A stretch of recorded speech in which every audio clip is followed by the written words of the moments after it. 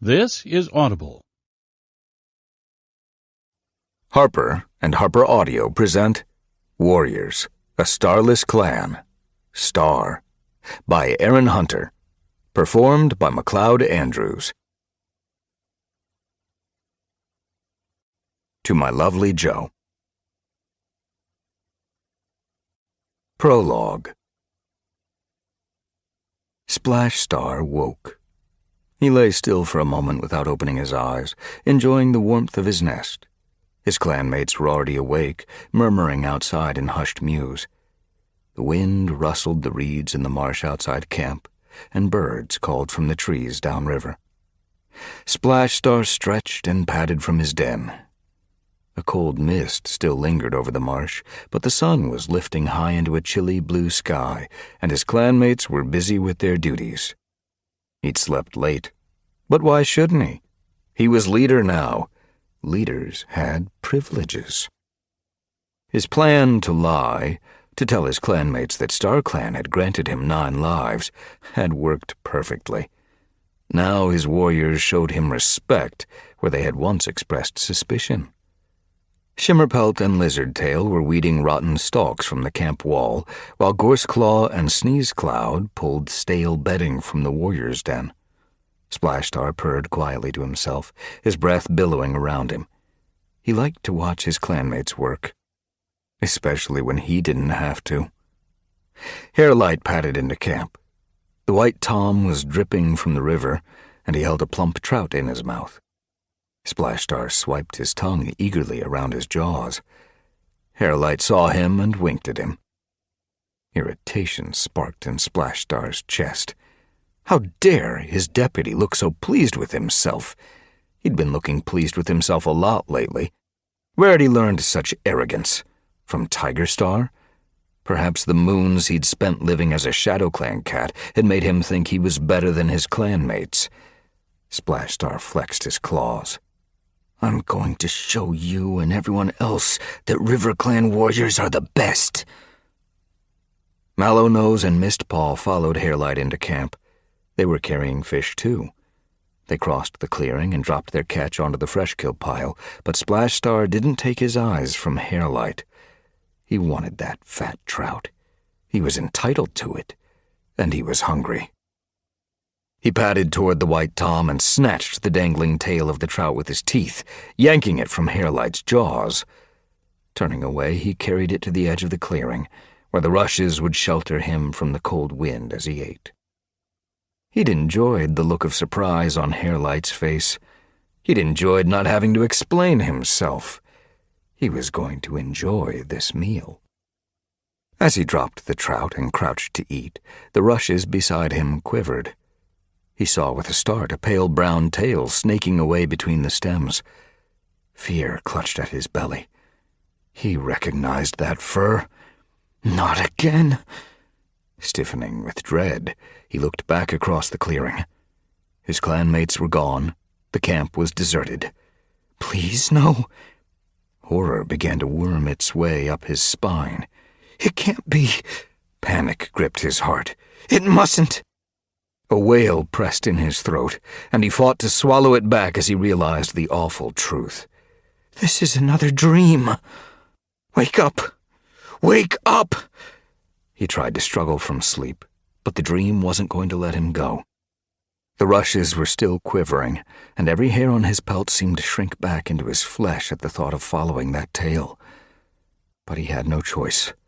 His paws drew him forward as though the tail had hooked them and was dragging him after it.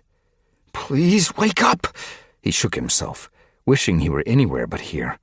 Pushing through the rushes, wading across the narrow channel of water, breaking out into a foggy clearing. She was waiting, the mist thinning to reveal her matted fur. Curl feather. Her pelt was torn and bloody, as though the dog Splashtail had set on her trail had only just finished ripping her apart. One of her ears was missing. Her cheek was gashed so deeply that when she turned her cold gaze on him, it looked as though her lip had opened into a mocking snarl that reached all the way to her eye. "Hello, Splashtail," Splash Star! He wasn't going to show her he was scared. Amusement shone in her eyes. Do you really think I'm going to call you that? It's my name! She cut him off. We both know I should be RiverClan's leader, if only you hadn't been so greedy and killed me. I did it for RiverClan. Her eyes narrowed to slits. Do you really believe that? Of course I do! Then why is RiverClan such a mess? It's not! Anger surged in Splash Star's chest. RiverClan is doing better than it has in moons!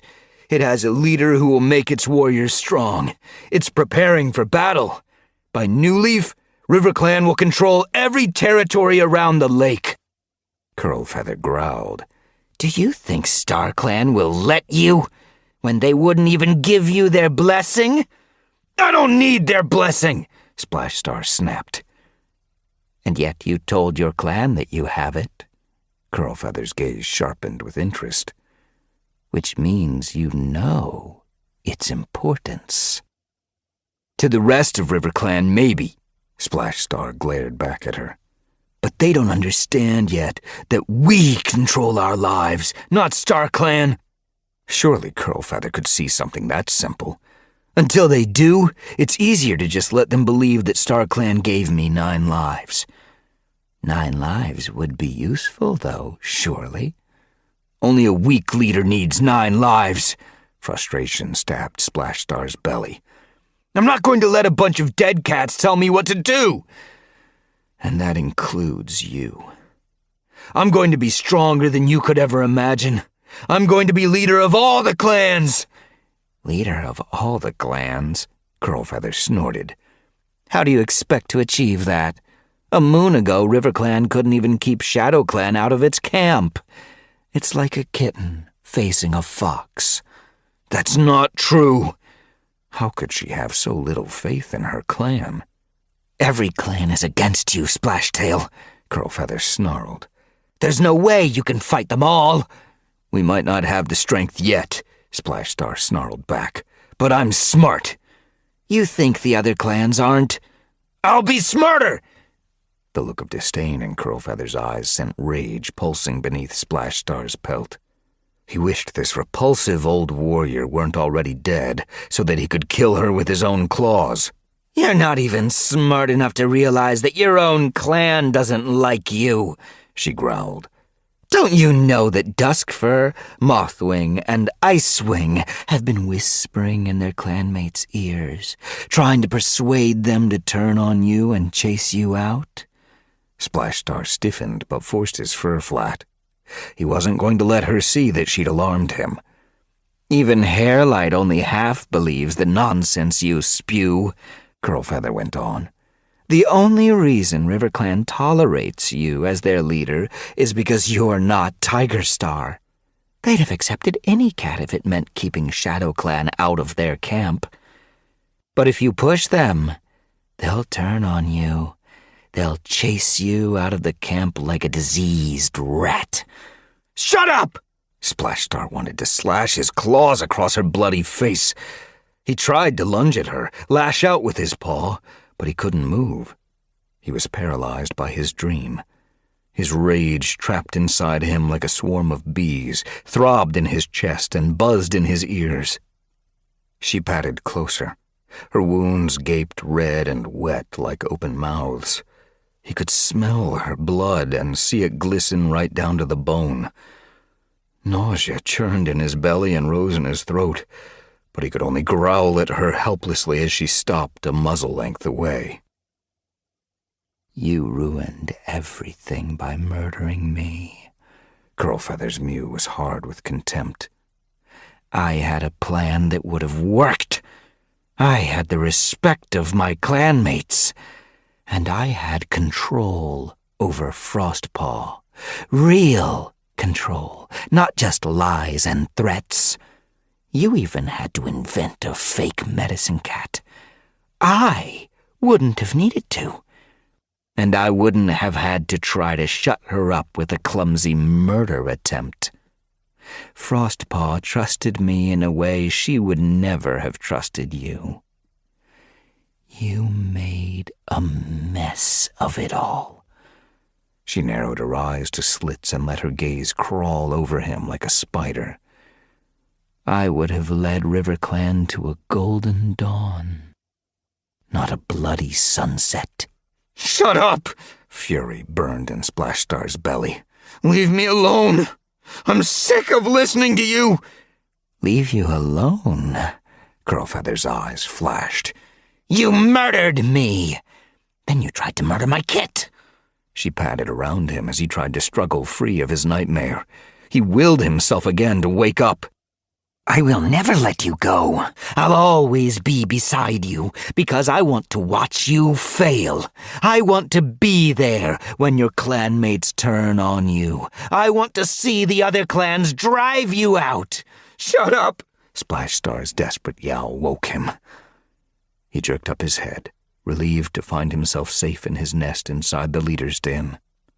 His pelt was clammy, and fear gripped his chest. But he was awake and free of Curlfeather. For now. He pushed himself to his paws, trying not to tremble. He knew she'd be back. She'd be waiting for him to sleep. He dreamed of her every night now.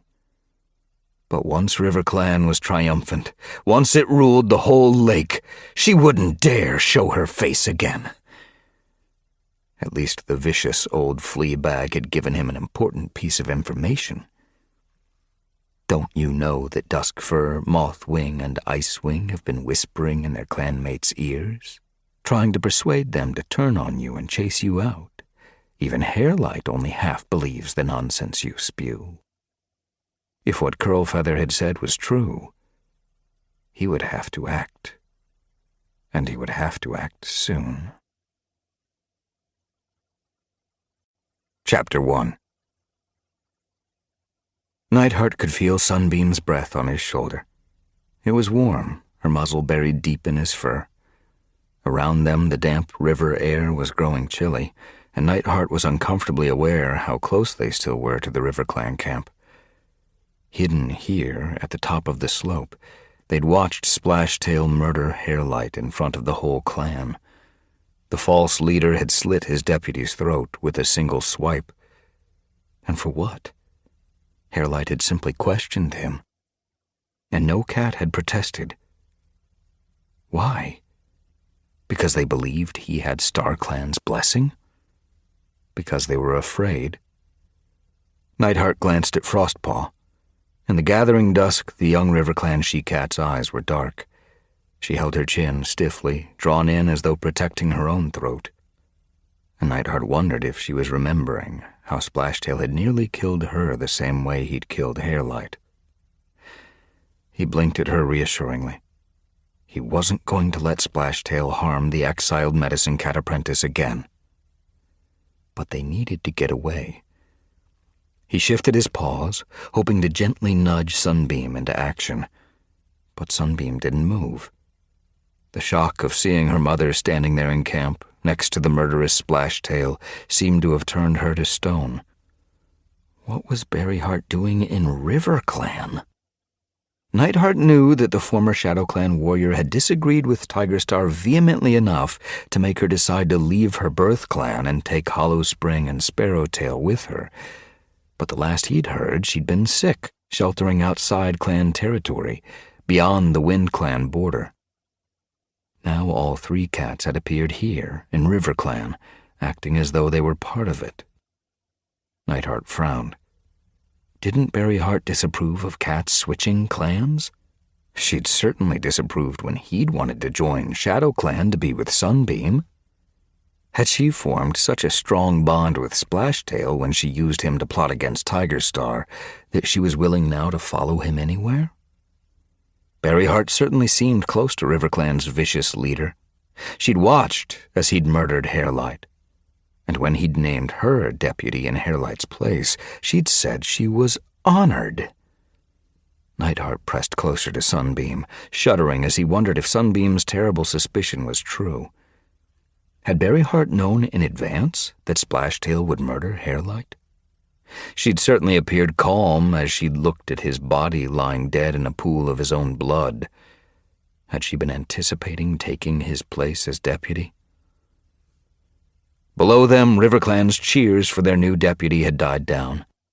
Didn't Splashtail notice how hollow they'd sounded? Didn't he care? Nightheart felt the chilly air reach deeper into his fur. Long shadows were swallowing the RiverClan camp. He could no longer make out the expressions on the faces of the RiverClan warriors. Now that the drama was over, he couldn't be sure what they were thinking.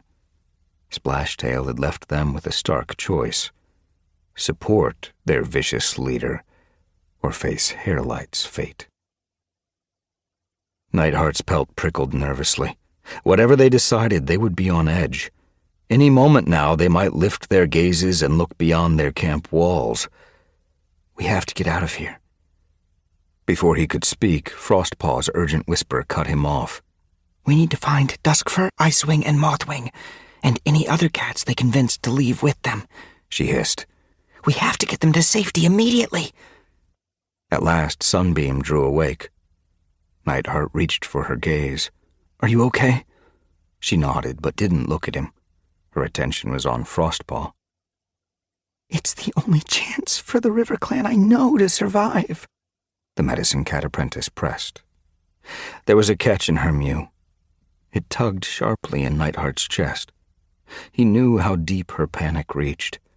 He'd once nearly lost his own clan to the imposter Ashfur. "Let's get away from here and make a plan," he mewed. Sunbeam nodded. "The sooner we leave this place, the better," she growled. Pain flashed in Frostpaw's gaze. "It wasn't always like this." "I know," Sunbeam's mew softened. "We're going to fix it." Nightheart wondered if it was possible to fix the mess Splashtail had made of RiverClan. But he kept the thought to himself. "Come on." He led the way back through the bushes and along the trail that had brought them here, down the slope to the stream, back to the lake. Their fur still smelled of the catmint Frostpaw had told them to roll in to disguise their scent, and now Nightheart shook out his pelt, relaxing a little as he saw ripples lapping the shore. The 3 tail lengths of land between the water and clan territory were neutral, but he didn't want to linger even here. Splashtail clearly thought himself above clan law. He looked at Frostpaw and Sunbeam as they stopped beside him. In the gathering gloom, Frostpaw's pale gray fur looked almost blue, while the patches of white on Sunbeam's pelt glowed as though already touched by moonlight. Their tails were twitching. They must be uneasy too. "Where should we look for Mothwing, Duskfur, and Icewing?" he asked them. "The horse place," Frostpaw mewed at once. She swung her muzzle toward the 2-leg meadows nestling between RiverClan's marshes and WindClan's moor. "Surely they'd have made for ShadowClan," Sunbeam argued. "The horse place would be safer," Frostpaw insisted. "It's outside the clans, and Smokey would take them in. He looked after me when—" She hesitated. "When I was hurt." She'd avoided mentioning who'd hurt her. Was the memory of Splashtail's attack still too raw? "Mothwing and Icewing have already lived in ShadowClan," Sunbeam reminded her. "It became their second home after Ashfur convinced Misty Star to exile them." "All the more reason not to want to drag ShadowClan into conflict with Splashtail," Frostpaw answered. Sunbeam lifted her chin. "Tiger Star's not scared of conflict." "Nor is Squirrel Star," Nightheart countered. "They might have headed for ThunderClan territory." But even as he said it, he felt unsure. Another idea was tugging at the back of his mind. He gazed distractedly around the lake. There could be a third place they were hiding. What about the 2-leg Greenleaf camp? The field at the edge of the lake between ShadowClan and RiverClan, where the 2-legs came whenever the weather was bright, was only a little way around the shore. He could see it from here, in the half-light, the grass dotted even now in early leaf bare with 2-leg pelt dens. The strange domes were lit up by tiny stars the 2-legs had brought with them, and 2-legs were moving in and out. His pelt prickled nervously. He could see their dogs and smell their hot, meaty scent drifting down to the lake. Sunbeam followed his gaze, her ears twitching. It's way too dangerous, Frostpaw agreed. They wouldn't risk it. Which makes it a perfect hiding place, Nightheart argued. Splashtail wouldn't think of searching there. Even if he did, what patrol would be able to detect their scent through all the two-legs' stench? If their own clanmates couldn't detect their scent, what makes you think you can? Sunbeam argued. Nightheart felt a tug of doubt. She made a good point. But the suspicion that the River Clan fugitives could be hiding among the two-legs was lodged stubbornly in his mind. He needed to check. I have to try. Why don't we split up? Frostpaw clearly didn't want to waste any more time in discussion. I'll try the horse place. Sunbeam can check the Shadow Clan border, and you can see if there's any sign of them in the two-leg camp. Good idea. Nightheart wanted to get moving too. Anxiety was gathering in his chest. Sunbeam looked worried. I don't like you going to the two-leg camp alone. I'll be careful, he promised. He meant it. He was keenly aware that sneaking among the two-legs and their dogs was dangerous. Nightheart is clever, Frostpaw reassured her. Didn't he used to sneak into Shadow Clan territory to see you? Yes, and he got in trouble for it, Sunbeam told her.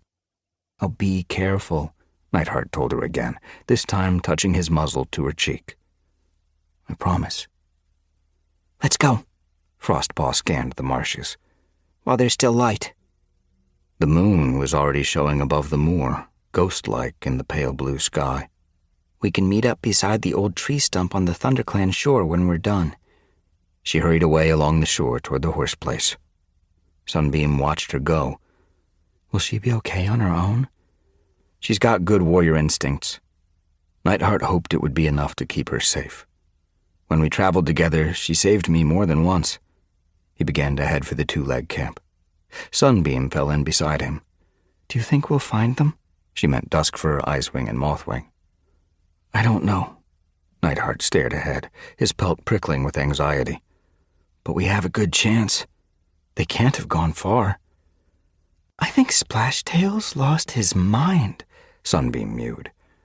Some cats are just evil. Nightheart remembered living under Ashfur. A bad leader could make the living world seem like the dark forest. He pushed the thought away. If he was going to help RiverClan, he couldn't let fear swamp him. The half-bridge jutted ahead of them, stretching like a paw over the water. Beyond it, the two-leg camp sprawled up the hillside, bounded by the forest. From here, the camp looked even bigger, and Nightheart had to force his tail not to tremble. On the shore, reeds had spread from the marsh and grew thickly around the edge of the lake. As he followed Sunbeam past them and they skirted the half-bridge, the mouth-watering smell of two-leg food filled the air. Nightheart opened his mouth and let the scents bathe his tongue. A purr rose in his throat. Do you remember scavenging at that two-leg place with the bright flashing monsters? Of course. Sunbeam's pelt brushed his. Do you remember how outraged Rootspring was at the thought of eating two-leg food? Nightheart purred louder. He still ate it. Of course he did. Sunbeam swiped her tongue around her jaws. It was delicious. Nightheart glanced at her. That's when I realized how brave you were. It took you that long? She nudged him, then glanced toward the two-leg camp. Are you sure you'll be okay? Yes.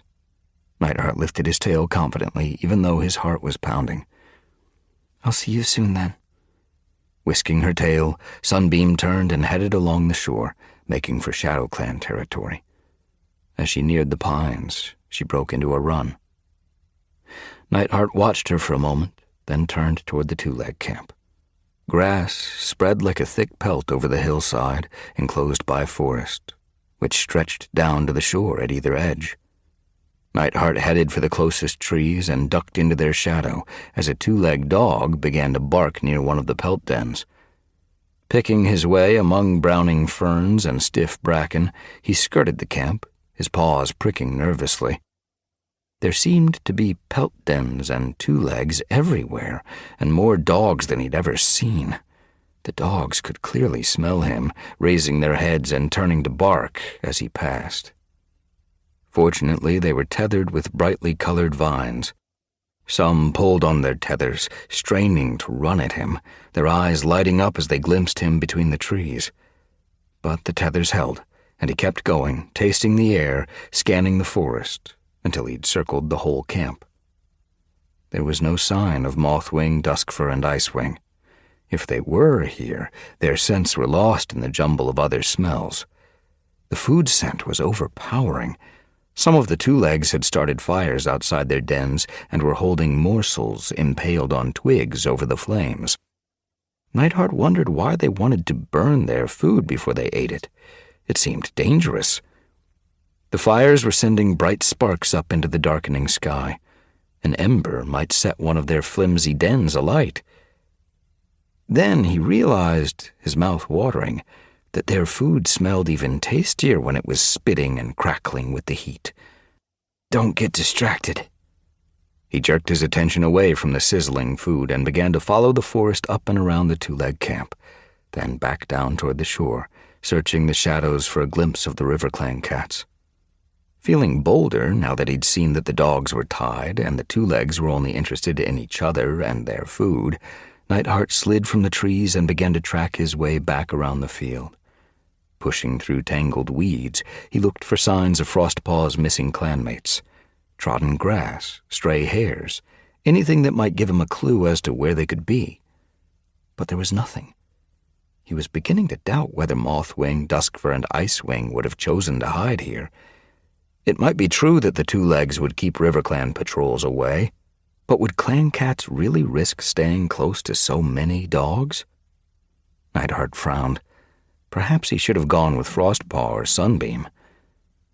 A yelp made Nightheart turn, his pelt spiking as he saw 3 two-leg kits racing toward him, less than a tree length away. They ran clumsily, stiff in their thick, colorful pelts. But their gazes were fixed on him, their eyes glittering with excitement as they charged across the grass. Nightheart fled into the forest, alarm sparking through his pelt, and plunged into the bracken. Hiding beneath the thick fronds, he crouched and watched the kits. Surely they wouldn't follow him into the darkness. He'd wait here until they returned to their kin. Then he'd sneak back into the two-leg camp. It would be dangerous now that the kits had picked up his scent, but he wasn't ready to leave yet. He still needed to check as far as the shoreline, just to be certain Mothwing, Duskfur, and Icewing weren't here. He forced himself to be still. His legs were trembling with unspent energy, and he pressed his paws hard against the earth to stop them. But the two-leg kits kept coming, charging among the trees, leaping roots, crashing through bracken, and yelping to each other as they spread out to encircle him. Fox-dung! He'd have to run. Nightheart turned and pounded over the earth, kicking out fallen leaves behind him as he pelted downhill and broke cover at the lakeside. Faster than a deer, he dived among the reeds and, pushing deeper, found himself wading into water. It gripped his legs with a chill that should have shocked him, but he barely felt it. His heart thumping and his thoughts racing as the two-leg kits crunched after him across the pebbles, shrieking like foxes. The reeds closed behind him, screening him from view, but he kept going, the lake washing his belly fur until at last the two-leg kits quieted. Slowing, doubling back and peeping out, he saw them standing confused on the shore. A moment later, a big two-leg hollered from the hillside, and they turned and headed back toward the camp. Nightheart's heart slowed. He could feel the icy chill of the water as it swirled against his flanks. He shivered but didn't move. He'd wait for the kits to push through the long grass back into the field before he ventured out to search the last stretch of their camp. The moon was rising. Bats flitted overhead, swooping back and forth across the indigo sky. Would Frostpaw and Sunbeam be waiting for him? Beyond the half-bridge, a moorhen shot from the reeds and scurried across the shore. As Nightheart watched it disappear into the forest, a familiar scent touched his nose. His heart quickened again. He could smell RiverClan. Was it Mothwing, Duskfur, and Icewing? He hesitated, stiffening. What if Splashtail had sent a search patrol? He was cold and wet and tired from running. He'd be no match for a mob of hostile warriors. Warily, Nightheart began to wade through the reeds, following the scent, every muscle tight, ready to fight if he ran into Splashtail's cats, knowing he'd be shredded if he did. The scent grew stronger, but he couldn't glimpse any pelts. He pricked his ears but heard only the barks and yelps of the two legs in the field. Paws aching from the icy water, he waded out of the shallows and nosed his way from the reed bed. The half-bridge jutted darkly into the water. RiverClan's scent hung like a threat in the damp night air, but there was no sign of movement. Nervously, Nightheart began to creep toward the half-bridge. As he neared it, the chatter of two legs made him turn. He tensed. A small group was heading for the shore. They had dogs with them. The dogs pulled ahead, stretching their tethers as far as they could, straining for freedom. One seemed to catch Nightheart's scent, jerking its muzzle toward him. Its eyes flashed with excitement. With a howl, it tugged harder at its tether. The other dogs began to yelp and leap as they spotted him, but Nightheart held his ground. The dogs were tethered. He wasn't. As their dogs fought to twist free, the two legs held on calmly, unfazed by the noise. Chattering to one another, they let their frenzied dogs tug them across the shore. Nightheart swallowed as the lead dog glared at him. They were getting close, but Nightheart didn't move. What if the tether breaks? The thought jabbed his belly like a thorn, but he dug his paws harder into the earth. He wasn't leaving. Mothwing, Duskfur, and Icewing might be here. He'd slash the dogs' muzzles if he had to, but he was staying until he'd checked out the RiverClan scent. The dogs pulled nearer. Their eyes glittered as though they could already taste his blood. Nightheart arched his back, his pelt bristling as their meaty breath reached him. In a few more steps, he'd feel it hot on his face. He braced himself, unsheathing his claws, ready to lunge. But then the lead dog froze. It looked away. Something else had caught its interest. It turned its head toward the half-bridge. For a moment, there was silence as the other dogs turned too. Then, as though burrs had been jabbed into their fur, they began to howl and yelp and pull their two legs excitedly toward the half-bridge. The two legs stumbled after them, looking at each other in surprise, alarmed at last by their dog's unruly behavior. The lead dog reached the half-bridge and ducked underneath, nearly jerking its two leg off its hind paws. As the other two legs struggled to hang on, the dog pack crowded in after it, their barks echoing into the shadows beneath the bridge. Nightheart's breath caught. Mothwing, Duskfur, and Icewing must be hiding there. He'd missed their scent earlier because of the two-leg food. He began to run forward. He had to distract the dogs. He raced for the half-bridge, his tail bushing as the two legs lurched suddenly backward. Nightheart's breath quickened. At last, the two legs had finally found the strength to pull their dogs away. Nightheart swerved and ducked beneath the bridge as, whimpering with frustration, the dogs writhed and fought against their tethers. But the two legs were determined now and, yelping sharply, hauled them toward the field. Catching his breath, Nightheart stood trembling in the shadows and watched the two legs drag their dogs back to camp. "Who's there?" A taut mew echoed from the shadows at the far end of the half-bridge. "Duskfur?" Nightheart jerked around, recognizing the mew. "It's me, Nightheart, from ThunderClan. Are you okay? Are Icewing and Mothwing with you?" "Yes." Duskfur's mew was trembling. "Have the dogs left?" "Yes, they're in their camp." Straining to see through the darkness, Nightheart could make out 3 pairs of gleaming eyes. As his own adjusted to the gloom, he could see the bedraggled shapes of the missing RiverClan cats. He padded toward them. They were shivering, huddled against the wall of mud where the half-bridge reached the shore. "Did the dogs hurt you?" "They couldn't reach us." Duskfur's pelt was still spiked. Nightheart smelled blood. "But someone's hurt." "Mothwing," Icewing told him. Nightheart could see the fur on the medicine cat's shoulder, matted with blood, the flesh torn beneath. He recognized a claw wound. Who did this? Had they already run into one of Splashtail's patrols? Mothwing glanced at Duskfur, as though asking her not to tell, but Icewing spoke. "It was Gorseclaw." Her mew was hard with anger. Your clanmate? Nightheart stiffened. If she'd said Splashtail, Nightheart wouldn't have been surprised, but Gorseclaw? RiverClan was a mess, but he didn't think they'd actually hurt one another. It wasn't his fault. Mothwing's mew was weak. We were battle training. But you're a medicine cat. Nightheart stared at her. You shouldn't have been battle training. It was a punishment, Icewing mewed coldly. For questioning Splashtail, Duskfur told him. It's just a scratch, Mothwing mewed. It's really not that bad. It's deep, and it's infected, Duskfur growled. Nightheart struggled to understand. What did punishment have to do with battle training? Did Splashtail order Gorseclaw to hurt you? He forced the warriors to practice their lunges, Duskfur explained.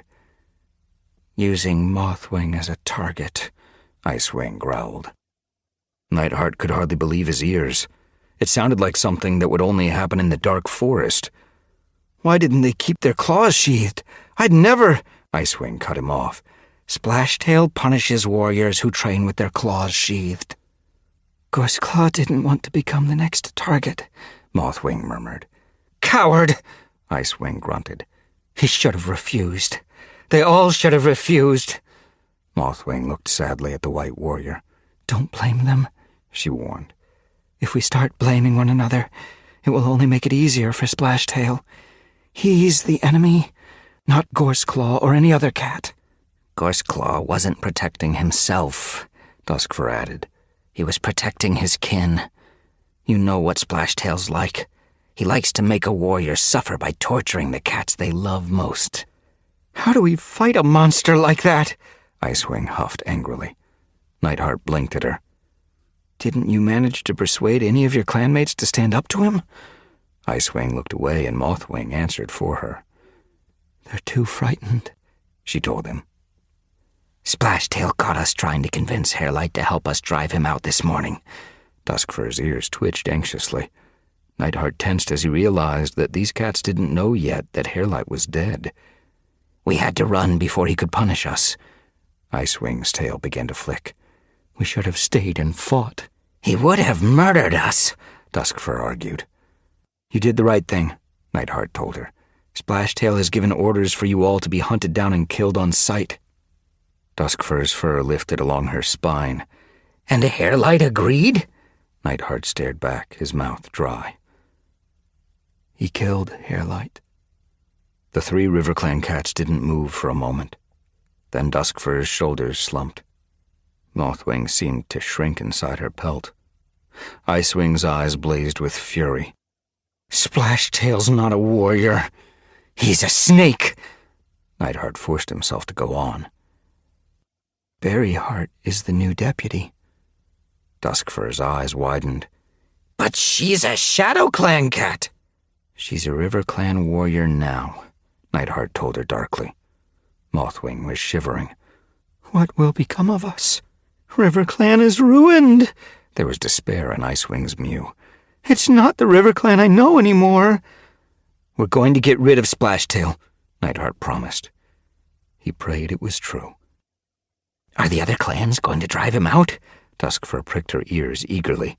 Has it been decided? They mustn't. Mothwing looked alarmed. Splashtail has his claws dug too deeply into RiverClan. If the other clans try to tear them free, it will only bring more suffering. Nothing's been decided yet, Nightheart told her. The hope in Duskfur's eyes faded. Of course it hasn't. Her mew was bitter. The clans have done nothing about Splashtail so far. Why would they step in now? They'll have to, surely, Nightheart reasoned. Splashtail killed his deputy. He's given orders to kill you. Duskfur stared at him bleakly. Haven't you learned yet that for all their talk of honor and courage, all the clans do now is talk? Icewing got to her paws. I'm not going to let Hairlight's death be for nothing, she mewed, suddenly brisk. But we can deal with that later. For now, we need to get Mothwing to a medicine cat.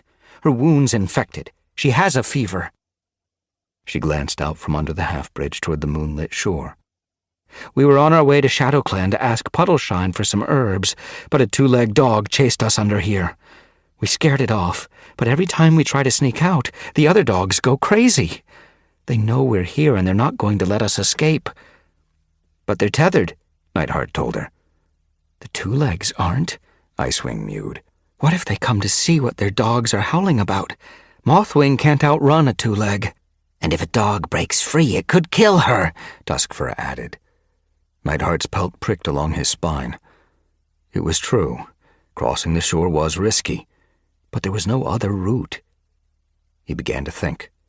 They could wait until the two legs had disappeared into their pelt dens to sleep. But what if their dogs stayed outside? And could he guarantee they would all sleep through the night? He could feel the heat of Mothwing's fever from here. They mustn't waste any more time. The sick RiverClan medicine cat needed to be somewhere safer and warmer than this. There was only one option. He'd have to go back into the two-leg camp. Ignoring the fear tugging in his belly, Nightheart lifted his chin. "I'll distract them," he mewed. "I managed to distract them earlier and I wasn't even trying." He tried to sound casual, but he knew now just how dangerous the two-leg camp could be. Mothwing frowned. "It's too risky. I've scouted the whole field. I know it well enough to avoid getting cornered." Nightheart swallowed. Could he really remember every pelt den and every gap in the two-leg camp? He hoped so. He was faster than a two-leg, but if a dog escaped its tether, he'd become prey. Icewing nodded. "Okay," she mewed. "Let's try it." The two RiverClan cats helped Mothwing to her paws. Mothwing winced, and Nightheart slid out from the half-bridge ahead of them. As moonlight washed his pelt, he looked around the lake, scanning ThunderClan's stretch of shore. He could see the tree stump Frostpaw had mentioned, but there was no sign of the RiverClan medicine cat apprentice or Sunbeam. "We're ready." Icewing and Duskfur steered Mothwing out of the shadows, supporting her between their shoulders. Nightheart looked toward the two-leg camp.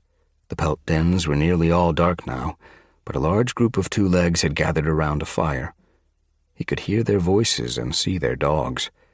They looked sleepy, settled in for the night. Perhaps he wouldn't have to distract them after all. Suddenly, a big gray dog glanced toward the half-bridge. Its eyes flashed in the darkness as it got to its paws and began to watch the shoreline as though searching for prey. Nightheart's paws pricked. He lifted his chin. "I can do this. Wait here until you're certain I've got their attention," he told the RiverClan cats. "Then head down the shore." He nodded toward the forest some distance away, where a creek glittered in the moonlight as it cut across the shore and emptied into the lake. "When you reach that stream, head into the trees and follow it until it reaches the ShadowClan border. I'll catch up with you as soon as I can." Icewing eyed him nervously. "You'll be careful, won't you?" "Yes."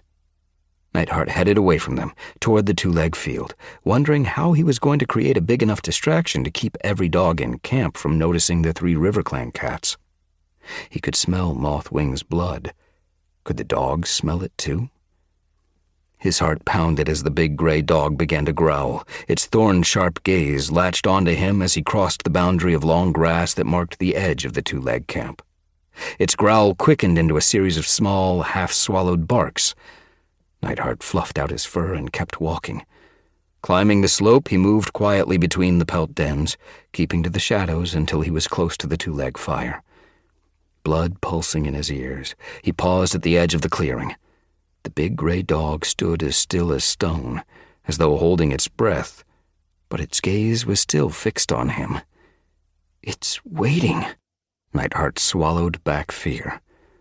"It wants to see what I do next." Bracing himself, Nightheart crossed from shadow into firelight.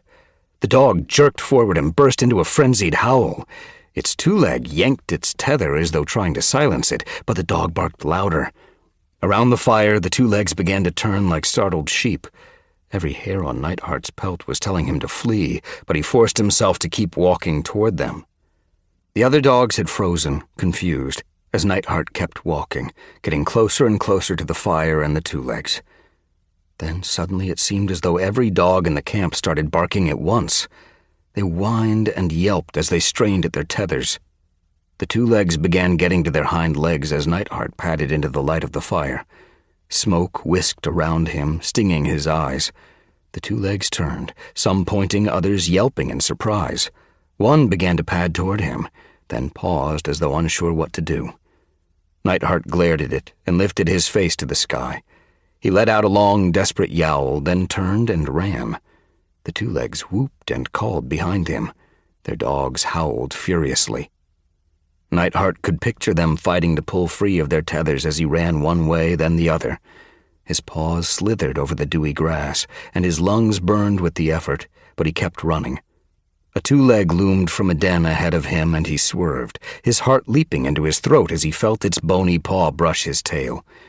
He pushed harder, seeing only just in time a long, thin vine stretching from a den to the ground.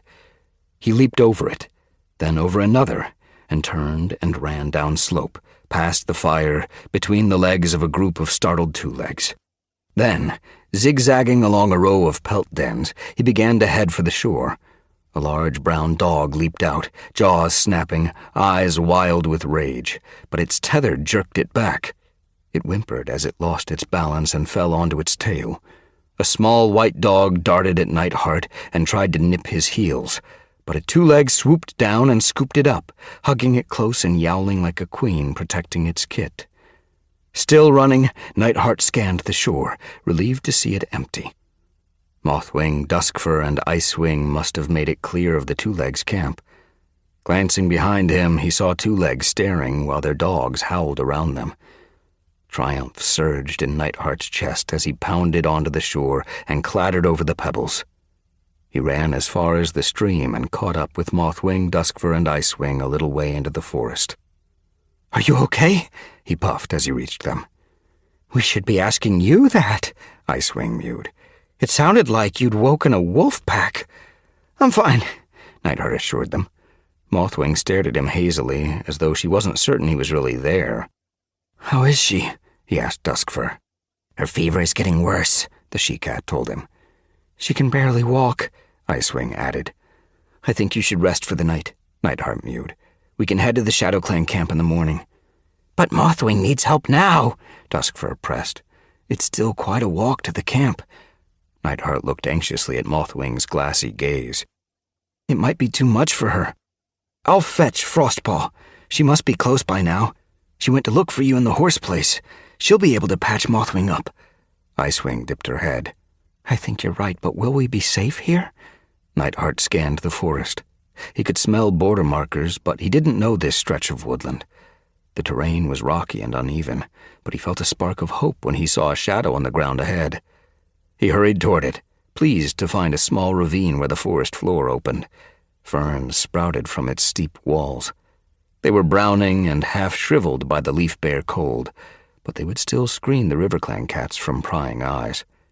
The sides were sheer, easy enough for even an injured cat to scramble down, but too narrow for a two-leg or a dog to reach. Even if their trail was followed, they'd be safe down there. He called to Duskfur. "This way!" She darted over to him and looked down into the ravine, then nodded. "Fetch Frostpaw. I'll help Icewing make a nest down there for Mothwing." Relief washed Nightheart's pelt as he hurried away, heading for the tree stump where Frostpaw and Sunbeam must be waiting by now. He couldn't wait to tell Frostpaw that he'd found her missing clanmates. Suddenly there seemed hope for RiverClan. He was sure of it. There were cats free from Splashtail's grasp. They could lead a rebellion against the false leader. But only if they could persuade the other clans to act. Chapter 2. Sunbeam woke, at first only aware of the damp chill reaching deep into her bones. She opened her eyes and saw gentle dawn light giving color to the browning ferns, which screened the narrow gully where she and Nightheart and the RiverClan cats had spent the night. Though it was morning, cold night air still lingered around their makeshift nests. She could hear Frostpaw. "I'll be able to find Marigold." "How?" Mothwing's mew was husky but gentle, filled with warmth for her former apprentice. "It's Leaf Bear. The only marigold in the forest will be dried and stored in a medicine cat's den. I'll find something else then, Frostpaw countered. Oak leaf or goldenrod. Or I can take you to Puddleshine now. We must wait for the others to wake up, Mothwing told her. They should be awake already, Frostpaw mewed loudly. She was leaning over Mothwing, just as she had been when Sunbeam had closed her eyes the night before. Had the medicine cat apprentice slept at all? Sunbeam sat up. They had raced here last night as soon as Nightheart had found them and told them that Mothwing was injured. Frostpaw had immediately wanted to scour the forest for herbs, but Nightheart had reminded her that they were on the border between ShadowClan and SkyClan, and that Splashtail might already have sent out patrols to search for the missing RiverClan cats. It wasn't safe to wander the woods in the dark. Was it any safer now? Mothwing's right, she told Frostpaw quietly. We can leave once they're awake. She wondered whether to poke Nightheart, who was still snoring gently beside her, and rouse Duskfur and Icewing, who were curled tight in their nests. But yesterday had been hard on them all, and ShadowClan was probably still sleeping too. Then I'll go look for herbs by myself, Frostpaw mewed impatiently. We're on another clan's territory, Sunbeam reminded her. I'm a medicine cat, Frostpaw snapped. I'm supposed to be able to move around without getting attacked. Sunbeam understood her anger. The apprentice medicine cat had been in hiding for moons, and now she had watched Hairlight die and heard Splashtail order her clanmates to kill Duskfur, Icewing, and Mothwing. Her distress must run deep. Wincing, Mothwing pushed herself up into a sitting position. The long wound on her shoulder was glistening with infection. These are strange times, she breathed softly, her gentle gaze on Frostpaw's face. But it won't always be this way. You don't know that. Frostpaw turned on her. You need herbs now. You're getting sicker. What if you die? The gray she-cat stopped. Her eyes glistened with fear. I've only just found you. I mustn't lose you. I'm tougher than you think. Mothwing forced out a husky purr and touched her nose to Frostpaw's cheek. Nightheart moved beside Sunbeam, stretching out his forepaws until he shivered. Sunbeam felt relieved. You're awake. Perhaps he could reassure Frostpaw. Icewing and Duskfur were waking too. Duskfur lifted her graying tabby head. How's Mothwing? Icewing got to her paws and shook out her damp white fur. Is her fever better? She turned toward the RiverClan medicine cat's nest. It's worse, Frostpaw told her urgently. We need to find some herbs. Nightheart sat up, blinking away sleep. Puddleshine will have everything she needs. Mothwing's eyes rounded anxiously. Are we still going to the ShadowClan camp? Of course, Nightheart told her. You said you were heading there yesterday. Tigerstar will want to hear our news. I'm not sure anymore if it's wise, Mothwing mewed. Sunbeam tipped her head to one side. What did Mothwing mean? But Tigerstar will want to help. I'm not sure we should burden him anymore, Mothwing mewed. There's enough tension between ShadowClan and RiverClan already. Some cat has to do something about Splashtail, Frostpaw growled. Eventually, yes, Mothwing agreed. But any action must be carefully planned. If Splashtail finds out that Tigerstar is sheltering us before the other clans have been warned, it could be dangerous for his clanmates. Sunbeam felt a prick of indignation. Tigerstar won't let Splashtail bully him. I'm sure he won't, Mothwing mewed. But is it fair to put him in that position? Nightheart looked thoughtful. ShadowClan is a little too close to RiverClan, he conceded. We don't want to trigger a war. But Tigerstar might be able to come up with a peaceful solution, Sunbeam argued. Frostpaw's pelt twitched angrily. Peace? With Splashtail? Tigerstar hasn't been much of a peacemaker in the past, Duskfur pointed out. And we can't risk a battle before we're ready, Mothwing chimed. We should go to Tigerstar now. Frostpaw sounded determined. I trust him. He believed in me when no other cat would. She shot a resentful look at Icewing. Icewing's fur ruffled. We believed you. Not until it was too late, Frostpaw grunted. What else could we do? Duskfur looked apologetic. You broke into the middle of a gathering and accused Splashtail of killing his clanmates. Taking a side could have caused a fight. Look where avoiding fighting has led, Frostpaw mewed. Icewing blinked at her. Our clan was a mess, she mewed. All we wanted was a leader who could straighten things out. We wanted what was best for River Clan, Duskfur added. What was best was to get rid of Splashtail, Frostpaw snapped. Icewing's eyes sparked with irritation. We've been trying very hard to convince our clanmates to get rid of him. Why do you think he wants us dead? You make it sound like we've been sitting on our tails doing nothing. Sunbeam took a step forward. Her heart ached to see them argue. You've all been really brave. You have, Nightheart agreed. Let's tell Tigerstar what's happened and let him decide for himself. And if he turns us away? Mothwing argued. He won't, Icewing mewed. We lived with ShadowClan for moons. Hairlight, too. We were like real clanmates for a while. Tigerstar will not let Hairlight's death go unanswered. Sunbeam felt a flash of unease. Tigerstar was a wise and strong leader. She trusted him to protect these cats from Splashtail, but Icewing had made an important point. Tigerstar wouldn't let Hairlight's death pass, and that might make things worse. What they needed now was a leader with a cool head. Perhaps Mothwing's right, she ventured.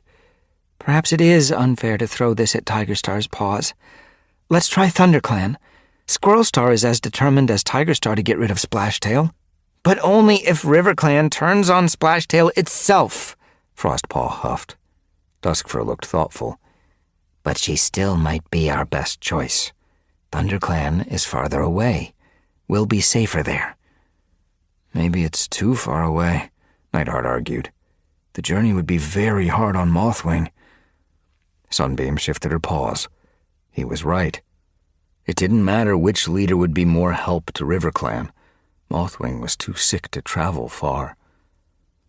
Okay, she mewed. Let's try ShadowClan. Even the ShadowClan camp is still quite a way for an injured cat, Icewing cautioned. Mothwing shouldn't make a wasted journey. Let's send someone to see if Tigerstar will take us in. Good idea, Duskfur agreed. I'll go. I know ShadowClan better. Icewing got to her paws. I'll do it. Sunbeam realized that Nightheart was looking at her. Wouldn't it be best to send a former ShadowClan cat? He mewed. What? She mewed mischievously. Like you? I failed the trials, remember? He blinked at her fondly. I was thinking of someone who grew up there. He grew serious once more. I think Icewing, Mothwing, and Duskfur should stay together. I agree. Sunbeam got to her paws. They'll be safer here. Please be careful. Mothwing blinked at her anxiously. Splashtail might have sent out search patrols. Sunbeam knows this territory like she knows her own pelt, Nightheart reassured her. I'll stay out of sight, Sunbeam promised. She leaped up the side of the gully, pushed through the shriveled ferns, and landed lightly on the forest floor. Dew and moss scents bathed her tongue, but there was no sign of patrols. As she began to head along an old, familiar trail, a jab of anxiety pricked her belly. When she'd left ShadowClan, Yarrowleaf and Whirlpelt had called her a clan swapper. It was a name they used to make it sound as if switching clans was petty and selfish, and something only a foxheart would do. Her pelt twitched uneasily. Would they still be angry with her? She pushed the thought away as the trail cut through a wall of bracken. It would take her onto the main route to the camp. As she ducked beneath the musky-smelling fronds, she heard paw steps behind her. Turning, she was surprised to see Frostpaw hurrying along the path. Has something happened? She asked anxiously. Mothwing is weaker than she lets on, Frostpaw panted. I wanted to tell you to please hurry. Come straight back. I don't know how long she'll be able to fight the infection without herbs. If Tigerstar doesn't want us, we need to go someplace else, and we need to go fast. Okay. Sunbeam's heart began to pound. If Frostpaw was this worried, she needed to be quick.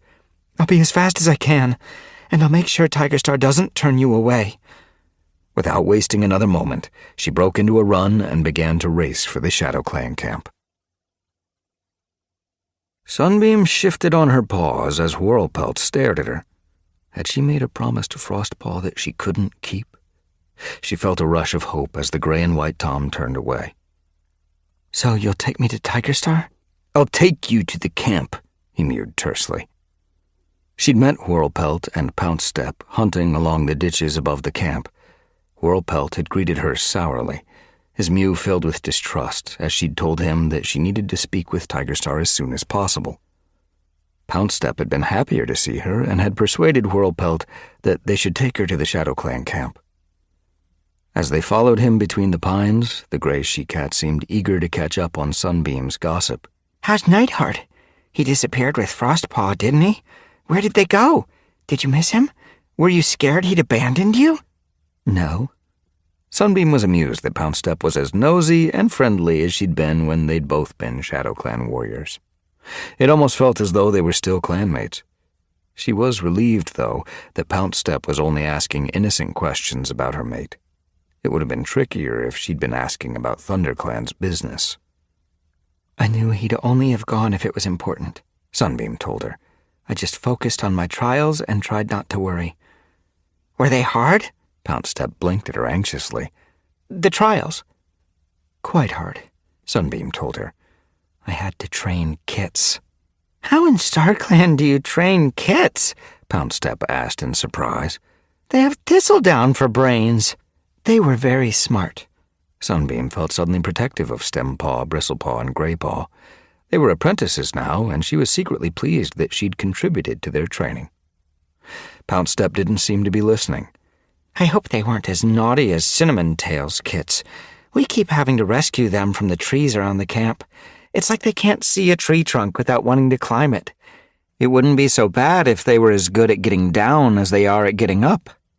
Last moon, Steam Kit climbed so near the top, Spireclaw had to— Whirlpelt interrupted. Maybe cut the gossip before we get to camp, he grunted. You don't want Cloverfoot to hear you telling a ThunderClan cat all of Shadow Clan's secrets, do you?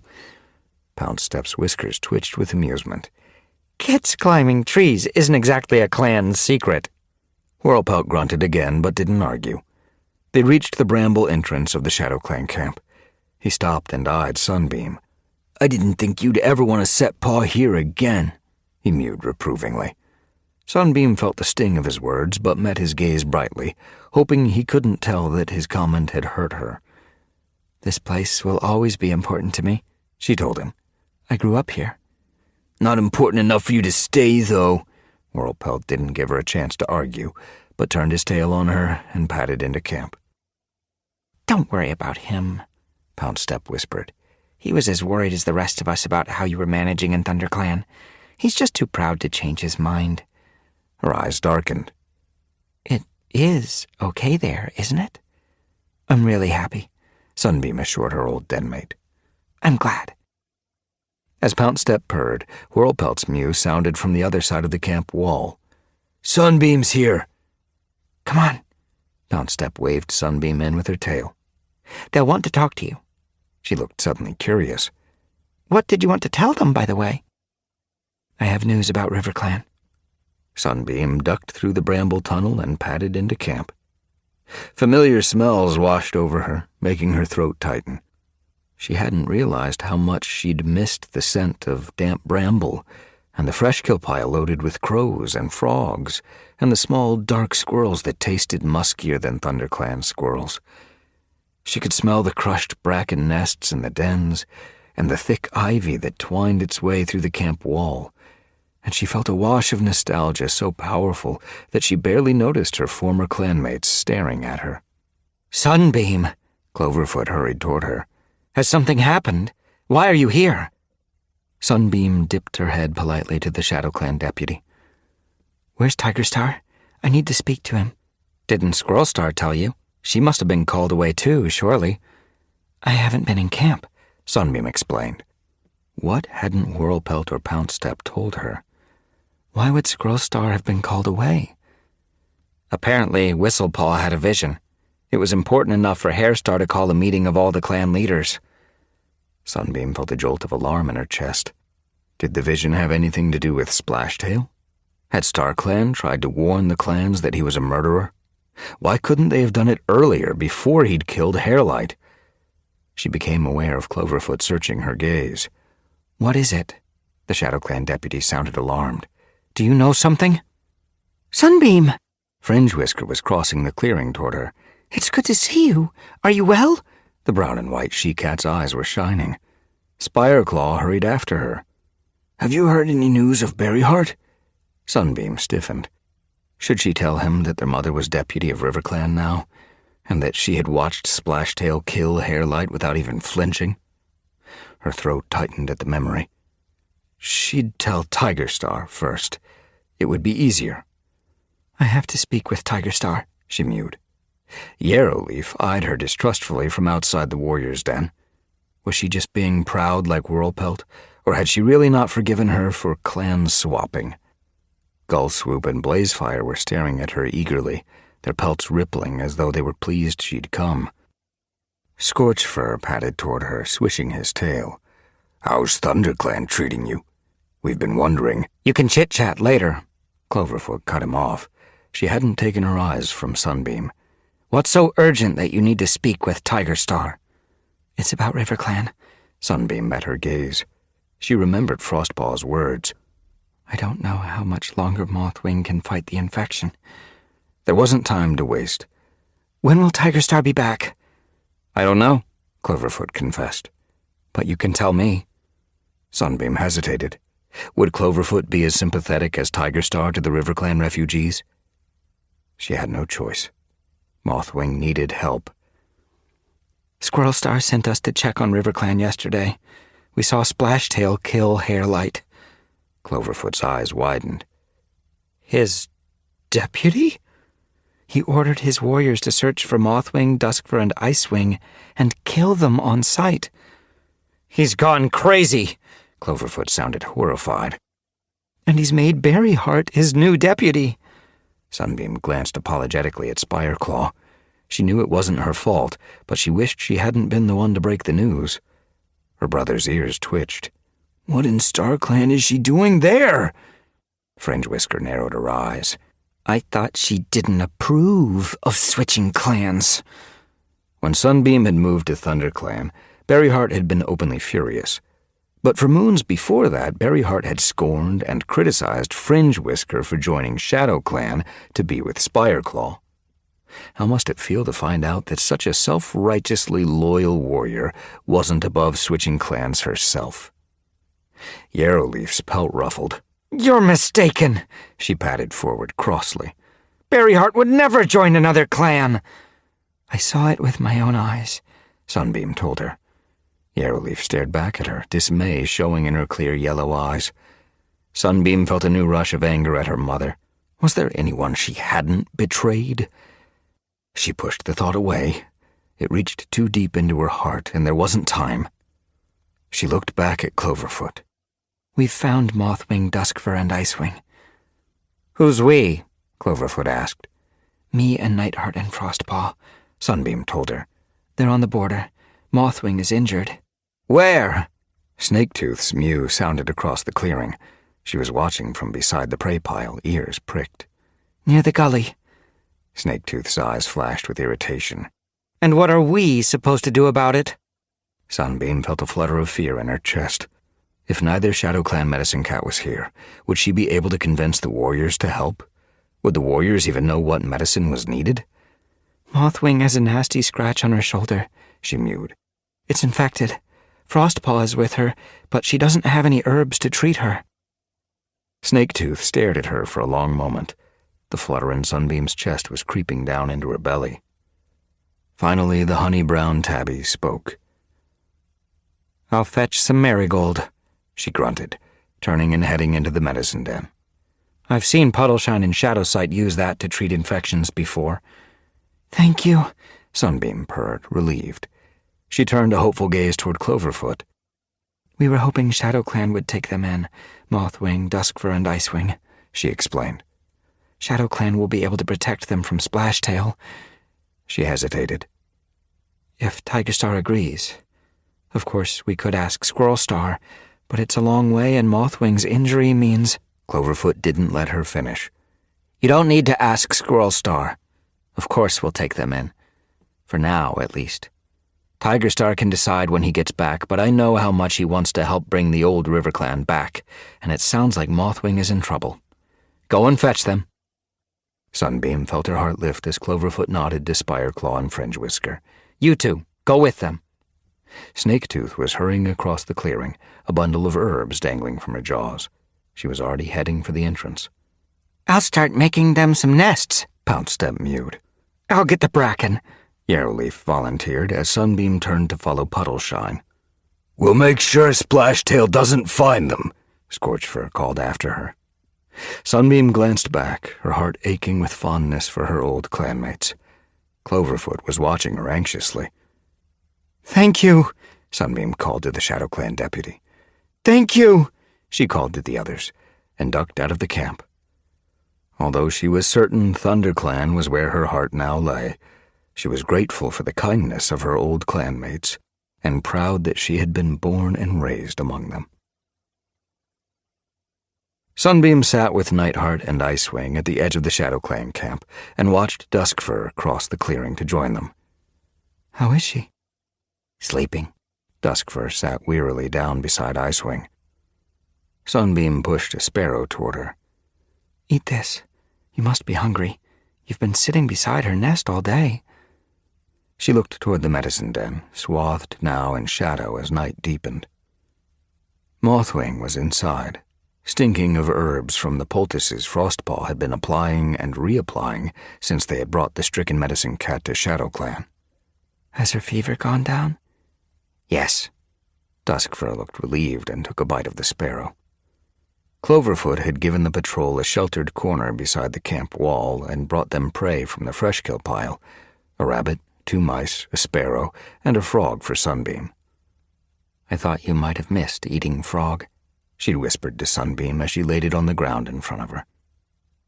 There were nests in the long grass behind them, which Pouncestep and Scorchfur had woven with the help of Flowerstem and Gullswoop. Sunbeam had tried to tell the Shadow Clan deputy that they wouldn't need nests, and that she and Nightheart ought to head back to ThunderClan right away. But Cloverfoot had insisted they stay until Tigerstar came back. He would want to hear for himself what they'd seen. Sunbeam hadn't argued. She knew their clanmates back in ThunderClan would be worried when they did not return, but she wasn't ready to leave Frostpaw yet, and she guessed Nightheart wasn't either. The young medicine cat apprentice had been through so much. It seemed cruel to leave her alone to tell Tigerstar the horrors she'd witnessed at the River Clan camp, and she'd had no rest. She was watching over her former mentor like a queen watching over her kit. "Frostpaw must be hungry." Sunbeam gazed at the medicine den. "She promised she'd join us to eat," Duskfur told her. Nightheart looked up. Should I fetch her? He'd already finished his share of the rabbit and was washing. As he spoke, a small shape showed at the entrance of the medicine den. Frostpaw slid out and padded toward them, looking anxiously over her shoulder. "We saved you the mouse." Sunbeam nudged it toward her. "Don't say you're not hungry," Duskfur warned. "You haven't eaten all day." "If Mothwing's fever is going down," Icewing commented, "she won't need so much care. Rest will be enough for her." "She shouldn't be on her own." Frostpaw sat down and began to pluck irritably at the mouse with her teeth. Sunbeam felt a pang of pity for Frostpaw. "She isn't," she mewed gently. "We're all here." "And she'll be better in no time now that she's had some marigold," Duskfur added. Frostpaw grunted. "Then what? She has nowhere to go. None of us do. We're clanless." "No, we're not," Icewing mewed sternly. "River Clan is in trouble right now, but we're going to find a way to save it." Duskfur looked wistful. "I don't understand how it could have changed so much. Misty Star must be horrified to see what's happened." Her eyes glistened with grief. "Whoever thought River Clan cats would turn on one another?" She seemed suddenly helpless. "How could a River Clan warrior be so greedy for power and so ruthless?" Frostpaw eyed her sharply. "Do you mean Curlfeather?" "Of course she doesn't." Icewing gave her a warning glance. "Curlfeather was her daughter." "I meant Splashtail," Duskfur explained quickly. But Curlfeather was part of it. There was bitterness in Frostpaw's mew. Was she angry at Curlfeather for helping Splashtail become leader of RiverClan, or at Duskfur because she didn't seem able to admit her daughter's responsibility for everything that had happened? Sunbeam swallowed back sadness. It must be hard for both Frostpaw and Duskfur. But she knew more keenly how much it hurt to have a treacherous mother, to be a traitor's kit, to love someone who'd behaved so badly. Frostpaw pushed the mouse away and looked pointedly at Duskfur's sparrow. I don't know how you can eat when your clanmates are suffering. Icewing's tail flicked. I know you're upset, Frostpaw. We all are. But there's no need to be rude to your elder. Duskfur is perfectly entitled to eat. She needs to eat, and you do too. Sunbeam saw hurt gleam in Frostpaw's deep blue eyes. Couldn't Icewing be gentler? She shouldn't have brought up Curlfeather, Frostpaw muttered. She didn't, Icewing snapped. Duskfur's eyes rounded in alarm. Can't we get along? We're all on the same side. Then stop going on about RiverClan having changed, Frostpaw growled. I tried to stop it. I tried to warn you, and you did nothing. We didn't do nothing, Icewing hissed. We've been risking our lives trying to persuade our clanmates to get rid of Splashtail. You wouldn't have had to if you'd believed me in the first place, Frostpaw hissed back. Why couldn't you have just accepted what I said and chased Splashtail out instead of making him leader? If you had done that, Hairlight wouldn't be dead now. Her mew seemed to catch in her throat, and she got to her paws and patted away. Sunbeam's pelt prickled with distress. She hated seeing Frostpaw suffer. Nightheart scrambled to his paws. Wait. Icewing stood up and waved him away with her tail. She was watching Frostpaw cross the moonlit clearing. I'll talk to her. Sunbeam eyed the White Warrior in alarm.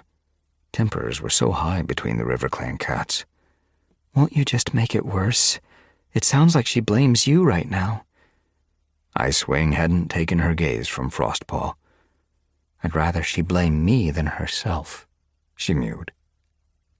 Sunbeam watched her follow Frostpaw across the clearing as Nightheart settled back down beside her. She felt a tightness in her chest where her heart ached for the two cats. It's true that Frostpaw probably blames herself as much as she blames Icewing, she murmured. Nightheart shifted beside her. Probably more. Perhaps you should talk to her, Sunbeam suggested. You grew so close on your journey. What would I say to her? That it's no one's fault but Splashtail's? He looked at Sunbeam. Icewing's probably doing that already. The White Warrior had caught up to Frostpaw, and the two cats were talking quietly. Frostpaw's head was low, her tail limp. Nightheart went on. I think Squirrelstar is right, he mewed heavily. It's up to RiverClan to sort out its own problems. We can help, though, Sunbeam mewed. Yes, Nightheart agreed. But unless the change comes from within RiverClan, it'll never stick. Sunbeam watched Frostpaw and Icewing, still worried by how angry they'd been. It was as though the whole of RiverClan had forgotten what it was to be clanmates. Can a clan that has turned on itself ever truly recover? Chapter 3. Frostpaw shifted in her nest, then shifted again. If she couldn't sleep, perhaps she should just get up. ShadowClan was still asleep, the clearing swathed in darkness. But an early morning mist was curling around the bramble dens, and dawn light was filtering through the trees at last. And yet, Frostpaw didn't want to get up. Icewing's words still pricked at her. Did Icewing really think this was all Splashtail's fault? If only I'd been able to convince them. Frostpaw's fur itched with frustration. If only they'd been willing to believe me. If only StarClan had backed me up with a sign or by sending a dream. Anger surged in her chest, and she sat up. She knew that wishing things were different was a waste of time. What has happened can't be changed. Icewing had been right about that. Hairlight was dead, and Splashtail was still leader of RiverClan. She screwed her eyes shut, as though she could blot out the image of Hairlight falling at Splashtail's paws, of the gash opening his throat, of his blood spilling across the RiverClan camp. She sat up, shaking. She needed to fix RiverClan before any more cats died. Birds were beginning to chatter in the trees. Before long, the whole forest would echo with their song. Her nest was damp, and the long grass around her drooped, heavy with dew. Sunbeam and Nightheart were still curled in their nests, and Duskfur and Icewing slept a few muzzle lengths away. She was glad they hadn't had to sleep in the stuffy warrior's den. She'd spent too many nights in the medicine cat den already. Her fur was beginning to smell like a ShadowClan cat's. This nest in the grass felt temporary, and she liked it that way. The thought of spending the rest of her life as a refugee in the ShadowClan camp filled her with gloom. She gazed toward the medicine den hidden in shadow. How was Mothwing? Had she slept well? Voices caught her ear, and she turned, surprised to see Tigerstar, Puddleshine, and Shadowsight talking softly but urgently to Cloverfoot on the other side of the clearing. He's back! She felt a rush of hope. Tigerstar would have to act once he knew what Splashtail had done. He could persuade Squirrelstar and Hairstar of how dangerous it would be to delay any longer. The clans would move on Splashtail at last. She nosed her way quickly from the long grass and crossed the camp.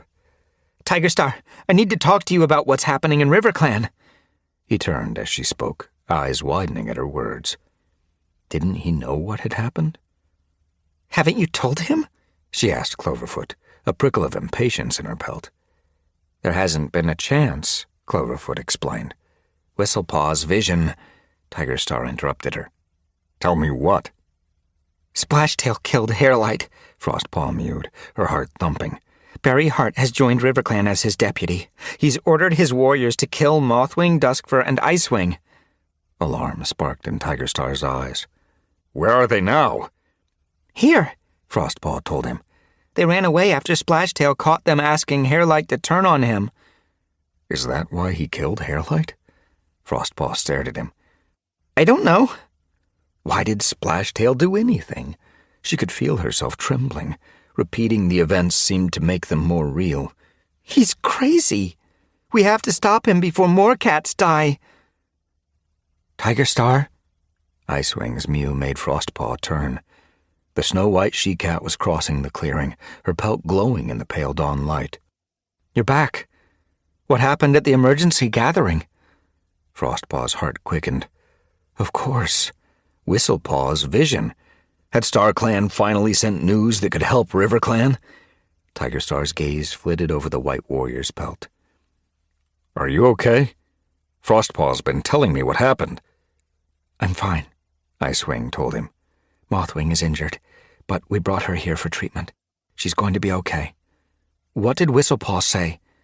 Cloverfoot said it was urgent enough to summon all the leaders. It was troubling, Tigerstar mewed. The clans must send a patrol. Frostpaw leaned forward eagerly. Against Splashtail? Tigerstar blinked at her. The vision wasn't about RiverClan, he mewed gently. It was something else. Frostpaw felt a rush of shock as though she'd been swiped across the muzzle. How could StarClan have sent a vision about something else? Was Riverstar the only StarClan cat who cared about RiverClan? What else could be important to the clans right now? I know you're upset, Tigerstar held her gaze. A lot has happened. I know how hard it is to see your clanmates suffering. RiverClan's future is important, and we're going to keep trying to fix your clan. But this must be important too, or StarClan wouldn't have sent a vision. Frostpaw stared back at him wordlessly. Couldn't Whistlepaw's vision wait? RiverClan was falling apart right in front of them. Icewing looked at Tigerstar. What was the vision about? Frostpaw could hardly believe her ears. Was she actually interested? We're not sure. As Tigerstar calmly met the White Warrior's gaze, Frostpaw felt panic rising in her chest. Were the clans going to let themselves be distracted? She wanted to wail, but she pressed the feeling back as Tigerstar went on. It seems the clans owe someone a debt. We don't know who, but we need to send a patrol along with Whistlepaw to find out. Dovewing has already joined it. Warriors from ThunderClan and SkyClan are joining her right now. Who will represent RiverClan? Cloverfoot asked. Who cares? Frostpaw dug her claws into the ground. We don't know, Tigerstar answered. Splashtail won't have anything to do with us. Of course he won't. I'll go. Icewing's mew sent fresh panic sparking in Frostpaw's chest. What do you mean, go? You can't! RiverClan needs you here! Icewing looked at her helplessly. What can I do here? She asked. If Splashtail's warriors see me, they'll kill me. I'll be more use on the quest. Mothwing and Duskfur are in danger too, but they're not running off on some mouse-brained expedition, Frostpaw snapped. Are you too scared to stay? No. Icewing took a breath and gazed solemnly at Frostpaw. But I know you are, and I'm not surprised. You've been through more than any cat should, and you feel responsible for what's happened. I am responsible! Splashtail is the only cat responsible for what's happened to RiverClan, Icewing told her. What about my false dreams from StarClan? Guilt sat like a rock in Frostpaw's belly. Curlfeather used you and lied to you. She led you down a path she knew was false. I should have realized sooner. How could you? You are trying to be a good daughter and a good clanmate. You are not responsible for your mother's choices, Icewing told her firmly. You've been more hurt by them than anyone. She held Frostpaw's gaze. But there are a lot of cats here who are ready and willing to help you. Whatever Whistlepaw dreamed, it's important enough to call us away. I'm not running from Splashtail. But if I'm gone, I will be one less thing for you to worry about. She looked at the ShadowClan leader. I trust Tigerstar to help you and give you all the support you need.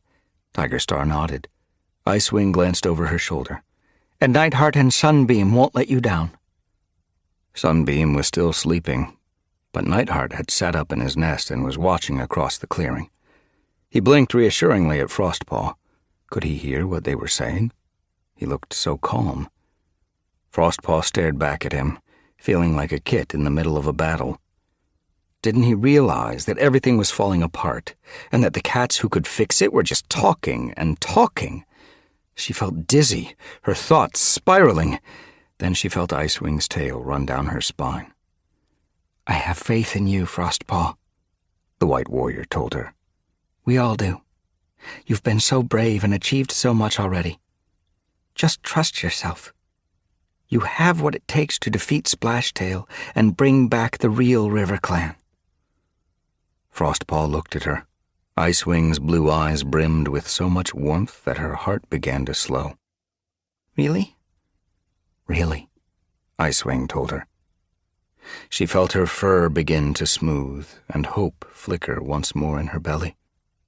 Taking a breath, she dipped her head. I'll do my best. Your best will be plenty, Icewing told her. Tigerstar glanced up. The sun was lifting beyond the trees. You'd better hurry, he told Icewing. Whistlepaw and the others are probably already at the moon pool. Where are they heading? Icewing asked him. In case I miss them. Toward the mountains. He looked thoughtful for a moment, as though trying to recall a conversation. Then his gaze snapped back to Icewing. They're looking for a peak shaped like a fox head, he told her. Okay. Before she turned away, Icewing touched her muzzle to Frostpaw's head. You can do this. Across the clearing, Duskfur sat up in her nest, her eyes bleary with sleep. Her gaze sharpened as she saw Icewing disappearing through the bramble tunnel. She nosed her way from the long grass and hurried toward Frostpaw. Where's she going? Tigerstar answered. She has an important mission with the other clans, he mewed. She'll be back in a few days. He whisked his tail. Right now we have to decide what to do about Splashtail. At last, Frostpaw's heart quickened. After what Splashtail did yesterday, Tigerstar went on, the other clans can't make any more excuses. They'll have to act. I'll go and see them and convince them that we have to move now before any more cats die." Cloverfoot looked alarmed. "You need to rest," she told Tiger Star. "You've only just gotten back. You must be exhausted." "This can't wait," Tiger Star insisted. "There's a crazy cat on our border. We can't risk letting him make the first move." Frostpaw nodded eagerly. Her thoughts were racing ahead, and hope fluttered like a bird in her chest. If all the clans joined together, Splashtail might be gone by sundown. River Clan could start rebuilding itself. Tiger Star lifted his tail. "I'll go to Sky Clan first. Leaf Star will have to listen." Before he could finish, the camp entrance shivered. Frostpaw jerked her gaze toward it. Was Icewing coming back? She felt a jab of disappointment as Blazefire and Gullswoop padded into the clearing. It was only the dawn patrol. But another scent whisked into camp after them. Frostpaw stiffened as it touched her nose. Her belly tightened. "Berryheart!" The new River Clan deputy had followed the Shadow Clan warriors into camp along with Brackenpelt. The two cats looked badly beaten, with tufts of fur sticking out and blood staining their pelts.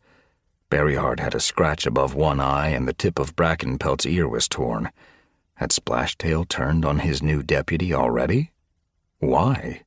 And Brackenpelt had been one of his most loyal followers. As Berryheart saw Tiger Star, she dropped to her belly. "Don't hurt us, please," she begged. Brackenpelt crouched, her tail quivering. "We need help." Tiger Star stiffened in surprise. "What's happened?" "River Clan has turned on Splashtail," Berryheart told him. "They've driven him out." Frostpaw's breath caught in her throat.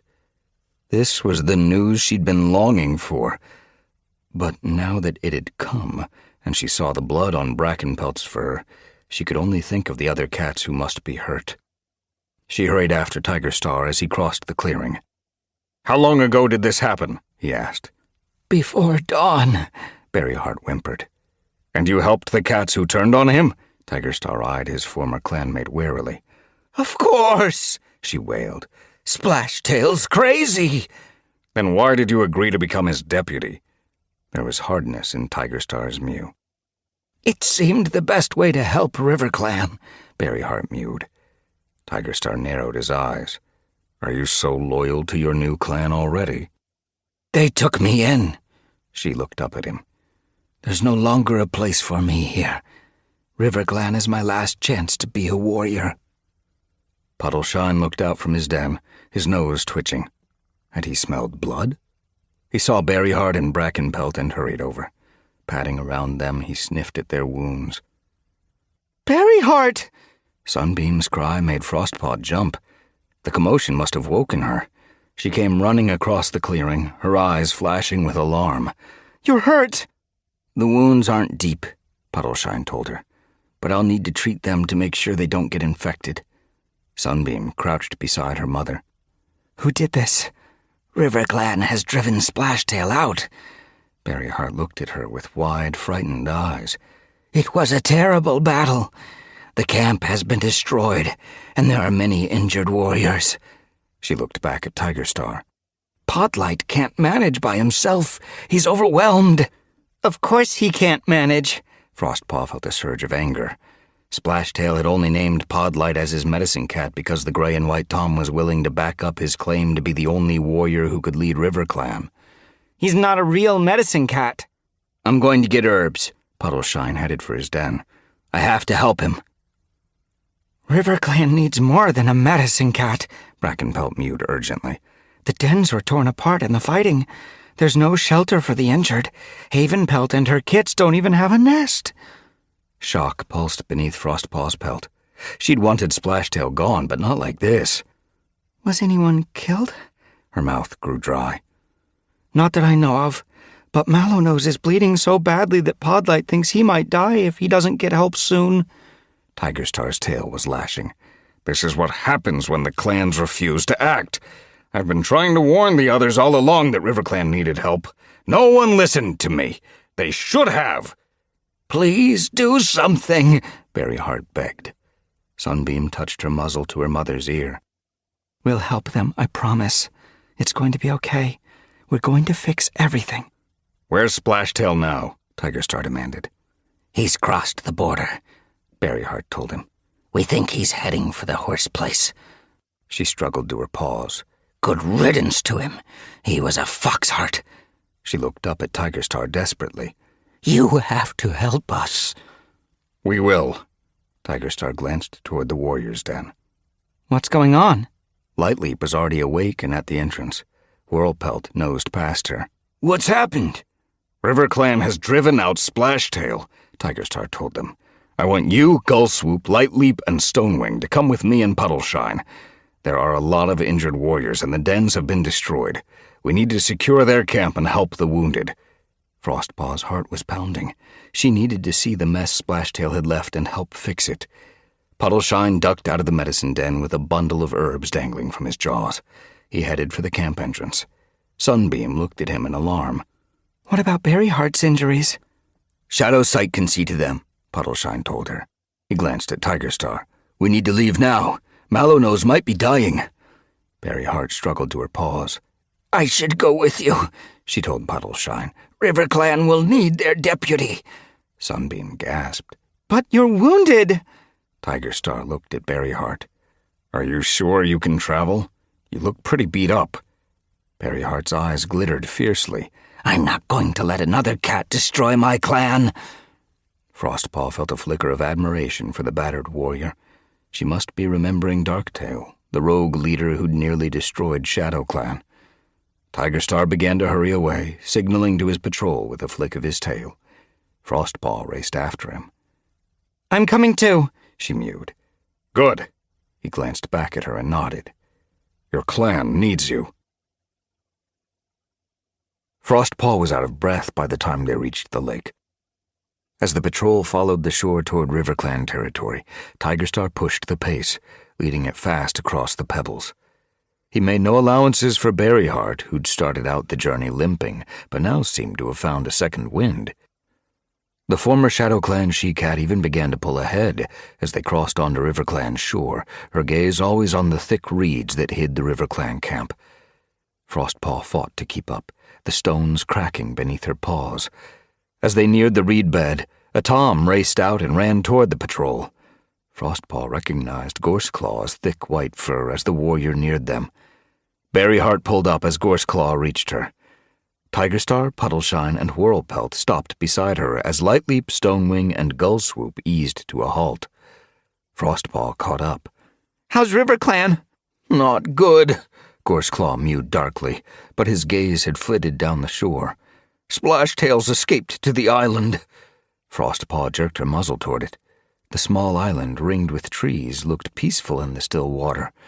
An early morning mist was drifting over it. There was no sign of Splashtail. I thought he was heading for the horse place. He must have changed plans. Berryheart looked worried. Perhaps he thinks no cat would look for him there. Tigerstar frowned. Or perhaps he thinks it's the easiest place to defend. The tree bridge is the only way on and off. Not for RiverClan cats, Frostpaw mewed. Splashtail can swim, Whirlpelt warned. He doesn't need the tree bridge. Once he's rested and seen to his wounds, he could go anywhere. This might be the last chance for us to capture him. There's no time. Berryheart was pacing, looking anxiously toward the reed bed. RiverClan needs us. Let's worry about Splashtail later, Puddleshine agreed. Frostpaw's pelt sparked with panic. The thought that Splashtail might escape and still be out there in the forest terrified her. Wouldn't it be better to capture him now? He's alone, Whirlpelt mewed. And injured, Lightleap added. She looked at Gorseclaw. He is injured, right? Yeah, badly. Gorseclaw gave a firm nod. It'll never be easier than this, Whirlpelt pressed. I say we take him prisoner while we have the chance, Lightleap mewed. And do what with him? Puddleshine looked at them. Kill him? Berryheart curled her lip. It would stop him from hurting any more cats. We're not killing anyone, Tigerstar mewed sternly. But it would be better to know exactly where he is while RiverClan is finding its paws. Berryheart whisked her tail. This is wasting time, she mewed.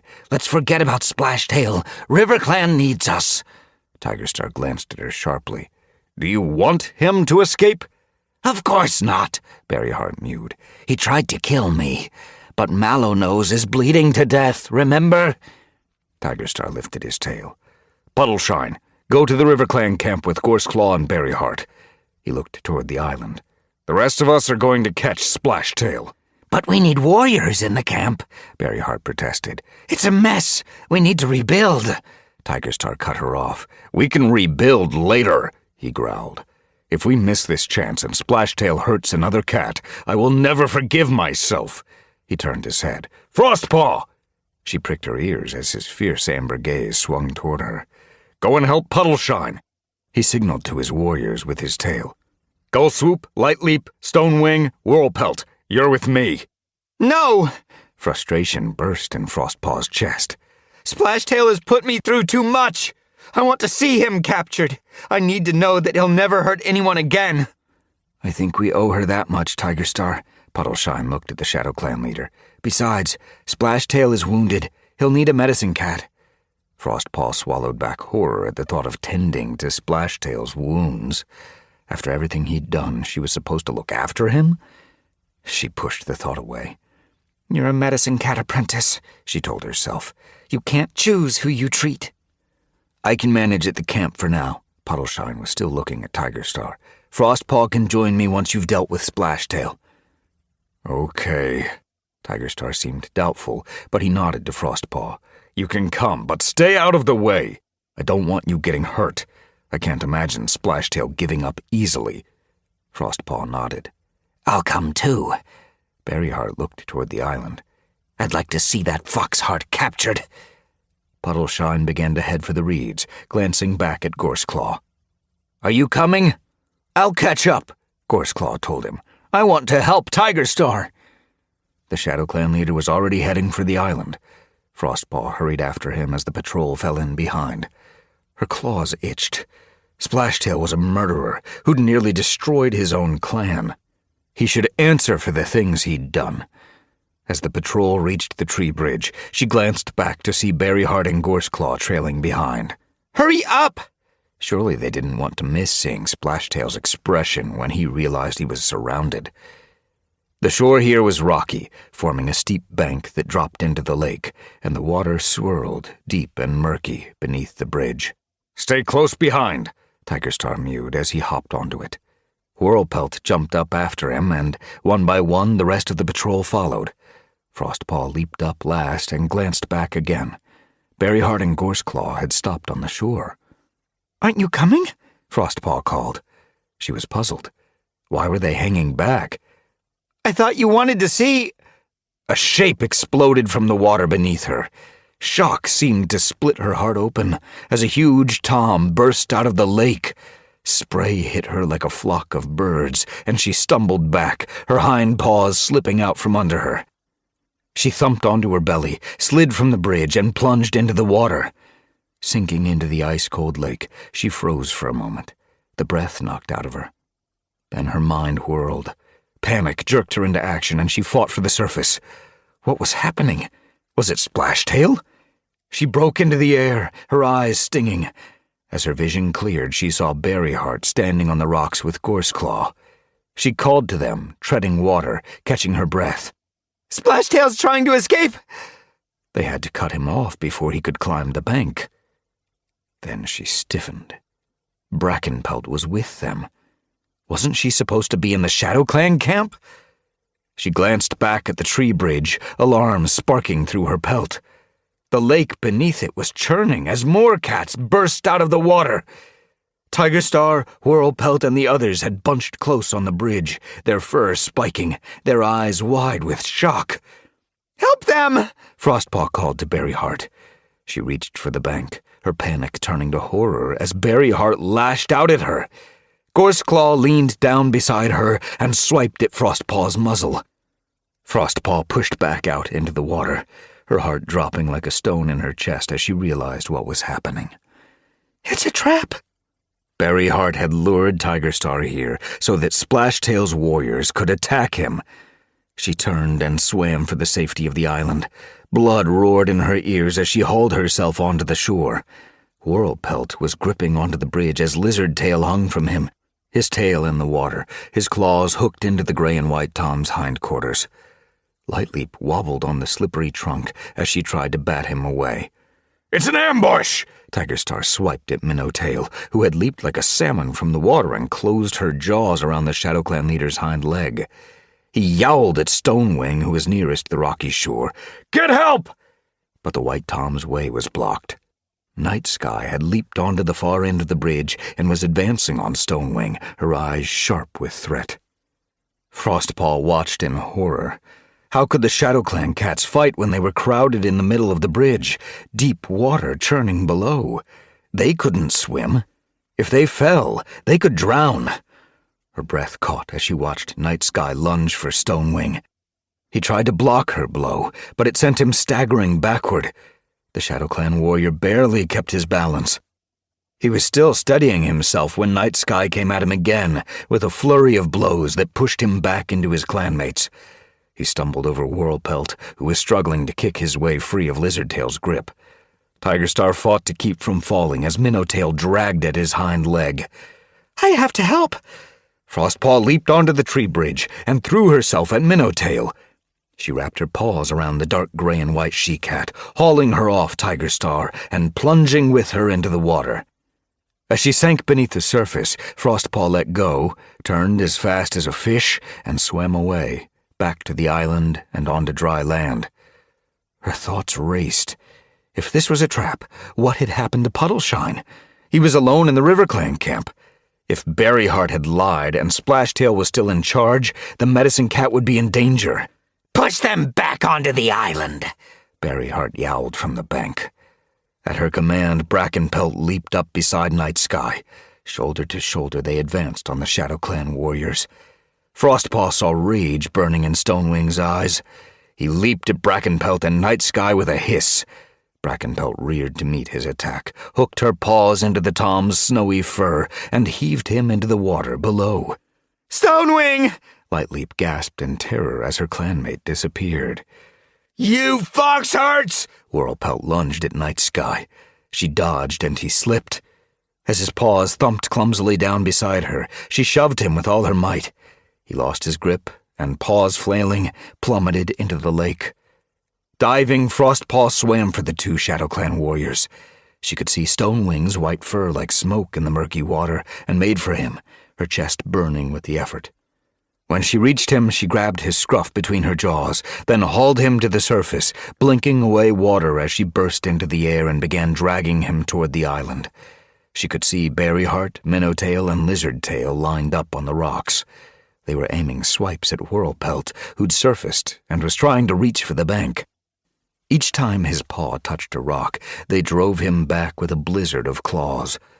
Tigerstar, Gullswoop, and Lightleap were still trapped on the bridge, their way blocked by Night Sky and Gorseclaw. Frostpaw swam harder, her neck aching from the weight of Stonewing. She felt a rush of relief as her paws touched the pebbles, and she began to drag the ShadowClan warrior onto the shore. He struggled to find his balance, his eyes streaming. Are you okay? Frostpaw stared at him frantically as he gasped and spluttered. He nodded between coughs and dropped into a crouch, retching. Frostpaw waded back into the water. Whirlpelt was still trying to grab for the rocks, but she could see his attempts becoming weaker and more desperate each time the RiverClan cats drove him back. He sank beneath the surface and fought his way back up, coughing. Help him! Frostpaw screeched across the water. But Berryheart and Gorseclaw only crowed as he sank once again. Anger surged in Frostpaw's chest. How could her clanmates be so cruel? What had Splashtail done to them to make them behave like foxes? She swam hard, ducking under the tree bridge, and made for Whirlpelt. She reached him as he sank for a third time, grabbed him with her forepaws, and pulled him up into fresh air. Above the surface he gasped, struggling in panic. His eyes sparked with relief as he recognized Frostpaw. Grab my scruff, she told him, turning to tread water until she felt his teeth gently grip the back of her neck. Steadily she began to pull him toward the island, ignoring the scornful yowls of Berryheart and Gorseclaw. That's what you get for following Tiger Star, Berryheart jeered. Shadow Clan cats swim like stones, Gorseclaw mocked. They've just never had a chance to learn, Frostpaw wanted to yell back, but she focused on keeping Whirlpelt's muzzle above water. Tigerstar, Lightleap, and Gullswoop were on the shore ahead of her, crowding around Stonewing, who was still coughing up water. As Frostpaw scrambled onto dry land, Whirlpelt let go and stumbled out beside her. Traitor! He spluttered to Berryheart on the far shore. But Berryheart had already turned away. She flicked her tail toward Night Sky, who jumped down from the bridge at her signal. Are they leaving? Frostpaw's heart quickened. She hoped so. They needed to get off the island and find Puddleshine. She looked eagerly at Tigerstar, but the Shadow Clan leader was staring grimly at the tree bridge. Frostpaw's heart sank as she saw Gorseclaw jump up beside Brackenpelt. They sat down and stared blankly ahead, like two stones blocking the way. Frostpaw felt a pelt brush hers. Thank you for saving our clanmates. Lightleap blinked gratefully at her. I'm glad you were with us, Stonewing added, his mew hoarse from coughing. He looked at Whirlpelt with relief in his gaze, and Frostpaw remembered that they were father and son. Gullswoop's pelt was rippling along her spine. She glared at Gorseclaw and Brackenpelt on the bridge. What's the point of trapping us? Tigerstar didn't speak. He was frozen, his eyes wide, clearly still shocked by Berryheart's treachery. Do you think they have a plan? Gullswoop pressed. Why keep us here? Whirlpelt chimed. I don't know. Tigerstar's attention suddenly shifted toward the far shore. His shoulders hardened as he gave a low, angry growl. But I think this is just the start. Frostpaw stiffened. She followed his gaze, her heart sinking as she saw Berryheart, Minnowtail, Night Sky, and Lizardtail racing toward the pines. Splashtail has planned this very carefully. The Shadow Clan leader's tail was flicking ominously. And I think things are about to get very bad for Shadow Clan. Chapter 4. Nightheart leaned back against the soft grass and watched Cinnamon Tail's kits race around the clearing. Stream Kit streaked ahead of her littermates. The gray tabby she kit was small but quick. The others tore after her, their tails fluffed out with excitement, squealing for her to slow down. Nightheart nudged Sunbeam. She's faster than a Wind Clan cat, he mewed. She'll make a fine apprentice. Sunbeam purred. Her mother's a good runner, too. She must have inherited it. Sunbeam had been in a good mood since Berryheart had arrived earlier that morning. Even though her mother was wounded, the wounds weren't deep, and, more importantly, Berryheart had turned on Splashtail. It must have been a brave thing to do, and despite her injuries, she'd gone with Tigerstar to help clear up Splashtail's mess. Sunbeam was sure Berryheart had finally become more like her old self, the one Sunbeam had grown up with, and even wondered hopefully if she'd ask Tigerstar to take her back into Shadow Clan. Outside the Elder's Den, Oakfur was washing. He looked up with a start as Stream Kit leaped over his tail, skimming it by a whisker. He snatched it quickly out of the way before her littermates reached him, but as they charged noisily past, a purr rolled in the old Tom's throat. Shadow Clan won't go hungry once these four become warriors. Around the clearing, Shadow Clan shared leftovers from the fresh kill pile. The Border Patrol would be back soon with prey. For now, Scorchfur and Snowbird seemed happy gnawing a dried-up rabbit ear, while Blazefire shared a stale thrush with Pouncestep. Nightheart's belly growled with hunger. Why don't you eat that? Sunbeam nodded toward a stiff mouse on the fresh kill pile. It feels wrong to take food from Shadow Clan, Nightheart told her, especially when it's a chewy old mouse. Tigerstar had asked them to stay in the Shadow Clan camp while he was away with his strongest warriors. Until he'd seen with his own eyes that Splashtail had been driven out, he was wary of leaving his own clan vulnerable. There were kits in camp, not just Cinnamon Tail's, but his own. Sunbeam gazed at the mouse. It probably tastes better than it looks, she mewed hopefully. I can wait, Nightheart told her. We'll be home soon. Do you think? Sunbeam looked at him in surprise. It sounded like there was going to be plenty for Tiger Star to do at the River Clan camp. Nightheart's pelt twitched. I bet he'll be back as soon as Puddleshine has patched up the wounded. Won't they need to help River Clan rebuild the camp? River Clan will want to sort out Splashtail's mess by themselves, Nightheart guessed. They've had enough of Shadow Clans interfering. Sunbeam lifted her chin. Shadow Clan has only ever tried to help, she mewed stiffly. I know. Nightheart blinked at her apologetically. He hadn't meant to sound critical of her former clan. I just want to go home. Our clanmates will be worried about us. Sunbeam blinked back. They'll know we're okay. But he could see she was concerned, too. I guess I should be worrying about River Clan, not Thunder Clan, he mewed. Splashtail must have left a lot of damage behind him. Sunbeam glanced toward the camp entrance, her gaze darkening. I wonder how Frostpaw's doing. Nightheart felt a pang of sadness. Frostpaw had been helpless for moons, unable to protect the cats she loved. Seeing her clanmates wounded will be hard on her, he mewed. But at least River Clan can finally start getting back to normal. Across the clearing, Duskfur got to her paws. The brown tabby warrior had been sitting outside the medicine den since Shadowsight had shooed her out, telling her that he needed to put a fresh poultice on Mothwing's wound. Now she turned toward the medicine den entrance as Mothwing padded out, blinking in the morning sunshine. Duskfur's gaze flicked toward Mothwing's shoulder, which was plastered with wet herbs. How are you? Better. Mothwing's eyes looked clear, but she moved stiffly and sat down as though walking out of the den had been hard work. You must be hungry. Duskfur hurried away. Nightheart watched her grab the stiff mouse from the empty fresh-kill pile. I'm glad I didn't eat it, he mewed to Sunbeam as Duskfur carried it back to Mothwing. As the River Clan medicine cat bent down awkwardly to take a bite, he guessed it would be a while before her wound fully healed. Sunbeam's belly growled. Nightheart looked at her guiltily. He hadn't asked if she was hungry. Should I go and hunt? He offered. We'd better stay in camp until Tiger Star gets back, Sunbeam told him. Besides, the Border Patrol will be here soon. They'll bring prey. Her ears pricked. Bushes rustled outside, and Nightheart looked hopefully toward the entrance. It sounds like they're back now. Streamkit shot past him. Furkit, Bloomkit, and Whisperkit raced behind. Furkit lunged, trying to snag Streamkit's tail. He missed, and, with a yelp, tumbled like a pine cone over the ground. Furkit! Cinnamon Tail hurried from the nursery, her tail fluffed with alarm. Are you hurt? Furkit scrambled to his paws and whisked his tail. I'm okay. As he turned to chase his littermates again, the bushes outside rustled more loudly, and the camp wall shivered.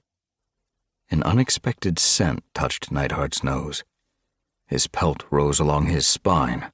Paws were thrumming the earth, and they were moving fast. Something's wrong. Sunbeam stiffened beside him. That's not a Shadow Clan patrol, she hissed. Nightheart jerked his gaze toward Cinnamon Tail. Get the kits into the nursery! Cinnamon Tail stared back in surprise.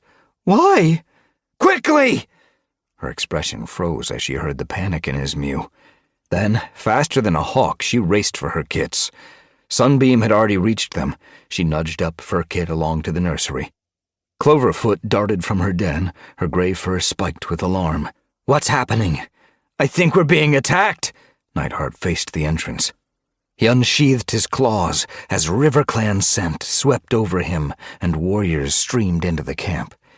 His heart lurched as he saw the broad-shouldered Tom leading them. Splashtail? Hadn't he fled?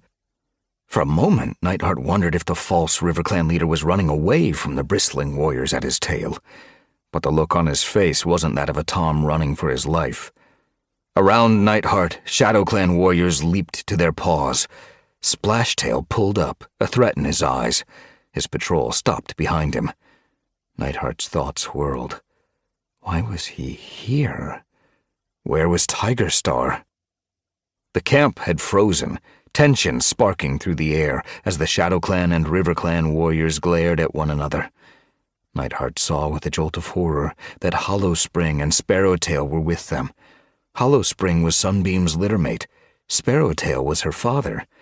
They'd left ShadowClan out of loyalty to Berryheart, but they had never been as openly critical of Tigerstar as she had. How had Berryheart managed to convince them to fight with her for a foxheart like Splashtail? Splashtail's eyes were wide in mock surprise. Isn't your leader here? Cloverfoot stared back at him. He went to help RiverClan. She broke off, her gaze glittering with alarm as she seemed to realize what was happening. Nightheart felt suddenly cold. Had this been Splashtail's plan all along? Poor Tigerstar, the vicious Tom's mew dripped with disdain. He just can't help rushing to RiverClan's rescue. His gaze swept the camp. But now it's time for RiverClan to rescue you. We don't need rescuing, Cloverfoot spat.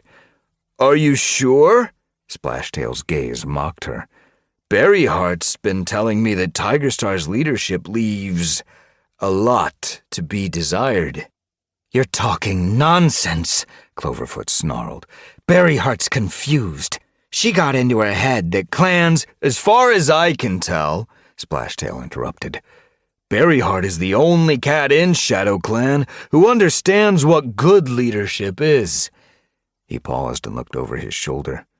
Cloverfoot gasped as Berryheart padded into camp. A stone seemed to drop in Nightheart's chest. The black and white she-cat wasn't limping anymore. She lied to us. Nightheart's breath caught in his throat. Splashtail went on. She agrees that it's time RiverClan stepped in to help you. Blazefire began to growl. Pouncestep bared her teeth. It's for your own good, Splashtail told them. You'll see, in time. Once I'm the leader of both RiverClan and ShadowClan, everyone will be happier. Happier? Cloverfoot stared at the false RiverClan leader in disgust. You've got bees in your brain. She lunged at Splashtail with a hiss, and the camp seemed to explode as ShadowClan charged forward to meet RiverClan's attack. The air seemed to rip open, split by shrieks from the fighting cats. Minnowtail barreled into Tawnypelt, Hollowspring dived at Snowbird, and Sparrowtail and Scorchfur fell twisting and screeching to the ground, their claws digging into each other's pelts. Berryheart lunged at Blazefire. She dragged him to the ground and began pummeling his belly with vicious hind paws. Blood roared in Nightheart's ears. Where was Sunbeam? He glanced toward the nursery. She was crouched at the entrance, thrusting Bloomkit inside. Cinnamontail's other kits were already out of sight. Grassheart stood at the entrance, her back arched and teeth bared, daring any cat to approach. How would Sunbeam react when she saw her family fighting for Splashtail? Nightheart watched helplessly as she turned toward the battle. He saw her gaze flit from Hollowspring to Sparrowtail and then fix on her mother. It glazed with confusion. Berryheart seemed to be tearing Blazefire apart. Berryheart, no! Sunbeam raced toward her. He's your clanmate! As she neared, Minnowtail twisted away from Tawnypelt and lunged at her. Sunbeam staggered and began to fall, and energy surged beneath Nightheart's pelt. He shot forward, shouldering his way among the fighting cats, and reached Sunbeam in 3 breaths. But Sunbeam had already recovered her balance. She hooked her claws into Minnowtail's shoulder and shoved her back toward Tawnypelt. Then Sunbeam turned toward Blazefire and her mother. Nightheart darted in front of her and blocked her path. Sunbeam! She mustn't get between them. If she hurt Berryheart, she'd never forgive herself. Blazefire could take care of himself. He'd already wriggled free of Berryheart's grip and was batting her back toward the camp wall. She lied to us! Sunbeam stared at him. She was never really hurt. I know. Nightheart could see Lizardtail and Nightsky advancing on Grassheart. Their hackles were high, and they'd unsheathed their claws as they neared the snarling ShadowClan warrior. Nightheart dragged his attention back to Sunbeam. Her gaze glittered with grief. She just wanted to get Tigerstar out of camp so Splashtail could attack, she groaned. Nightheart wanted to comfort her, but there was no time. Lizardtail and Nightsky were closing in on Grassheart. We have to help. Sunbeam held his gaze for a moment, then nodded. Okay. Nightheart! Duskfur's mew sounded from the medicine den. The RiverClan she-cat crouched beside Mothwing. Their ears were flattened, their pelts spiked as the battle raged in front of them. Sunbeam had seen them too. Splashtail wants them dead. Nightheart nodded. We need to get them out of here. I can take them to the gully, Sunbeam mewed. the one we slept in last night. It's a good hiding place and, if worst comes to worst, easy to defend. Nightheart pondered her suggestion. The thick ferns would shield the two RiverClan cats, and the steep walls and tight space would give Duskfur the advantage if she had to fend off an attack. Okay, but I'll come with you. You're needed here. Outside the nursery, Grassheart grabbed Lizardtail with her foreclaws, but Night Sky was dragging her hind legs from beneath her. Nightheart's tail bushed in alarm.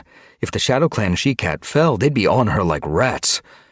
He switched his gaze back to Sunbeam. Will you be okay on your own? But Sunbeam had already turned toward the medicine den. Duskfur will be with me. Nightheart glanced toward the entrance. Wrestling warriors crowded the camp. He'd have to clear a path for Sunbeam before he helped Grassheart. He plunged into the battling cats, hauling Mallownose off Tawnypelt and flinging him to one side. Tawnypelt glanced gratefully at Nightheart, then turned back to Mallownose and thumped her paws down on his spine as he tried to find his balance. With a yowl, she heaved him toward the edge of the clearing. Nightheart turned and almost crashed into Hollowspring, who was rearing up at Snowbird, his claws outstretched. He ducked beneath the Black Tom's belly and pushed up, shoving Hollowspring hard. Hollowspring staggered away, flailing as he fought to stay upright, but Snowbird didn't give him a chance. Snarling, she leaped on top of the RiverClan Tom, and the two warriors rolled away in a cloud of flying fur. Nightheart glanced back toward the medicine den. Sunbeam was leading Duskfur and Mothwing along the path he'd cleared. Only Sparrowtail and Blazefire were blocking the way now. He fell in beside Blazefire and began to drive Sparrowtail back toward the warrior's den. Blazefire acknowledged him with a glance, then aimed a swipe at the RiverClan Tom's ear. Nightheart slashed Sparrowtail's other ear, then slashed it again. He felt Duskfur and Mothwing brush past his tail as they ducked after Sunbeam through the entrance tunnel. Grassheart's angry screech rang across the camp. Get away, you foxhearts! Nightheart glanced at Blazefire. Can you handle this alone? I'll do my best. Blazefire launched himself at Sparrowtail and dragged him to the ground. Nightheart charged for the nursery. Grassheart was batting desperately at Lizardtail and Night Sky, but the two RiverClan warriors took turns snapping at her with bared teeth like a pair of badgers. Panic began to glitter in Grassheart's eyes. I'm coming! Nightheart leaped over Blazefire and barged his way through the battling cats. The smell of RiverClan had drowned out ShadowClan's scent. ShadowClan is outnumbered. Splashtail had brought more than a battle patrol. He'd brought nearly the whole of RiverClan. Where is the border patrol? We need them here. He pushed past Yarrowleaf, who was facing Mallownose and Shimmerpelt alone. Mistpaw, Frostpaw's sister, had joined Berryheart as she cornered Scorchfur against the camp wall. Grassheart was on the ground, kicking viciously at Night Sky as the RiverClan she-cat tried to pin her down. Lizardtail had hold of her hind leg and was trying to drag her away from the entrance. Inside, Cinnamon Tail watched from the shadows. Nightheart could hear the kits behind her. I want to fight! I'll shred them! Their high-pitched mews were fierce, but Cinnamon Tail blocked their way. She stared at Nightheart with wide, frightened eyes. I won't let any cat in, he promised her. Lizardtail pricked his ears as Nightheart spoke. Letting go of Grassheart's leg, he whirled around to face him and snarled. Nightheart stared at him. Why are you doing this? He had the vague sense that Lizardtail had been close to Hairlight. Lizardtail glared back at him. I have no choice. He leaped at Nightheart. The force of his attack sent Nightheart skidding backward. He dug his hind claws into the ground and braced himself as Lizardtail came at him again with a flurry of swipes. A swinging blow caught his cheek, and he ducked away before a second one could rip his ear. Diving beneath Lizardtail, he wrapped his forepaws around the RiverClan Tom's hind legs. He kept his claws sheathed. This was Frostpaw's clanmate. He tugged, trying to unbalance Lizardtail, but Lizardtail twisted and sank his teeth into Nightheart's hind leg. The light brown Tom bit down hard. Pain shot up Nightheart's spine and seemed to explode at the back of his head. With a screech, he whipped around and, hooking his claws into Lizardtail's shoulders, dragged him onto his side. He yanked his hind leg free and held the RiverClan warrior down. Pressing his muzzle close, he hissed, "You're a warrior, not a rogue! How can you follow a cat like Splashtail?" Lizardtail seemed to freeze. Fear glittered in his eyes. "It's not me he's scared of," Nightheart frowned. It was as though Lizardtail's terror was surging up from inside, from something deep in his heart. Lizardtail began to writhe in Nightheart's grip. "We have no choice," he spat. "Splashstar already killed my son, Hairlight. Now Gorseclaw is the only kin I have left. I have to protect him. Splashstar is holding the Kits and Havenpelt hostage. If we don't fight, he'll kill them one by one. He says he'll start with the Kits." Havenpelt was the only queen in RiverClan. Wasn't she Splashtail's mother, too? That means... Shock hit Nightheart like a wall of icy water. "But the Kits are his kin!" He realized he was trembling. Lizardtail was trembling, too. Lizardtail lowered his voice to a husky growl. "If he's prepared to kill his own kin, what else is he prepared to do?"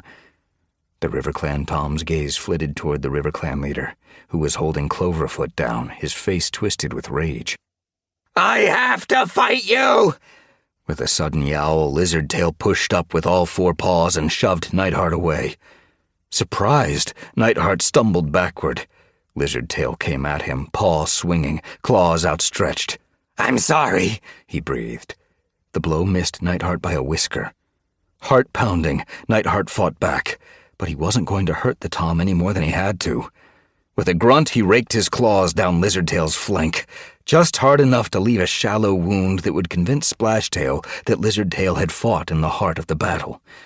Lizardtail caught his eye, then dived away into the fighting cats. Nightheart turned toward Grassheart. Night Sky had backed away, and the ShadowClan warrior stood at the nursery entrance once more, her back arched and tail spiked angrily. Night Sky seemed frozen. Had she come to her senses and realized she was attacking a nursery? Nightheart looked at her, pity welling in his chest. Her eyes glistened with uncertainty, and she turned away and disappeared into the battle. Grassheart was panting, blood showing on her pelt. "Are you okay?" Nightheart asked. "Yes," she puffed. "No cat's getting past me today." Nightheart felt a rush of admiration for the ShadowClan she-cat. He had never become a full ShadowClan warrior, but right now these cats felt like his own clan. They were being attacked in their own camp by a merciless warrior who was no more than a rogue. He turned and saw the clearing spattered by blood, a writhing mass of claws and pelts. Cloverfoot was bloody, her fur standing out in tufts as she pushed back at Splashtail. Yarrowleaf and Scorchfur were tail to tail, rearing up at four RiverClan warriors who were battering them with blow after blow. Blazefire backed away as Sparrowtail and Mallownose advanced on him. Rage burned in his eyes. ShadowClan was fighting fiercely, as though it was the last battle they'd ever face. Nightheart dropped into an attack crouch and fixed his gaze on Hollowspring, who was raking his claws across Snowbird's face. Nightheart bunched the muscles in his hind legs and prepared to leap. He was going to defend ShadowClan as ferociously as he'd ever defended ThunderClan. The entrance shivered, and he saw Sunbeam's brown and white pelt as she raced into camp. His heart quickened. She'd brought backup. The Border Patrol was with her. Hope surged in his chest. ShadowClan was overwhelmed, but suddenly it looked as though they might actually win this fight. Chapter 5. Running, Sunbeam heard the shriek of battle in the distance. She pushed harder, her breath quickening. She'd left Mothwing and Duskfur in the gully, crouching beneath the ferns, and made them promise to stay until someone came for them. She swallowed back dread. What if ShadowClan lost the battle? She'd have to find her way back to them somehow. She couldn't leave them there for Splashtail's cats to find. Ahead, she saw the ditches. They cut between the trees as though giant claws had clawed out the earth. Slatefur, Flaxfoot, and Snaketooth were racing toward them. The Border Patrol! They were running for camp too, pelts spiked, ears flat against their heads. She fell in beside them, matching their pace as they leaped ditch after ditch. What's happened? Snaketooth asked her without breaking her stride. RiverClan attacked. Her paws burned from running. It's all been a lie. Splashtail is still the leader of RiverClan. Alluding to her mother's treachery pierced Sunbeam's heart with fresh horror. I thought she had come to her senses. For a moment, emotion welled hot behind her eyes, and she ran harder as though she could escape it. She pulled into the lead as they neared the camp and swerved around the thick dogwood that hid the entrance. With Snaketooth, Slatefur, and Flaxfoot at her heels, Sunbeam charged through the bramble tunnel and burst into the clearing. The smell of blood hit her first. Then she saw the fighting cats. With torn pelts, thrashing tails, and slitted eyes, they looked like part of a nightmare from the dark forest. Slatefur, Flaxfoot, and Snaketooth threw themselves into the battle. It swallowed them like water closing over their heads. ShadowClan seemed overwhelmed. Was the whole of RiverClan here? Her mother was beside Splashtail, fighting shoulder to shoulder with the false RiverClan leader, driving Flowerstem and Cloverfoot back toward the warrior's den. Hopwhisker was lying injured on the ground. Splashtail kicked her as he passed, his hind claws slicing a fresh wound across the tortoiseshell's ribs. Groaning, Hopwhisker curled up like a beetle. Sunbeam flinched. How can Berryheart fight beside him? For a while she'd believed that her mother had turned on Splashtail and was a true warrior once more. It had been like waking from a nightmare. But the nightmare was true. She looked for Nightheart. Was he hurt while I was gone? He was outside the medicine den wrestling Mallownose. There was blood on his pelt, but he didn't look badly injured. She felt a wash of relief. Shadowsight was watching from the shadows inside the den. He caught Sunbeam's eye desperately, as though she had the power to stop this battle. If only I could. Sunbeam raced for Nightheart. She dodged as fast as a weasel between the fighting cats. Past Snowbird, as Lizardtail sank his teeth into her neck. Behind Grassheart, as she blocked blow after vicious blow. In front of Yarrowleaf and Scorchfur, balancing on their hind legs as, tail to tail, they fought off 4 RiverClan warriors. Nightheart was still grappling with Mallownose, trying to pin the RiverClan warrior to the ground. As Sunbeam reached them, Mallownose twisted from his grip and reared up, ready to slam his paws down on Nightheart's chest. But Sunbeam thumped into his side and sent him staggering away. Thanks! Nightheart leaped to his paws as she fell in beside him. Are Mothwing and Duskfur safe? He glanced at her as Mallownose came back at them. Yes. She aimed a swipe at Mallownose's cheek and caught it, ripping his fur. He snarled and swiped back with a blow that hit her like a rock and knocked her sideways. As she recovered her balance, she could feel blood welling above her eye where Mallownose's claws had caught her. Nightheart lunged at the RiverClan Tom with a hiss as Sunbeam paused to wipe away the blood. Wincing at the pain, she heard Oakfur yowl from the Elder's Den. "You're no better than a pack of dogs!" The old ShadowClan Tom was flailing and snarling as Breezeheart dragged him outside. Rage surged beneath her pelt. How dare she treat an elder like that? Behind her, Nightheart growled at Mallownose. He crouched low, ready to lunge at the RiverClan Tom. I have to help Oakfur, she called to him. Go! Nightheart didn't move his gaze from the light brown tabby Tom. I can deal with this fish licker. Sunbeam raced for the Elder's Den. Breezeheart had grabbed Oakfur by his scruff and was jerking him backward, exposing his belly. The brown and white she-cat curled her lip in a look of vicious triumph. What was that you called me? A webfoot? She slashed at the old ShadowClan Tom's belly. Sunbeam dived at her, slamming into her so hard that the RiverClan she-cat fell sprawling onto her belly. She pinned Breezeheart's shoulders to the ground. You don't deserve to be called a warrior. She lifted a paw to shred the she-cat's ears and felt claws pierce her flanks like thorns. Mallownose was hauling her backward. He must have gotten away from Nightheart. The brown RiverClan Tom wrapped his paws around Sunbeam and rolled with her onto the ground. Sunbeam tried to writhe free, but Mallow-Nose was gripping her hard.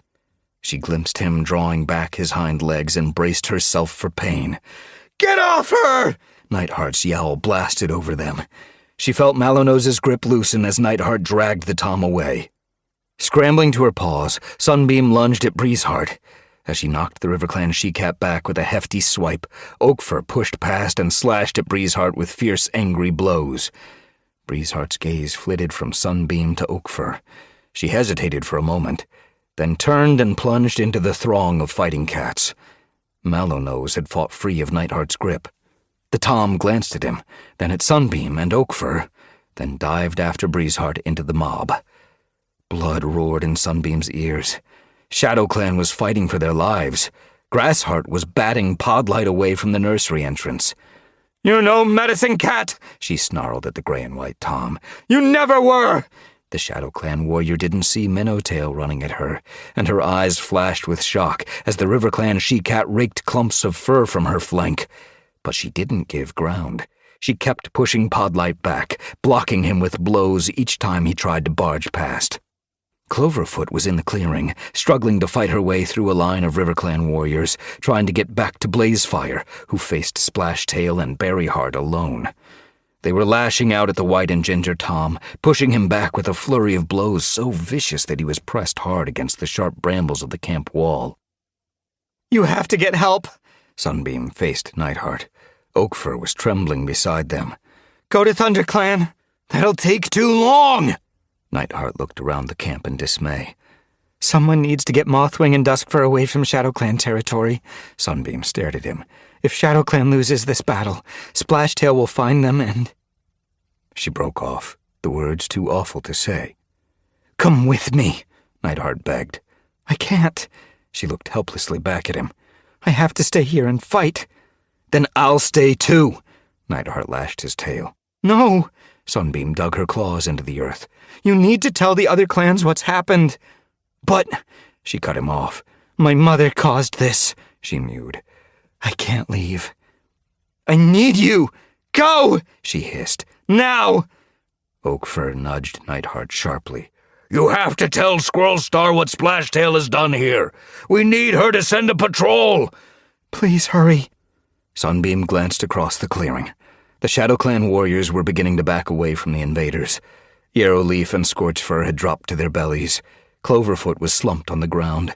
Flowerstem and Hopwhisker were huddled together beside the warrior's den, while Slatefur and Snaketooth, blood matting their fur, shrank away from Nightsky and Greypaw.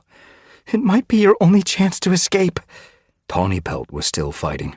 She'd rushed to help Blazefire, but she was struggling to push Splashtail away from the battered tom. Berryheart had jumped onto the mossy log that lay at the edge of the camp and was watching the battle stumble to a halt, her eyes glowing with satisfaction. Fury surged in Sunbeam's belly. "You have to go!" she snapped at Nightheart. "ShadowClan needs help!" She pushed him toward the entrance and felt a spark of hope as he disappeared into the forest. Her claws itched as she turned toward her mother. She wanted to pull her mother down from that log and make her see that this wasn't a victory. It was betrayal. She began to cross the clearing, then paused as she noticed Cinnamon Tail slinking away from the nursery, her kits bunched around her. "They're making for the Dirt Place tunnel." Behind them, Grassheart fought on, lashing out at Mallow-Nose and Podlight. Her swipes were weak now, but they were enough to distract the two RiverClan warriors. They hadn't noticed Cinnamon Tail. Sunbeam's heart quickened. "Hurry!" Cinnamon Tail and her kits were close to the tunnel entrance. Sunbeam willed them to escape. "Keep going." She held her breath. "Don't look back." "Stop them!" Sunbeam froze as Splashtail's yowl rang across the camp. The false RiverClan leader swung his gaze toward Cinnamon Tail and the kits. "No cat leaves this camp without my permission." Mallow-Nose and Podlight stiffened and turned and, pushing Grassheart out of the way, charged after the brown tabby queen and the kits. Cinnamon Tail tried to run, bundling the kits ahead of her, but Podlight dragged her back, and Mallow-Nose blocked the tunnel. Blazefire lay slumped at Splashtail's paws. Tawnypelt crouched over him, her eyes glittering with alarm. You'll be okay, she mewed. I'll fetch Shadowsight. Splashtail hooked his claws into the tortoiseshell's pelt and hauled her away. His eyes sparkled with menace as he glowered down at Blazefire. He lifted a paw to strike a finishing blow, but Tawnypelt darted forward and blocked it. It hit her with a thump, and she wailed as he tore out fur. Foxheart! Sunbeam raced across the clearing and barged at him with her head like a badger, sending him backward. Splashtail stumbled but kept his balance. Sunbeam forced herself not to tremble as he glared at her. Isn't this your kit? He snarled to Berryheart without moving his gaze. One of them, Berryheart sniffed. Don't waste your energy on her. Sunbeam blinked. Is she trying to protect me? She felt a flash of hope, but her mother went on. All she cares about is her precious Nightheart. If you really want to hurt her, hurt him. Sunbeam stared in disbelief, but Berryheart didn't seem to even see her anymore. Her attention was on Splashtail. We've got a new clan to run. Splashtail seemed to agree. Pushing Sunbeam out of the way, he padded toward his warriors, his eyes shining with triumph. Didn't I tell you we'd win? The RiverClan warriors blinked dully back at him. They looked exhausted and almost as battered as ShadowClan. You have to get out of here. Tawnypelt's urgent whisper took Sunbeam by surprise. The tortoiseshell stared at her with glittering green eyes. Blazefire lay shivering at her paws, blood streaking his fur. I want to stay and help, Sunbeam whispered back. You'll be more help out there, Tawnypelt urged. Tell the other clans. Nightheart's already telling them. I don't want you to be a hostage, Tawnypelt hissed. It'll make it harder for Squirrelstar to order an attack if one of her warriors is here. She'd still... You don't belong here. Tawnypelt leaned forward, her breath warm on Sunbeam's muzzle. You're not a ShadowClan cat anymore. Fetch ThunderClan. Save us. Sunbeam blinked back at her. How could she abandon these cats? She'd grown up with them. She couldn't leave them alone with her mother and a monster like Splashtail. Besides, it was too late to escape. The battle was almost over. There was no way she'd get out. Splashtail won't let me leave. You can use the tunnel. Tawnypelt glanced at the camp wall beside them. Beneath the brambles, a dip in the ground made a gap. It was hidden by branches, but Sunbeam remembered it.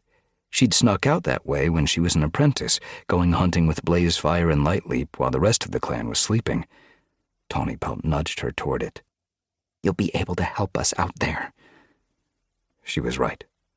If Sunbeam stayed, she'd be powerless. She glanced across the clearing. Splashtail and Berryheart were watching their warriors round up any ShadowClan cats who could still walk and push them into their dens. She'd be more help if she could get to ThunderClan. I'll be back, she told Tawnypelt. I know. Tawnypelt began to pull the brambles clear, and Sunbeam ducked down and wriggled into the gap beneath. Thorns scraped her spine as she pushed through. She'd grown since she was an apprentice, and so had the brambles. But she clawed her way deeper and pulled her tail in after her. She heard Tawnypelt scrape the branches back into place behind her and paused, pricking her ears. Did anyone notice? She whispered. No, Tawnypelt breathed back. I should go. But Sunbeam couldn't bring herself to climb out the other side. She was safe here, hidden deep inside the camp wall. One last look before I go. Twisting around, she peered back through the branches. Shadowsight was hurrying anxiously among his fallen clanmates, assessing their wounds. Then he headed for his den. Splashtail blocked his way. Where are you going? I need herbs, Shadowsight told him. I control ShadowClan herbs now, Splashtail snapped. You don't even know how to use them. Shadowsight glared at the false RiverClan leader. Does it matter? Splashtail stared back at him. Everything in this clan belongs to me. I have to treat my clanmates, Shadowsight insisted. They're wounded and they need help. He tried to push past Splashtail, but Splashtail shoved him back. Do you really want a camp full of sick warriors with infected wounds? Shadowsight growled. Wouldn't it be better to lead a clan full of healthy cats?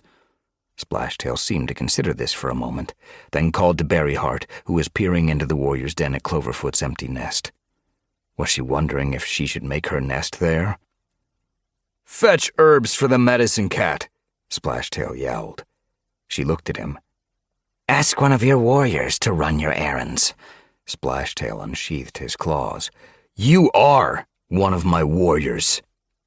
Berryheart glared at him, but headed for the medicine den, her tail flicking irritably.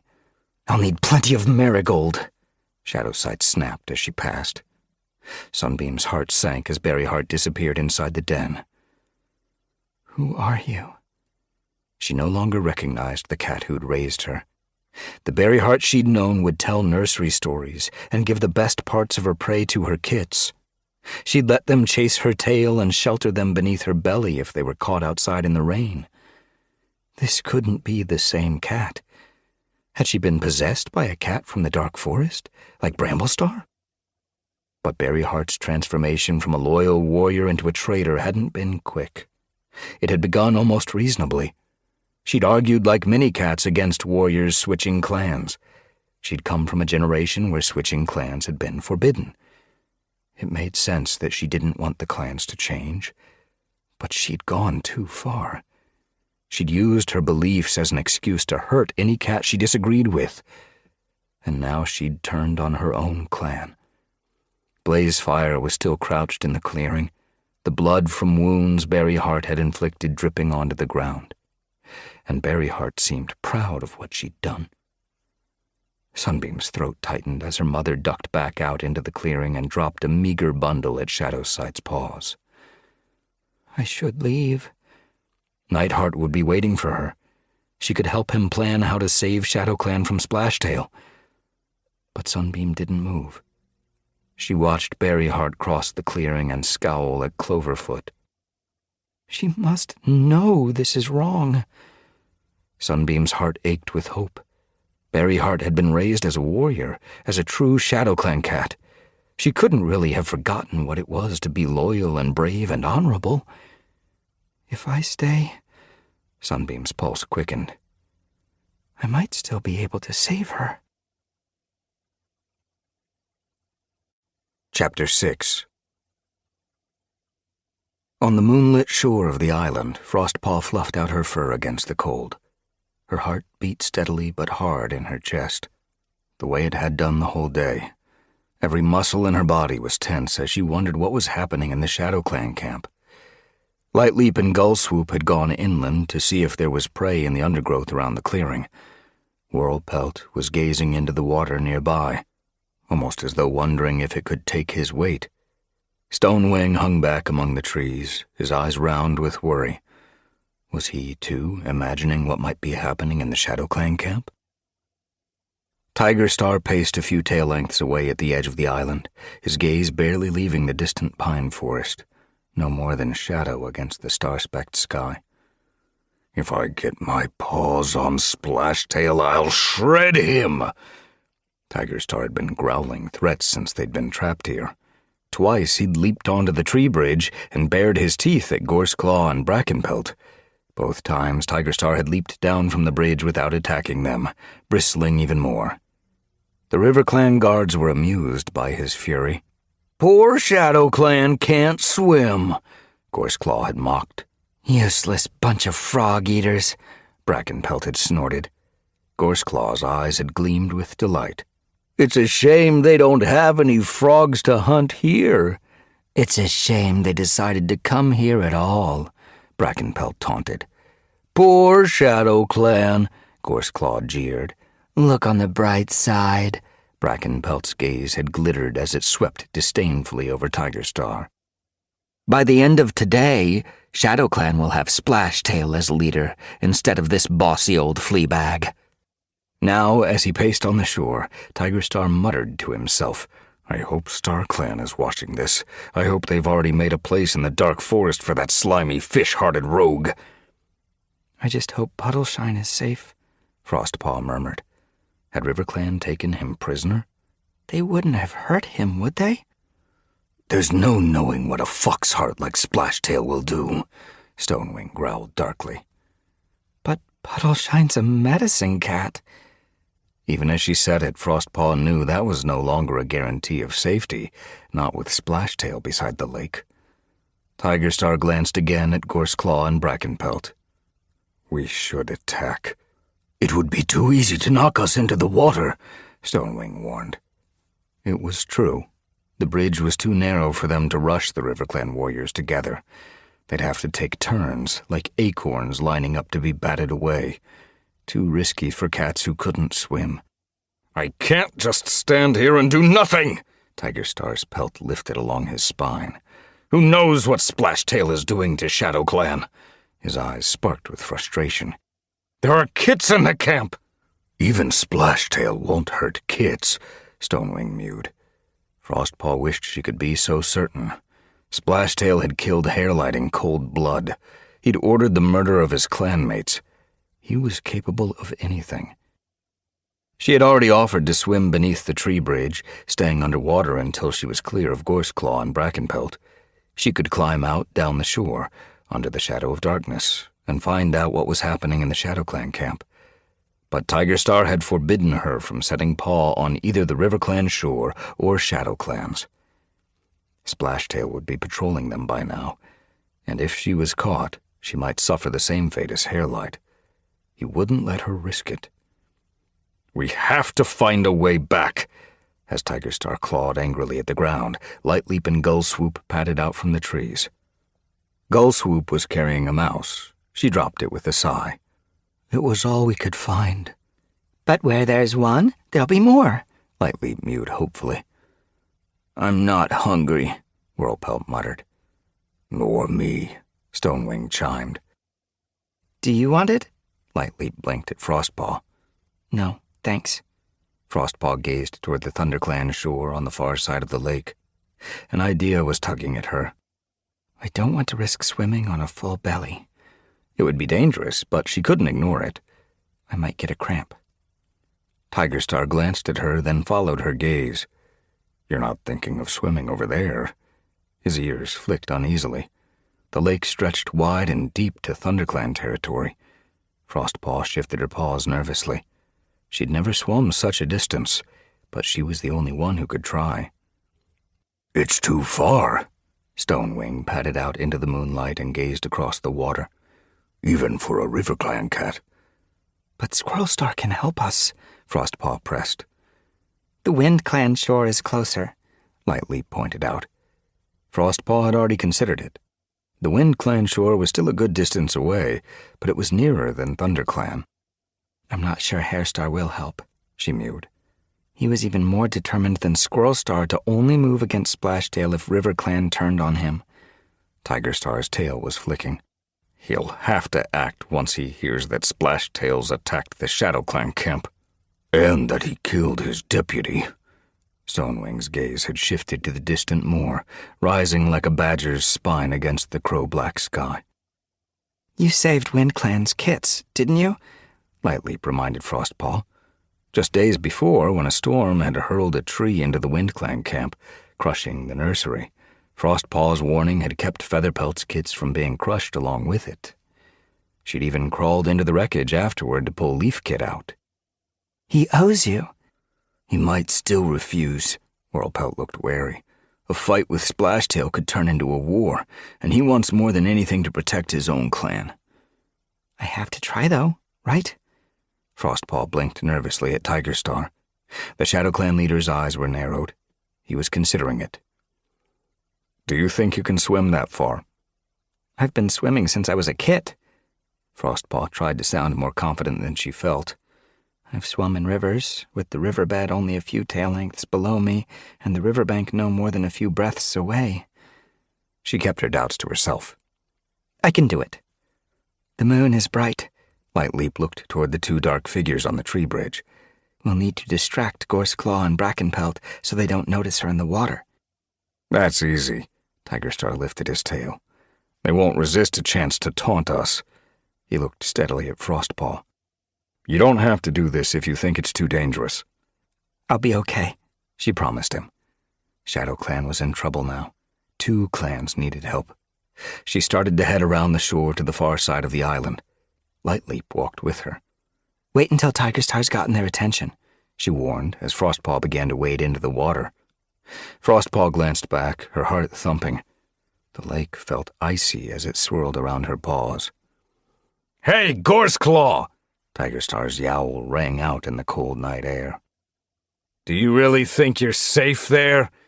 Whirlpelt joined in. There's only two of you. Two's enough to deal with a bunch of cats who are scared to get their paws wet," Gorseclaw yowled back. "You should be watching your tails instead of staring at us," Tiger Star called. "Do you really think I'd come here without a backup plan?" "Where are your clanmates?" Whirlpelt taunted. "Did they leave you alone here because you're expendable?" Gullswoop chimed. Brackenpelt's snarl shot back at them. They left us here because they know we can fight a bunch of mangy Shadow Clan warriors with our tails tied. Lightleap blinked at Frostpaw. It sounds like Tiger Star has their attention. Frostpaw swallowed back fear and took a step further into the lake. You'll be careful, won't you? Lightleap called. Swimming is easy once you know how, Frostpaw promised her. She turned away in case Lightleap could see panic in her eyes and waded deeper into the water. She shivered as it washed her belly fur, bracing herself as it rose around her flanks until it was deep enough to push into and swim. As the lake closed over her spine, the chill of it snatched her breath. I'll warm up soon, she thought. Swimming harder to keep the cold at bay, she pulled into deeper water and glanced back. RiverClan's marshland was hidden behind the island, but across the moonlit water she could see the hillside with the two-leg Greenleaf camp. The pelt dens were lit up eerily from the inside, and the pine forest loomed beside them like a great storm sweeping in. Ahead, the shore seemed a lifetime away. Beyond it, WindClan's moor rose against the sky. She pushed back a sense of foreboding. I can do this. She gritted her teeth. She had to. Behind her, the yowls of Tiger Star and the RiverClan warriors were growing distant, but in such bright moonlight it would be easy to pick out her round head bobbing in the lake. Now that she'd lost the cover of the island, it would be safer to swim underwater. She paused, treading water for a moment. The tightness in her chest eased as she adjusted to the cold. She took a breath, then another, then dived beneath the surface. The water shimmered with moonlight, but when she looked down, Frostpaw saw only blackness. Did the lake have a bottom this far out, or did it reach down forever? The thought made her heart thump. Water pressed hard against her flanks. Her lungs ached. Keep going. She pulled with her forepaws, her hind legs kicking slowly up and down until she was moving through the water like a ripple. She needed to be as far from the island as possible before she surfaced for air. The ache in her lungs became a burn, and she fought the urge to surface and drink in great gulps of air. Remember, you're a true RiverClan cat. She pulled harder, trying to ignore the panic welling in her chest, swimming as strongly as she could until she felt blackness at the edge of her vision. She needed air. Pushing up, she reached for the surface, her panic hardening as she realized it was farther away than she thought. The current must have pulled her downward. Fighting the urge to draw in great draughts of water, she swam dizzily upward, no longer sure if the darkness came from the lake or if she was losing consciousness. I'm going to be okay. Suddenly the water began to sparkle around her. Am I dying? Terror shrilled beneath her pelt. Had StarClan come to fetch her? She fought upward, paws flailing. She broke through the shimmering moonlit surface, sucking in desperate gulps of air. Could Gorseclaw and Brackenpelt see her? She didn't dare look back at the island. Instead, she ducked once more beneath the surface and kept swimming. She was careful to stay in the moonlit water and grew used to the yawning depth below. Finding her rhythm, she managed longer stretches, only surfacing when she knew she couldn't swim another nose length without air. As tiredness began to slow her down, she turned, water streaming around her eyes, and felt a flicker of satisfaction as she saw that the island was no more than a small cluster of trees in the distance. Gorseclaw and Brackenfur wouldn't be able to see her from here. She could keep her head above the surface now. But where was the moor? Her throat tightened. ThunderClan's oak forest rose ahead of her. She turned, confused for a moment as she realized WindClan territory was a little off to one side. She'd swum off course. She'd have to backtrack. Dread gathered like a shadow in her belly. Her muscles felt as heavy as stone, and her effort couldn't keep the chill of the lake from reaching through her pelt. Her paws felt numb from the cold, but she pushed on. I have to save RiverClan. She kept the thought in her mind, repeating it over and over as she focused on the distant shore, a pale strip of moonlit pebbles marking the line between the water and the dark heather beyond. Slowly, slowly, it grew closer. She kept going, pushing through her exhaustion, past her fear. Hope began to grow, warming her body, sending fresh energy to her paws. She could smell the moor, the pungent aroma of peat and heather marked by WindClan's scent. The shore was no more than a few tree lengths away. She was going to make it. Her heart began to beat harder, joy rising in her chest. Suddenly, something slipped past her paws. She felt scales brush her pads and looked down, startled as the large, dark shape of a fish slid beneath her. It swam up to one side, then the other, circling as though curious to find her here. Panic sparked in Frostpaw's belly. Was it a pike? She'd heard of kits who'd been swallowed whole, and warriors who'd had lumps ripped from their flanks by the vicious teeth of pikes that lurked in the deepest stretches of the river. Did they live in the lake, too? The fish circled her again, then sank into the darkness. Was it gone? Swallowing back terror, Frostpaw swam faster, her breath coming in gasps as she raced for the shore. The fish bumped her paws again. Her heart seemed to explode as it rose once more in the water beside her. Its scales glittered in the moonlight. It was longer than she was, its thick body as wide as her chest, and moved with such ease that there was no way she could outswim it. Go away! She fixed her gaze on the shore. Land was just a tree length away now. She only had to swim a little farther and it would rise to meet her. She felt the fish brush her flank. Swimming frantically, she braced, ready for it to sink its teeth into her. StarClan, help me! Her paws brushed against pebbles. She reached the shallows. Glancing sideways, she saw the fish turn and head back into the darkness. Weak with relief, Frostpaw stumbled out of the water and collapsed on the shore. She lay still for a while, catching her breath, wishing she could lie here until her fear and exhaustion had ebbed away. But Tigerstar and the others were relying on her. She pushed herself to her paws and began to trek inland. Her pelt was still dripping, and her claws were clogged with mud as she reached the hillside and began to follow a path through the heather. Opening her mouth, she tasted the air. She wanted to find fresh WindClan scent. She needed to locate a patrol. She climbed up the slope, trying to work out if this was the right way to the WindClan camp. As long as she was climbing, she'd be heading in the right direction. She tried not to think of the last time she'd crossed the moor alone in search of WindClan. She tried not to remember the figure who had darted out of the night and slashed her throat, leaving her for dead. Frostpaw? She froze as she heard a mew. The wind whisked WindClan scent over her, and she jerked her muzzle around to find Woodsong and Sedgewhisker staring at her from the path behind. She blinked at them anxiously. Woodsong had been one of the cats who'd refused to let her into WindClan's camp when the storm was raging.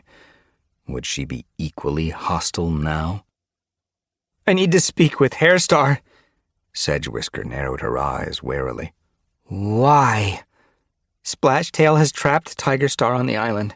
We think he's attacked the ShadowClan camp. Sedgewhisker patted closer. You only think he's attacked ShadowClan? The warriors who are guarding us said that Splashtail would be leader of ShadowClan by the end of today, Frostpaw told her. Sedgewhisker's eyes glittered with suspicion. What was a RiverClan cat doing with Tigerstar? Enough questions. Woodsong slid past them, looking at Frostpaw with understanding. This sounds serious. Let's take her to Hairstar. She can explain everything to him. Frostpaw's pout flattened in relief as the brown she-cat began to head along the trail. Sedgewhisker watched her go, stiffening for a moment, then seemed to agree. Come on, then. But Frostpaw was already hurrying after Woodsong. Sedgewhisker fell in beside her. Why were you with Tigerstar? Her suspicion sounded more like curiosity now. We were going to help RiverClan. While they were attacking ShadowClan? The light brown tabby she-cat looked puzzled. Frostpaw was struggling to keep up with Woodsong. Her paws ached from the swim. It was all she could do to focus on the path. I'll explain everything to Hairstar, she promised. Woodsong glanced back at her. You're soaked, she mewed. Did you swim from the island? Yes. Sedgewhisker blinked. All the way? I couldn't exactly stop halfway, could I? Sedgewhisker looked astonished. I knew RiverClan could swim, but the lake is huge. I know. Frostpaw was relieved to see the high gorse wall of the WindClan camp looming ahead. She didn't have the energy to explain anything more to these warriors. She only wanted to speak with Hairstar. Woodsong broke into a run and ducked through the entrance tunnel. Sedgewhisker paused outside. You must be frozen. Her eyes rounded sympathetically. I'll see if Kestrel Flight will give you a nest in the medicine den. She looked suddenly worried. You won't try to swim back tonight, will you? The thought made Frostpaw shudder. She hadn't even considered where she'd go once she'd spoken to Hairstar. Would the WindClan leader let her stay here? She longed suddenly for a soft nest and a deep sleep, and blinked gratefully at Sedgewhisker. I don't mind where I sleep, she mewed, so long as it's warm. Frostpaw? Woodsong was calling through the entrance. Hairstar's waiting for you. Frostpaw hurried through the tunnel, her heart quickening once more. What would Hairstar say when he heard the news? Would he agree to move against Splashtail at last? The WindClan leader was waiting in the shadows beside the gorse wall. The camp looked deserted. WindClan must be asleep. He started forward as he saw Frostpaw, his eyes gleaming in the darkness. Woodsong says Splashtail has attacked ShadowClan. His mew was urgent. He sent Berryheart and Brackenpelt to their camp, Frostpaw told him quickly. They said RiverClan had driven Splashtail out and needed help. Tigerstar sent a patrol. I was with it. We were tricked into tracking Splashtail to the island. It was a lie. It was all a lie. Frostpaw suddenly felt helpless, overwhelmed by exhaustion and shock. How could Splashtail always be one paw step ahead? Splashtail murdered Hairlight, she blurted. He ordered his warriors to kill Mothwing, Duskfur, and Icewing on sight. He's crazy. And now he's trapped Tigerstar and 4 of his warriors on the island, and he's attacking ShadowClan. Hairstar stared at her solemnly. Did you see him attacking ShadowClan? Of course we didn't. Frustration surged in her chest. We were trapped on the island. Weren't you listening? Was Hairstar going to ignore this just as he'd ignored every other fox-hearted thing Splashtail had done? But we saw Berryheart, Minnowtail, Lizardtail, and Nightsky heading for ShadowClan after they ambushed us. And Brackenpelt said that Splashtail would be ShadowClan's leader by the end of the day. She searched Hairstar's gaze. Why was he still hesitating? She'd saved WindClan's kits. She'd risked her life to swim here. How much more did she have to do to earn his help? Didn't he care about anything except WindClan? Was he even a warrior? He dipped his head. I will speak to my clan. She blinked at him. Is that all? Was he still playing for time? But he went on. At dawn, I'll take a patrol to speak with Squirrelstar and Leafstar. Please do more than speak. Then we'll go to the ShadowClan camp and see for ourselves what's happening. Frostpaw felt hope spark in her belly. What about Tigerstar? She knew how small and desperate her mew sounded. I'll send a patrol to get him and his warriors off the island. Frostpaw wanted to collapse on the smooth grass. Finally, Hairstar was helping. At last, she felt she wasn't carrying the whole sky on her shoulders. The long swim in the darkness, The cold of the water and tension of not having known what Hairstar would say seemed to overwhelm her. Hairstar blinked at her kindly. "You look exhausted." His gaze flicked toward Sedgewhisker, hanging back a few tail lengths away. "Find Frostpaw a nest. Make sure it's warm and dry, and ask Kestrelflight to have a look at her." "I'll be okay," Frostpaw promised. "I'm sure you will," Hairstar mewed. "But it's better to be safe than sorry. And we have a long day ahead of us tomorrow." Chapter 7. I should have stayed with her. Regret tugged like a thorn in Nightheart's belly. He longed to run back to the ShadowClan camp, to Sunbeam. "Pull her up!" Duskfur was below him at the bottom of the gully, heaving Mothwing from behind with her paws. Nightheart grabbed the medicine cat's scruff. Night had fallen. The forest was swathed in darkness. The battle might be over by now. He dragged Mothwing up and over the edge, being careful not to bump her wound. What if Sunbeam is hurt? The tug in his belly hardened. "Thanks, Nightheart." Mothwing found her paws, wincing with pain. Duskfur hopped out beside her. "Did you say they were still fighting when you left?" "Yes." Nightheart glanced back, between the shadowy trees, toward the ShadowClan camp. Dread began to press at the edge of his thoughts. "It looked pretty bad." "It must have been hard," Mothwing mewed. "leaving without Sunbeam." "She insisted." Nightheart looked at his paws. It sounded like an excuse. He should never have left her. "I'm glad you did." Duskfur scanned the forest. "I couldn't have dragged Mothwing out of the gully by myself, and we couldn't have stayed where we were. She needs to be in a medicine den." Her words didn't ease Nightheart's guilt. Mothwing gazed at him. "It will be okay." "Sunbeam is strong," Duskfur chimed. "I hope that's enough." Nightheart shivered. "I wish she didn't feel so responsible for her mother." "How could she not?" Mothwing mewed. "She's a good warrior. She's loyal." Duskfur whisked her tail. "Let's go," she mewed. "If the battle is ending, there may be patrols heading this way soon." She looked at Nightheart. "I'm hoping you know which way to go." "The SkyClan border's over there." Nightheart nodded toward a steep rise. He was relieved that the RiverClan cats needed him. It made him feel he had made the right decision leaving Sunbeam. A bright moon shone between the branches overhead as he led the RiverClan cats through the sharply shadowed trees, up the rocky slope, toward a stretch of forest where the pines gave way to oak and beech. As they crossed the border, Mothwing limped badly. The scent of the herbs plastering her wound rose, pungent in the chilly night air. Nightheart was acutely aware they were on another clan's territory. "Can you walk any faster?" He glanced guiltily at Mothwing, knowing she was in pain. "I don't want to bump into a SkyClan patrol." "It might be a good thing if we do," Duskfur mewed. "It will save us a trip to warn Leafstar that Splashtail has invaded ShadowClan." "He might have his eye on SkyClan territory next," Mothwing added grimly. "Really?"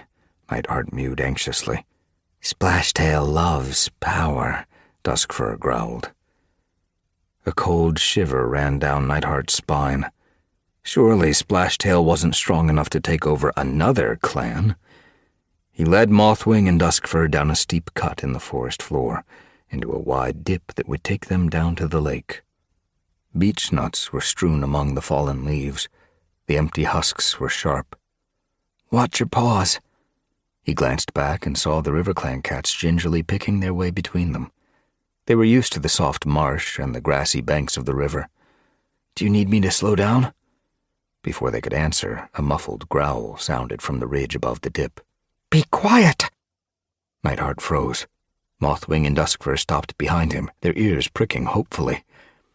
"Is that a SkyClan patrol?" Duskfur whispered. Nightheart tasted the air. RiverClan scent was drifting between the trees. Had Splashtail sent a patrol to search already? "Get back!" He began to nudge Mothwing and Duskfur toward a dogwood clinging to the slope behind them. A second growl sounded from the ridge. "Stop wriggling!" Then a kit squealed. Mothwing's pelt ruffled. What's a kit doing out in the forest? Nightheart strained to see through the dark. I'll go and see what's happening. You hide here. I said to keep moving, the first mew sounded again. To Nightheart it sounded like a kit being hurried along. I'm coming with you. Dusk first started forward.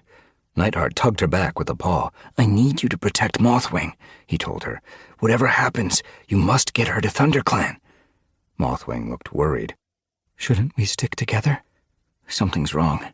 That kit sounds scared. Nightheart's pulse was racing. Had it crept out of the SkyClan camp? That didn't explain the RiverClan scent. If I'm not back by moon high, he told Duskfur and Mothwing, follow this dip to the lake. Then, Mothwing interrupted. Once we reach the lake, I'll know where to go.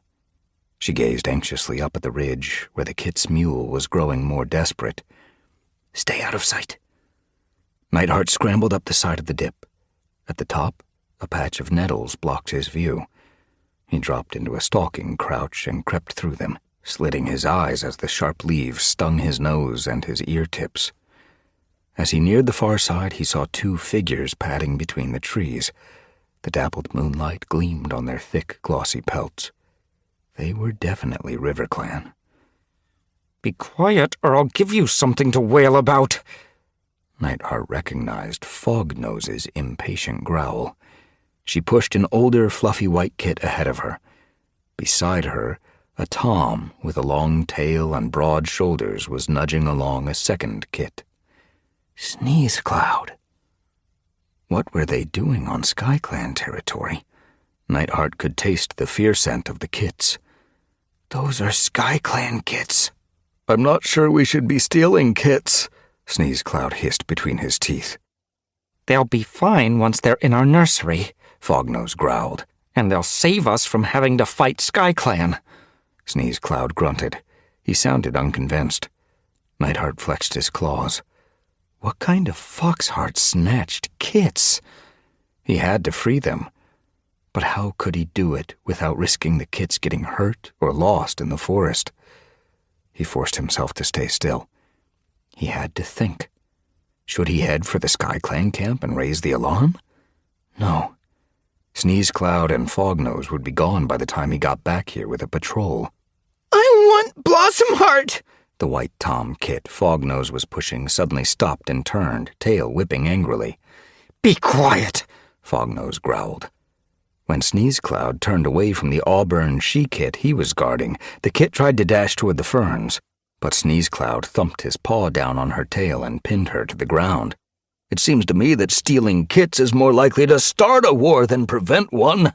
Fognose jerked toward him, the tom kit now trapped beneath her sizable paw. Stop thinking and just do what Splashstar ordered. Nightheart moved into an attack crouch. He took a breath, sank lower, then launched himself toward the RiverClan warriors. He exploded from the nettles with a shriek and landed a tail length from the kidnappers. Sneeze Cloud scrambled backward. Fognose spun around, her eyes widening with alarm. She let go of the white tom kit. The auburn she-kit was already free. Run! Nightheart yowled at them as he barreled into Fognose and sent her tumbling backward. Follow the lake to ThunderClan. The border patrol will help you. He turned and slashed Sneeze Cloud across the muzzle, but Fognose was already scrambling to her paws as the kits dived into the nettle patch. Keep running! Nightheart yowled after them. He lunged at Fognose as she raced for the kits, grabbing her shoulders and curling his claws deep into her pelt. She shrieked and twisted, turning on him, her eyes sparkling with rage. Flinging herself at him, she knocked him backward. He threw his paws around her chest and fell with her to the ground, holding on tight as she writhed in his grip. Sneeze Cloud darted past them, heading for the nettles. Nightheart reached for him with his free paw and hooked his claws into the warrior's hind leg. With a jerk, he tugged it from beneath him. The gray and white tom fell to the ground with a thump, but Fognose had wriggled free. Nightheart made a fast grab at her tail and hung on to both warriors, one paw clutching each, his claws like barbs in their fur. He felt a rush of panic as Fognose ripped free. She raced for the nettles. She'd easily hunt the kits down before they reached camp. Take me instead, he yowled after her. I'd make a better hostage, wouldn't I? Fognose pulled up. He'd got her attention. "You're a warrior," he pressed. "Only a foxheart steals kits." She turned to face him, and Sneeze Cloud stopped struggling in his grip. Fognose padded slowly back toward them. "He's got a point." Sneeze Cloud looked at her. She stopped a nose length away. Nightheart could smell her fishy breath. "You'll come quietly?" she asked. "If it means you'll leave the kits alone," Nightheart told her. Splashstar might be pleased to have a ThunderClan cat prisoner, Fognose mewed thoughtfully. especially one who's Squirrelstar's kin. She glanced at Sneeze Cloud. If he's not, I'm blaming you. "Okay," Sneeze Cloud mewed. "Just so long as we don't have to steal kits." Nightheart got to his paws. "Let's go," he growled, trying not to think what would happen if he reached the RiverClan camp. There would be plenty of chances to escape on the way. For now, the SkyClan kits were safe. I'm going to tell Splashstar it was you who lost him, Fognose snapped. "Splashstar doesn't even know we had him," Sneeze Cloud pointed out. He'll know, Fognose growled ominously. Nothing gets past him. "Don't worry," Sneeze Cloud grunted. "He can't get far. He's a dry paw." Nightheart tried to hold his breath, but he'd been running. He needed air. He fought to stop himself from panting and crouched lower among the reeds until the water touched his chin. Heart thumping, he stared at the thick wall of stems. Please, StarClan, don't let them find me. He could still feel the RiverClan warriors' claw marks from his last escape attempt. He'd made a run for it as they'd marched him out of the forest, but the river had blocked his way, and they'd easily outflanked him as he'd swerved and tried to flee along the riverbank. This time he'd been smarter. He'd waited until there was somewhere he could hide. They mustn't find him. Nightheart forced back a shudder. He'd seen how Splashtail had dealt with his own deputy. He didn't want to imagine what the cruel Tom would do to a warrior from an enemy clan. You can't escape! Nightheart stiffened as Fognose's mew sounded beyond the reeds. "We know the reed beds better than we know our own pelts," Sneeze Cloud chimed in.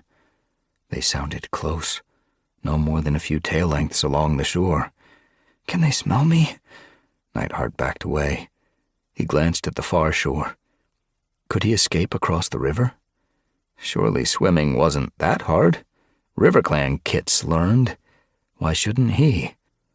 He waded farther out, his heart lurching as he felt the riverbed fall away. The current snatched him, and he fought to stay afloat. Panic sparked in every muscle, but he ignored it. If he could just stay afloat, he could let the river carry him downstream, away from his kidnappers. He flailed his paws, trying to steer himself. His heart quickened as he felt the water holding him up. I can do this. Nightheart began to move his paws in rhythm. I just have to get clear. If I can... The reeds suddenly burst open. Dismay swamped him as Fognose crashed through and plunged into the water beside him. He floundered, trying to swim away, but panic made him clumsy, and he sank beneath the surface. Pain sliced his shoulders as he felt Fognose's claws hook into his fur. He shrieked as she hauled him up, water flooding into his mouth and down his throat. Spluttering, he felt himself being dragged backward through the reeds. Water streamed into his eyes as he found air. He lashed out, coughing, writhing desperately, fear pulsing in his blood as he tried to get free, but Fognose's claws were deep in his pelt. Grab him! She yowled at Sneeze Cloud, and Nightheart could do nothing but thrash helplessly at the air as the two warriors hauled him onto the riverbank. Did you really think we wouldn't find you? Fognose's eyes glittered with anger as Nightheart struggled to get to his paws. She lashed out at him. Fire seemed to lick around his muzzle as her claws sliced his nose. Still coughing, Nightheart threw a weak blow back at her, but Sneeze Cloud lunged at him. The RiverClan warrior hit him hard, and Nightheart staggered, shock pulsing through his body, and thumped onto his side. Winded, blinded by water, gulping for air, Nightheart sank against the earth, defeated. These warriors were stronger than he'd anticipated. There was no way he could escape. But he wasn't giving up. He was going to save his strength. Once he reached the RiverClan camp, he'd find another way out. The moon was high as Fognose shoved him through the reed entrance tunnel, and he stumbled into the clearing. His body ached. His pelt stung with wounds from the battle and the fresher ones Fognose and Sneezecloud had given him. In the moonlight, he could see RiverClan warriors around the clearing. He could smell their blood. They were wounded from the battle, too.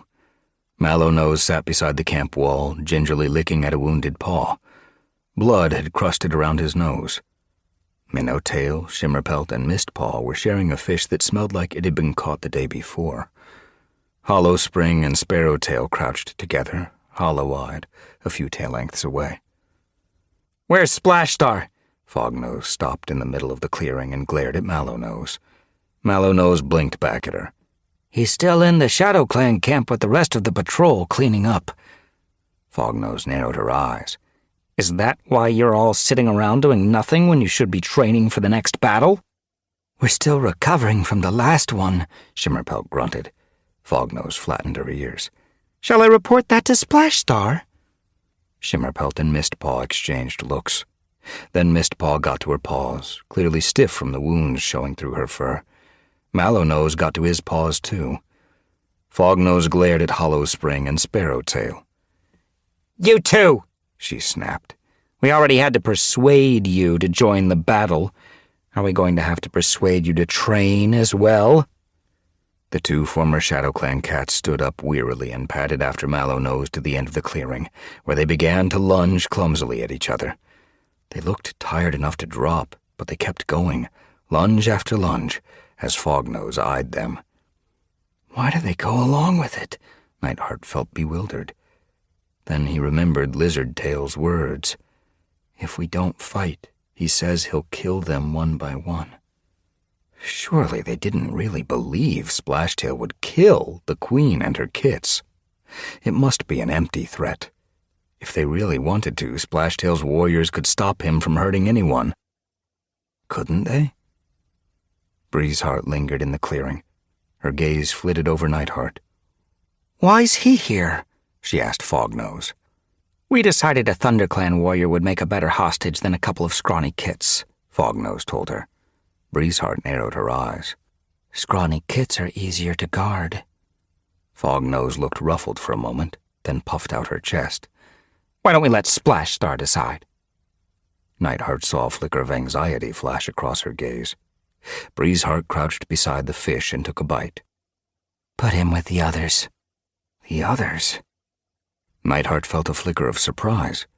Did RiverClan already have prisoners? Fognose shoved him toward the nursery. Brambles had been wrapped over it. More choked the entrance, and as Fognose pushed him inside, Nightheart had to close his eyes and flatten his ears to protect himself from the sharp thorns. He tumbled into the den, the warmth of it suffocating after the cold night air. It smelled of stale bedding. As his eyes grew accustomed to the gloom, he saw Mosspelt, RiverClan's only elder, crouching beside Havenpelt. The RiverClan Queen's tail was wrapped around Floatkit, Rapidkit, and Troutkit, who were sleeping against her belly. She blinked at Nightheart with round, distrustful eyes. "Why are you here?" Mosspelt's mew was wary. Nightheart dipped his head. "I'm a prisoner," he mewed. "From the sound of it, so are you." His nose twitched.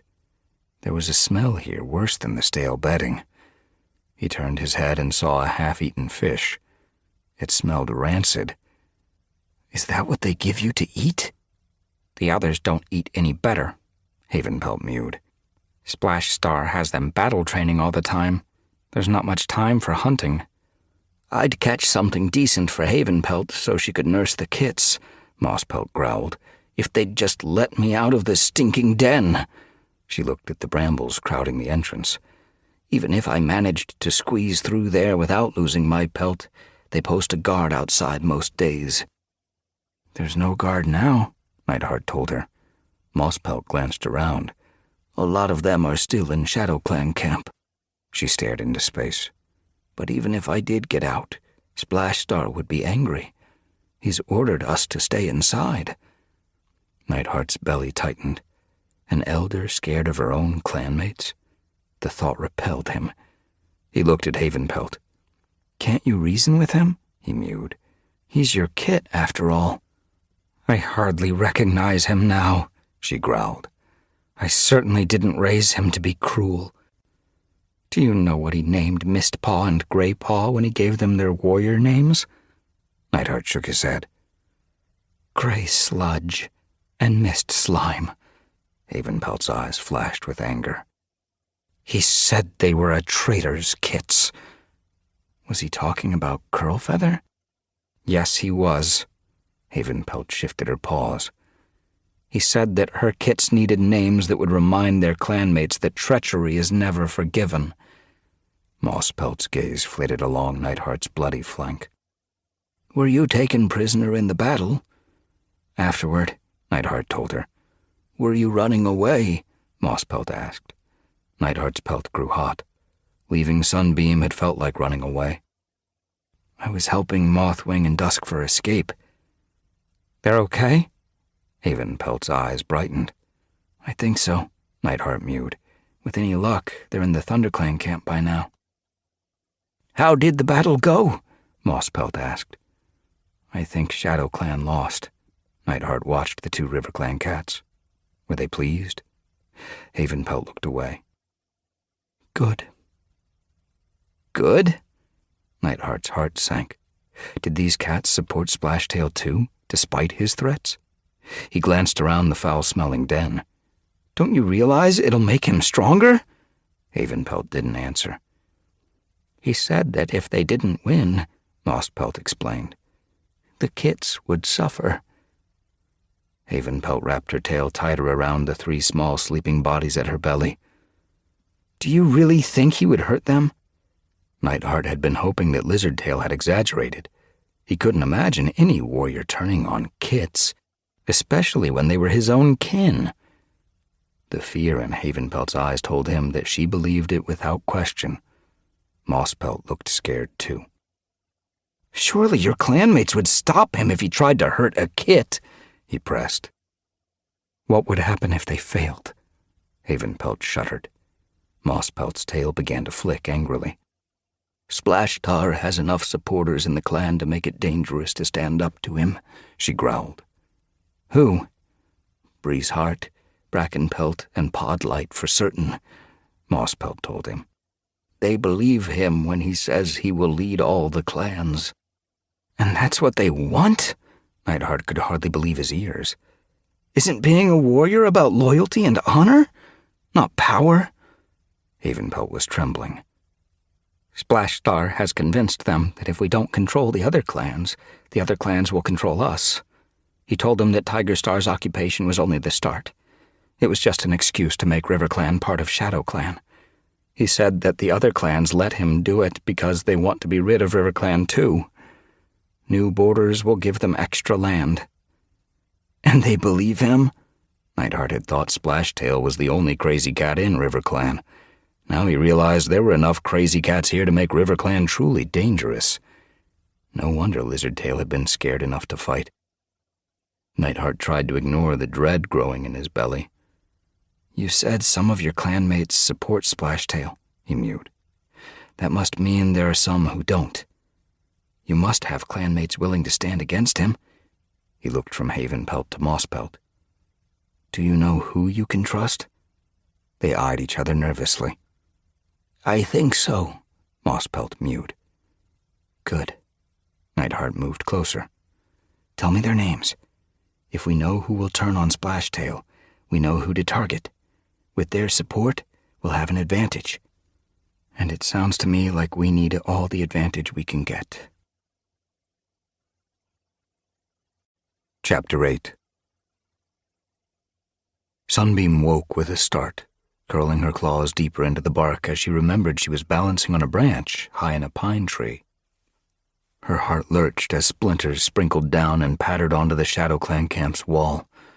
Nervously, she peered down between the branches and scanned the camp below. No one had looked up, and even if they did, she told herself the thick needles would shield her from sight. Besides, it was still dark enough for her fur to melt into shadow. How long had she slept? Dawn light was showing between the trees, but the sun had not yet lifted above the horizon. She'd climbed up here last night as the defeated Shadow Clan warriors were herded into their dens. She'd been relieved when Splashtail had sent Sparrowtail and Hollowspring back to the RiverClan camp, along with Mallownose and Shimmerpelt. She didn't want to watch them crowing over Shadow Clan like the other RiverClan warriors. Had they looked relieved as they were leaving? Even guilty as they glanced back at the blood-spattered clearing? Perhaps she'd just hoped they did. As the night wore on, Sunbeam kept wondering what had happened to Nightheart. Had he made it home with Duskfur and Mothwing? Surely Squirrelstar had heard by now what had happened here. Sunbeam kept hoping the ThunderClan leader would storm into camp with a patrol at her heels. But if she did, what would become of Berryheart? The thought frightened Sunbeam. I need time to make her see how wrong she's been. She needs a chance to make up for what she's done. If only her mother had looked a little repentant as she'd lounged beside Splashtail after the battle. Instead, she'd shared a plump pigeon with him, eyeing the empty clearing with a gleam of satisfaction in her eyes, while her former clanmates huddled in their nests. The evening had dragged by, but eventually the camp had fallen into an uneasy silence. Sunbeam had lost track of time, and finally, exhausted and stinging from battle, she'd fallen asleep. Now, in the early morning light, she could hear Owlnose and Lizardtail ordering the Shadow Clan cats from their dens. One by one, her former clanmates limped into the clearing, where Podlight and Minnowtail shoved them toward the camp wall. Splashtail watched from the mossy log as they gathered, ragged and beaten, beside the brambles. Berryheart sat in the shadows beside the warrior's den. Stop dragging your paws! Owlnose hurried Spireclaw and Fringewhisker toward their clanmates with a flick of his tail. The two Shadow Clan warriors glanced at him angrily, but joined their clanmates, Shadowsight moving between them, keeping low, quietly checking their wounds. Cinnamon Tail pushed her kits behind her, glaring at the RiverClan cats. Is everyone here? Splashtail called sharply to Lizardtail. No one's escaped. As Lizardtail answered, Nightsky and Greypaw raced into camp. Splashtail looked at them. Any sign of Sunbeam or Nightheart? Sunbeam shifted her paws nervously. Her scent trail, sharpened by fear, must have been obvious. None, Nightsky reported. Really? Sunbeam narrowed her eyes. Maybe the RiverClan cats couldn't pick out scents yet through the pungent smell of the pines. Or perhaps Nightsky wanted her and Nightheart to escape. She peered closer at Nightsky. They must have gone back to ThunderClan, Berryheart patted from the shadows. Splashtail grunted. I guess we scared them away. They'll tell Squirrelstar, Owlnose warned. Good. Splashtail's eyes gleamed. The sooner we deal with ThunderClan, the better. He fixed his gaze on Minnowtail. I want the kits and the queen kept in the nursery. They're not to leave it under any circumstances. You and Grey Sludge can guard them. Grey Sludge? Sunbeam's eyes widened. Was that what Splashtail had named him? If anyone escapes, Splashtail snarled, you two will be responsible. Minnowtail nodded and padded toward Cinnamon Tail, her pelt twitching nervously as the Shadow Clan queen glared at her. Then Cinnamon Tail let her hackles fall and followed quietly as Minnowtail and Grey Sludge escorted her and the kits to their den. The rest of you can eat. Splashtail looked from the Shadow Clan warriors to the freshkill pile, a meager assortment of frogs and mice that the RiverClan warriors must have caught in the night. I'm not eating prey caught by another clan. Cloverfoot padded from among the Shadow Clan warriors and glared at the false RiverClan leader. Splashtail blinked at her coolly. We're all one clan now, he told her. Or hadn't you realized? He lifted his muzzle. This is the first dawn of your new lives as RiverClan warriors. Cloverfoot's pelt spiked. Never! We'd rather die than follow a foxheart like you. Snowbird unsheathed her claws. We'll never be part of RiverClan, Snaketooth hissed. Owlnose took a step forward, his tail flicking ominously. Cloverfoot stared back at him. Behind her, Shadow Clan warriors began to stiffen, narrowing their eyes, their ears flattening as though preparing to fight. Podlight, Lizardtail, and Nightsky lined up beside Owlnose. Gray Sludge and Minnowtail fell in behind them, their fur lifting along their spines. Sunbeam's heart quickened. Was there going to be another battle? There were fewer RiverClan warriors now. Perhaps ShadowClan would win. She leaned forward on the branch, ready to scramble down and help. Wait! Splashtail shouldered his way between Nightsky and Minnowtail and stopped a nose length away from Cloverfoot. Didn't I tell you already what would happen if you tried to fight us? He glanced toward the nursery. It's not just you and your warriors who will pay. His gaze narrowed. Every scratch you inflict on my warriors will be carved into your kids. Sunbeam's mouth grew dry. Splashtail really was crazy, and even more dangerous than she'd imagined. Her heart sank as Cloverfoot dropped her gaze, signaling her clanmates back with a flick of her tail. Did Berryheart care that Splashtail was prepared to hurt Kits? Sunbeam felt suddenly cold. Her mother was calmly choosing prey from the fresh-killed pile, her pelt as smooth as a green-leaf river. Was she okay with this? Splashtail hopped off the log and glanced at his warriors. I need to speak to you before I leave. The RiverClan cats hurried over to huddle around him and listen while he spoke, his mew too low for Sunbeam to hear. Berryheart didn't join them. Instead, she began taking prey to her former clanmates. Was she hoping it might soften their anger toward her? She dropped a frog at Yarrowleaf's paws and stopped, leaning forward as though whispering in Yarrowleaf's ear. Yarrowleaf drew back, surprised, but Berryheart kept talking. Sunbeam strained, wishing she could hear. Splashtail's back was to her mother. Was Berryheart up to something while Splashtail was distracted? Hope sparked in her chest.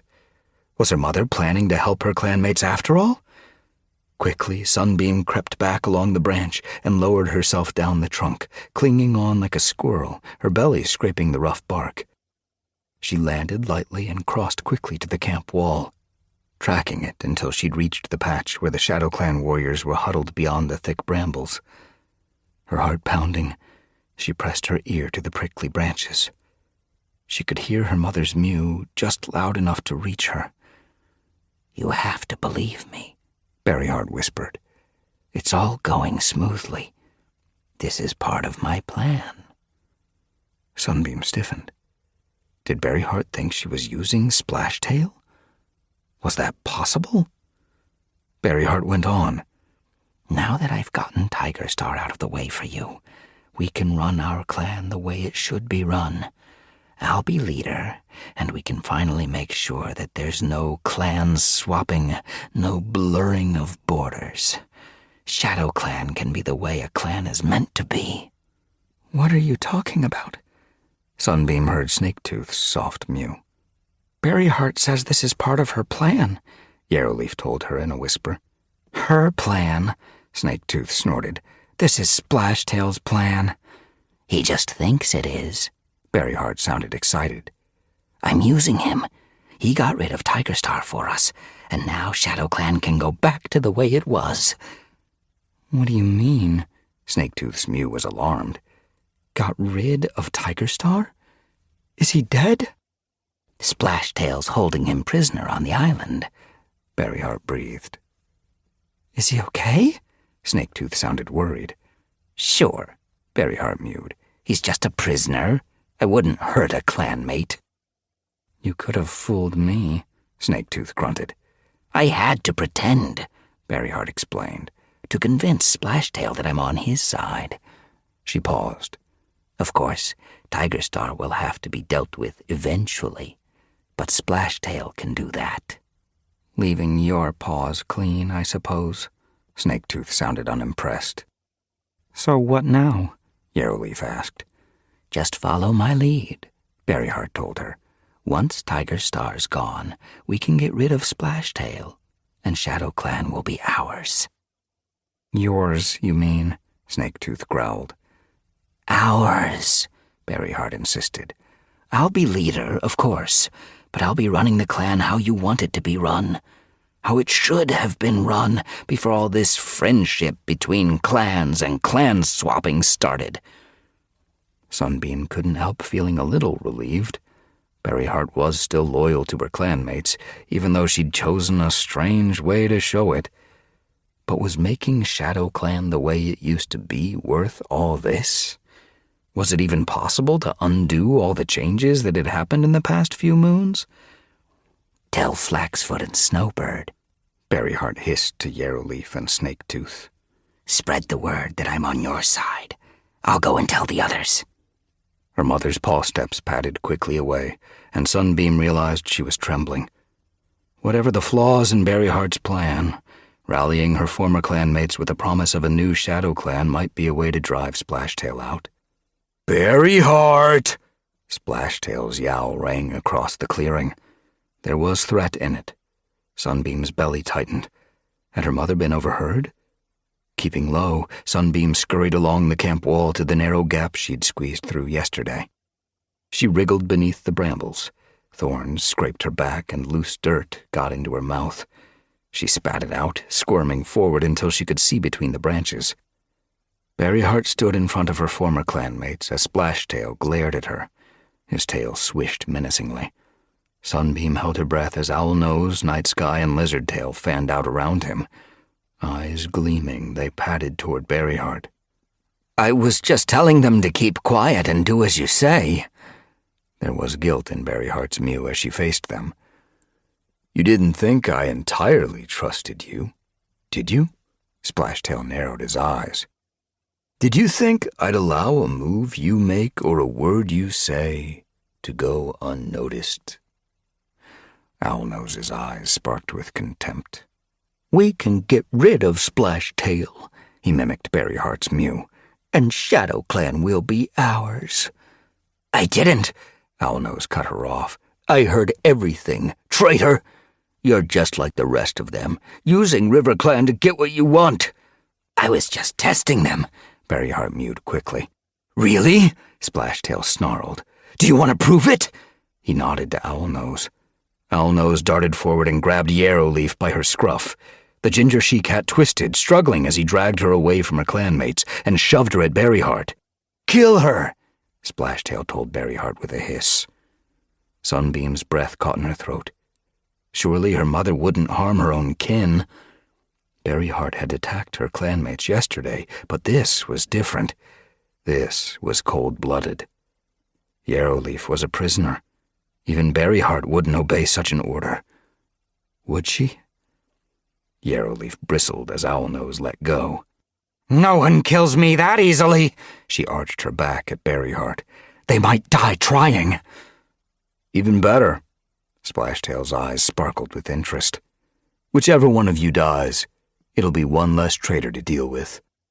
I'm not a traitor, Berryheart hissed, and neither is Yarrowleaf.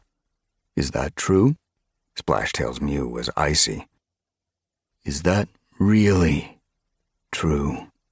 Can we just calm down? There was fear in Berryheart's mew now. Sunbeam realized that she was trembling. Panic was pounding in her ears. Get rid of her. Splashtail nodded to his warriors and turned away. I'm going back to camp. You're in charge here, Owlnose. Sunbeam watched, frozen, as the false River Clan leader padded out of the Shadow Clan camp. Perhaps it was good he'd left. Owlnose might relent without Splashtail watching him.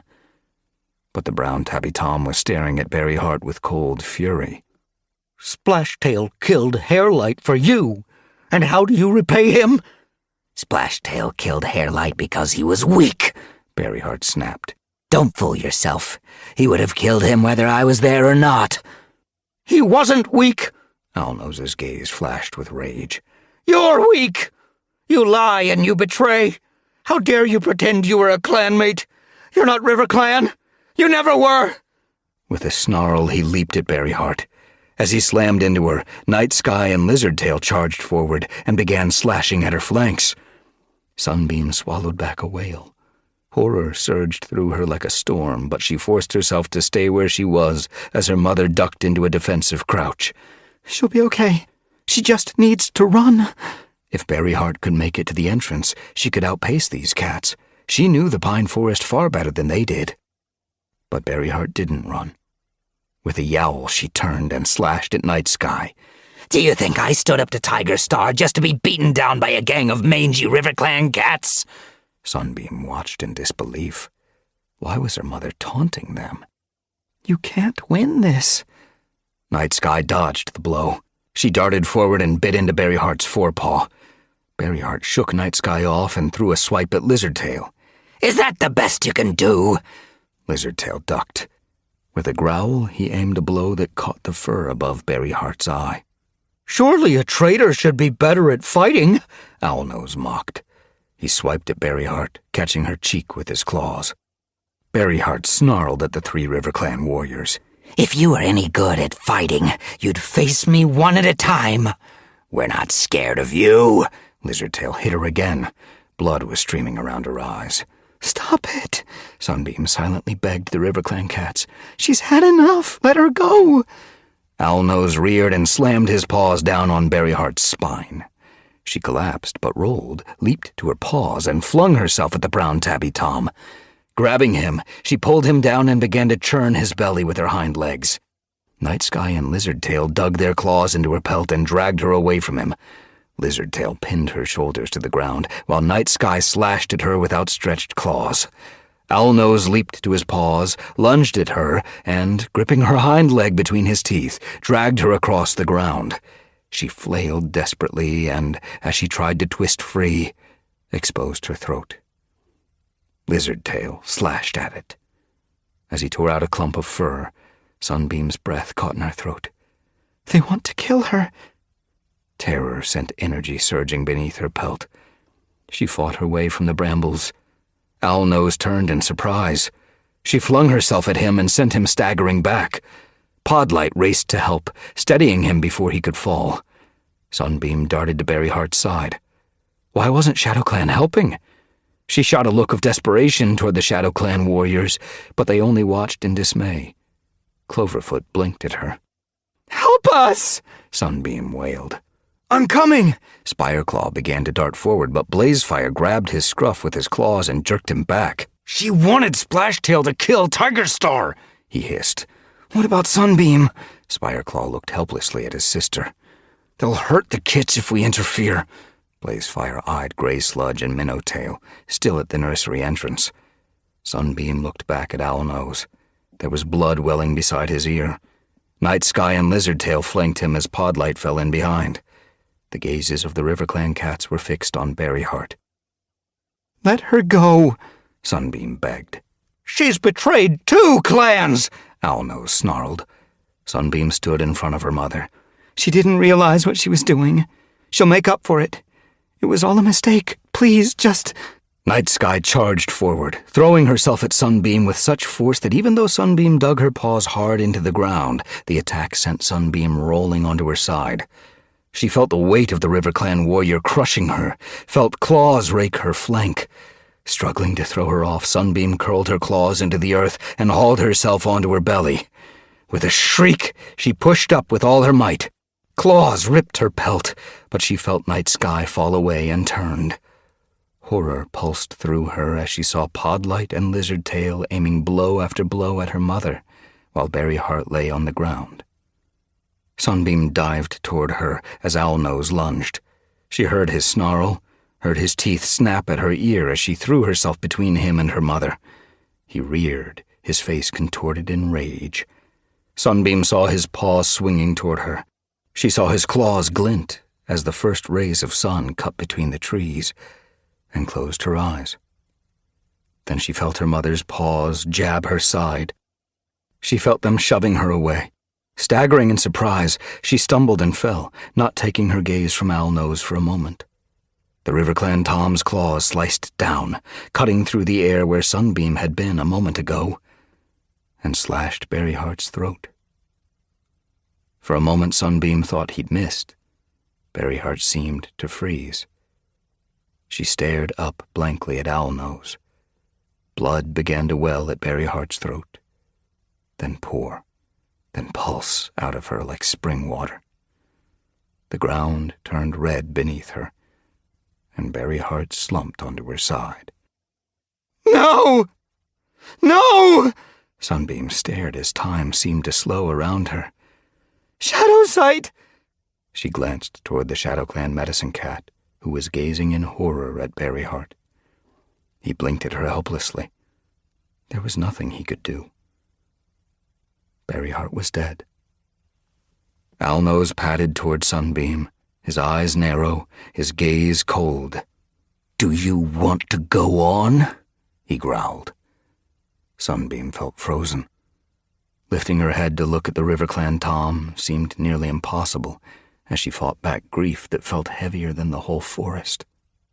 Fury churned in her belly. Part of her wanted to kill him for what he'd done. Part of her wanted the violence to end. Part of her hoped that this was just a dream, a hideous nightmare she'd wake up from. "I just want this to stop," she whispered. Owlnose's pelt twitched along his spine. "So do I," he growled. "I'm sick of cats using RiverClan for their own ends. I'm sick of watching my clanmates die so that traitors can live." He stared at Sunbeam, grief darkening his eyes. "I regret the day I turned back from the moon pool. I should have taken responsibility. I should have agreed to be RiverClan's leader. If I had, none of this would have happened." Sunbeam watched him, torn between anger and sorrow. She felt a flank brush hers and felt a muzzle nudging her away. It was Spireclaw. "Why didn't she run away?" she asked him bleakly. "Why did she have to die?" "She wasn't in her right mind," he mewed quietly. "She had a plan." Sunbeam knew as she said it that she was clutching at Thistledown. "She was going to lead ShadowClan." It sounded ridiculous now. "Do you really think ShadowClan would have made her leader after everything she'd done?" Spireclaw mewed gently. "No." Sunbeam swallowed back a sob. "She was the only one who couldn't see that she'd taken the wrong path," he mewed. "She was the only one who didn't know she'd reached a dead end." "So she had to die?" Sunbeam looked at him. Had he already given up on their mother? "There was no other path for her," Spireclaw told her gently. "She must have known that on some level." Sunbeam felt suddenly cold. "What about us?" It felt as though Berryheart had taken a path that would lead her away from her clan and her friends and her kits. Didn't she care that it would take her away from us? "I don't know." Spireclaw's gaze suddenly rounded with affection. "All I know is that the last thing she ever did was save you." Grief welled up in Sunbeam's throat. She felt dizzy with it. It seemed to press at the edge of her thoughts like shadows so deep she couldn't see beyond them. She turned. The RiverClan cats had backed away from her. Their rage had gone like a storm clearing. Now Night Sky's eyes shone with pity. Podlight and Lizardtail looked away. Owlnose's gaze followed her as she padded back to her mother's body and crouched beside it. Berryheart's fur was still warm, and Sunbeam moved closer, breathing in the familiar scent, closing her eyes, and imagining for a moment that she was still in the nursery the night before her apprentice ceremony, pressing against her mother's belly, excited about receiving her new name, wondering what it would be like to sleep in the apprentice's den without Berryheart's breath warming her ears. Her heart seemed to twist in her chest. She'd never feel her mother's breath again. She'd never smell her scent. Berryheart was gone. Chapter 9. This way! Frostpaw took the lead as the Wind Clan patrol crossed the scent line at the edge of the moor onto ThunderClan territory. She looked over her shoulder at them, wishing that Hairstar and his warriors would run instead of walking. Did they think they were here to enjoy the view? But the Wind Clan leader seemed determined not to be rushed. He'd already warned her to slow down when she'd tried to hurry the patrol out of camp at dawn. "We have to deal with this calmly," he told her. He'd insisted on eating before they left. He'd insisted she eat too, and had given her a rabbit from the fresh kill pile. What was she supposed to do with a rabbit? It was nearly half her size. And how could she swallow? She was far too anxious. She'd swapped it for a vole and forced it down as quickly as she could to keep Hairstar happy, then paced at the entrance until at last the Wind Clan leader licked his lips and stood up. "Panic will make us clumsy," he'd told her as he led Crowfeather, Nightcloud, and Emberfoot out of camp, along with Appleshine and Woodsong. "And this situation is too serious for any mistakes." Hairstar had already sent another patrol to free Tigerstar. He decided 3 warriors would be enough to keep the RiverClan guards busy while Tigerstar and his cats crossed the tree bridge, and he'd told Heathertail, Brindlewing, and Songleap to make sure that once Tigerstar and the others had been freed, their RiverClan guards wouldn't be able to reach Splashtail to warn him. "You won't hurt them?" Frostpaw had asked before they left. She didn't want any more of her clanmates to suffer, no matter what they'd done. "Not unless we have to," Heathertail had told her. Now she pushed on, tracing a route through the oak forest, up a rise she knew would lead them to the ThunderClan camp. She should be tired. The nest she'd been given in the medicine den had been as warm as she'd hoped, but she hadn't been able to steal more than a few snatches of sleep. Each time she drifted off, a memory would jerk her awake. Hairlight's death, RiverClan warriors bursting from the water beneath the tree bridge, Berryheart racing for the ShadowClan forest. And each time she woke, her fear and sense of helplessness deepened, until she gave up trying to sleep and crept from her nest in search of fresh air to calm her. She'd waited, alone in the dark, at the edge of the clearing, for dawn to finally show beyond the distant pines, and for Wind Clan to wake. She could barely feel the tiredness she knew must be deep beneath her fur. Fear drove her on. She had to save Tigerstar. She had to save ShadowClan. She had to save RiverClan. "It's just at the bottom of this slope," she called back to Hairstar, willing him to hurry. The Wind Clan leader looked down toward the hollow hidden beyond the thorn barrier. As he did, Lion Blaze slid from the camp entrance. He looked up at Hairstar. His eyes lit up. "You've come!" He hurried to meet them. "Squirrelstar was about to send a message." "Frostpaw came to fetch me," Hairstar told him. Frostpaw shifted impatiently as Lion Blaze blinked at her with relief. "I'm glad you're safe," he told her. "Mothwing's been worried about you." "Mothwing?" Frostpaw felt a spark of surprise. Wasn't she in the ShadowClan camp? "Is she here?" "She arrived last night with Duskfur." "Did Nightheart and Sunbeam bring her?" Had they managed to get out of the ShadowClan camp too, before Splashtail invaded? Frostpaw didn't wait for an answer. She wanted to see for herself. The ThunderClan camp was bathed in sunlight.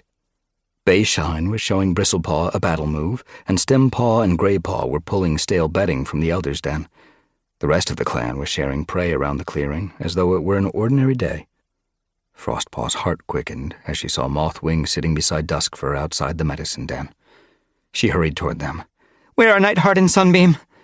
"They didn't—" Mothwing started to get to her paws, but Alderheart poked his head from the medicine den. "You're supposed to be resting," he told her. There were fresh herbs dressing the RiverClan medicine cat's wounds. As Mothwing obediently settled back down, Duskfur blinked solemnly at Frostpaw. "We think Sunbeam is still in the ShadowClan camp," she mewed. "We don't know where Nightheart is." Alarm flickered through Frostpaw's fur. Then she noticed 2 kits chewing on a mouse behind Duskfur. They smelled of SkyClan. "Who are you?" she asked. The auburn she-kit looked up. "I'm Ridge-Kit." "I'm Dusk-Kit," mewed the white Tom-Kit beside her. Had Splashtail attacked SkyClan too? "Why are you here?" Frostpaw asked them. "RiverClan cats tried to steal us," Dusk-Kit told her. "You smell like RiverClan." Ridge-Kit narrowed her eyes. "Are you here to steal us too?"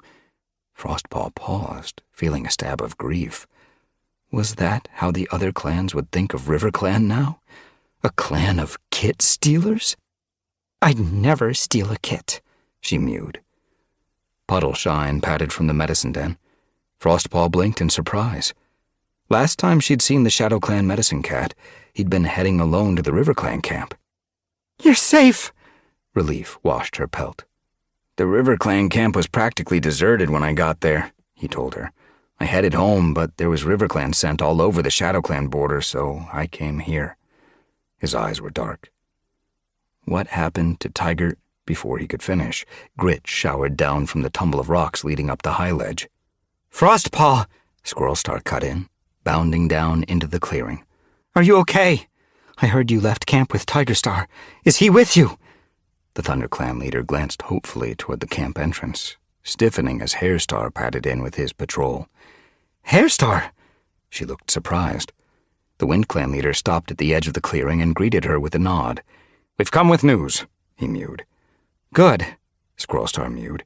We need to— When are we going home? Ridgekit interrupted. Very soon, I hope. Squirrelstar's gaze flitted back to Hairstar. We need to share what we know. A lot has happened, and we need to make sure we have our paws on the same prey. Come with me. With a flick of her tail, she beckoned Frostpaw, Puddleshine, and Duskfur to follow her. As Mothwing started to get to her paws once more, she nodded for her to stay back. Stay there and rest, she told her. She crossed the clearing and stopped beside Hairstar. Tigerstar is being held captive on the island, the Wind Clan leader told her. Mothwing and Duskfur must have told you that Berryheart came to the Shadow Clan camp, Frostpaw explained, and that Tigerstar took a patrol to help River Clan. Gorseclaw met us on the shore. He said Splashtail had fled to the island. Tigerstar wanted to take Splashtail prisoner, but it was a trap. There were River Clan warriors waiting under the bridge. They forced us onto the island and wouldn't let us off. I swam to get help, but the others are still there. I've sent a patrol to release them, Hairstar mewed. They should be there soon. Good, Squirrelstar nodded at Duskfur. Tell us what happened at the Shadow Clan camp after Frostpaw left. Splashtail attacked with Berryheart and all his warriors, Duskfur mewed. Frostpaw's heart sank. Had she been secretly hoping that River Clan would have refused to do something as fox-hearted as attack another clan's camp, where there were kits and elders? We guessed that was his plan. With Tigerstar out of camp, they didn't stand a chance, Duskfur went on. Sunbeam hid me and Mothwing in a gully. Then Nightheart came to find us. Alone? Frostpaw's belly tightened. Wasn't Sunbeam with him? She stayed behind to help Shadow Clan, Duskfur told her. Nightheart took us over the border. We were heading for Thunder Clan, but we found a River Clan patrol stealing Sky Clan kits. Frostpaw caught Duskfur's eye. Was she ashamed, too, that their clanmates were stealing kits now? Frostpaw's pelt burned with humiliation. It was a feeling she never wanted to experience again. Nightheart went to rescue them while we hid, Duskfur continued. The kits found us, and we brought them here, but we couldn't find Nightheart. Hairstar frowned. Do you think the River Clan patrol took him? It's the only thing that would have kept him away, Squirrelstar mewed. He might have gone back to Shadow Clan to help Sunbeam, Frostpaw suggested. Not without telling Duskfur his plan, Squirrelstar pointed out. Hairstar's tail was flicking. So we must assume that Splashstar controls the Shadow Clan camp now. Splashtail, Frostpaw corrected him. StarClan never gave him 9 lives. Squirrelstar looked anxious. Let's also assume that Sunbeam is being held hostage along with the rest of Shadow Clan, and that Nightheart is being held in River Clan. Frostpaw felt a fresh flash of panic. While they were in Splashtail's paws, Sunbeam and Nightheart weren't safe. No cat was safe. We need to rescue them. We will. Squirrelstar's ears twitched angrily. At least Splashtail has shown his true colors, she mewed. We can stop stalking around him, hoping a true warrior lies beneath his fox pelt. She flexed her claws. I just wish I hadn't given him the benefit of the doubt so often. It wouldn't have come to this. Hairstar's eyes darkened. We couldn't have moved against him without proof. Now we have it. Squirrelstar lashed her tail. We can finally act and put an end to his troublemaking. She glared sternly at Hairstar. I assume you're with me this time. Of course, he answered, now that I'm certain it's the right thing to do. Good, Squirrelstar whisked her tail. I'll send a patrol to SkyClan. Leafstar will want to know what's happening and that Ridgekid and Duskkid are safe. With any luck, she'll send warriors to help us. Let's ask her to meet us with a patrol at the ShadowClan border, Hairstar mewed. Freeing ShadowClan is a priority. Hopefully Splashtail will be in their camp. Squirrelstar plucked at the ground with her claws. We can confront him straight away. If not, we can move on to the RiverClan camp, Hairstar mewed. With every clan against him, Splashtail will have to give up. Excitement sparked in Frostpaw's paws. At last the leaders were acting, and they were acting fast. And yet she felt cautious. Then what? She glanced from Hairstar to Squirrelstar. What will we do with him if he gives up? We should... Squirrelstar broke off. Duskfur was looking at her. Isn't that for RiverClan to decide? Of course. Squirrelstar dipped her head apologetically. What if there's no RiverClan left to decide? Foreboding moved like a shadow beneath Frostpaw's pelt. We need to make sure any attack on the RiverClan camp is fast, she mewed. I want as few RiverClan cats hurt as possible. We need to win the battle before Splashtail has chance to fight it. A thought was sparking at the back of her mind. Squirrelstar narrowed her eyes. Do you have an idea? I know a way into the RiverClan camp that no RiverClan warrior will expect. Her thoughts were racing. I would only need a few warriors with me, she mewed. The main patrol can rush the entrance, but RiverClan won't be prepared for a second patrol coming in from the river. The river? Hairstar looked puzzled. Our warriors can't swim. They won't need to, Frostpaw explained. We can wade. I know a route up from the lake, through the shallows. The current will wash our scent away. We'll be able to get right up to the camp wall without being detected. Duskfur's eyes lit up. I know the route you mean. Hairstar and Squirrelstar exchanged glances. It should be a joint patrol, Squirrelstar began. The strongest warriors from each clan and... Frostpaw interrupted. I know who can do it. She'd already decided who would be most effective at sneaking up on the RiverClan camp. She looked at Hairstar. Can I take your patrol? She asked. The one you sent to free Tigerstar? Of course. He looked surprised. Will it be enough? Tigerstar's patrol will be there too, Frostpaw reassured him. Squirrelstar was frowning. I'm not sure you should lead it, Frostpaw. I know the way. But you're an apprentice, Squirrelstar pressed. And a medicine cat. You don't have enough experience to lead a patrol. It is only the circumstances of recent moons that has kept Frostpaw an apprentice, Duskfur pointed out. She's a capable cat. Don't forget, she's had warrior training. Frostpaw nodded. And Tigerstar will be with me. Squirrelstar looked thoughtful. What do you think, Hairstar? Should we let her try? StarClan has shown their faith in her by sending her on a mission, Hairstar mewed. We should have faith in her too. Okay, Squirrelstar looked at Frostpaw. But be careful. Stay close to Tigerstar. I will. Frostpaw's heart was pounding. Was faith enough? I promise I won't let anyone down. She headed for the Thorn Tunnel. Please, StarClan, give me strength. Was Riverstar watching her? Did he still have faith in her? I can do it, she promised him silently. I'm going to save RiverClan. Chapter 10. Nightheart's fur bristled. Splashtail had taken the kits. Havenpelt was watching through the brambles, choking the nursery entrance. He could see her flexing her claws in and out, and the muscles twitching along her flanks as she stared across the clearing toward Splashtail's den. The false RiverClan leader had returned to the camp before dawn. He'd brought so many of his warriors back with him that Nightheart had wondered who was left to guard the ShadowClan camp. Then he'd realized that Splashtail would be using ShadowClan's kits to control its warriors, just as he was doing with Havenpelts here in RiverClan. Foreboding gnawed in Nightheart's belly. Last night, as he'd plotted with Havenpelt and Mosspelt, escape had felt possible. He'd convinced them that it would be easy for him to protect the kits here in the brambled nursery. All they had to do was spread word through the camp that he'd guard them with his life. There would be no reason left for RiverClan to obey Splashtail. They could finally turn on their vicious leader. Now, as the sun lifted above the reed beds and Havenpelt stared helplessly across the clearing to where her kits were being held, Nightheart was pinning his hopes on rescue from the other clans. He knew that Tigerstar, whom he'd feared had been attacked by Splashtail on his way to help RiverClan, was alive, but he was trapped on the island. Nightheart had overheard Splashtail ordering Shimmerpelt and Mist Slime to take over guarding Tigerstar on the tree bridge. But Sunbeam might have escaped the ShadowClan camp and raised the alarm. Mosspelt tried to comfort Havenpelt. "He won't hurt the kits," she mewed hopefully.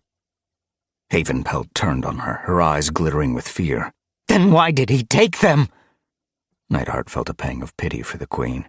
"He just wants to scare the clan," he told her. As the words left his mouth, he realized how hollow they sounded. "Please let it be true." "We're already frightened enough." Her mew trembled, and Nightheart wished again that he'd fought to keep the kits from being taken when Breezeheart and Minnowtail had barged into the nursery and dragged them out. But he had not dared risk it. They might have been hurt. He might have been hurt too, and he needed to stay alive if he was going to help RiverClan. Havenpelt's fur twitched along her spine. "He's never kept them in his den before." Her ears pricked. The kits' whimpering had stopped. "Why are they so quiet?" Mosspelt wrapped her tail over Havenpelt's. "They must have realized how worried you'd be if you hurt them," she told her. "They're probably terrified," Havenpelt wailed. Nightheart's thoughts quickened. "We might be able to persuade your clanmates to help rescue the kits." "No!" Havenpelt's panicked gaze flashed toward him. "If we fail, he'll hurt them." "He'll hurt them anyway," Nightheart thought, but he kept his fears to himself. "If we can get the kits away from him, he'll be powerless. We just need a few RiverClan warriors on our side." "What if he hurts them before we reach them?"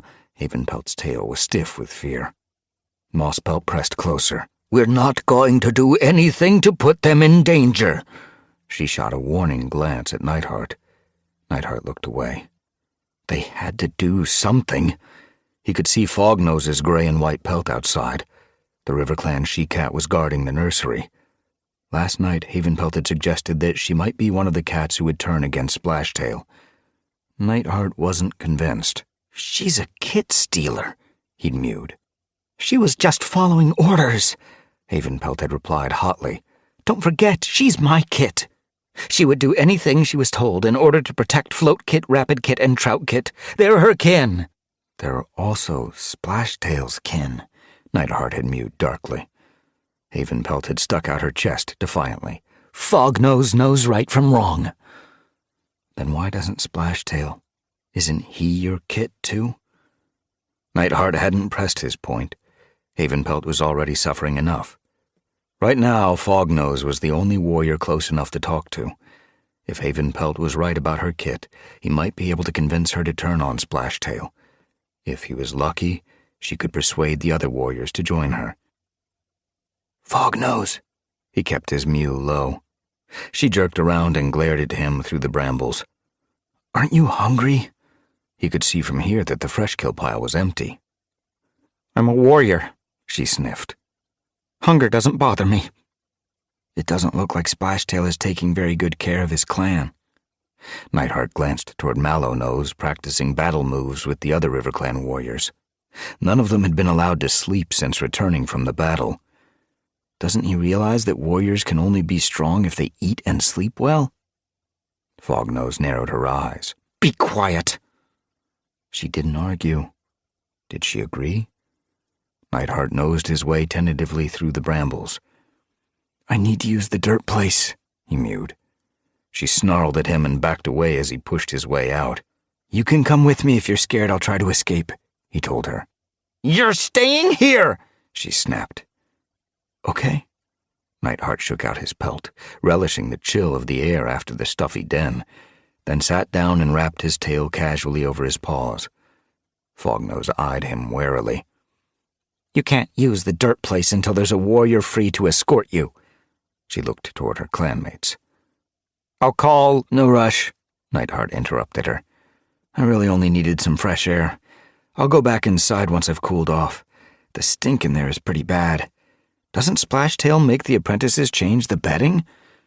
RiverClan has no apprentices, Fognose growled. Oh, yes. Nightheart blinked at her calmly. Havenpelt told me. Mistpaw and Greypaw are warriors now. Mist Slime and Grey Sludge. He mewed their names thoughtfully. I suppose they'll be stuck with those names forever. He glanced at Fognose. It was a bit cruel, wasn't it? She glared back at him. They deserve rotten names. Their mother and their sister are traitors. But Mist Slime and Grey Sludge have been loyal to Splashtail. You'd think he'd reward them for that. I guess Splashtail's not too bothered about how his warriors feel as long as they follow orders. Fognose didn't speak. Have I touched a nerve? He went on. Is that why you stole the SkyClan kits? Because you were scared you'd end up being called Fog Dung? Splashtail would never... Are you sure? Nightheart cut her off. It sounds exactly like something he'd do. She was watching him, her ears flicking uneasily. Spiteful names, no food, endless training. Life in RiverClan doesn't seem like much fun. Wouldn't you be happier if you had a different leader? There isn't anyone else. Fognose avoided his gaze. Surely there's someone better than Splashtail, he pressed. All you need is a leader who can make sure the freshkill pile is full. Wouldn't you like that? Fognose glanced toward the empty patch of ground where the freshkill pile should have been. I guess it would be nice to taste fresh fish. And it would be nice not to have to fight, wouldn't it? Nightheart's paws were prickling. Am I pushing my luck? He had to. She was listening to him. He had to keep going. I mean, all these battles are hard work, and those scratches must sting. He glanced at the claw marks along her flank. Especially with no medicine cat to treat them. We've got Podlight. But Fognose didn't sound very confident in the fake RiverClan medicine cat. The only reason you're hungry and beaten up is because Splashtail's in charge, Nightheart mewed. If you could get rid of him, life would be much more peaceful. You could hunt and share tongues again, instead of fighting all the time. Fognose bristled. I'm a warrior! But a true warrior only fights when they have to. He glanced toward Splashtail's den. And they don't threaten kits. Fognose's gaze suddenly hardened. You should get back in the den. Had he gone too far? I can tell you don't want to harm kits, he mewed quickly. It's obvious Splashtail is bullying you into going against your real nature. Havenpelt told me that you're nothing like your brother. If you were leader, you'd make sure the kits stayed safe in the nursery. She leaned closer, and Nightheart's pulse quickened. She looked interested. If we unite, he pressed, we could protect them. We could get rid of Splashtail. Things could be like they used to be, before everything started to go wrong. Fognose's gaze suddenly flitted around the camp as though she was afraid of being overheard, but she didn't try to shut him up. He kept going.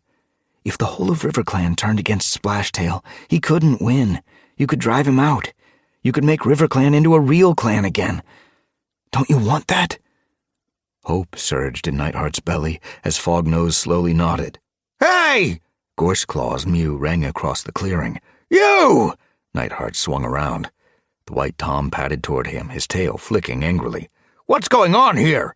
He snarled at Fognose. This cat should be in the nursery! Fognose's ears twitched guiltily. What were you two talking about? Gorseclaw peered at her. Nightheart sniffed. I was just asking if I could use the dirt place.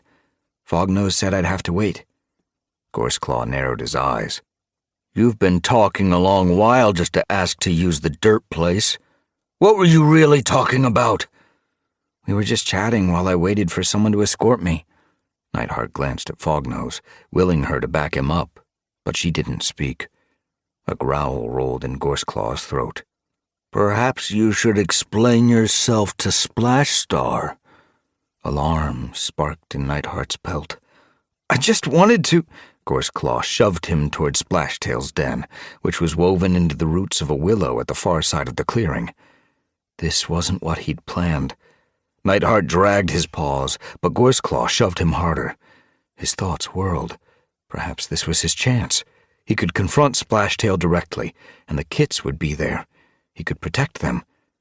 But it would only work if Fognose backed him up, and the others followed her lead. Had he said enough to convince her? He looked back at the gray and white she-cat, but she avoided his gaze. "They don't understand!" Splashtail's mew suddenly rang out from his den. Nightheart pricked his ears. Who was he talking to? The kits? "Only I can protect us!" It didn't sound like he was talking to kits. It sounded like he was talking to another warrior. Splashtail's mew grew angrier. "I sacrificed everything to become leader, because RiverClan needed me!" Gorseclaw eyed the den warily. Is there someone in there with him? Nightheart asked. He must be practicing a speech. Gorseclaw didn't sound convinced. Splashtail's mew had risen to a yowl. "I'm going to protect them as long as I have claws and teeth, and you can't stop me! Nothing you say will change what's going to happen!" As they reached the den, Gorseclaw seemed to hesitate. Then he nudged Nightheart again. "You can go in first." Nightheart looked at the white Tom. "You're the one who wants to see him." "Get in there!" Gorseclaw lashed out, his claws nicking Nightheart's ear. Nightheart's paws suddenly felt heavy. He didn't want to step into a den with a raving cat. But Gorseclaw was glaring at him. Squaring his shoulders, Nightheart padded into the willow den. Splashtail whirled around, his eyes wild. He looked as though he'd been possessed by a dark forest warrior, staring at Nightheart with such hostility that Nightheart thought he was going to attack at any moment. But he didn't move. Instead, he looked puzzled. "What are you doing here?" "Gorseclaw brought me." Nightheart forced his pelt to smooth. Fear was twisting his belly. Then he saw the kits huddled together at the back of the den, staring at him with wide, frightened eyes. His fear melted away. He had to protect them. He blinked at them encouragingly. "Hey," he forced a purr. "Are you okay?" They stared back wordlessly, pressing harder against the back of the den. "Gorseclaw!" Splashtail called through the entrance. The white warrior hurried in. "Why did you bring him?" Splashtail snarled. Gorseclaw hesitated, clearly unnerved by Splashtail's aggression. "Nightheart's been talking to Fognose." "So?" Splashtail blankly stared at Gorseclaw. "Is that my problem?" I thought you'd want to know." Gorseclaw's confidence had evaporated. "Don't bring me trivial matters!" Splashtail was furious. "I'm trying to run a clan!" "By frightening kits?" Nightheart quietly flexed his claws, but with two warriors here, he knew he couldn't fight and protect the kits. "Take him away!" Splashtail ordered Gorseclaw. "But what if he's trying to turn her against you?" Gorseclaw asked anxiously. "If you're so worried, kill him." Nightheart stiffened. He didn't mean it, surely. Gorseclaw stared at his leader as though he'd heard wrong. "But don't you want to?" Splashtail tipped his head to one side.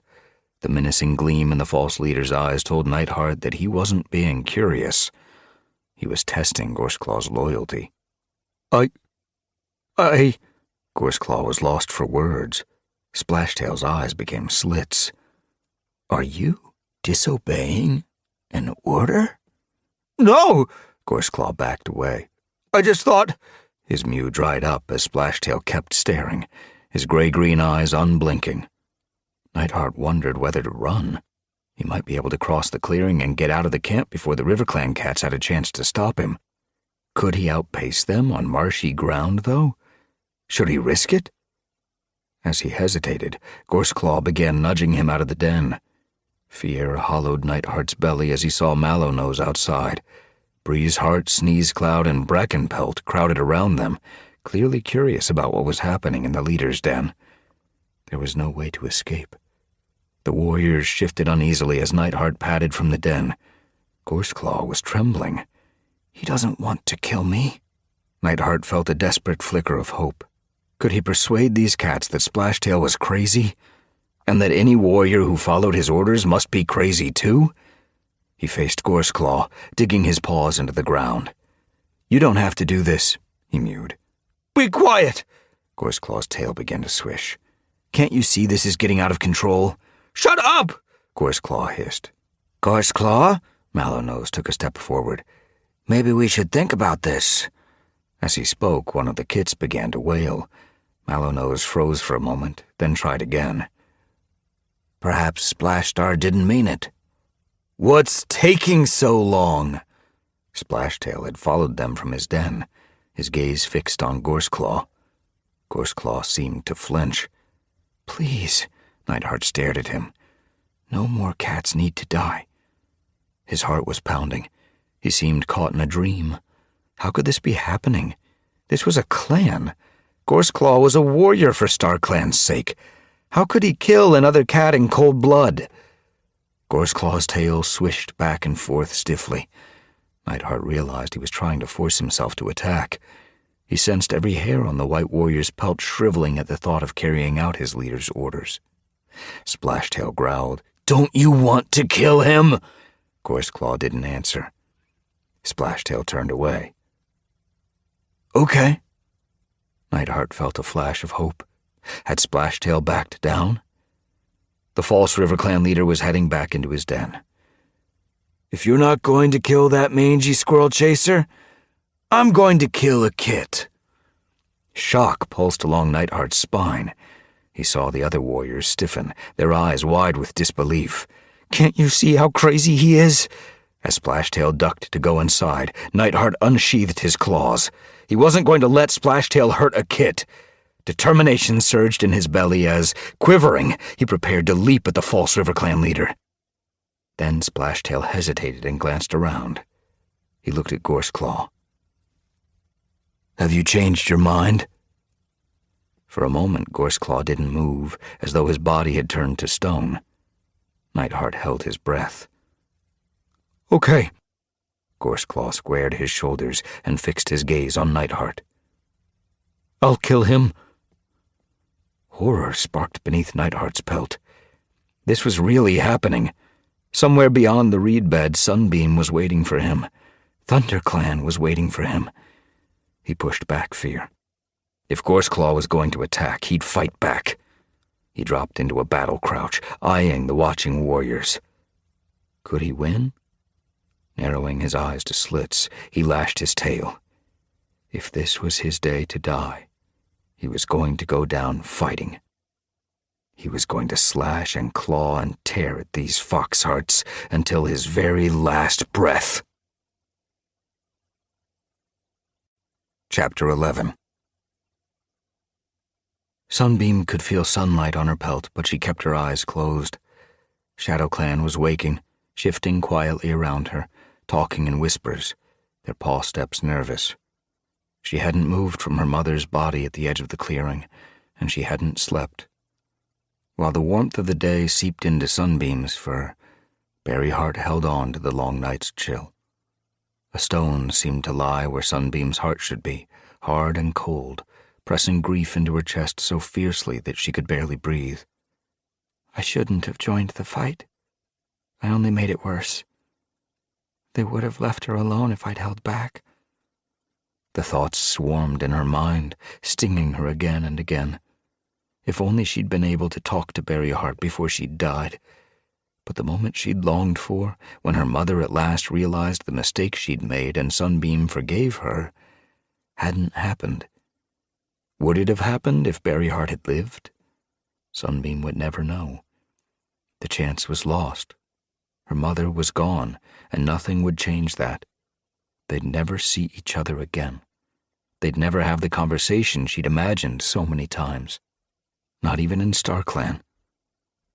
The stone in Sunbeam's chest pressed harder. Was Berryheart already in the dark forest? Even with her eyes closed, she could tell when a River Clan cat padded past.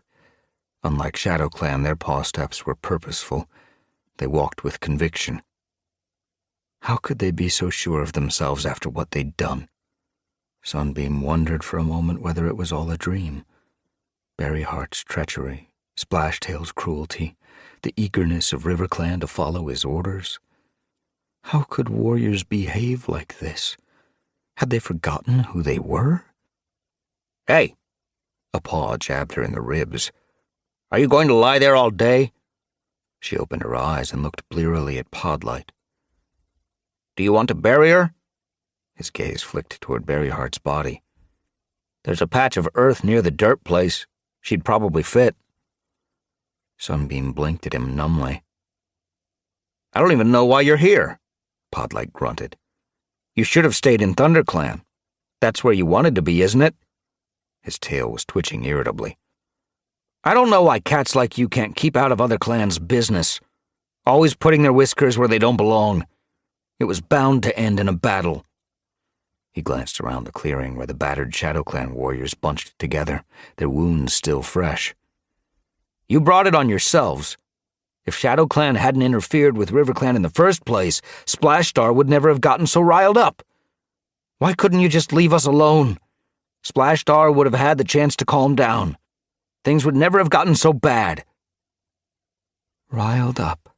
Sunbeam blinked at him. Was that really what Podlight thought? That Splashtail was just angry? That if the clans had ignored him, he'd have become a smart, reasonable leader like Squirrelstar or Tigerstar? She didn't have the energy to argue. She didn't care anymore what RiverClan believed. They'd wrecked Shadow Clan and killed Berryheart. Well? Podlight was still staring at her.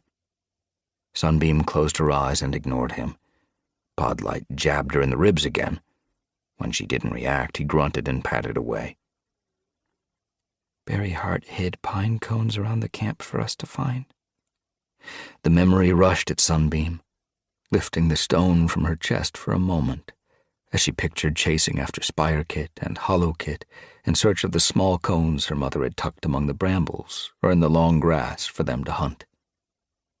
In her memory, she could hear the reassuring sounds of Shadow Clan around her as the warriors exchanged gossip, compared hunting moves, and bickered amiably over prey, while she and her littermates burrowed among the ferns at the edge of the clearing in search of cones.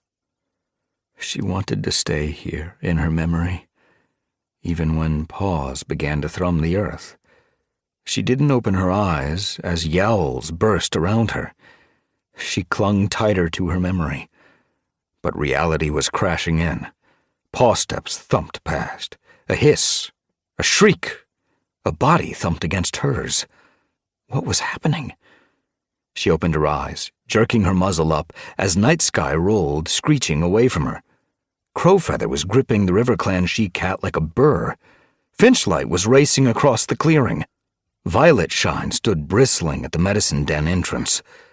Outside the warrior's den, Hawkwing knocked Lizardtail to the ground. The Shadow Clan camp was filling with cats from Wind Clan, Sky Clan, and Thunder Clan, while the River Clan cats tried desperately to push them back. They've come! Nightheart must have made it home. He must have told Thunder Clan what had happened. Sunbeam scrambled to her paws. Where was he? She scanned the clearing. Squirrelstar and Leafstar were here with Hairstar and enough clan warriors to beat back RiverClan. But where was Nightheart? The RiverClan warriors were overwhelmed. Minnowtail and Owlnose cowered against the camp wall. Lizardtail lashed out in panic. Greysludge fled across the clearing. But there was no sign of Nightheart. Was he still outside? Perhaps Squirrelstar had made him stay in the ThunderClan camp? Her breath caught. Was he injured?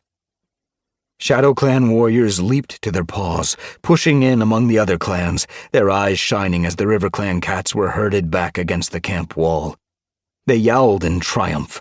Snowbird lunged for Night Sky and raked her ears. Scorchfur snagged Podlight's tail. Cloverfoot limped after them, teeth bared, claws unsheathed. Sunbeam! Sparkpelt dashed toward her. Are you okay? Where's Nightheart? Is he outside? Sparkpelt stiffened. Sunbeam's heart skipped a beat. Is he hurt? We don't know where he is. Sparkpelt told her. He was escorting Mothwing and Duskfur back to our camp and stumbled into a couple of RiverClan warriors stealing SkyClan kits. He went to help. The kits escaped, but we don't know what happened to Nightheart. Sunbeam froze. Fear rose up like dark water in her belly. She couldn't lose another cat. Sparkpelt held her gaze. I'm sure he's fine. He's tough. We're going to find him. The ginger she-cat glanced down at Berryheart's body, her eyes rounded with pity. Oh, Sunbeam. Her mew was thick. I'm so sorry. Sunbeam's throat tightened. Get back! Squirrel Star's mew rang across the camp. No one is to harm them! Sunbeam jerked her muzzle toward the ThunderClan leader. Squirrel Star was facing the ShadowClan warriors who were snarling at the terrified RiverClan warriors crouched behind her. ShadowClan's snarls grew darker, but Squirrel Star held her ground. Hairstar pushed between them and stood beside Squirrel Star. His hard gaze swept over the ShadowClan cats. Splashtail caused this, not his warriors. We were just following orders, Owlnose whimpered behind him. Snowbird glared at the brown tabby Tom. Do you think that's an excuse? Squirrel Star gave a warning look to the ShadowClan cats. Let's behave like warriors, not wolves. Hairstar is right, Cloverfoot padded forward. Without Splashtail, none of this would have happened. It's him we need to speak to. He's not here, Yarrowleaf called from the crowd. We're going to RiverClan now to talk to Splashtail, Hairstar told her. ShadowClan is welcome to join us. He narrowed his eyes. But it is not a hunt, and Splashtail is not prey. We only want to make sure he knows he is no longer welcome in the clans. Kill him! Make him pay! The Foxheart deserves to die! The ShadowClan cats' yowls echoed around the camp. Sunbeam's heart was pounding. She couldn't let their anger tip over into more violence. Enough cats had died. That's what Splashtail would say, she called out. Thorn-sharp gazes flashed toward her, but she forced herself to go on. We must be better than him. Sunbeam's right, Cloverfoot told her clanmates. Let's show him how warriors are supposed to behave. Her gaze flitted toward the cowering RiverClan cats. Let's show them all! Owlnose met her gaze, his eyes shimmering. We had no choice, he mewed. You've seen what Splash Star's like. Snowbird glared at him. A warrior always has a choice, she growled.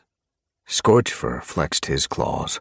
We're going to make sure RiverClan never hurts anyone again. Drive them out! Tear their camp down! ShadowClan burst into angry yowls. The RiverClan cats pressed harder against the camp wall, as though they wanted to disappear among the thorns. Only Podlight held his ground. He stood defiant and stared at the snarling crowd. Hawkwing, the SkyClan deputy, pushed his way to the front of the clan patrol and glared at the ShadowClan cats. No one will be allowed to harm RiverClan, he growled. Our plan is to preserve it. It is one of the clans. The 5 clans must carry on. Podlight curled his lip. Preserve, he grunted. The clans want to march into RiverClan and tell us what to do, just like Tigerstar did before. You want to control us. He met Hawkwing's gaze. Haven't we suffered enough humiliation? ShadowClan fell silent as Podlight stared aggressively at the SkyClan deputy. Hawkwing held his gaze, and Sunbeam tensed as the air around her seemed to crackle. ShadowClan began to back away.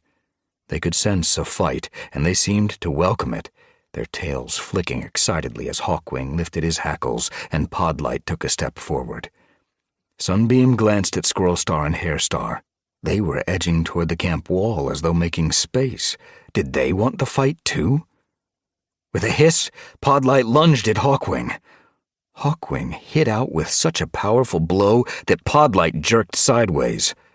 Around them, the ShadowClan cats yowled, their eyes glittering. Podlight regained his balance and swung his burning gaze toward Hawkwing, a growl rolling in his throat. He leaped at the SkyClan deputy, his claws stretched, aiming for Hawkwing's eyes. But Hawkwing seemed to anticipate the attack and ducked, sliding beneath the RiverClan Tom and sweeping his paws from under him. Podlight fell with a thud, but scrambled up again and leaped at Hawkwing once more, his pelt bushed with fury. This time he caught the SkyClan deputy's ear with a swipe that spattered blood across the clearing. Sunbeam held her breath. Why didn't the leaders stop this? Did they think this was the only way to stop ShadowClan from tearing the other RiverClan warriors apart? Hawkwing flattened his ears as Podlight came at him again. This time the SkyClan deputy sidestepped with such swiftness that it caught Podlight off guard. He stumbled in surprise, and Hawkwing snagged his scruff between his teeth and jerked him backward. With a quick swipe, Hawkwing knocked the RiverClan Tom onto his back. Tail lashing, he leaped onto Podlight and pinned his shoulders to the ground. "It's not us you should be fighting," he snarled. "It's Splashtail." Never! Podlight writhed beneath his grip. RiverClan will never crouch at the paws of the other clans again. We are stronger than any of you. We'll crush any cat that threatens us.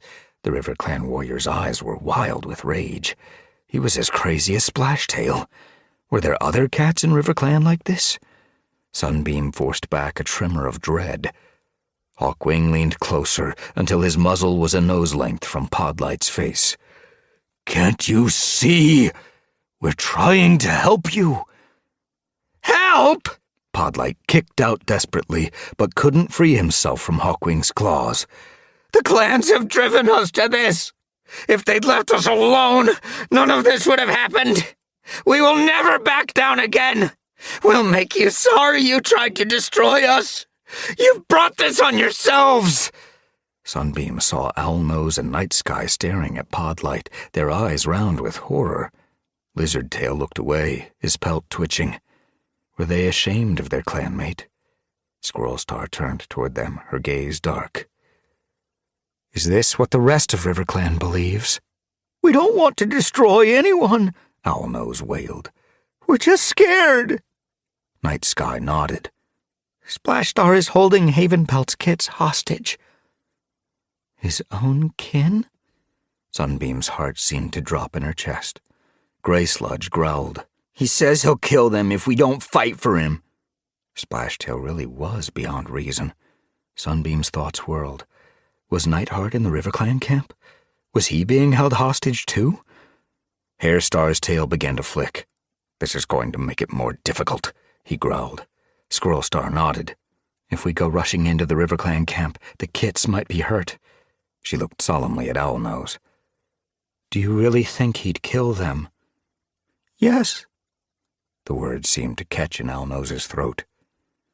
Sunbeam felt sick. How in StarClan could they rescue kits who were being held hostage by their own clanmates? But another thought tugged at her mind even harder. If Nightheart was being held hostage in the RiverClan camp, could she reach him before Splashtail hurt him? Her breath quickened. She felt cold. Suddenly it seemed that having the clans here, ready at last to move against Splashtail, might make things worse. Sunbeam paced the riverbank where the clan patrol had stopped. Around her, the cats from ThunderClan, SkyClan, and WindClan shifted nervously, waiting for the order to advance, their gazes flicking toward the distant reeds that screened the RiverClan camp. Owlnose, Grey Sludge, and Minnowtail had come with them, promising to help if the confrontation with Splashtail turned into a battle. There were enough cats here to defeat the remaining RiverClan warriors easily, but defeating Splashtail's warriors wasn't why they'd come. They wanted to drive the false leader from RiverClan without the kits getting hurt. Sunbeam shivered. The wind was cold. It ruffled her pelt as the sun lifted high into the sky. There was still no sign of Nightheart. It wasn't certain yet that he was RiverClan's hostage. A small part of her had hoped to run into him on the way. The image of Hairlight dead in a pool of his own blood kept pushing at the edge of her thoughts. Hairlight was taken by surprise. Nightheart would have had the chance to defend himself. She had to hold on to hope. She looked at Squirrelstar. The ThunderClan leader was standing beside Leafstar. Is it time? Squirrelstar glanced at the sky. I think we should give him a little longer. They were waiting for Owlnose to carry out his mission. The River Clan warrior had offered to go to the camp. He'd said he knew which warriors might support the clan patrol. If he could talk to them and persuade enough of them to turn against Splashtail, they could avoid a battle River Clan couldn't win. Cloverfoot's tail twitched. He's had plenty of time. The Shadow Clan deputy had come, along with a paw full of Shadow Clan warriors. But their wounds were still fresh. They could do little more than observe.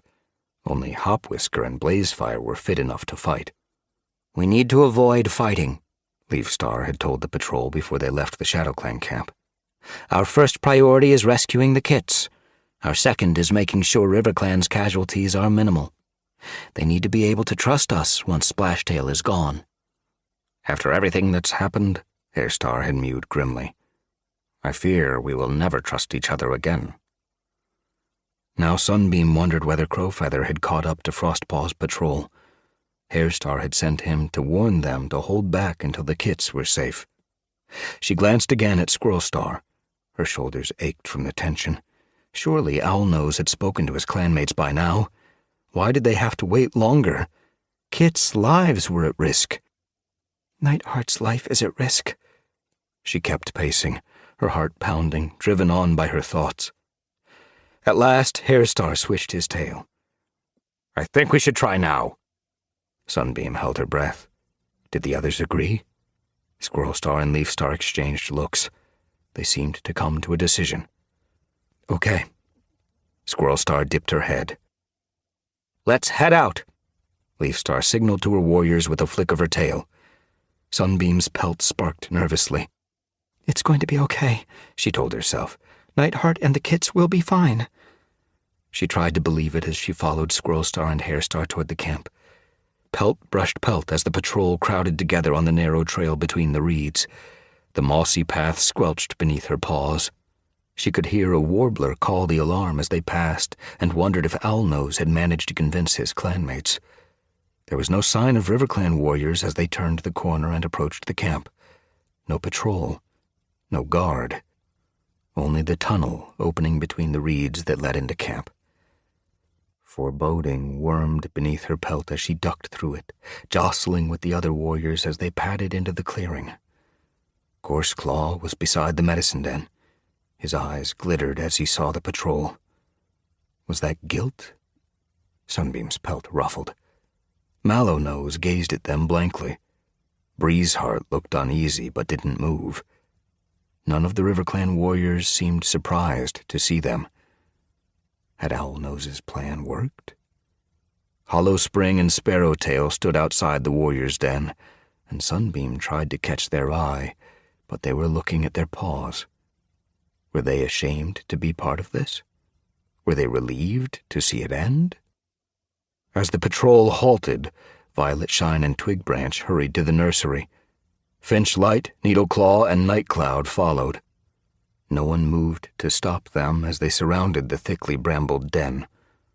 Only Fognose, who'd been standing at the entrance, lifted her hackles. Her eyes narrowed to slits, and Sunbeam could see anger sparking there as she backed slowly away from the advancing warriors.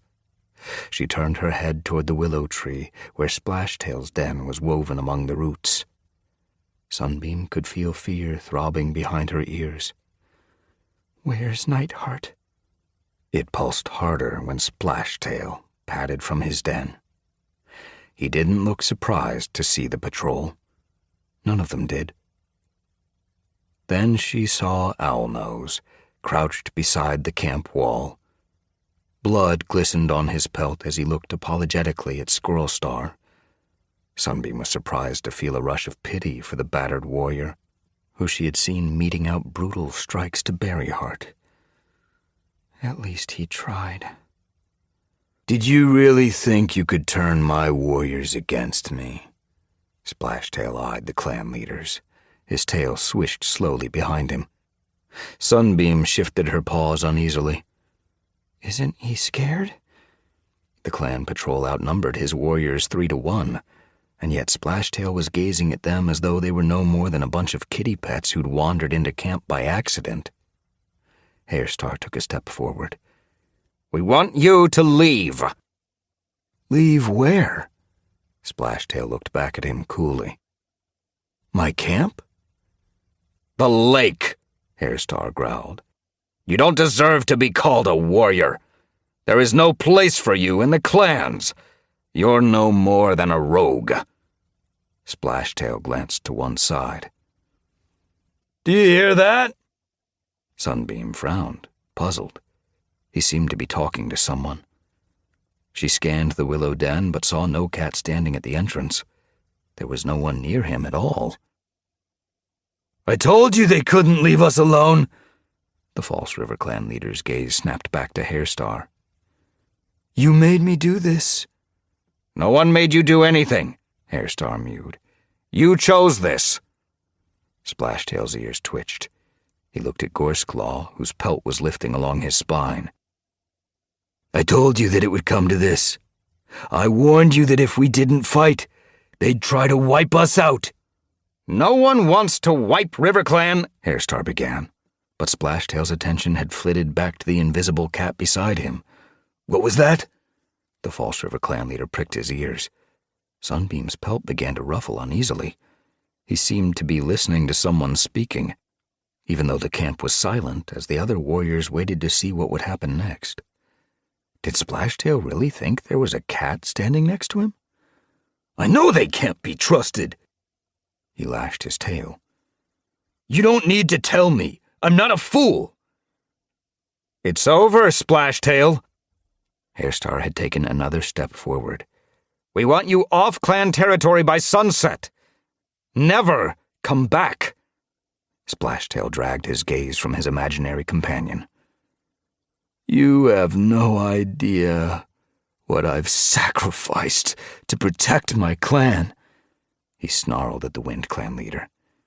All you've done is cause them harm, Hairstar snarled back. It's thanks to me that they're here at all. I'm the only one protecting them. I'm a true leader. A true leader? Anger flared in Sunbeam's chest. He's a murderer. If he hadn't started this, Berryheart would never have been drawn in. She'd still be alive. And where was Nightheart? Sunbeam's heart pounded harder. Had Splashtail killed someone else she loved? She suddenly felt dizzy with rage. If that monster killed Nightheart, I'll kill him. No cat would be able to stop her from ripping his heart out. Squirrel Star stepped forward. How many of your clanmates think you're a true warrior? She mewed.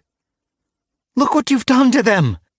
She cast her eye around the battle-scarred RiverClan cats. Splashtail flattened his ears. I've made my clanmates strong. The invisible cat beside him seemed to speak because he jerked his muzzle around again. It's true! He looked back at Squirrel Star. They're grateful to me for leading the clan when no one else could. You think you can come here and take over, but even if we're outnumbered, we'll drive you out. RiverClan is strong. We're better warriors than any of you. His eyes gleamed as he looked around his clan. He seemed unaware of the defeat in his clanmates' eyes as they looked back at him. We're going to fight you! Splashtail? Minnowtail spoke to him gently, almost like a queen reasoning with her kit. We can't. Don't be scared of these fleabags, Splashtail snarled at her. It'll be easy to beat them. Come on! Show them that this is our camp. Show them they're not welcome here. He looked at her eagerly, then glanced at his other clanmates. They gazed back at him uncertainly, but none moved. Splashtail seemed to stiffen. He looked puzzled. Well? Still no one moved. The false leader's fur ruffled. He shifted his weight from paw to paw as though unsure of what to do. Then his gaze darkened. He flexed his claws. You remember what I said I'd do if you didn't fight? There was a threat in his mew that sent a shiver down Sunbeam's spine. He glanced back at his den. Come out! He growled sharply. Sunbeam followed his gaze. Was the cat he'd been talking to in his den? She watched the entrance, wondering who was in there, stiffening as a tiny kit crept out. They're not in the nursery. Alarm sparked through her pelt as another kit followed. then another. Their fur was matted, their eyes wide with fear. As they padded fearfully toward him, Splashtail reached out with a paw and grabbed the smallest kit. He swung it up, letting it dangle for a moment from his claw before dropping it and pressing it against the earth. Trout Kit! The nursery entrance rustled, and Havenpelt struggled free of the brambles blocking the entrance. Her muzzle was scratched, her pelt ragged as she made for her kits. But Fognose hooked her scruff with her claws as she tried to pass and dragged her back. Violetshine turned on Fognose, snarling, but Twigbranch nudged her backward, her anxious gaze on Trout Kit. Your kits are going to help us drive out these squirrel chasers, Fognose growled at the terrified queen. How can you say that? Havenpelt stared at her. I'm your mother. These kits are your kin. Fognose pushed her to the ground and held her there as the nursery entrance rustled again. Sunbeam's heart soared as she saw Nightheart tear himself free of the brambles. You're alive! Relief swamped her. Then she tensed as she saw the long claw marks scarring his pelt and the blood crusted around his nose and ears. Trout Kit squealed as Splashtail pressed him harder to the ground. The false RiverClan leader's gaze burned as it swept around his warriors. Well, he hissed, are you going to defend your clan? Or do you expect me to do everything? His clanmates were staring, appalled at Trout Kit. They began to move, turning reluctantly to face their invaders. Sunbeam saw them slowly unsheathe their claws and drop one by one into battle crouches. They don't want to fight. Trout Kit gave another squeal. Let him go! Havenpelt tried to fight free of Fognose's grip. The clan patrol faced the RiverClan warriors. They looked puzzled. There was no way RiverClan could win. Sunbeam's pelt prickled uncertainly. Are we supposed to fight them? RiverClan or death! Splashtail's yowl rang across the camp. His claws were a whisker from Trout Kit's throat. For a moment, no one moved. Then Breezeheart leaped at Hairstar. Sneezecloud ducked beneath Shellfur's belly and heaved him up and off his paws. Minnowtail reared and began batting at Twigbranch and Violetshine. Sunbeam hesitated. Then she heard Nightheart's yowl. She wheeled around. Nightheart was grappling with Fognose. He'd knocked the RiverClan warrior away from Havenpelt, who was streaking across the clearing toward her kits. He tried to press Fognose to the ground, but she lashed at him and fought free. He needs help. Sunbeam ducked past Brackenpelt as the RiverClan she-cat swiped at Emberfoot. Nightheart grabbed Fognose again, threw her backward, and leaped on top of her. As Sunbeam reached them, he grabbed the RiverClan warrior's throat.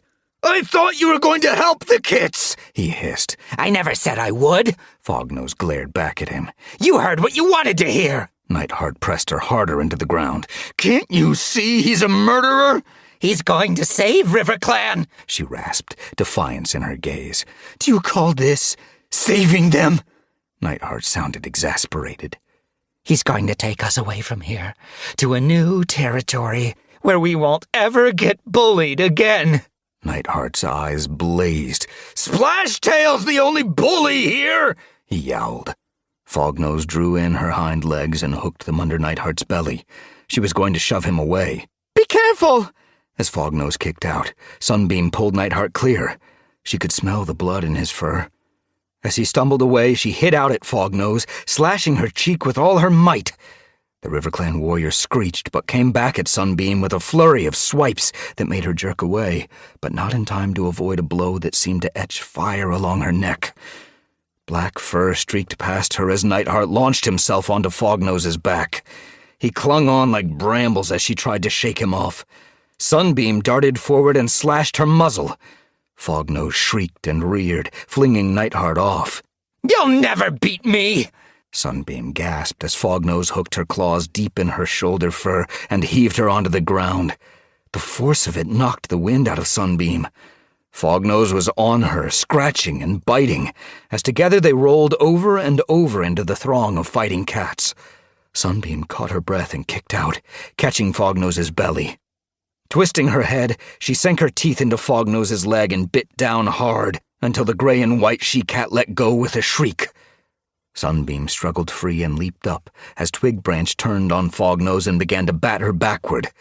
Around them, the battle seemed to move in slow motion, as though the warriors were fighting underwater, exchanging blow for blow in a steady, practiced way that made it seem more like training than war. If I can get Trout Kit away from Splashtail, they'll stop fighting. Sunbeam turned toward the false River Clan leader. Havenpelt had already grabbed 2 of her kits and was crouching beside the camp wall, sheltering them beneath her belly. But Splashtail still held Trout Kit and was pressing him harder to the ground. Fight! Splashtail screeched at his warriors. If you're going to die anyway, you might as well die as heroes. Don't back down. StarClan won't protect you. It hasn't protected you for moons. They've watched you suffer humiliation after humiliation. This is your chance for revenge. Give your last drop of blood for your clan. Was he really prepared to let them all die for him? Sunbeam raced toward the deluded Tom.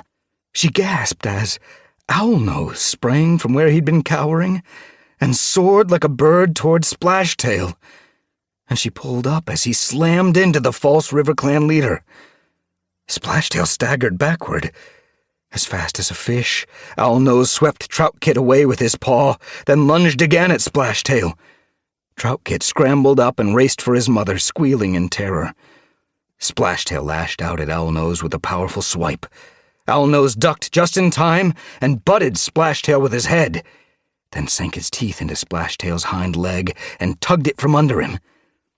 As the false River Clan leader yowled in pain, the battling cats froze. Their gazes flashed toward Splashtail as he tore his leg free and turned on Owlnose.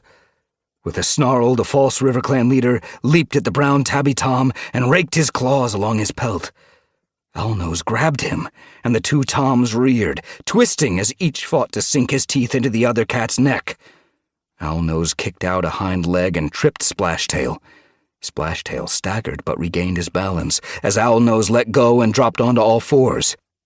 With a yowl that sounded like a screech from the dark forest, Splashtail grabbed Owlnose's scruff in his claws.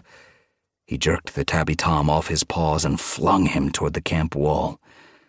Owlnose landed with a grunt and rolled over. Sunbeam gasped as his head struck a stone sticking up from the ground, and the tabby Tom fell still. Splashtail seemed to freeze for a moment. Then his gaze swung toward the battle. He stared at his warriors as they stood frozen, staring back at him.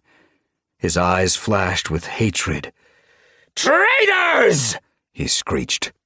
He darted toward Havenpelt. She rose up in front of her kits and lifted her paws, ready to swipe at him. But he ducked faster than a snake and snatched a tawny she-kit from behind her. Swinging the tiny bundle up between his teeth, he turned and ran for the camp wall. No! Havenpelt shrieked. Float Kit! Sunbeam watched in horror as he pushed through the reeds. She chased after him. No!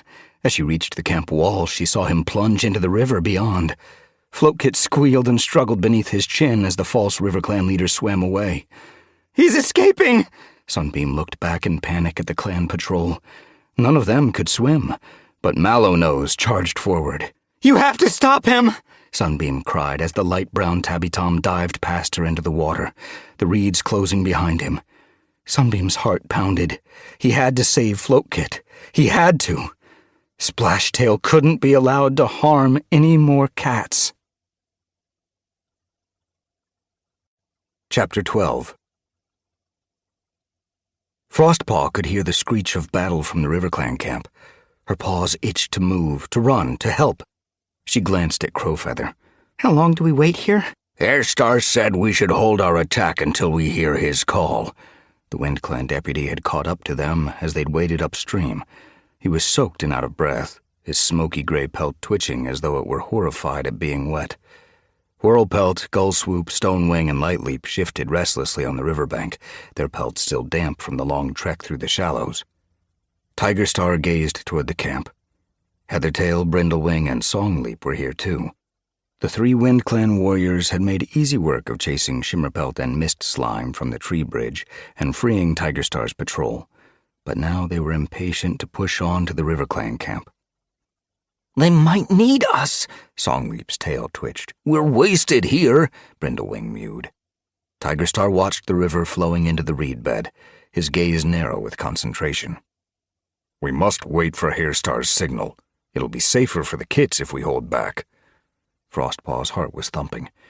It felt like torture to listen to the screeches of her clanmates and do nothing. What if Hairstar couldn't get a signal to them? I can cross the river, she mewed. If I can get to the reeds on the far side, I'll be able to sneak right up the camp wall without being seen. I can find out if Hairstar needs help. It'd be dangerous for you to go alone, Tigerstar told her. But I'm the only one who can swim. He blinked at her.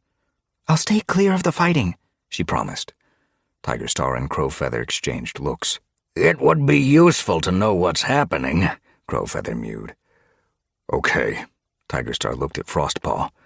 But come straight back and report to us. You're not to set paw in the camp. I promise.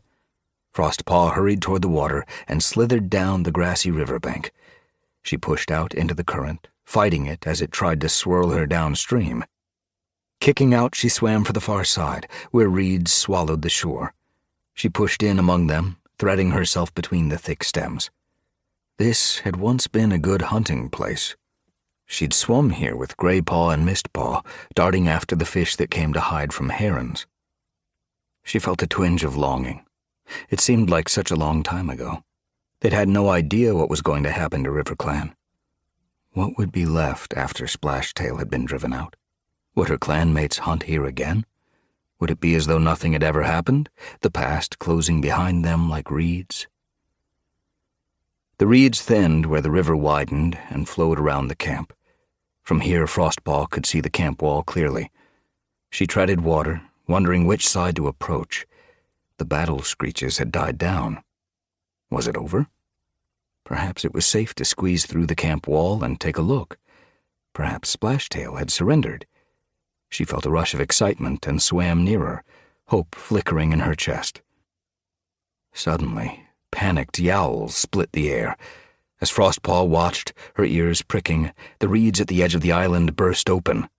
Splashtail barged through and dived into the water.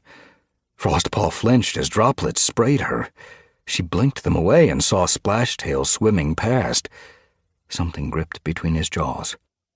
Frostpaw's heart lurched as she took in the sight of a tawny pelt, a tiny body. It was a kit, struggling and spluttering and coughing as Splashtail stomped through the water. Hadn't she heard something recently about Havenpelt expecting kits? Could this tiny kit be hers? He mustn't get away! Frostpaw turned to chase after him, but another cat dived from the island. Mallownoise! The River Clan Tom crashed down a nose length away from Frostpaw, almost dragging her underneath. As Mallownoise surfaced and began to swim after Splashtail, a third cat leaped in, and Frostpaw had to struggle to keep upright as the water frothed around her. Fognose! The false River Clan leader was moving fast, the current speeding him along. Fognose struck out after Mallownoise. She reached for him and hooked his pelt with her claws, tugging him backward through the water. Leave him alone, she screeched. He's going to make a new start for us. Not with Float Kit. Mallownoise lashed out at Fognose. Fognose struck back, swiping Mallownoise across the face. Blood colored the water as the two grappling warriors sank beneath the surface. Splashtail's getting away! Frostpaw began to swim after him as Mallownoise and Fognose thrashed among the reeds behind her. Out in open water, the river was swift. It spun her around, and she fought to keep Splashtail in sight as he headed downstream. She ducked beneath the surface, swimming down into the faster current. It caught her, and she let it sweep her downriver until she glimpsed a brown splash of fur above her. She reached out with her hind legs and pushed up against the muddy riverbed, shooting toward the surface. She burst out as Splashtail hauled himself onto the riverbank. His gaze jerked toward her as she swam for the shore. Floatkit was wailing, fighting to get free of his grip. Let her go! Rage surged in Frostpaw's chest. She heaved herself from the river and scrambled onto the grassy bank a few tail lengths behind Splashtail. Frostpaw! Lightleap called across the river. The Shadow Clan she-cat was racing downriver, streaking ahead of Tigerstar and the patrol as they chased after her. Frostpaw snatched her gaze back to Splashtail. The stepping stones were close. She only had to keep Splashtail here until the patrol could cross the river and help. Leave the kit, she hissed. Splashtail's gaze burned. With a snarl, he dropped Floatkit and pinned her tail with his claws. Floatkit squealed and fought to tear free, but couldn't.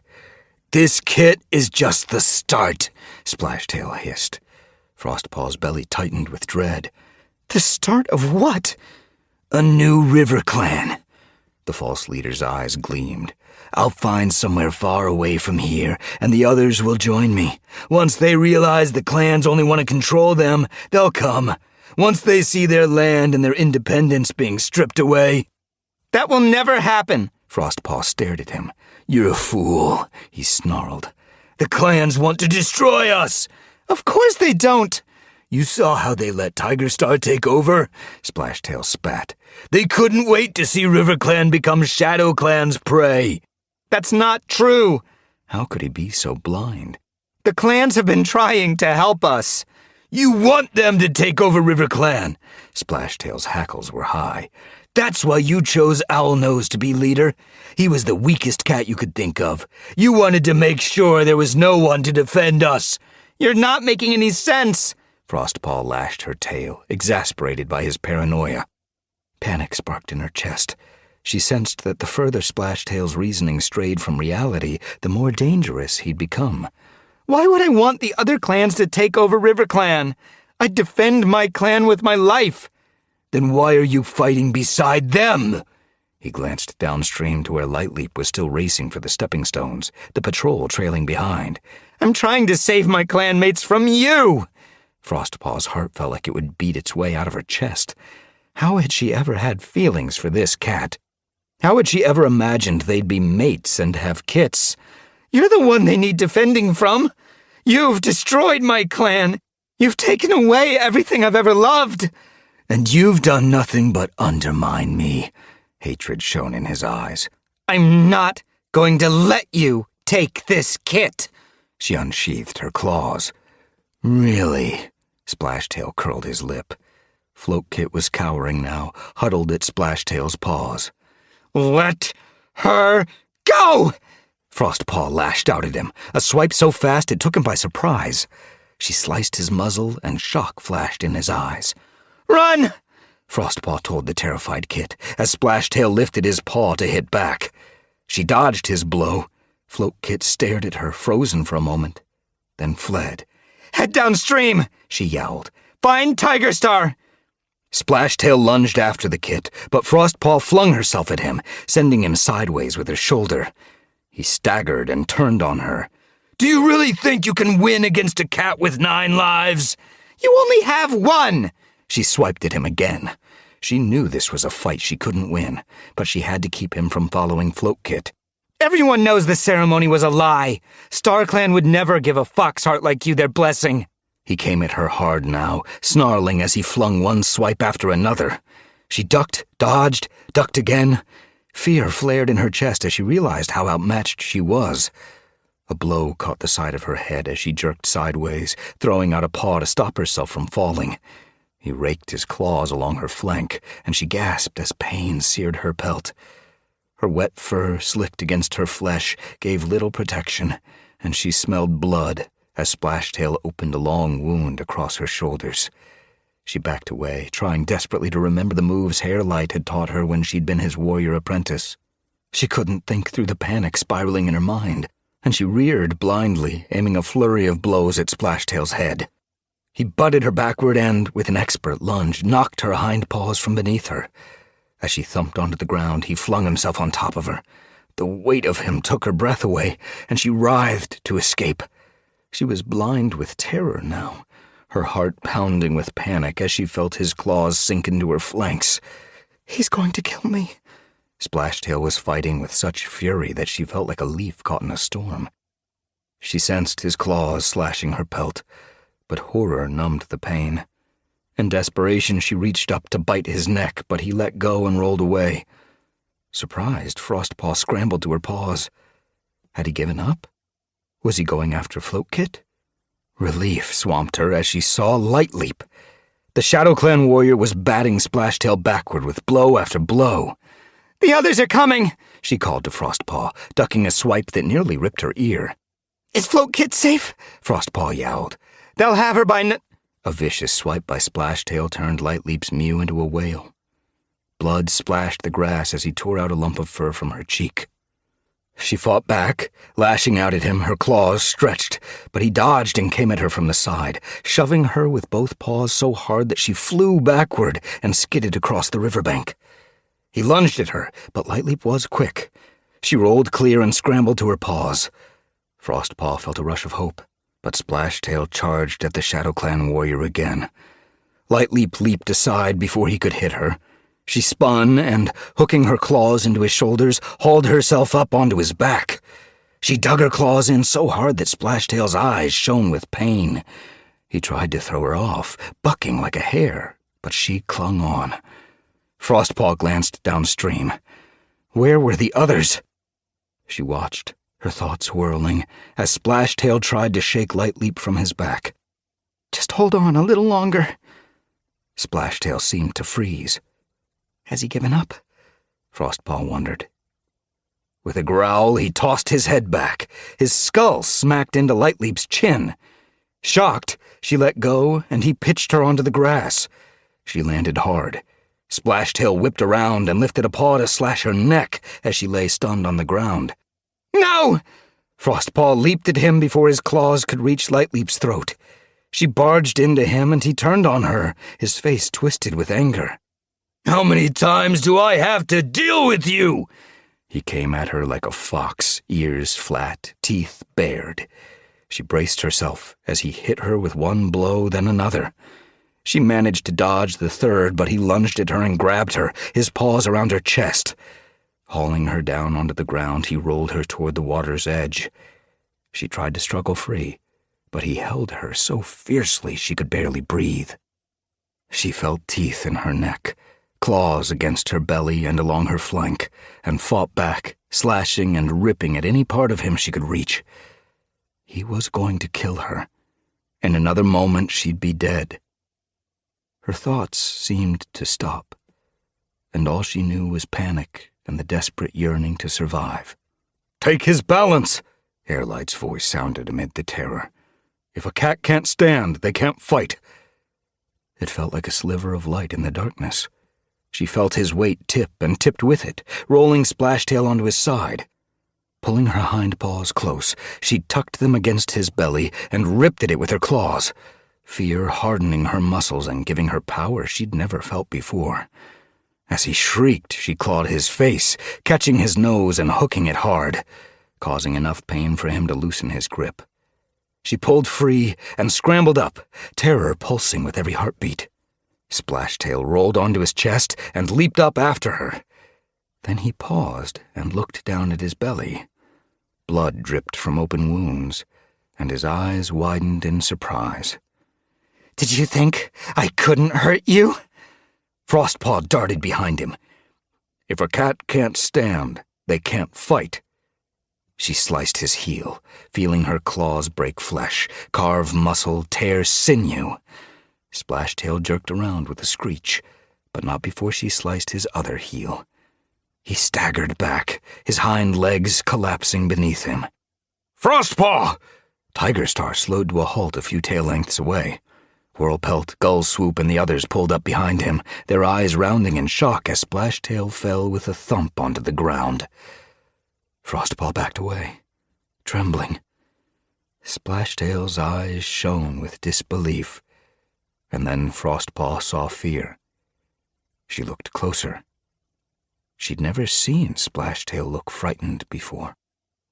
Then his attention seemed to drift. I'll be free of you now.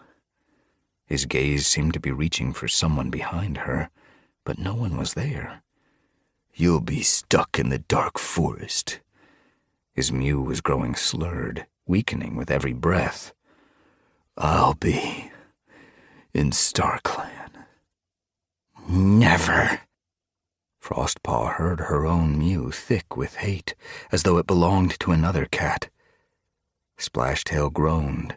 Blood poured from his belly where she'd clawed him. It welled at his neck and stained his face, and Frostpaw felt suddenly stiff with shock. Had she really done that to him? Helpless now, the false RiverClan leader seemed to see Tigerstar's patrol.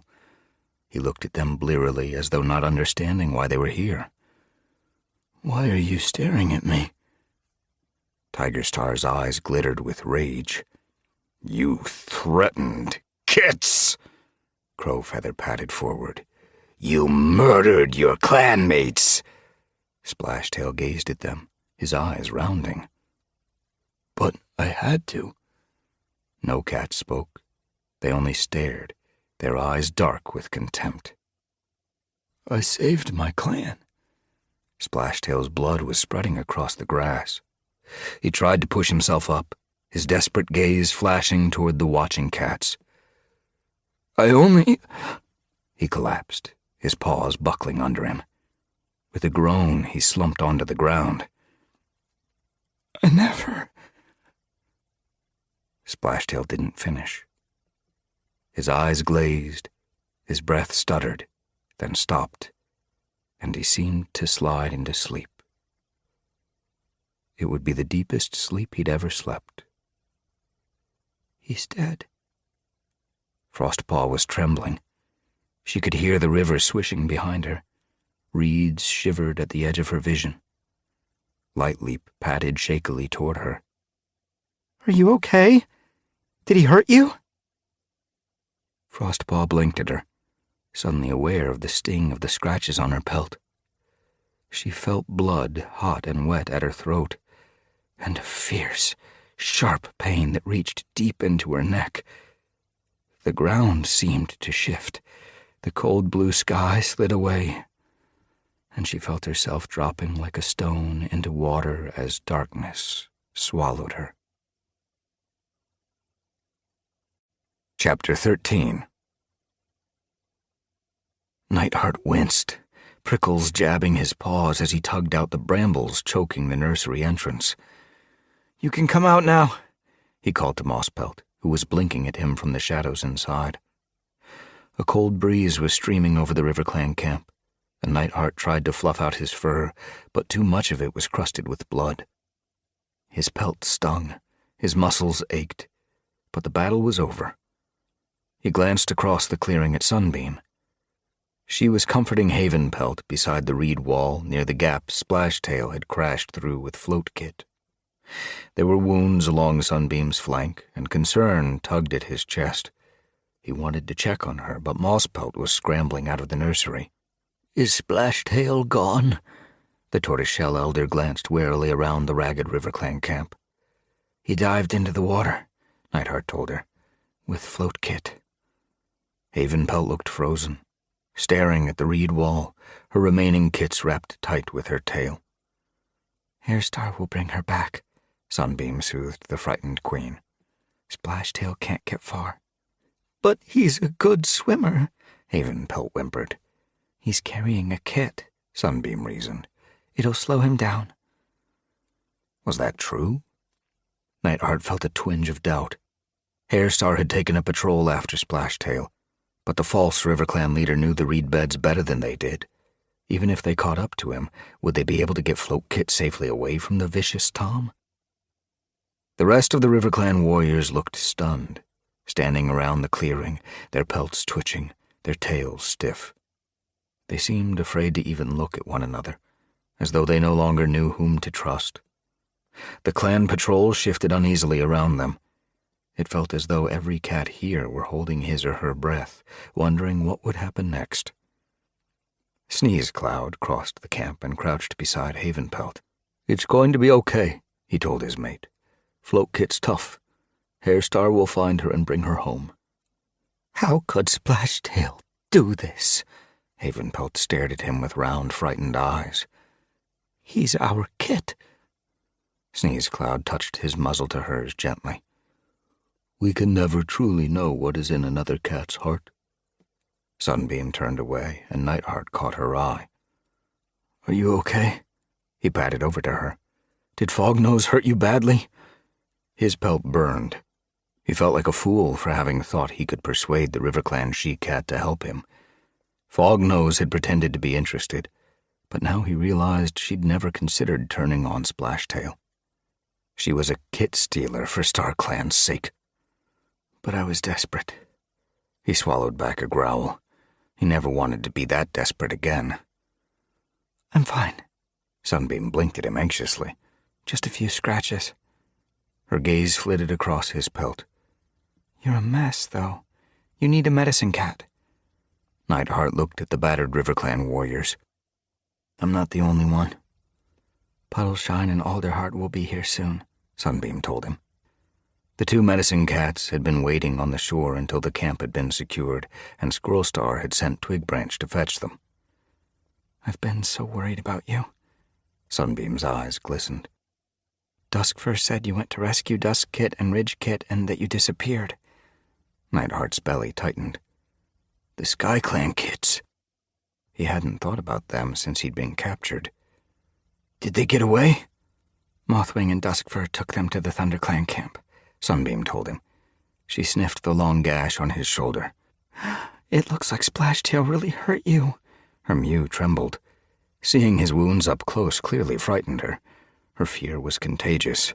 Were his wounds that bad? He pushed the thought away.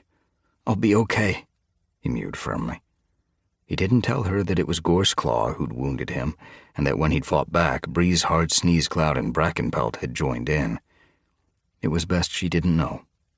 Best maybe that no one know how close the RiverClan warriors had come to carrying out Splashtail's orders to kill him. He'd been lucky Owlnose had arrived and distracted them. The moment Owlnose had padded into camp, Splashtail had called his warriors off and turned his attention to interrogating the brown Tappy Tom. He'd demanded to know why Owlnose wasn't still in the ShadowClan camp, and Owlnose had warned him that a patrol was on the way. The brave Tom had then turned to his clanmates and yowled that the patrol was huge and would be here any moment, that they didn't need to listen to Splashtail because help was coming. Splashtail had raked Owlnose's muzzle to shut him up. He would have done worse if he hadn't been more interested in securing his hostages. He'd ordered Nightheart to be hidden in the nursery and retreated into his den to make sure the kits couldn't escape. Sunbeam shifted beside him, distracting Nightheart from his thoughts. I wish Puddleshine and Alderheart would hurry up, she mewed, glancing again at Nightheart's wounds. Nightheart looked toward the entrance. He was more interested in whether Hairstar had caught up to Splashtail. Squirrelstar stood at the head of the clearing. The ThunderClan leader watched the RiverClan warriors through narrowed eyes.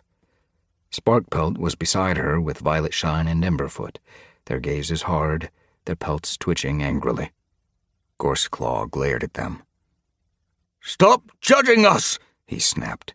You would have done the same. Sparkpelt's tail flicked. I never would have followed a cat like Splashtail. He was our leader, Brackenpelt growled. What else could we do? Violetshine stared at him. You could have stood up to him. Minnowtail stared back.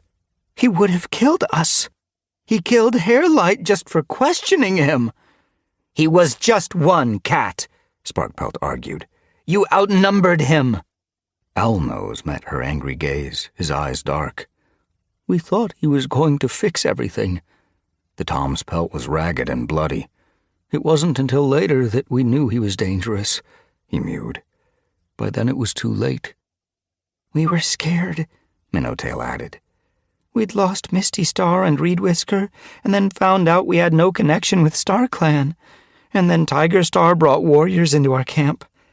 We just wanted to feel safe, Owlnose mewed. We thought Splashtail would protect us. He got Tiger Star's warriors out of the camp, Minnowtail reminded them.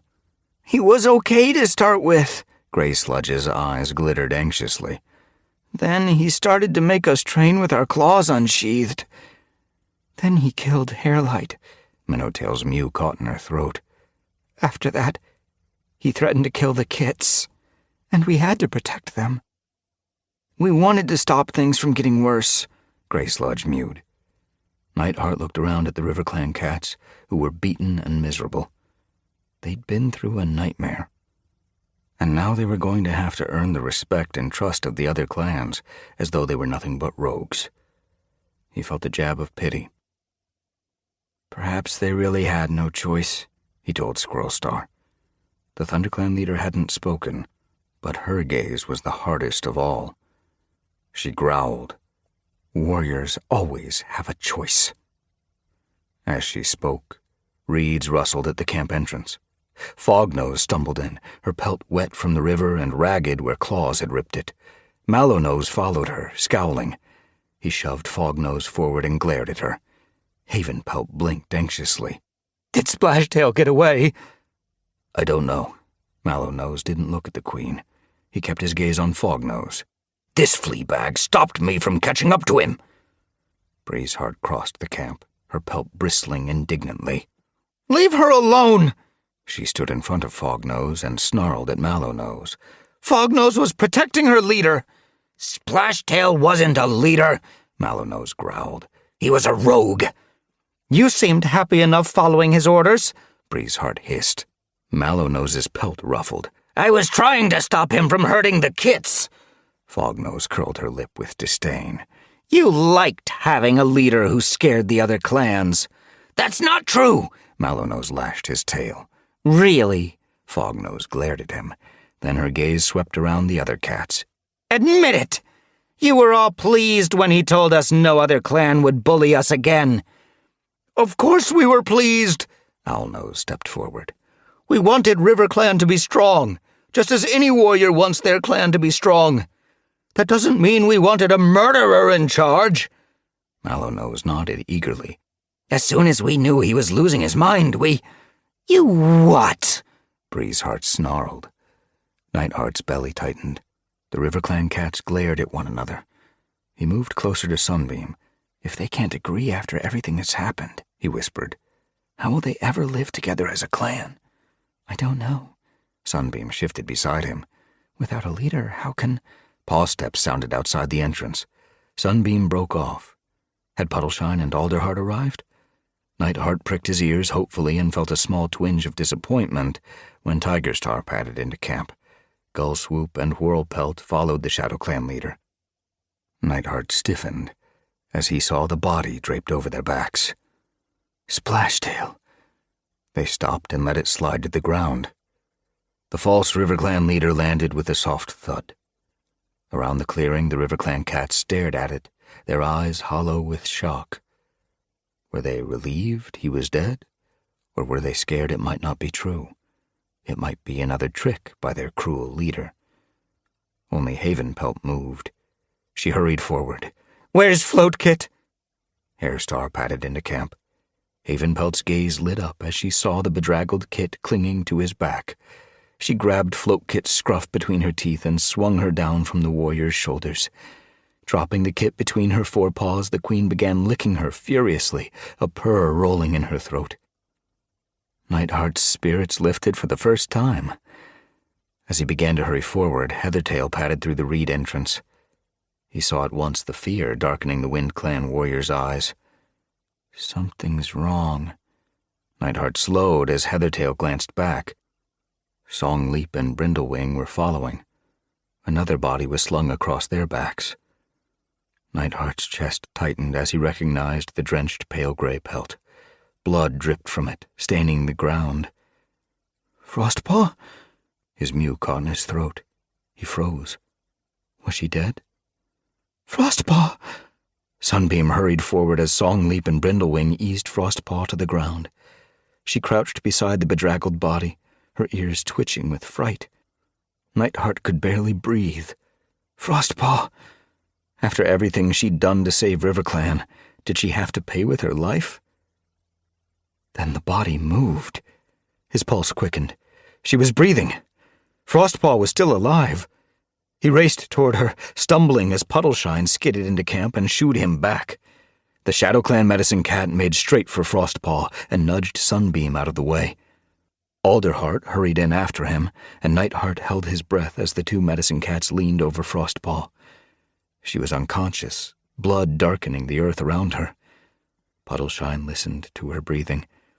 Alderheart checked the long, deep wound on her neck. It looked exactly like the wound Splashtail had given her 2 moons ago. Nightheart stiffened. Had he tried to murder Frostpaw again? Rage surged in Nightheart's chest as he glared at the false RiverClan leader's body. This cat had caused misery even with his dying breath. Nightheart wished with a sudden impulse that he'd been the one to kill the vicious Foxheart. Tigerstar shifted anxiously behind Puddleshine. Is she going to die? His words turned Nightheart's blood cold. Puddleshine didn't look up. I don't know. I'll fetch Cobweb. Alderheart headed for Podlight's den. I hope he kept the herb store well stocked. She mustn't die. Owlnose patted closer. We need to speak to StarClan. Nightheart bristled. Was that the only reason he wanted her to live? We'll do what we can. Puddleshine didn't take his eyes from Frostpaw. We're never going to find a leader, Mallownose fretted. Perhaps we should just choose the best warrior and send them to the moon pool to get StarClan's blessing. We thought Splashtail was the best warrior, and look what happened. Minnowtail growled. How can we be a proper clan without a medicine cat? Mallownose sounded scared. Who will treat our wounds? Nightheart could barely believe his ears. Was Frostpaw nothing more than a medicine cat to these warriors? Didn't they realize what she'd been through to save them from Splashtail? We'll have Mothwing, Gorseclaw mewed. But she has no connection to StarClan. Mallownose's ears twitched. Can we call ourselves a real clan if we don't have a connection to StarClan? Nor a leader, Minnowtail growled. Let's not worry about that now, Owlnose mewed. Let's just find our paws, fill the fresh kill pile, and repair the camp.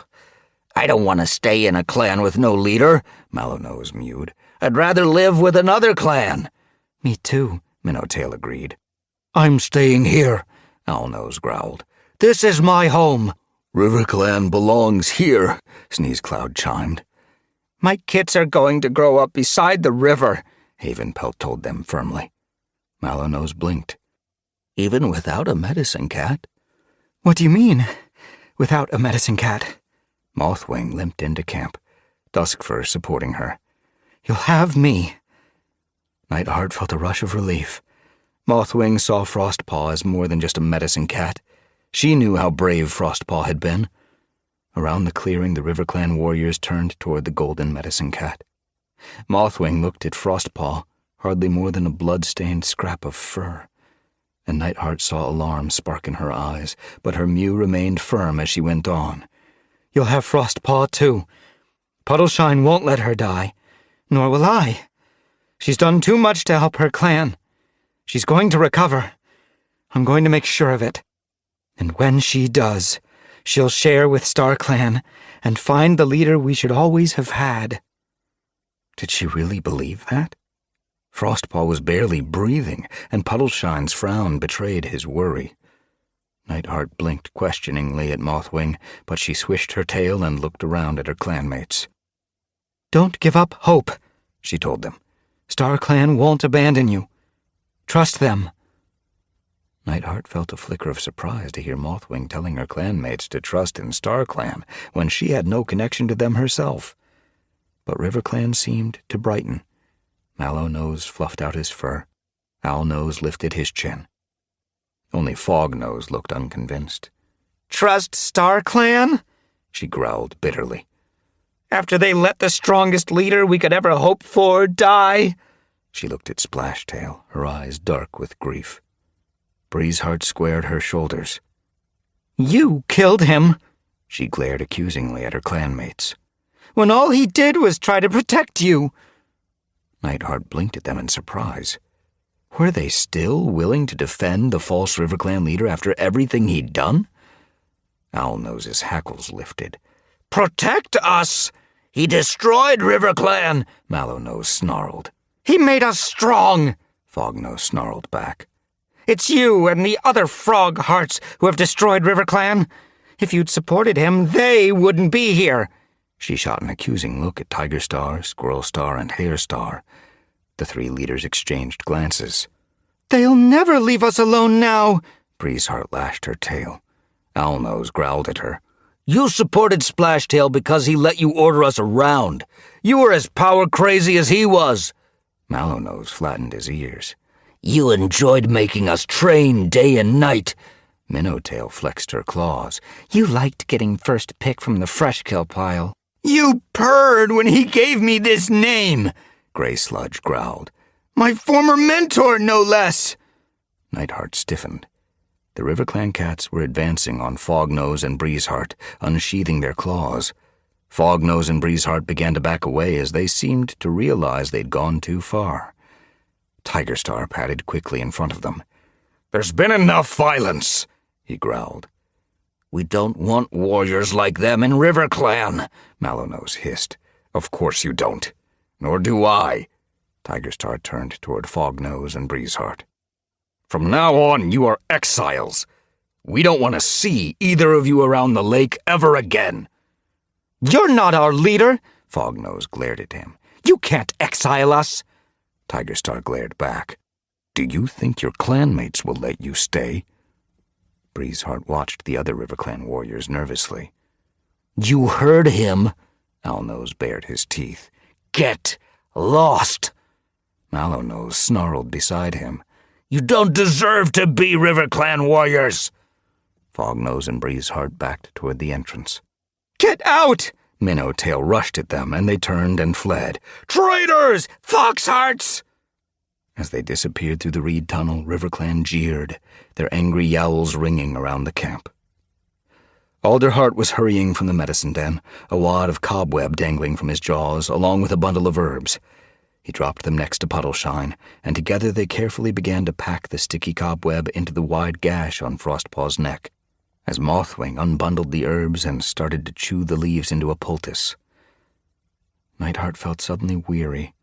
His injuries stung more fiercely, and he longed to lie down and rest. Nightheart? Sunbeam's pelt brushed his, and he turned to find her gazing at him, her eyes dark. Are you okay? I want to go back to camp and have a long sleep, he told her. He glanced toward Frostpaw. What if he woke up to find she'd died? His heart seemed to twist in his chest. Sunbeam's gaze followed his. She's in good paws, she promised. Mothwing won't let her die. Her gaze flitted back to Nightheart. You look exhausted, she told him gently. Go home. Ask Jayfeather to check your wounds, then get some rest. She sounded like she wasn't coming with him. What about you? There's something I need to do. Alarm pricked in Nightheart's pelt. Sunbeam's eyes glistened with grief. What? Berryheart is dead. His breath caught. Did Splashtail kill her? He let his warriors do that. Her mew was thick. I tried to protect her, but I think I made it worse. No. Nightheart pressed his muzzle against her cheek. How could protecting any cat make it worse? You did the right thing. Do you think? She pulled away and looked at him hopefully. I'm sure. He glanced toward the camp entrance. The clan patrol was beginning to leave. Tigerstar lingered beside Frostpaw, but Squirrelstar and Hairstar were leading their warriors out of the RiverClan camp. Sunbeam looked at them too. Go with them, she mewed. What about you? He glanced at the claw marks on her flank. You need to see a medicine cat. I will, she mewed. Afterward. She paused and seemed to swallow, as though steadying her mew. First, she paused again, her eyes shimmering. First, I need to bury my mother. I'll come with you. He started forward. I can help. Thank you. She blocked his way. I know you want to be there for me, but I need to do this alone.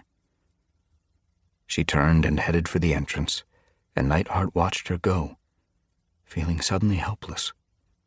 Frostpaw was injured. Sunbeam had lost Berryheart, and all he could do was wait. Chapter 14. Sunbeam's claws were clogged with soil. Her paws were sore, and her shoulders ached, but the grave was finally dug. She hadn't rested since the battle and was weary from the work and from her grief. But the day wasn't over yet. Tiger Star had given Berryheart a small space, close to camp, but away from the gentle sunlit slope near the lake shore where they usually buried their fallen clanmates. Hollow Spring, Spireclaw, and Sparrowtail had helped with the digging. She'd wanted to do this alone, but they were grieving too, and like her, they wanted to honor Berryheart with one final act of love and duty. She was grateful for their help once she realized how cold and hard the ground was, and they worked silently together, scooping out a hole deep enough to make sure Berryheart could rest unbothered by foxes. The earth had been snarled by roots, which had to be untangled and snapped. Yarrowleaf had joined them without saying a word, digging through the long afternoon, then supporting Berryheart's head as they lowered her body into the grave. It was evening now, the sun casting long shadows through the chilly forest. They'd covered Berryheart with earth and headed back to camp. They'd return to the grave for the ceremony once night had fallen, then sit the long vigil for Berryheart. But now Sparrowtail and Hollow Spring had something to ask Tiger Star. Sunbeam hung back as her father and brother approached the Shadow Clan leader. The camp was still ragged from the battle, with too many warriors injured to begin repairs. Flaxfoot and Hopwhisker alone had made a start, twining ivy around the entrance to the Elder's Den to fix the brambles torn away by Breezeheart and Mallownose. They wove in the last few tendrils as their clanmates settled down to share the prey that Squirrelstar had sent. "I thought you'd never eat prey caught by another clan," Tawny Pelt teased as Cloverfoot tore a mouthful from a ThunderClan rabbit. Cloverfoot chewed and swallowed, then swiped her tongue around her lips before answering. "It was shared out of respect," she mewed. "Besides, ThunderClan has eaten plenty of our prey in the past. It's only right they share theirs from time to time." Tiger Star sat as still as stone, his gaze hard as Sparrowtail stopped in front of him. Hollow Spring's head was bowed, his tail down. "Would there be a place for us in Shadow Clan now?" Sparrowtail ventured. Tiger Star stared at him, and Sunbeam sensed he was swallowing back a growl. "I know we left, but Berryheart was my mate," Sparrowtail pressed softly. "I had to be loyal to her." He glanced at Hollow Spring. "And a kit will always be loyal to its mother." "Sunbeam wasn't," Tiger Star mewed. Sunbeam felt a jab of guilt. Was Tiger Star criticizing her or praising her? She'd refused to leave with her mother, but she'd left Shadow Clan for ThunderClan. Sparrowtail's pelt twitched. "Loyalty can be complex," he mewed. "Should we put our kin or our mate or our clan first?" Tiger Star's gaze remained hard. "I suppose every warrior must make their own decision," he growled. "But they need to realize that their decisions have consequences." Sparrowtail blinked at him. "So by choosing Berryheart, we gave up Shadow Clan?" "It looks that way." Tiger Star's tail flicked angrily. Sunbeam patted forward. Tiger Star glanced at her warily. Would he listen to her? "Sparrowtail and Hollow Spring were loyal warriors," she mewed. "They followed a cat they loved. That wasn't dishonorable. I chose Nightheart. It shouldn't be punished." Tiger Star narrowed his eyes. "Do you want your brother and father to be part of Shadow Clan again?" he asked. "Wouldn't it be easier if they asked Squirrelstar if they could be ThunderClan warriors? You'd never have to face them in battle." "They don't want to be ThunderClan warriors," she told him. "They want to be part of Shadow Clan." "What we want is not always what we get," Tiger Star grunted. Sunbeam searched his gaze. Why was he making this so hard? "Do you think you can't trust them?" "I don't want warriors who come and go as they please," Tiger Star told her. "They only left once." Sparrowtail nudged her gently away. "This is my problem," he told her. "I can fix it." Tiger Star's tail grew still. "How?" "Berryheart is dead," Sparrowtail mewed. The only cat who could persuade me to walk away from my birth clan is gone." His voice grew thick, and he paused. Tiger Star watched the brown tabby Tom closely until at last he went on. "I could see she was growing more and more unreasonable," he explained. "I was scared for her. I couldn't let her go alone. She needed someone, and I thought perhaps if we were with her, we could guide her back." "Did you agree with her?" Tiger Star asked, his gaze steady. "Are you against warriors switching clans?" "No." "Do you think I should be replaced as leader?" Tiger Star's gaze hardened. Sparrowtail returned it steadily. "No," he mewed. "You're a smart and strong leader. And I think the changes to the code will be good for the clans. I think they will bring more peace and harmony." Hollow Spring looked eagerly at Tiger Star. "We'll spend the rest of our lives trying to prove our loyalty," he mewed. "You can give us trials if you like, as though we were switching clans, to prove we can be good Shadow Clan warriors." Sunbeam felt a pang of pity for her brother. He was born here, and now he was offering to be tested to see if he was worthy of his place. Tiger Star shifted his paws and, for the first time, seemed to soften. "I won't make you pass trials," he mewed. "But you will have to earn the trust of your clanmates again. Berryheart led a patrol against them, and you joined it. It will take time for them to forgive you, and they may never entirely forget." "I know." Sparrowtail looked at his paws. "I'm sorry. We would never have done it if Havenpelt's kits hadn't been in danger." Hollow Spring blinked at Tiger Star. "We'll catch more prey and join more patrols than any other warriors. We'll do any chore that needs doing." Tiger Star nodded. Then his gaze flashed toward Sunbeam. "And you?" he asked. "Would you like to rejoin Shadow Clan?" "No." She was surprised he'd asked. Wasn't it obvious how happy she was in ThunderClan? "The clan that raised me and trained me and protected me for so many moons will always be in my heart. But my loyalty is to ThunderClan now, and to Nightheart." She glanced at her father, trying to guess what he was thinking. He'd never been as angry as Berryheart that she'd left ShadowClan to be with Nightheart, but he had been hurt. He looked at her now, and she was surprised to see that his eyes were filled with pride and affection.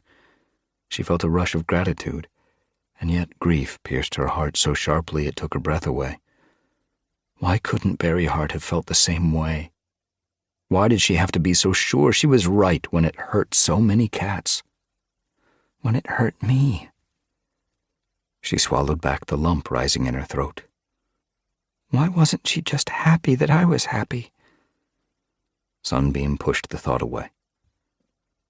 What we want is not always what we get. As they gathered around the grave, fluffing out their pelts, ready for the long night ahead, Sparrowtail dipped his head. Sunbeam shifted her paws. Was he preparing to speak? What could he say about the cat he'd loved enough to follow into such darkness? Berryheart had so much courage.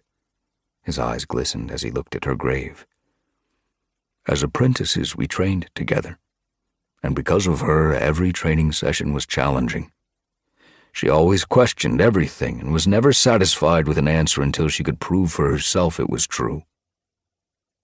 I fell in love with her determination to be the best warrior she could be and, after we had kits, to be the best mother she could be, and to always seek out some sort of order in the world around her. Where I was uncertain, she was sure. For better or worse, she followed her instincts, and I admired that. She was hard on cats she disagreed with, but she was generous and kind to the cats she loved. Sunbeam felt a twinge of resentment. She wasn't kind to me once I'd chosen a path different from the one she'd imagined for me. Sparrowtail's gaze darkened. She may have made wrong decisions in her life, but I will always believe that her determination to follow what she thought was right and true made her a warrior who, in different circumstances, could have been truly great. Sunbeam glanced at him. Different circumstances? Did he mean that Berryheart would have been loyal and honorable if she'd never met Splashtail? Or if the warrior code had never changed? Was that true? Hadn't she left ShadowClan once before to follow the rogue Darktail, believing he would be a better leader than Rowanstar? Darktail had almost drowned her, and he'd almost destroyed ShadowClan, and yet Berryheart had chosen to follow another cruel Tom after Tigerstar threw her out of ShadowClan. Sunbeam couldn't help wondering if Berryheart might always have sought out the darkest path. Berryheart was my kit, Snowbird began to speak. In the days before Darktail, I believed she would live and die only for ShadowClan. She was courageous and driven. Her heart burned with love for her clan, and she could have lived and died like that. But Darktail came. I wish he hadn't. I wish she'd never known what it was like to fear for her life, to see her clan nearly destroyed. I wish she'd never learned to be so terrified of change that, to protect her clan, she was prepared to turn on the very cats she should have trusted. Her eyes filled with sadness as she gazed at Berryheart's grave. I wish that a cat who could be as good and kind as any warrior I've known hadn't left me with so many sad memories. I will try to remember only what was good in her. I hope that in death she will finally find peace. How? In Sunbeam's heart, she knew it was impossible that StarClan would accept Berryheart. She'll have to roam the dark forest. Her grief darkened until she was almost breathless with horror, imagining the future her mother would face alone in the shadows among cats who had betrayed their clanmates, who had harmed their clans, who had even murdered. How could any cat find peace there? Then she hesitated. Perhaps finding peace was what the dark forest was for. Sunbeam snatched at the glimmer of hope. Perhaps it was a place where warriors could finally come to terms with the darkness that had shadowed their lives.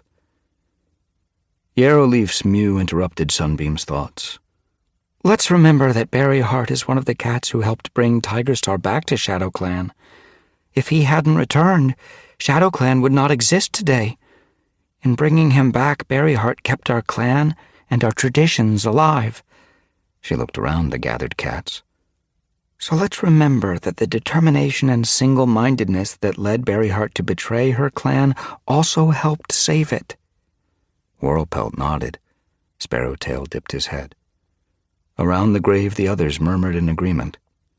Sunbeam realized that Yarrowleaf was looking at her. So was her father. They were waiting for her to speak. She shifted nervously, wondering what she could say. Out of the thoughts and emotions she'd had about her mother these past moons, what could she share with these cats? They'd known her longer and perhaps better than a kit could know its mother. They'd met her as an equal, as a warrior. Could they understand the hurt she'd felt when Berryheart had rejected the choices she'd made? My mother and I didn't always agree, she began tentatively. But I loved her. When I was young, she protected me so fiercely I wasn't scared of anything. As long as Berryheart was alive, I knew I would never come to any harm. I was grateful she was my mother. I admired her strength. I wanted to be a warrior just like her.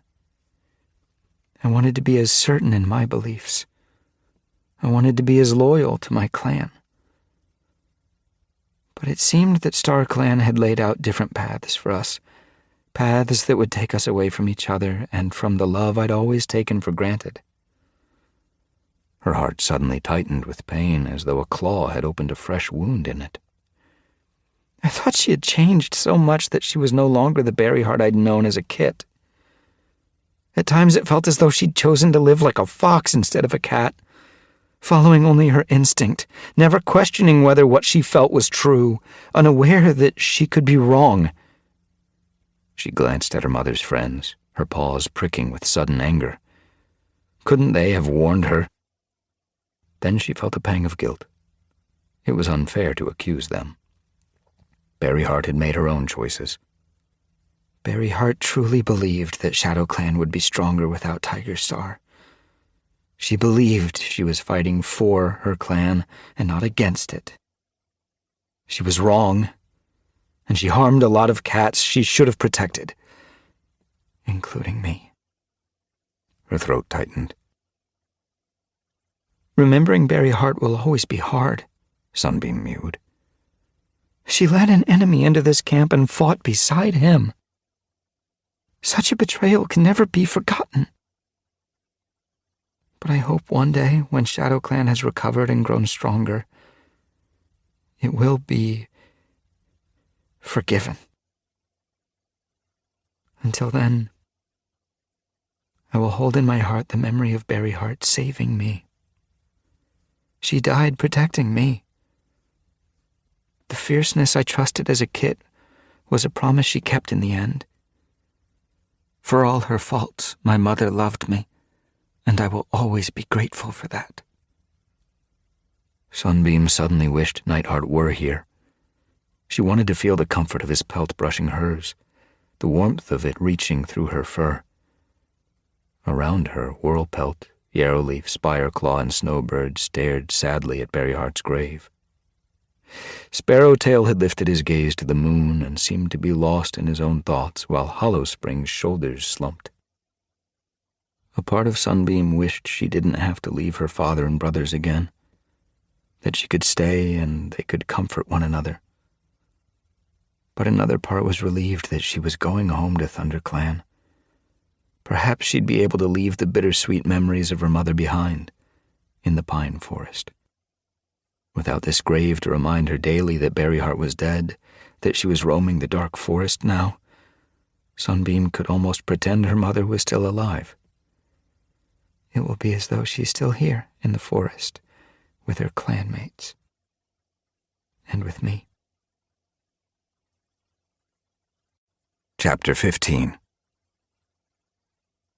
Frostpaw woke in pain.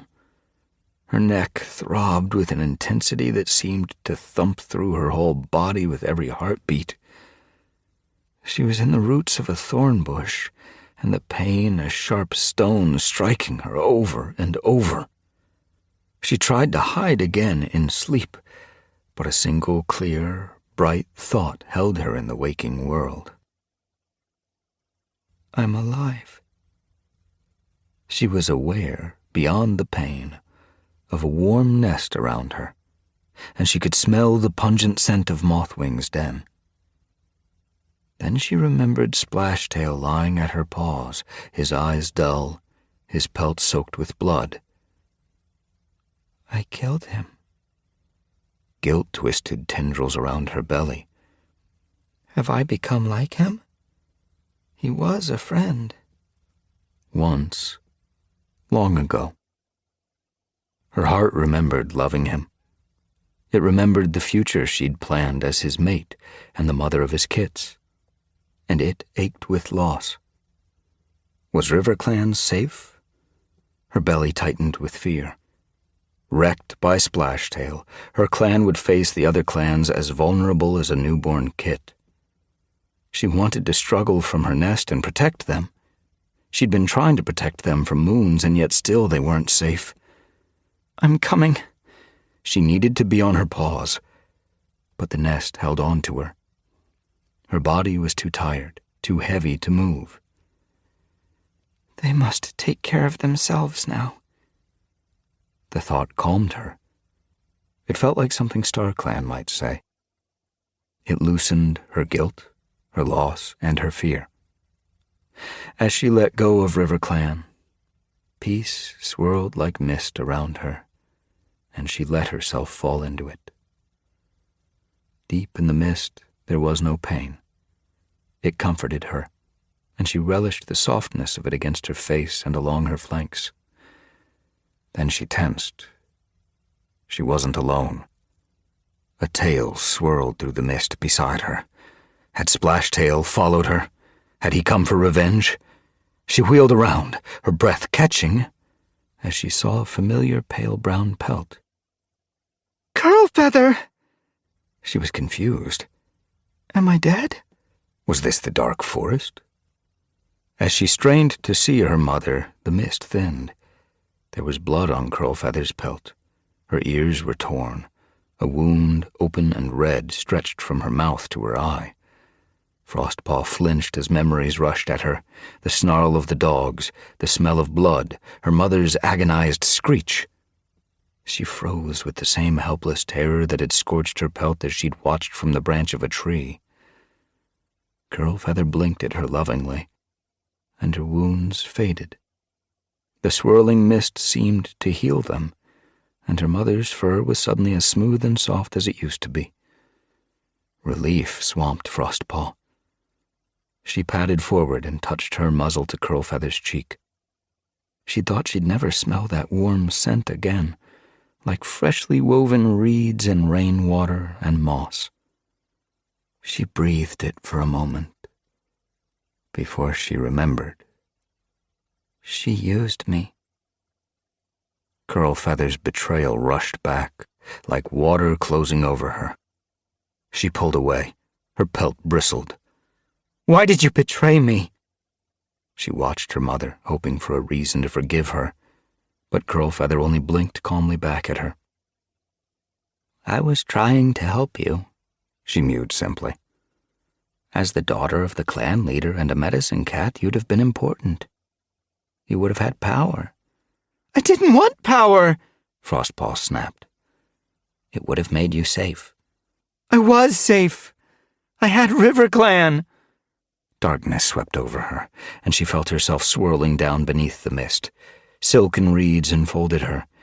She was back in her nest in Mothwing's den. Marigold. Herb scents pressed around her. Oakleaf. Comfrey. The tang was so sharp she tried to flinch away. You're safe. Mothwing's mew sounded nearby. A paw touched her flank. Breath warmed her ears. Then the mist slid around her once more, thicker now, too dense for her to see even a tail length ahead. She heard paws thrum the earth, heard a snarl, smelled sour, fishy breath. Panic struck her like a blow as Splashtail burst from the fog, his face bloody, his teeth bared, hatred glittering in his eyes. "You ruined everything!" His snarl hit her like a gust of air, and she flinched, screwing up her eyes, bracing herself for the attack. Nothing happened, but still she backed away, whimpering as she felt a soft body behind her. Whirling around, she saw Curlfeather. He's not here. Her mother's mew was as soft as a green leaf wind.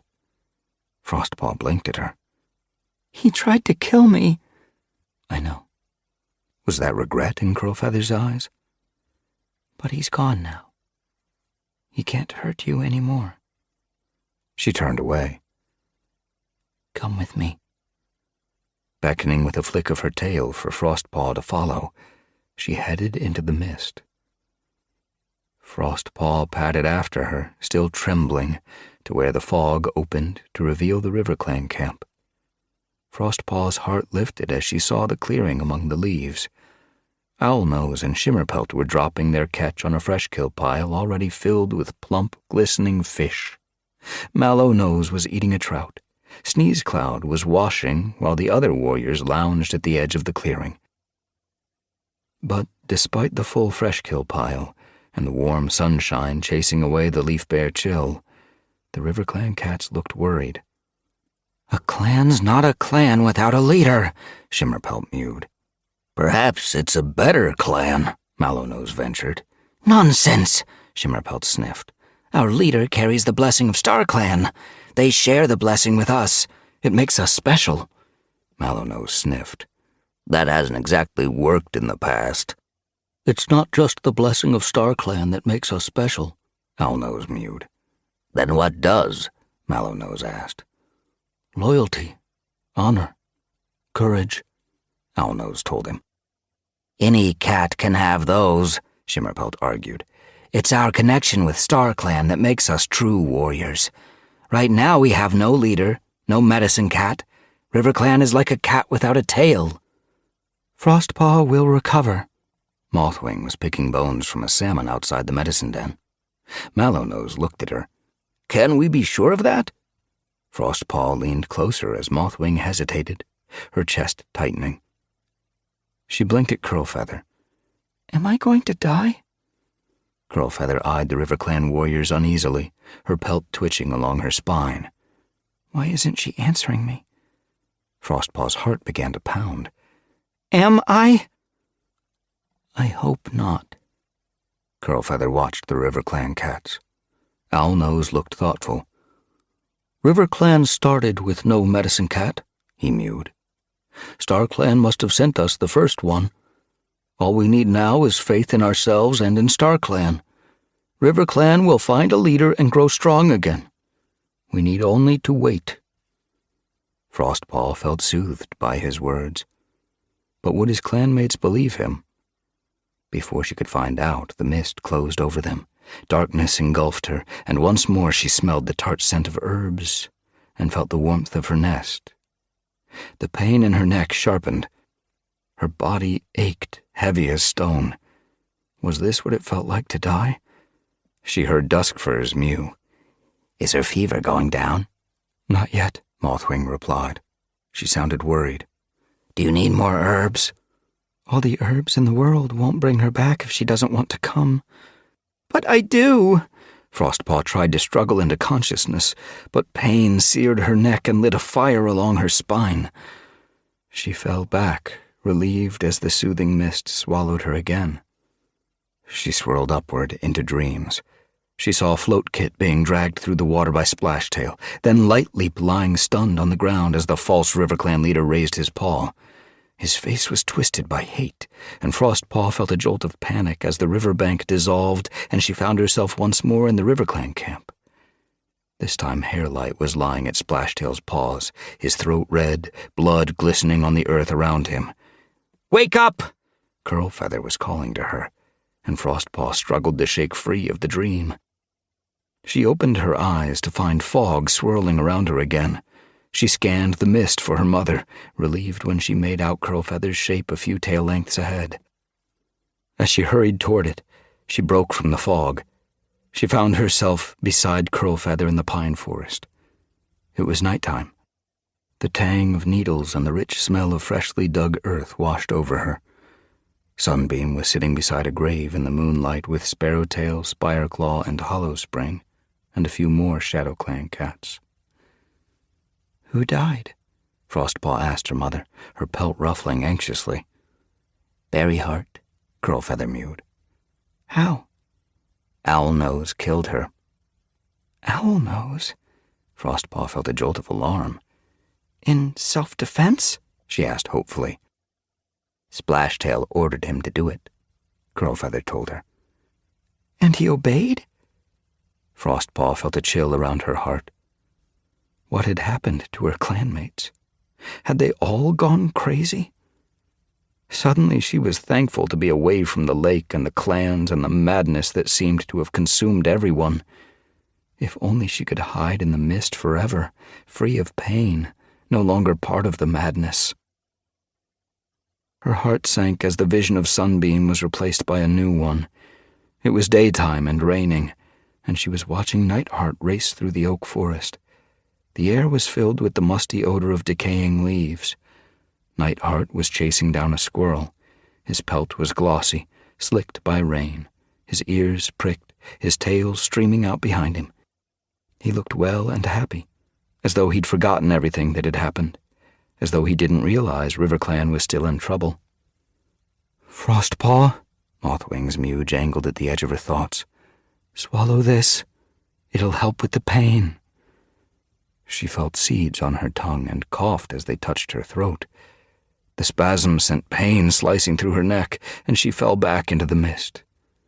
Curlfeather? She mewed. Her mother had turned away from the vision of Nightheart. Did you bring me here on purpose?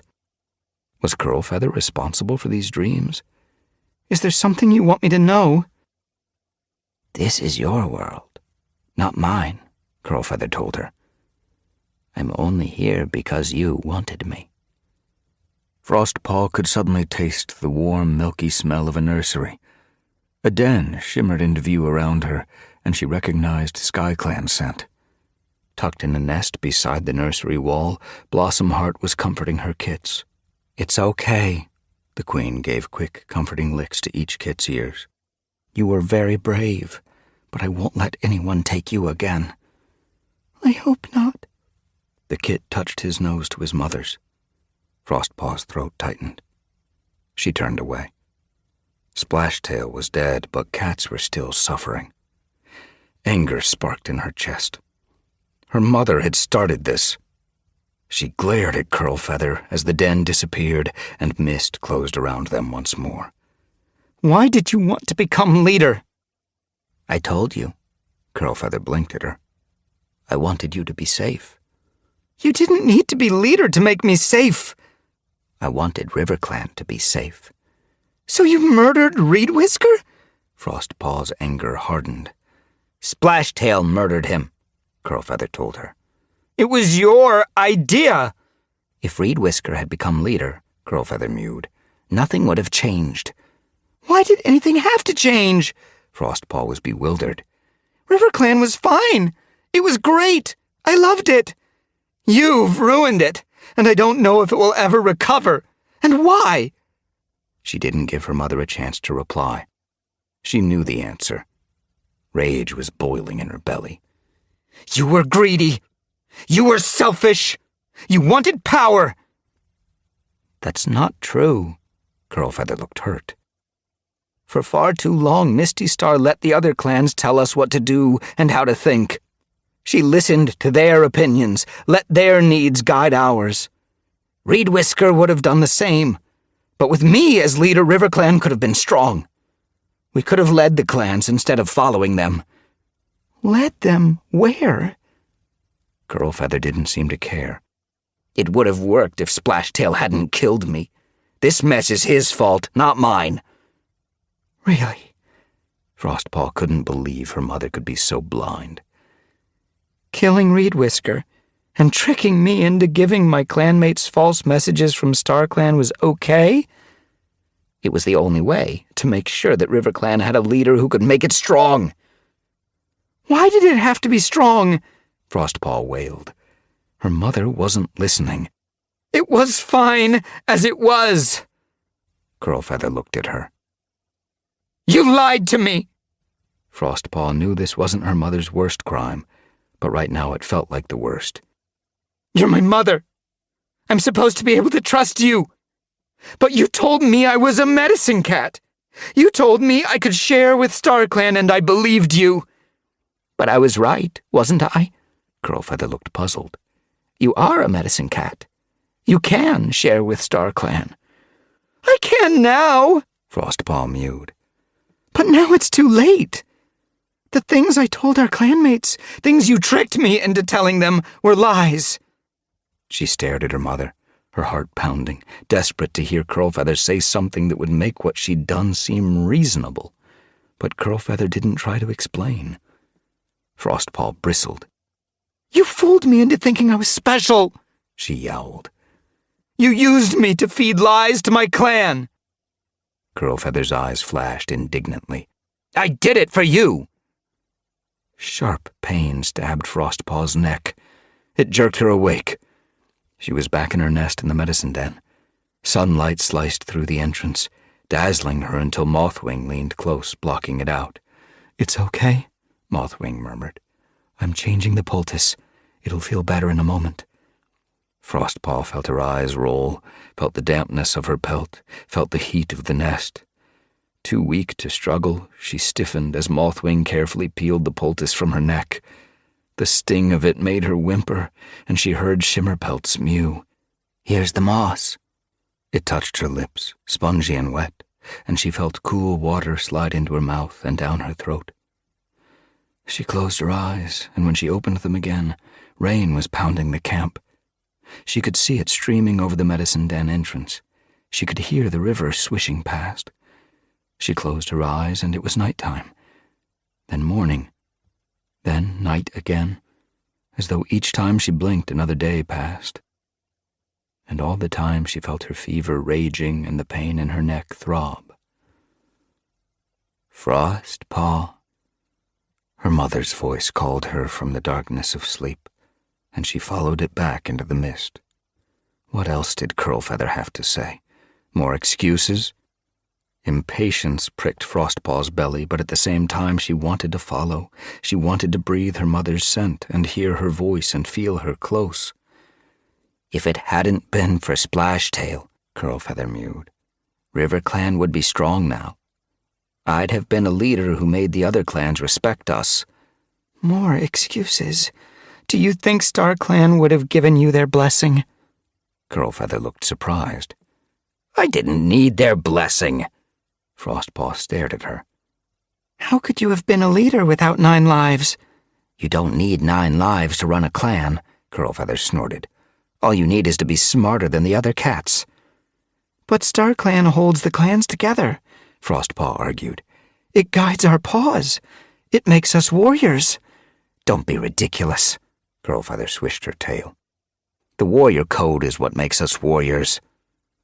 Where in the warrior code does it say you can kill your deputy and trick a clanmate into becoming a medicine cat when they have no connection with StarClan?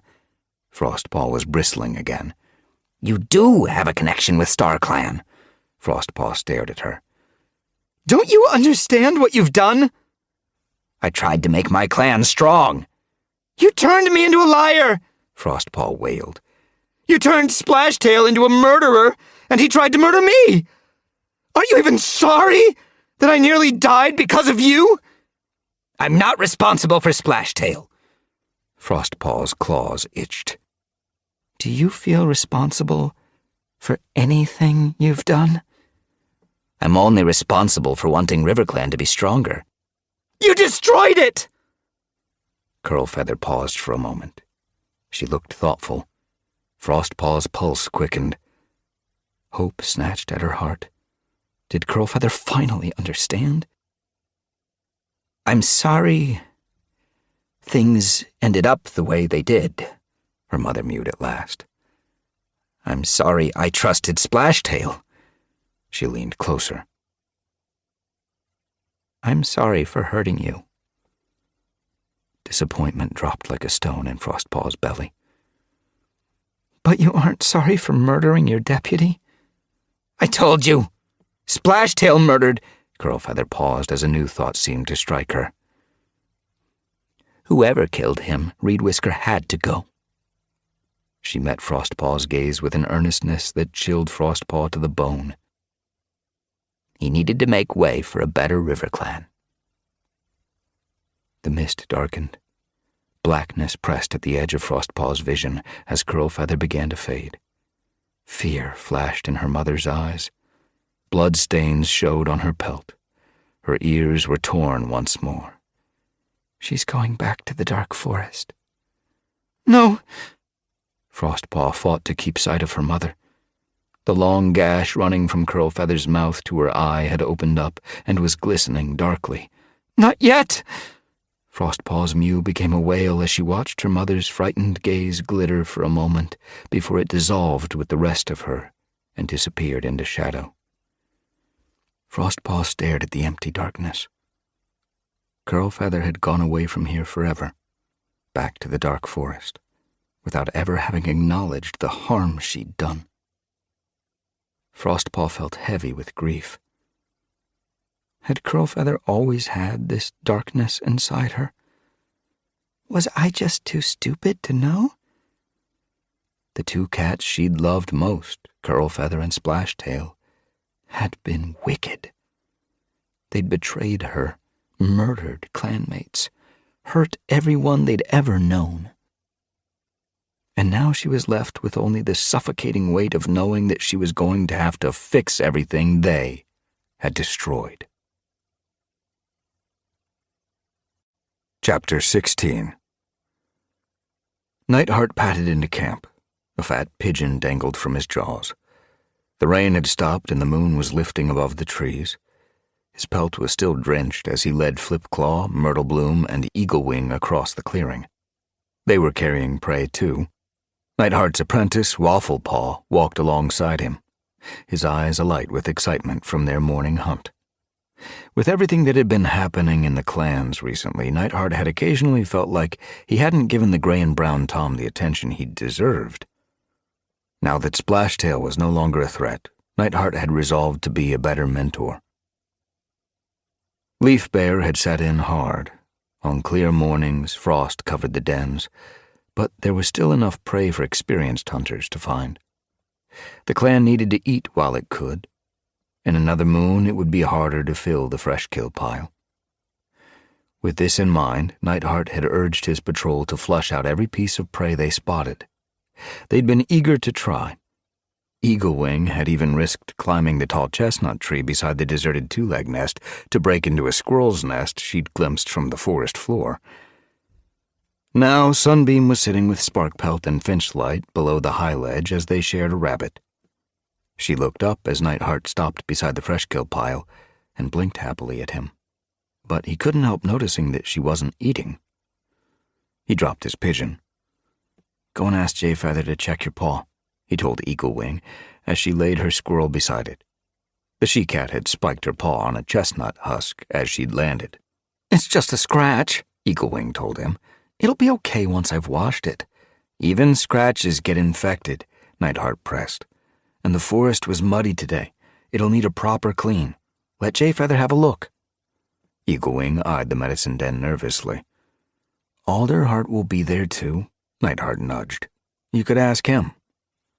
Alderheart would be less likely to grumble that trees were for squirrels, not for ThunderClan warriors who had any sense. "Okay." Eaglewing padded toward the medicine den. "Great hunt, Nightheart," Myrtlebloom mewed before she headed away with Flipclaw. Wafflepaw swished his tail and blinked eagerly at Nightheart. "Can we go on patrol again soon?" "Sure," Nightheart nodded, pleased. The little Tom purred and stood up a little straighter. "Great!" He turned away. "This was so much fun!" Nightheart felt a glow of happiness as he watched Wafflepaw turn around and run off to find the other apprentices. It had only been a quarter moon since Splashtail had died, but life in ThunderClan felt normal again. His wounds had mostly healed. The deepest ones across his shoulders and down his hind leg still itched where the scabs were drying. But they were clean, and Alderheart said they'd be gone before the next gathering. He nosed through the fresh kill pile, looking for a sparrow. Sunbeam liked sparrows. She was eating a little more than when she'd returned from burying her mother, but Berryheart's betrayal and death had been hard on her, and her appetite was still poor. He found a small, plump sparrow at the bottom of the pile and pulled it out. As he crossed the clearing, careful not to burst the small bird's flesh with his teeth, Poppyfrost looked up from the mouse she was eating. "Impressive catch considering the rain." "Eaglewing raided a squirrel's nest," he mewed, trying not to drop the sparrow, almost sneezing as feathers tickled his nose. Lionblaze was washing his face beside the warrior's den. "A patrol is only as good as its leader," he called. "You get more and more like fire—" Poppyfrost broke off as Lionblaze shot her a warning look. ThunderClan knew Nightheart didn't like to be compared to his famous ancestor. But Nightheart whisked his tail. He wasn't as sensitive about it these days. "Thanks," he mewed to Poppyfrost. The dappled she-cat blinked in surprise, and Lionblaze's eyes widened. They were both clearly startled by Nightheart's breezy response. Nightheart dropped the sparrow in front of Sunbeam. "Thank you," she purred as he settled beside her. Sparkpelt tore a hind leg from the rabbit and pushed it toward him. "Eat this," she mewed. "Let Sunbeam have the sparrow to herself." "I offered to get her something," Finchlight chimed, "but she said she wasn't hungry." "She'll enjoy the sparrow because Nightheart brought it," Sparkpelt purred, pushing the rabbit leg closer. Nightheart took it gratefully. "Thanks." Since Berryheart's death, Sparkpelt and Finchlight had taken good care of Sunbeam, comforting her, fetching food, giving her space when she needed it. Seeing their kindness, Nightheart could hardly believe that his mother and sister had once felt to him more like enemies than kin. He was pleased that Sunbeam seemed at peace in ThunderClan, despite losing her mother, and he knew that Sparkpelt and Finchlight had done a lot to make her feel comfortable here. Even now, Sparkpelt was watching Sunbeam fondly. Make sure you eat it all. I will. Sunbeam leaned lightly against Nightheart and nuzzled his cheek with her nose. Thanks, Nightheart. Nightheart purred and took a bite from the rabbit leg. Where have you been? Lionblaze's sharp mew made him look up. The Golden Warrior was glaring at Gorseclaw beside the camp entrance. The RiverClan warrior shifted self-consciously beside Twigbranch. Since Splashtail had died, Gorseclaw had been staying in the ThunderClan camp, along with Lizardtail. I was exploring, he mewed meekly. You're a RiverClan cat, Lionblaze snapped. This isn't your territory. You shouldn't be exploring. He was with me, Twigbranch mewed indignantly. Lionblaze growled at his clanmate. You should know better than to encourage a cat from another clan to roam around our territory. On the other side of the clearing, Lizardtail got to his paws. Nightheart frowned. Why was Lionblaze being so defensive? Gorseclaw wasn't a threat. He'd come here to escape the chaos in RiverClan. Twigbranch lifted her chin. Gorseclaw is a guest in ThunderClan, not an enemy. Squirrelstar looked down from the high ledge as Night Sky dipped her head to Lionblaze. I'm sorry if I broke any rules, the RiverClan warrior mewed apologetically. I'm thinking about joining ThunderClan, so I thought I should get to know the territory. Twigbranch just wanted to help. Twigbranch doesn't get to decide who can join ThunderClan, Lionblaze snapped. Twigbranch looked surprised. But I thought warriors could switch clans now, she objected. The rules changed. Squirrelstar bounded down the rock tumble and stopped beside Lionblaze. She looked at Gorseclaw. I'm glad you think ThunderClan is worth joining, but wouldn't it be wiser to wait and see what happens in RiverClan before you make such a big decision? Outside the warrior's den, Finleap got to his paws. It sounds like you don't want him to join, he mewed, patting closer. Squirrelstar's tail twitched uneasily. Nightheart leaned closer. Was the ThunderClan leader going to agree with Lionblaze? I just think now might not be the time to switch clans, she mewed. Leaf Bear has got moons to go, Lionblaze warned. Prey's about to get scarce. We don't need extra mouths to feed. He glanced sharply at Lizardtail, who was hanging back a few paw steps away. Don't look at me, Lizardtail grunted. I'm not the one who's been trekking around ThunderClan territory. Twigbranch's tail was swishing. We're good hunters, she mewed. We can feed extra mouths. Especially if we've got extra paws, Finleap chipped in. Poppyfrost looked up from washing, her brow furrowed.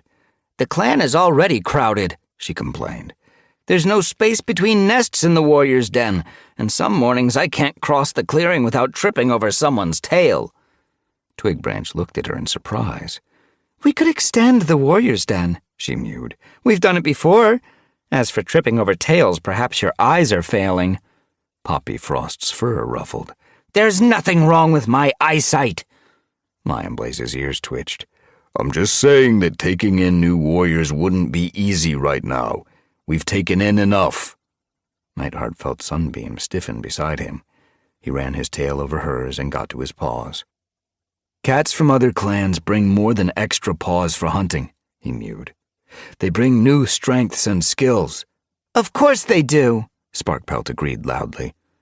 Any cat who wants to join ThunderClan, Nightheart went on, should be given a chance to prove themselves. Exactly, Twigbranch called. Poppyfrost's eyes widened. Any cat? She looked expectantly at Squirrelstar. Her clanmates did the same. Squirrelstar looked thoughtful. This is clearly something we need to talk about, she mewed. But now is not a good time for cats to be choosing clans. RiverClan has yet to find its paws. She looked at Gorseclaw. When it does, you may decide to go home. So let's not make any rash decisions. Gorseclaw blinked at her. What if RiverClan never finds its paws? Lizardtail patted closer. It's been so long since Misty Star died, and we're no closer to finding a leader. Without Frostpaw, I don't see how we can ever find one, Gorseclaw agreed. Without Frostpaw? Nightheart's paws pricked uneasily. The River Clan warrior was talking as though Frostpaw was dead. But she'd recover soon, wouldn't she? Squirrelstar whisked her tail. It's been a long day. She changed the subject. We should be eating and resting. Leaf Bear is going to get harder. Let's focus on hunting and getting the camp fit for cold weather. Nightheart frowned. Squirrelstar hadn't defended warriors switching clans. Nightheart? His leader's mew took him by surprise. She was beckoning him with her tail. She glanced at Bayshine. I need to speak to you both. What does she want? Sunbeam glanced at him uneasily. Had the conversation touched a nerve? She probably wants to assign tomorrow's patrols, he told her. Isn't Cinderheart in charge of that while Ivypool's away? Squirrelstar's tail was twitching impatiently. I'd better go, he told Sunbeam, and headed toward the ThunderClan leader. Bayshine was already waiting beside her. I want you two to go to the RiverClan camp, Squirrelstar mewed as he reached them. Now? Bayshine blinked. Tomorrow morning.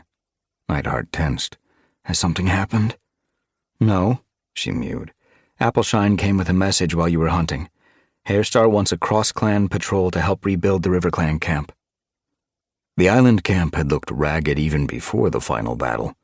Splashtail had done nothing to fix the dens and camp wall damaged by last moon's storm. I thought RiverClan didn't want other clans interfering, Nightheart mewed. Mothwing made the request, Squirrelstar told him. With so many warriors leaving, RiverClan needs extra paws. She swished her tail. There'll be a patrol from Wind Clan and one from Sky Clan, too. They'll meet you beside the island at dawn. Nightheart was glad to go. He'd asked a few days ago if he could visit Frostpaw, but Squirrelstar had told him he should leave RiverClan in peace. Perhaps she'd felt bad she'd refused him, and that was why she'd chosen him now. Who cares? He fluffed out his fur. At last, I can see how Frostpaw's doing. Hi! Nightheart greeted them with a nod, and they lifted their tails, clearly pleased to see him. Oatclaw and Appleshine were on the hillside, bounding down through the heather. They caught up to the patrol as Nightheart led them into the marsh and began to follow the grassy trail through the reeds. Leafstar says RiverClan is no nearer to finding a leader, Sunnypelt mewed. How can they, with no connection to StarClan? Appleshine asked. Frostpaw will be better soon, Nightheart insisted. She can advise them. I heard she hasn't woken up yet, Oatclaw cautioned. But she will. Nightheart wasn't ready to believe anything else. Splashtail really hurt her, Oatclaw mewed darkly. Why is RiverClan waiting? Beepaw was trotting beside her mentor, Sunnypelt. Why don't they just pick the strongest warrior to be leader? Look what happened last time they tried that, Bayshine mewed. Their strongest warrior nearly destroyed the clan. Beepaw looked thoughtful. Couldn't StarClan send a sign to another cat? Nightheart glanced at her. Did she really think Frostpaw was easy to replace? Medicine cats are special. But this is an emergency, Beepaw argued. RiverClan needs to do something soon, Bayshine mewed. I'm not sure how long Tigerstar will put up with the leaderless clan on his border. Sunnypelt's ears twitched nervously. Do you think he'll invade again? He didn't invade last time, Nightheart grunted, thinking of Sunbeam. She'd always defended Tigerstar's actions. Take over, then, Sunnypelt corrected herself. Do you think he'll take over again? I think he'll be very wary about interfering a second time, Bayshine mewed. The first time made RiverClan choose Splashtail as their leader. Beepaw looked at him. There can't be another warrior like Splashtail. Let's hope not, Oatclaw mewed grimly. Nightheart! Sneezecloud was bounding toward them. Nightheart slowed. Hi, Sneezecloud. He was struck by how different this visit to RiverClan was. This time he was here by choice. You're expecting us, right? Yes. Sneezecloud eyed Nightheart uneasily, and Nightheart felt a flicker of satisfaction. You should be uneasy. Not long ago, Sneezecloud and Fognose had marched Nightheart beaten and bloody along this very path. Now the RiverClan Tom dipped his head. I'm sorry about last time, he mumbled. I had no choice. Havenpelt and the kits. As his mew trailed away, Nightheart's satisfaction evaporated, and instead he felt a jab of pity for the RiverClan Tom. Would I have done any different if Sunbeam and our kits were being held hostage? I understand, he mewed. It must have been hard. Sneeze Cloud looked relieved. He hesitated as though he might say more, but he didn't. What could he say besides sorry? Instead, he turned toward the camp. We've made progress on rebuilding the walls, he mewed, but the dens are still a mess. He headed along the trail, and Nightheart fell in beside him, the others at his heels. We've collected reeds and ivy, Sneeze Cloud went on. We just need help weaving them in and some strong paws to hold up the roofs while we work. But Nightheart's thoughts weren't on the work that needed doing in the RiverClan camp. How's Frostpaw? He asked. Had she really not regained consciousness? Sneeze Cloud kept his gaze on the path. Mothwing's with her. Nightheart tensed. Is she getting better? We don't know yet, Sneeze Cloud mewed. She still hasn't woken up? Nightheart looked at him. Not yet, Sneeze Cloud met Nightheart's gaze. But she has to, right? We can't choose a leader without her.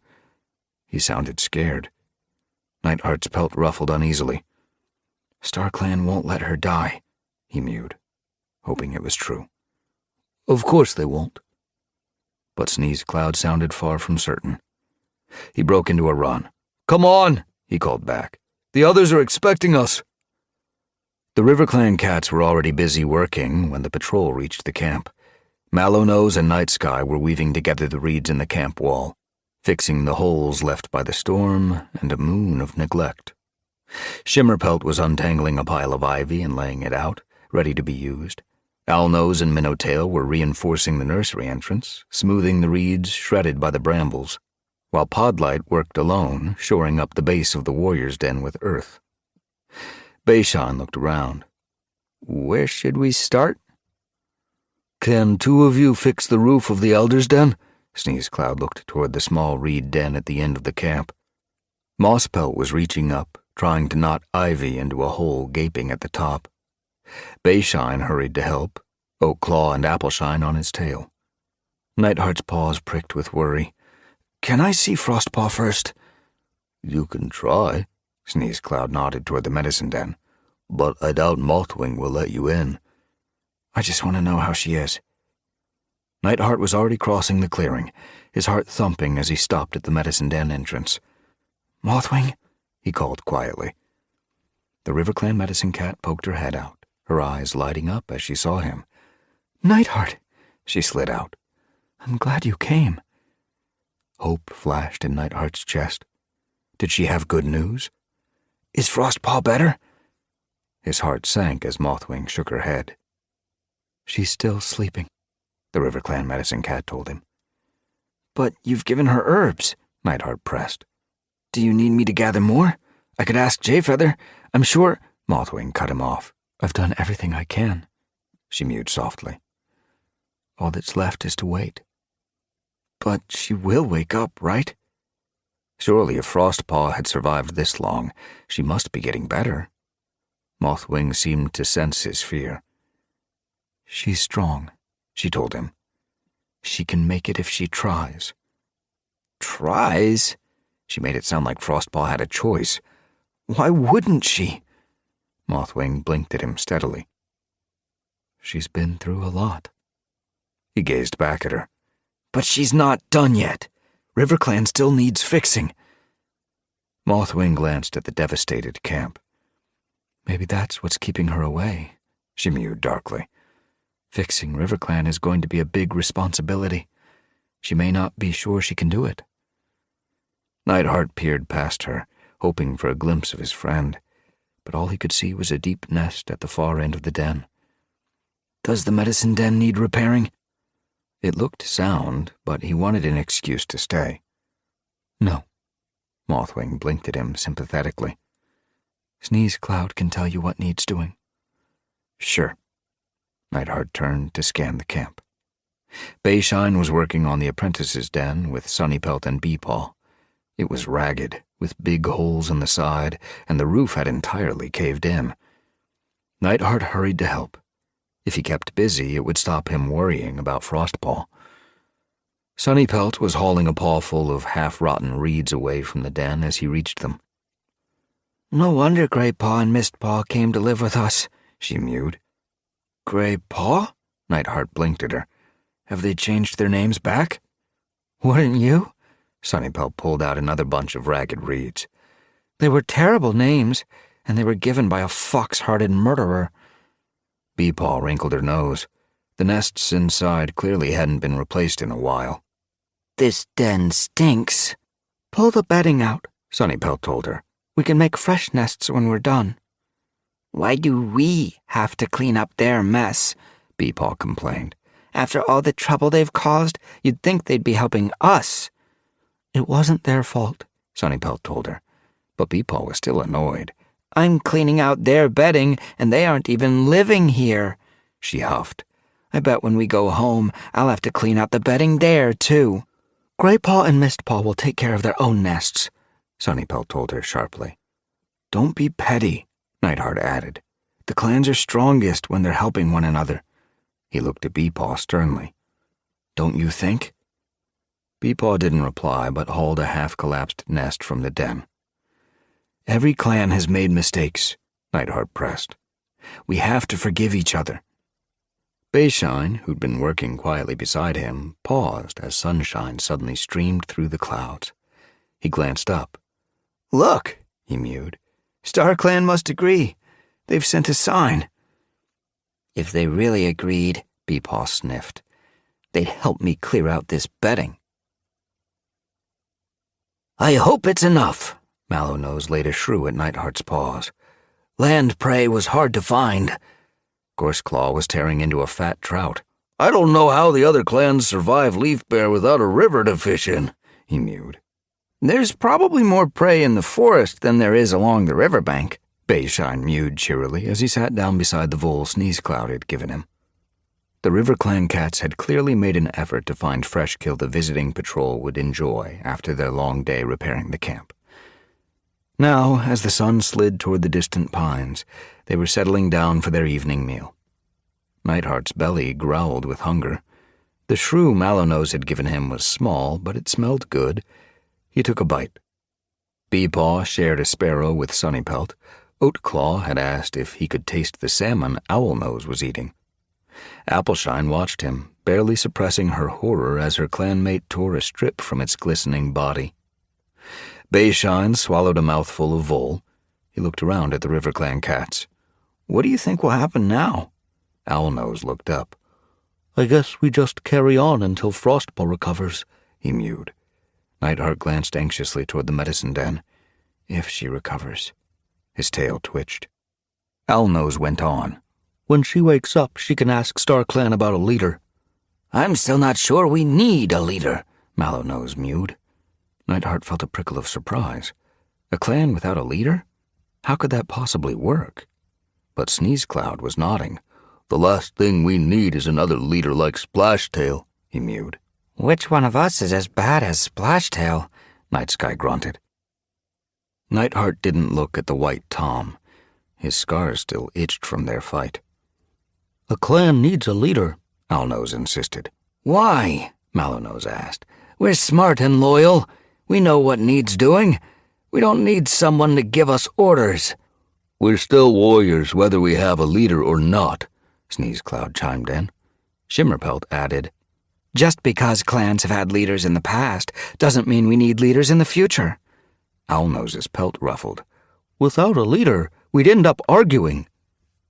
Nightsky flicked her tail. Someone needs to make decisions, she mewed. What if Tigerstar decides to invade again? Without one voice to speak for us, it would be easy to divide us and take over. That's not necessarily true, Sneezecloud reasoned. Many voices speaking together would be more powerful than one voice overruling the others. Yes, Mallownose agreed. A single voice might mean we react more quickly, but is that a good thing? Surely it's better to think things over and discuss them. Nightheart couldn't believe they were so coolly considering carrying on without a leader. A leader always thinks things over, he mewed. Squirrelstar would never do anything without thinking about it first. She talks things over with the clan before she makes a decision about anything important. I just wish we could go back to normal, Night Sky muttered. This doesn't feel like a proper clan anymore. I'm thinking of moving to Wind Clan. Nightheart was surprised to see some of the River Clan cats nodding in agreement. He shifted uneasily. Grey Paw and Mist Paw were already in Sky Clan. Gorse Claw was hoping to join Thunder Clan, perhaps Lizard Tail too. He gazed sadly at the medicine den. When she woke up, Frost Paw would be devastated if her clanmates had left. If she woke up. His belly tightened, and he pushed the thought away. When she wakes up. Chapter 17. The gathering would begin soon. Sunbeam looked across the sea of moonlit pelts, past the twitching ears and flicking tails, to where Mothwing was taking her place among the other medicine cats at the bottom of the great oak. She narrowed her eyes. If Mothwing was here, who was looking after Frostpaw? It was more than a half moon since Frostpaw had been injured, and rumors were rife about the sick River Clan medicine cat. Sunbeam could hear the warriors gossiping even now. She must be dead, Bellaleaf whispered to Sunnypelt as they nosed their way past Sunbeam. Otherwise Mothwing wouldn't have left her. What will River Clan do without a medicine cat to choose a new leader? Sunnypelt fretted. Sunbeam felt like pointing out that Shadowsight wasn't at the gathering, and that there was a good chance he was sitting with Frostpaw so that Mothwing could come. She knew from Alderheart that the Shadow Clan medicine cat had been making frequent trips to the River Clan camp to relieve Mothwing and give her a chance to eat and wash and sleep. And yet the thought that Frostpaw might have died worried her. She shifted closer to Nightheart. Mothwing's here, she whispered in his ear. I know, he whispered back. I guess Shadowsight is taking care of Frostpaw. That's what I thought. She felt comforted. They were sitting with Lightleap and Blazefire, swapping news before the gathering began. Spireclaw was with them too, and Fringe Whisker, his mate. Tigerstar said that whatever happens now, Lightleap mewed, he's not getting his whiskers tangled up in River Clan's business again. But he's not happy having a leaderless clan on the border, Blazefire added. He says it's like having a hole in the camp wall. Do you think he'll press the other clans to act? Nightheart asked. Sunbeam glanced at him. I hope not. Wasn't it interference from the other clans that had made River Clan so quick to support Splashtail? The clans have driven us to this. If they'd left us alone, none of this would have happened. She remembered Podlight fighting until the very end, yowling at Hawkwing. She gazed across the clearing. The gray and white Tom sat calmly beside Minnowtail. But would it take much to provoke him and his clanmates again? I hope River Clan can sort itself out. If there's any River Clan left, Spireclaw grunted. Hasn't Night Sky gone to Wind Clan now? How many more are going to leave? It's just temporary, Nightheart mewed. Are you sure? Sunbeam looked at him. Gorseclaw's already talking about joining ThunderClan, and Greypaw and Mistpaw are hoping Leafstar will give them real warrior names soon. Lightleap nodded. Who'd want to stay in a deserted clan? No one's asking to join Shadow Clan, Blazefire told them. Why would they? Spireclaw's gaze flitted uneasily toward Podlight and his clanmates. They blame us for interfering, and they must know it'll be moons before we forgive them for invading our camp. Streamkit is still having nightmares. Sunbeam turned toward the great oak as the murmuring of the gathered cats quieted. Hairstar sat beside Leafstar on the lowest branch. Tigerstar pushed his way through the crowd. Squirrelstar hurried around the edge. As Tigerstar leaped up into the tree, the ThunderClan leader clawed her way up the trunk and took her place beside him. Spireclaw nodded to Sunbeam. See you later. He began to weave his way back to his clanmates. Sunbeam headed after Nightheart to where Lionblaze, Poppyfrost, and the others were waiting. As they reached them and sat down, she noticed that Mallownose and Owlnose had settled among the roots below the leaders, a short distance from the medicine cats and deputies. Hairstar peered at them. Would one of you like to join us as River Clan's representative? He called. No thanks, Mallownose called back up. We'll speak for River Clan together. Squirrelstar glanced at them, her eyes narrowing. Then she stepped forward on the branch. Leaf Bear has begun gently, But the hard moons are ahead of us. Prey is tricky to find, but our hunters are skilled, and no one has gone hungry yet. She looked across the gathered cats to where Gorseclaw and Lizardtail sat among the ThunderClan warriors. Sunbeam glanced at them too, wondering for the first time why they hadn't gone to sit with their clanmates. Did they really see themselves as ThunderClan cats now? Squirrelstar acknowledged the two RiverClan warriors with a blink. Gorseclaw and Lizardtail are beginning to get used to forest hunting. Let's hope their skills continue to improve. Was she gently warning Gorseclaw and Lizardtail that they would only be tolerated as long as they could help feed the clan? The two RiverClan cats stared back at her calmly. If she meant it as a hint, it didn't seem to trouble them. Squirrelstar stepped back, and Hairstar took her place. The WindClan camp is almost fully repaired after the storm, but we are now looking to reinforce the dens in case of heavy snowfall this leaf bear. He shot a look at Squirrelstar. WindClan warriors are also skillful enough to keep our fresh kill pile stocked even as prey dwindles. We are missing Whistlepaw and hope she and the others will be back soon from their quest. He looked at the medicine cats below. Have any of you had word from StarClan about their progress? Will they be home soon? Jayfeather flicked his tail. If we'd heard anything, we'd have told Kestrelflight, he mewed. Hairstar moved his gaze to the gathered warriors. Let's hope StarClan is watching over them. Dipping his head to Leafstar, he stepped back and let her address the gathering. Sunbeam's attention wandered. She was more interested in Mothwing. Did she look sad? Worried? Was there a clue in her expression about Frostpaw's condition? She nudged Nightheart. Can you tell if Mothwing's upset? She asked him under her breath. He leaned closer. She'd have told us if anything was wrong. He looked anxious. Wouldn't she? Sunbeam hoped he was right. She wanted to agree with him, but anxiety still pricked in her belly. Why is it taking Frostpaw so long to recover? Sunbeam asked. I guess her wounds were bad, he whispered. But your wounds are healed, Sunbeam pointed out. Mothwing hinted that Frostpaw had to want to get better. Sunbeam blinked at him. Why wouldn't she? Nightheart hesitated. He doesn't know either. She was puzzled. Wouldn't any cat recover if they could? Nightheart suddenly seemed to find a reason that made sense to him. Perhaps she knows what's waiting for her when she does, he suggested. He nodded toward Greypaw and Mistpaw, sitting among the SkyClan cats in the middle of the clearing. I can't believe they left when she was so sick. His gaze flitted to Lizardtail and Gorseclaw, then Nightsky. Perhaps she knows her clan has fallen apart. But she could stop them from leaving if she woke up, Sunbeam pointed out. She might think it's already too late, Nightheart mewed. Sunbeam's heart sank. Could that be true? Tigerstar had stepped to the front of the branch.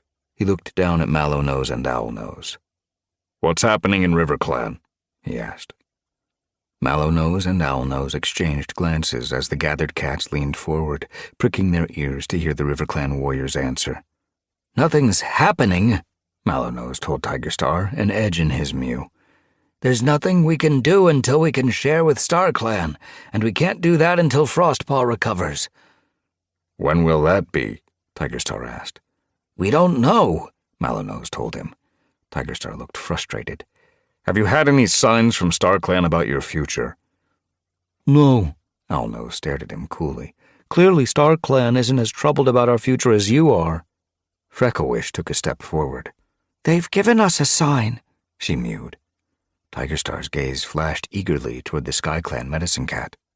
Sunbeam's breath caught. She felt Nightheart stiffen beside her as murmurs rippled around the clans. "Both Kestrelflight and I were given the same message," Frecklewish went on. "Please let it be good news." Sunbeam pressed closer to Nightheart. "StarClan told us," Frecklewish went on, "if the frost cannot stay, the river will dry." Sunbeam felt a cold chill run along her spine.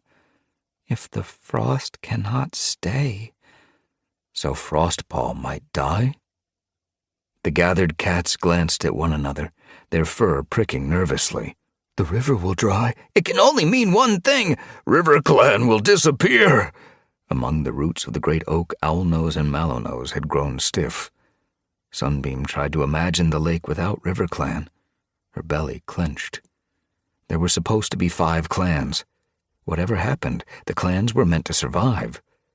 She felt anxious. If one clan could disappear, the others could disappear too. Hairstar stepped forward. He looked down at the RiverClan cats. Can't you find another cat who can connect to StarClan? Owlnose flexed his claws. Do you think we haven't thought of that? Mallownose growled. True medicine cats are rare. We can't just invent them when we need them. Hairstar looked ruffled. Perhaps another clan can give you one of their medicine cats, he suggested. Temporarily, of course. He went on quickly. With Whistlepaw gone, Wind Clan can't spare Kestrel Flight, but the other clans have spare medicine cats. Hasn't Shadowsight already been helping out? He looked hopefully at Puddleshine. Tigerstar stepped forward quickly on the branch. ShadowClan doesn't have spare medicine cats, he mewed gruffly. We need both Puddleshine and Shadowsight. Why? Hairstar looked at him. There's no sickness in your clan. Tigerstar glared at the Wind Clan leader. I'm fine with Shadowsight helping out, but no ShadowClan cat is going to stay in the RiverClan camp ever again. Every cat at the gathering knew that he wasn't going to give RiverClan another chance to blame ShadowClan for their troubles. Alderheart looked thoughtful. ThunderClan could do without me. Frecklewish nodded. I don't see why Fidget Flake shouldn't spend a few days in RiverClan if it would help. Jayfeather snorted. It seems like a lot of fuss to help a clan that can't keep hold of its warriors, he grunted. The whole clan might have disappeared by the next gathering. Not if we help, Alderheart argued. Mothwing was glaring at the ThunderClan medicine cat. We don't need another clan's medicine cat, she snapped. Frostpaw is going to recover, and when she does, she will be our connection to StarClan. As eager mews rippled around the clans, Sunbeam glanced at Nightheart. She sounds so certain. Let's hope she's right. Nightheart's eyes glittered with hope, and Sunbeam felt a twinge of foreboding. She knew that he'd find a way to feel responsible if Frostpaw didn't pull through. Squirrelstar looked around the gathered cats, clearly waiting for the murmuring to die down. There has been a lot of talk about cats leaving RiverClan, she mewed at last. I think it's time we spoke about it. Sunbeam pricked her ears. Was she going to give RiverClan the same advice she'd given Gorseclaw and Lizardtail? Was she going to tell them to wait? Squirrelstar seemed to be weighing her words carefully. For the time being, we will not be allowing cats from other clans to join ThunderClan. Sunbeam's heart lurched. Around the clearing, the warriors were looking at one another in surprise. What about the warrior code? Violetshine called from among the SkyClan cats. We've agreed that switching clans is okay, Appleshine called from WindClan. Sunbeam could see Fringewhisker's pelt rippling uneasily. She'd left SkyClan to be with Spireclaw. Fernstripe looked anxious too. She'd left WindClan to join Shellfur. Sunbeam knew how they felt. The new code had allowed them to be with their mates. Their new clans had welcomed them. Was that about to change? Squirrelstar hadn't finished. Leaf Bear is always a difficult time in any clan, she mewed. Prey is scarce and the weather is hard. ThunderClan is already a large clan, which is a great strength but could easily become a weakness if there's not enough prey to go around. Weren't you boasting about the skill of your hunters a few moments ago? Violetshine called. Prey is not the only thing that worries me. Squirrelstar's gaze swept around the watching warriors. I worry about RiverClan's reasons for switching clans. I was happy to welcome warriors who wanted to join ThunderClan, but I'm less certain of warriors who want to join because they have nowhere else to go. Wouldn't that make them more loyal? Violetshine argued. If you give them a home when they have none, won't they be grateful? If all they want is stability. Squirrelstar had to raise her voice above the crowd's mews, which were growing louder and louder. Can we really depend on their loyalty? You can't trust warriors who switch clans for better prey.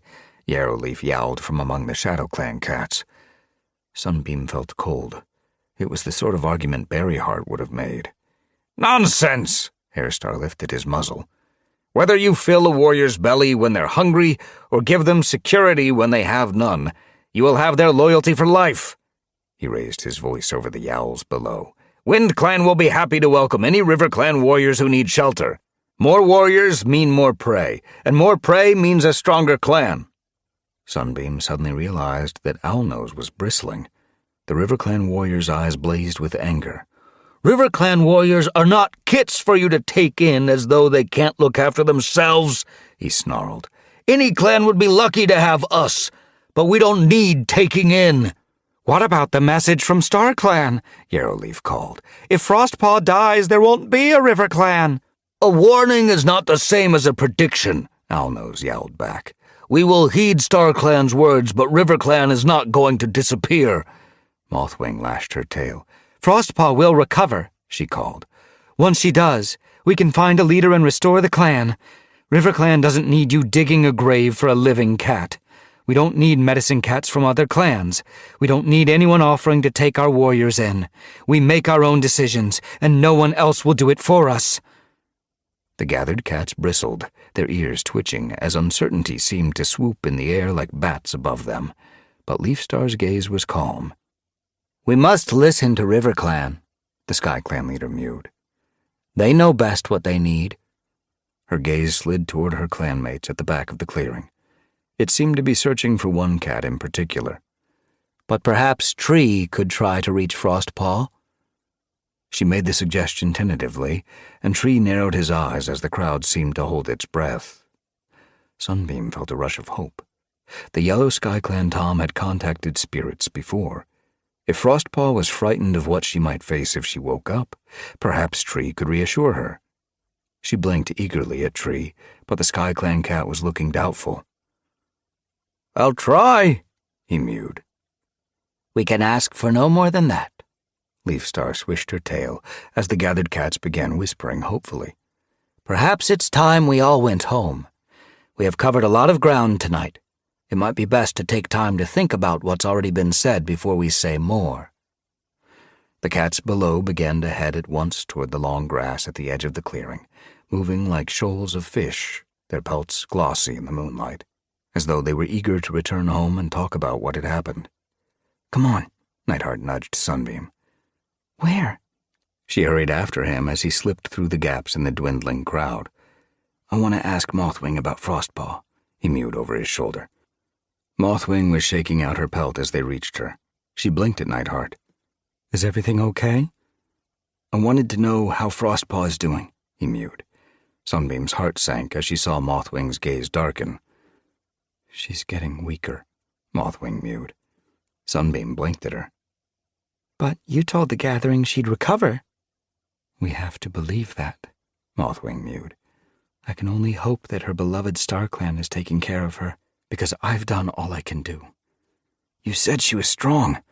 Nightheart's eyes were round with shock. She is, Mothwing mewed.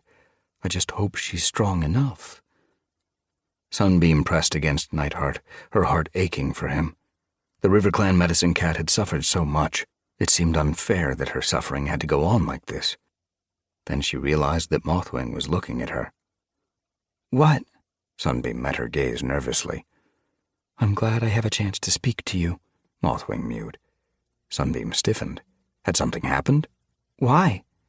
I treated Berryheart when she first came to River Clan, Mothwing told her. At the mention of her mother's name, Sunbeam's heart began to pound. What else had Berryheart done? She was very sick at the time, Mothwing explained. I thought she might die. Her wound was badly infected, and she was out of her mind with fever. She paused. She asked for you. Her gaze was as gentle as a mother's. Over and over. Sunbeam's throat tightened. Really? Yes. Mothwing dipped her head. I just wanted you to know that whatever else Berryheart did, she loved you very much. Sunbeam pressed back grief, but still her eyes burned with it. Sometimes when she was still alive, she mewed shakily, I used to wonder if she'd stopped loving me. Her mew grew thick. I thought I'd done something wrong. I thought if I could have just been better or more like the warrior she wanted me to be, then she wouldn't have changed like she did. She wouldn't have become... It was too hard to say.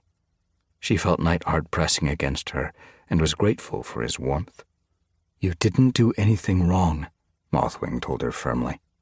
Sunbeam steadied her breath. Thank you for telling me. She gazed back gratefully at Mothwing. It helps knowing she thought of me. She wondered if that was true. Everything that had happened with Berryheart still seemed like a bad dream. But it wasn't my fault. Sunbeam lifted her chin and tried to blink away her sadness. I can be sure of that now, can't I? Chapter 18. So much mist. Frostpaw pushed through it. Would it never end? Occasionally Mothwing's voice would drift in and out, and sharp pain would stab her neck. From time to time she felt the sensation of water running between her lips and over her tongue, but it felt like moons since she'd glimpsed the deep colors and sharp edges of the waking world. Mist was all she saw, and however much she strained to see beyond it, there seemed to be only more. If only she weren't so tired, she could run, try to outpace it, break into bright sunshine and clean, fresh air. But the heaviness she'd felt for so long had begun to give way to a weakness that seemed to grow with every step until she wondered how her paws held her up. Perhaps she should give in, lie down and let the mist swallow her. All she had to do was close her eyes and let go, and she would be free at last from the pain and the tiredness and the sense that she was utterly alone. And yet curiosity drew her on. What if there was something ahead, something she was meant to find if she could just keep going, just keep putting one paw in front of the other? She let her curiosity draw her forward. A few more steps. Her pulse quickened. A few more steps. Was the mist thinner here? Could she see light ahead? Excitement flickered in her chest as she broke from the mist and saw a two-leg den. Yes! Then she stopped. A two-leg den? What was this place? Why was she here? The sky was deep orange, the huge stone den illuminated by the setting sun. She looked for two legs, but it seemed deserted, all closed up but for a tall, square-cut entrance that opened into darkness. Something was creeping along the bottom of the den. Frostpaw narrowed her eyes against the glow of the evening sky. She could make out a tom. He was skinny, his long fur unkempt. It hung from his bony frame. His eyes were hollow with hunger, his gaze fixed on the shadowy opening. Was he planning to go inside? No! Frostpaw wanted to yowl, but fear kept her quiet. This tom wasn't a kitty pet. He was too scrawny. He seemed to hesitate, pausing at the opening and glancing warily over his shoulder, his pelt rippling along his spine, before turning to peer once more into the yawning darkness inside the den. Don't go in! Frostpaw wailed, but her mew was no more than a dry croak. It's dangerous! The tom didn't hear. Bracing himself, he slunk into the shadows. No! Frostpaw felt panic spark in her chest, but didn't have the strength to run forward and stop him. As she watched, horror rising in her throat, a slab of wood slammed across the opening, sealing the tom inside. She tried to wail, but the mist closed around her and the den disappeared. She stumbled forward. She had to find the den again. She had to save the tom. But she could see only mist. Disoriented, she whirled around. Where am I?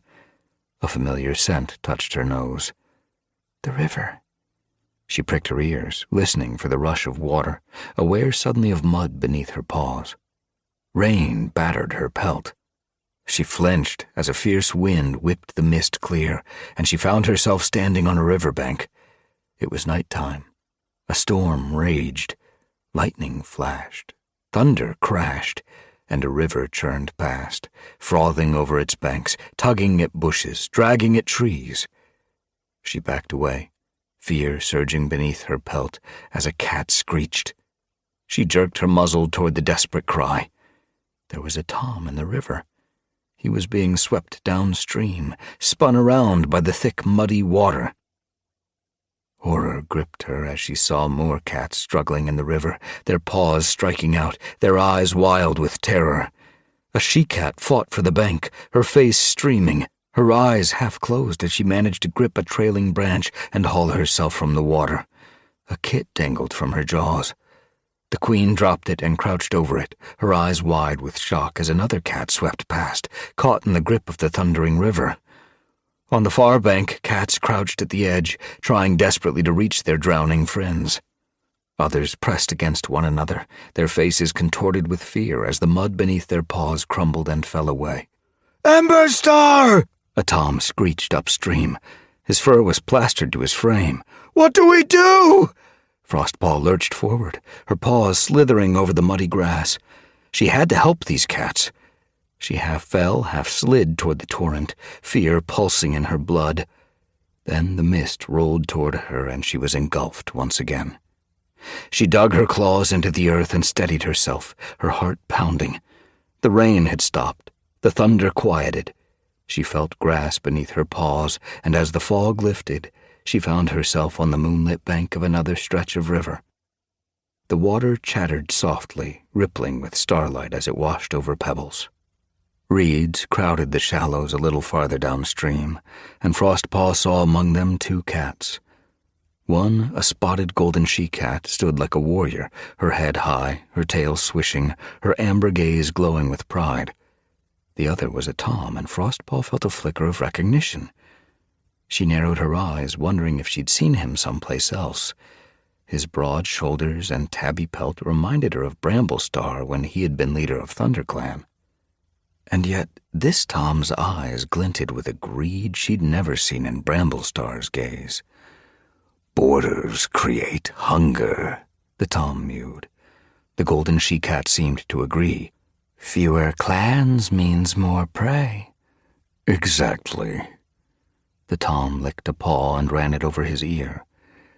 "Does this mean you're finally ready to shake things up a bit?" "Yes." The she-cat looked excited. "RiverClan and ShadowClan will become one?" Frostpaw's breath caught. RiverClan and ShadowClan? What was this? Who were these cats? As her thoughts raced, the landscape suddenly switched. She wasn't beside the river anymore. She was in the RiverClan camp. It was morning and sunshine was spilling into the clearing. She looked around eagerly. Was she home? She stiffened as she saw warriors. They were huddled beside the camp wall, skinny, half-starved, their pelts dull. A vicious-looking tom paced in front of them. "Are you ready to swear allegiance to the kin?" He glared down at one cat in particular. Frostpaw realized with a jolt that the warrior huddled in front of him was Reed Whisker. She barely recognized him. She'd never seen Reed Whisker cower in front of any cat. But now he crouched low, his emaciated belly pressed to the earth. "What was that, Reed Whisker?" the vicious tom asked. "I didn't quite hear you. Say it again. Louder this time." Frostpaw could feel Reed Whisker's pelt burn with humiliation as he repeated the words. "I swear allegiance to the kin." Her heart broke with pity at the sight of his desperation. The vicious tom's eyes gleamed. With a snarl of disgust, he flung a scrawny mouse at Reed Whisker, then another at the cats huddled behind. As Reed Whisker pounced on the prey and gulped it down, more fierce-looking rogues padded from the shadows and began to advance on the battered RiverClan warriors. "No!" Dread hollowed Frostpaw's belly, but before she could see what happened next, sunshine blinked at her. She screwed up her eyes and peered out, surprised to find herself near the ravine at the edge of ShadowClan territory.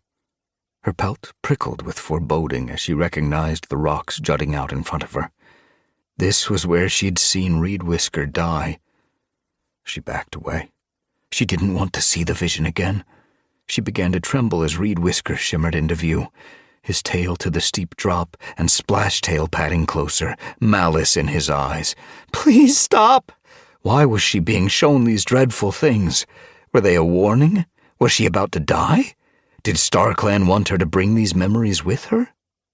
Overwhelmed, she looked for the mist. She wanted to hide in it, safe from visions, safe from suffering.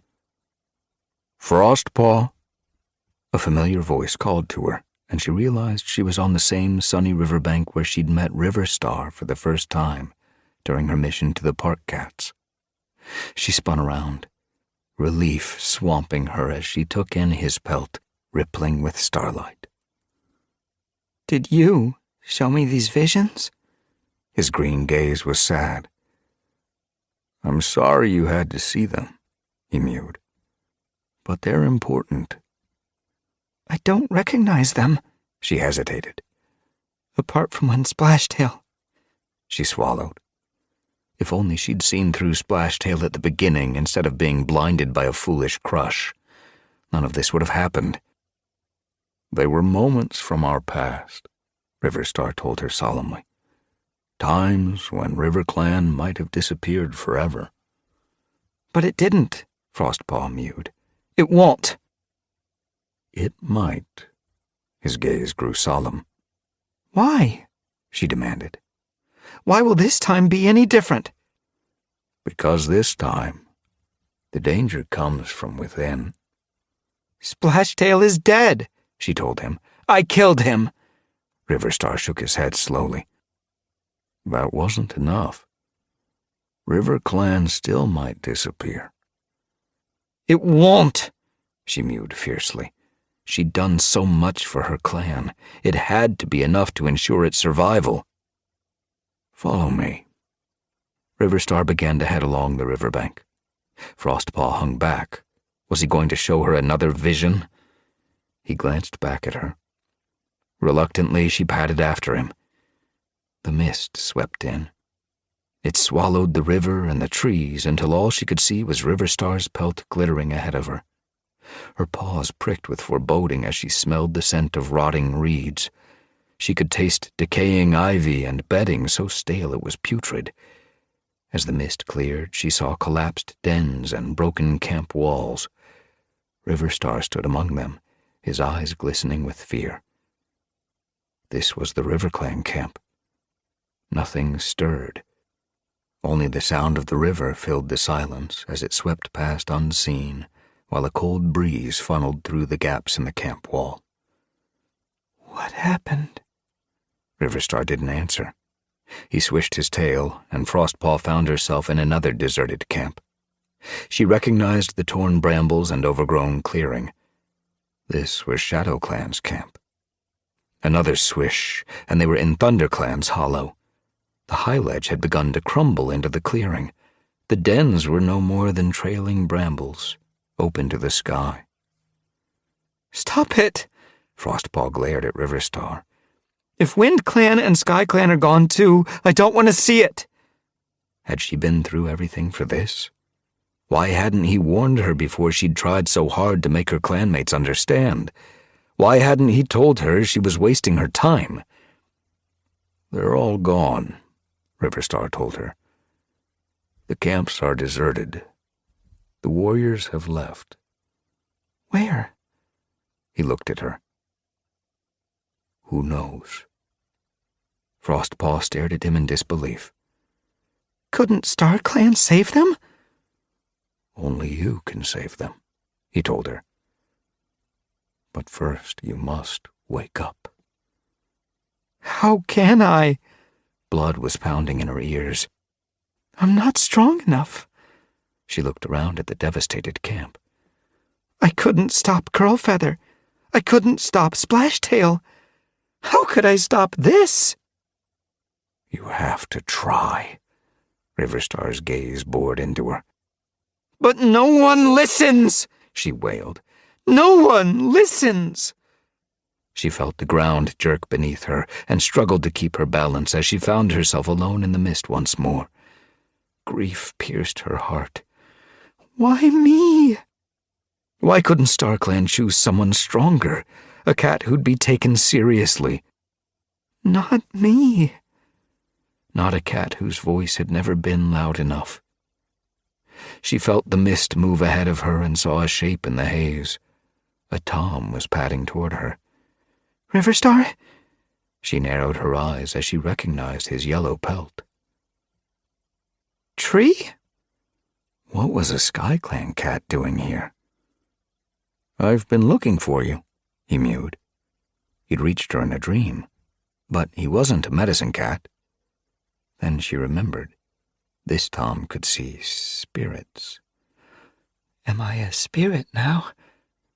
We need you to wake up, Tree told her gently. Not you too. Irritation sparked through Frostpaw's pelt. Why can't you all just leave me alone? RiverClan needs you, Tree told her. I'm tired, she mewed. I'm tired of it all. Don't you want to save RiverClan? Tree mewed. I saved them once. She flexed her claws in frustration. Now I'm dying. Isn't that enough? You don't have to die. Tree's eyes rounded beseechingly. You can come back. You have to. Splashtail might be gone, but RiverClan can't carry on without you. Frostpaw was suddenly too tired to speak. Her bones felt like rock, her pelt like earth. She'd done nothing but fight for her clan. She'd worn herself out trying to make them hear her. She'd argued and reasoned, and they'd turned their tails on her. She didn't have the strength to fight for them anymore. I'm sorry. She blinked helplessly at Tree, then turned away. I'm too tired. She padded into the mist. She would hide here. She'd let the gentle fog comfort and protect her. This time, RiverClan was going to have to find its own way. Chapter 19. Nightheart narrowed his eyes against the bitter wind as he led Lizardtail and Gorseclaw across the shore. Sunbeam was beside him, her pelt fluffed out against the cold. Cloudtail says that if the wind doesn't change soon, it'll bring snow, she mewed. Nightheart shivered with more than just cold. Let's hope Frostpaw starts to recover before it arrives. He tried to push away the anxiety that had been tugging in his belly for days. Clouds were already pushing down from the mountains, gray and heavy. He was scared that, even tucked in a nest deep inside the medicine den, Frostpaw was too weak to survive snow and ice. If she dies, RiverClan won't be able to share with StarClan, Lizardtail grumbled. We won't be able to ask them who the next leader is, Gorseclaw fretted. Nightheart flattened his ears. Was that the only reason they wanted Frostpaw to survive? Is that all they care about? He growled to Sunbeam under his breath. They're worried about RiverClan falling apart, she whispered back. If the frost cannot stay, the river will dry. Remember? Mothwing had promised to send word as soon as Frostpaw woke, but there had been no news from the RiverClan camp. They were heading there now. Nightheart wanted to see for himself how Frostpaw was doing, and Squirrelstar had sent Lizardtail and Gorseclaw with them. Was she hoping the RiverClan warriors would stay in the RiverClan camp once they'd spent time with their clanmates? If the frost cannot stay... StarClan's prophecy had been gnawing in his belly since he'd heard it. I know they're scared, he whispered to Sunbeam. But they don't seem to care what Frostpaw went through to save them. They're only bothered about whether she can help them again. We can hear you, Lizardtail grunted from behind. Nightheart glanced back at the light brown tom. Part of him was glad they'd heard. We do care, Gorseclaw told him. About Frostpaw. It just feels like she's given up on us, Lizardtail mewed. Like she doesn't want to get better. Like she doesn't care what happens now that Splashtail's gone. Perhaps she's just hoping you can figure this out for yourselves, Nightheart growled. She saved you from Splashtail. Maybe you can take it from here? How? Lizardtail blinked at him. We can't talk to StarClan, nor can Mothwing. And we can't survive without a leader. If Frostpaw could just get better, Gorseclaw mewed, and help us once more, then RiverClan could recover. Nightheart's pelt twitched irritably. He knew they were right, but it still felt like Frostpaw's clanmates had never acknowledged the risks she'd taken for them. She might wake up if she felt her clanmates supported her. We do support her, Lizardtail snapped. Gorseclaw glanced at his father. Maybe now, but his eyes rounded with guilt. We did kind of choose Splashtail over her. When she came to the gathering, she warned us, and we didn't believe her. Yeah, Nightheart huffed. You let her live like an outcast while you hunted and fought for a foxheart. They'd reached the reed beds, and Nightheart let the River Clan cats take the lead. This was their territory, after all. At the camp, Lizardtail and Gorseclaw headed away to share gossip with Minnowtail. The clearing looked deserted, and Nightheart wondered if the other warriors were out hunting or whether they'd abandoned their clan too. Havenpelt was still here, sitting outside the nursery. Her pelt fluffed out as she watched Floatkit, Troutkit, and Rapidkit tumbling and play-fighting a few tail lengths away. The kits seemed to have recovered from their ordeal, but he wondered if they had nightmares too. Sunbeam glanced at Nightheart. Are you okay? She asked. You seem touchy today. I'm worried about Frostpaw. He looked up. The clouds were darkening and the distant mountains were turning white. Sunbeam brushed against him as they neared the medicine den. Trust in StarClan, she mewed gently. They seem as helpless as we are, he mewed. All they can do is send warnings. Mothwing padded out of her den, her eyes lighting up as she saw them. Can we see her? Nightheart asked. The brightness in Mothwing's eyes faded. She looks very frail. She glanced at the den. I've been giving her water, but she hasn't eaten, and she's lost a lot of weight. Nightheart's heart pricked with worry. Do you know why she hasn't woken up? No. Mothwing looked defeated. Her wound is healing, and her fever has gone down, but I just can't rouse her.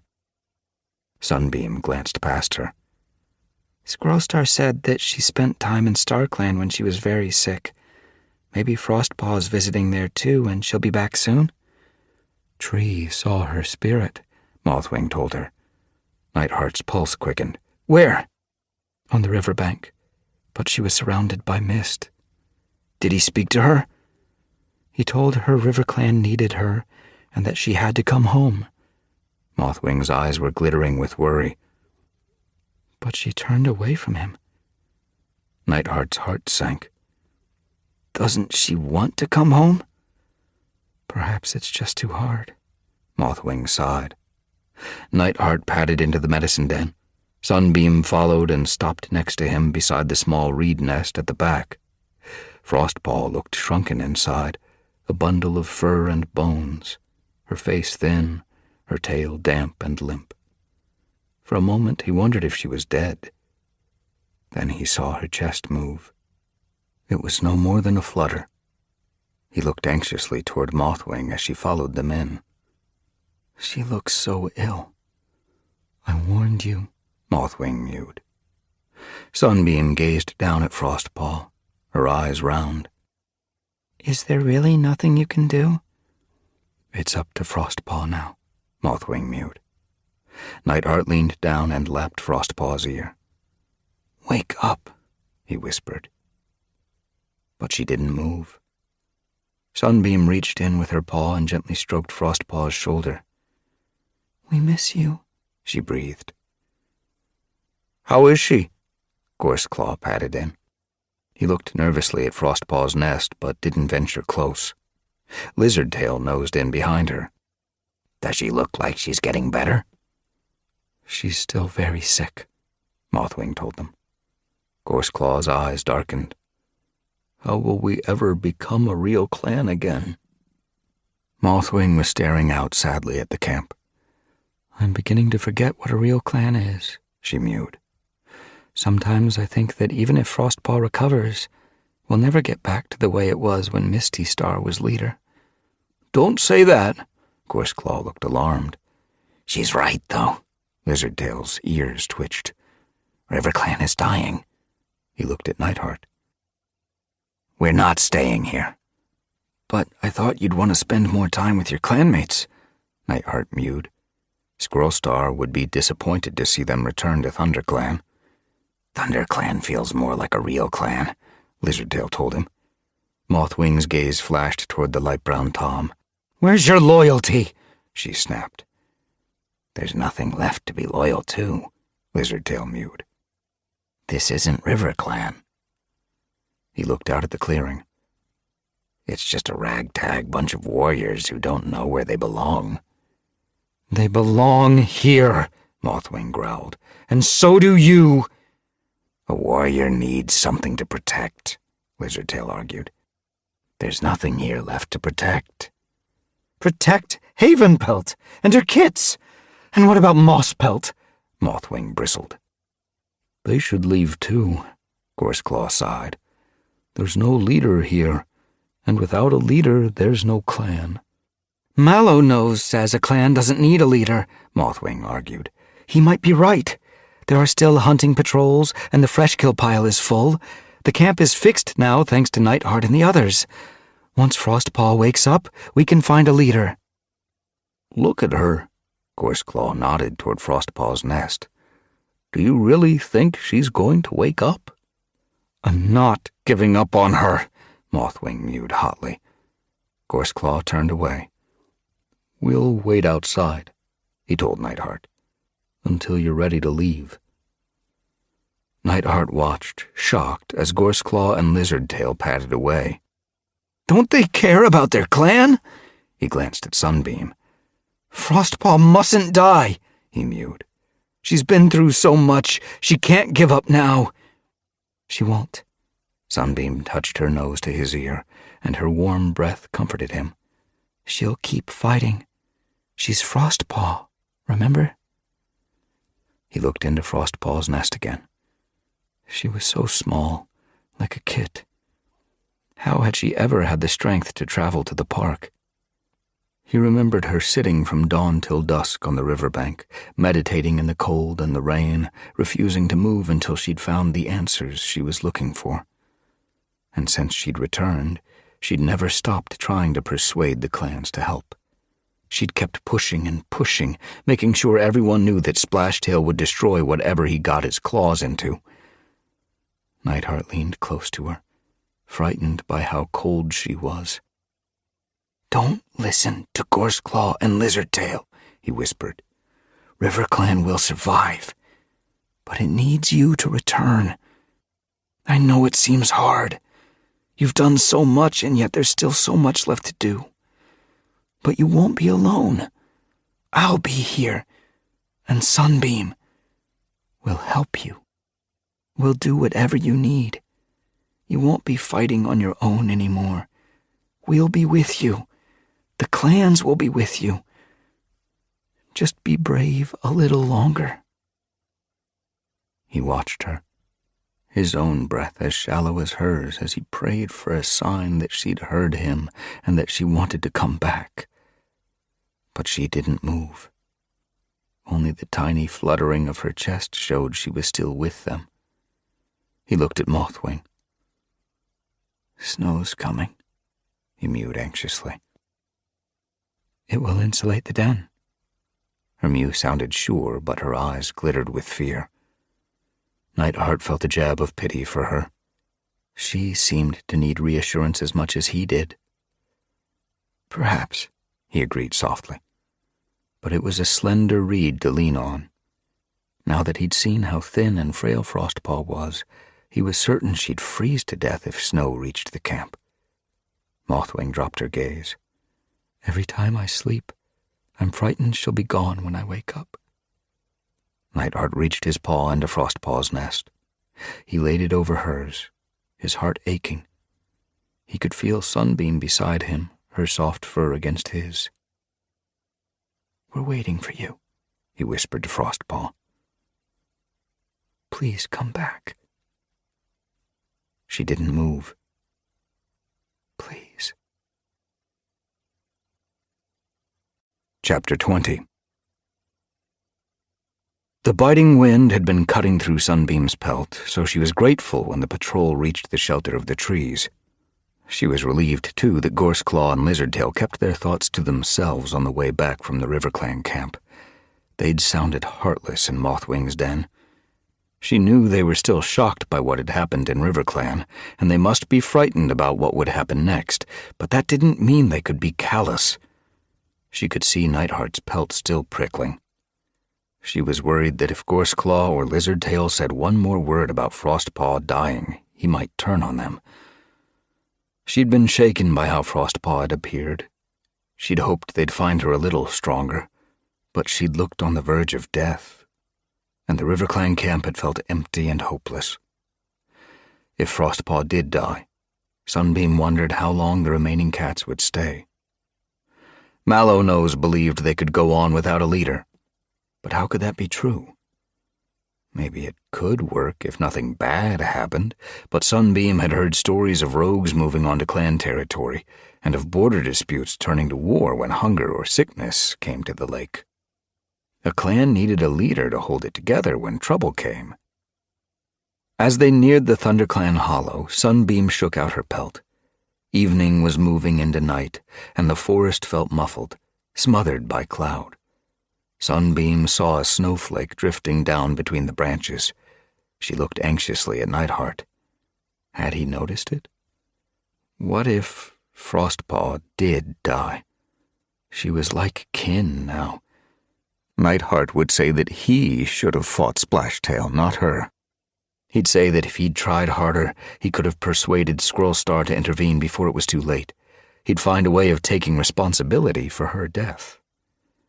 Sunbeam moved closer, letting her pelt brush his, and Nightheart glanced at her, surprised, as though he'd been lost in thought.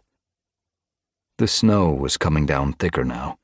His gaze flitted to the dancing flakes, but he didn't comment, only quickened his pace as they reached the slope down to the hollow. He ducked through the thorn tunnel, and Sunbeam followed.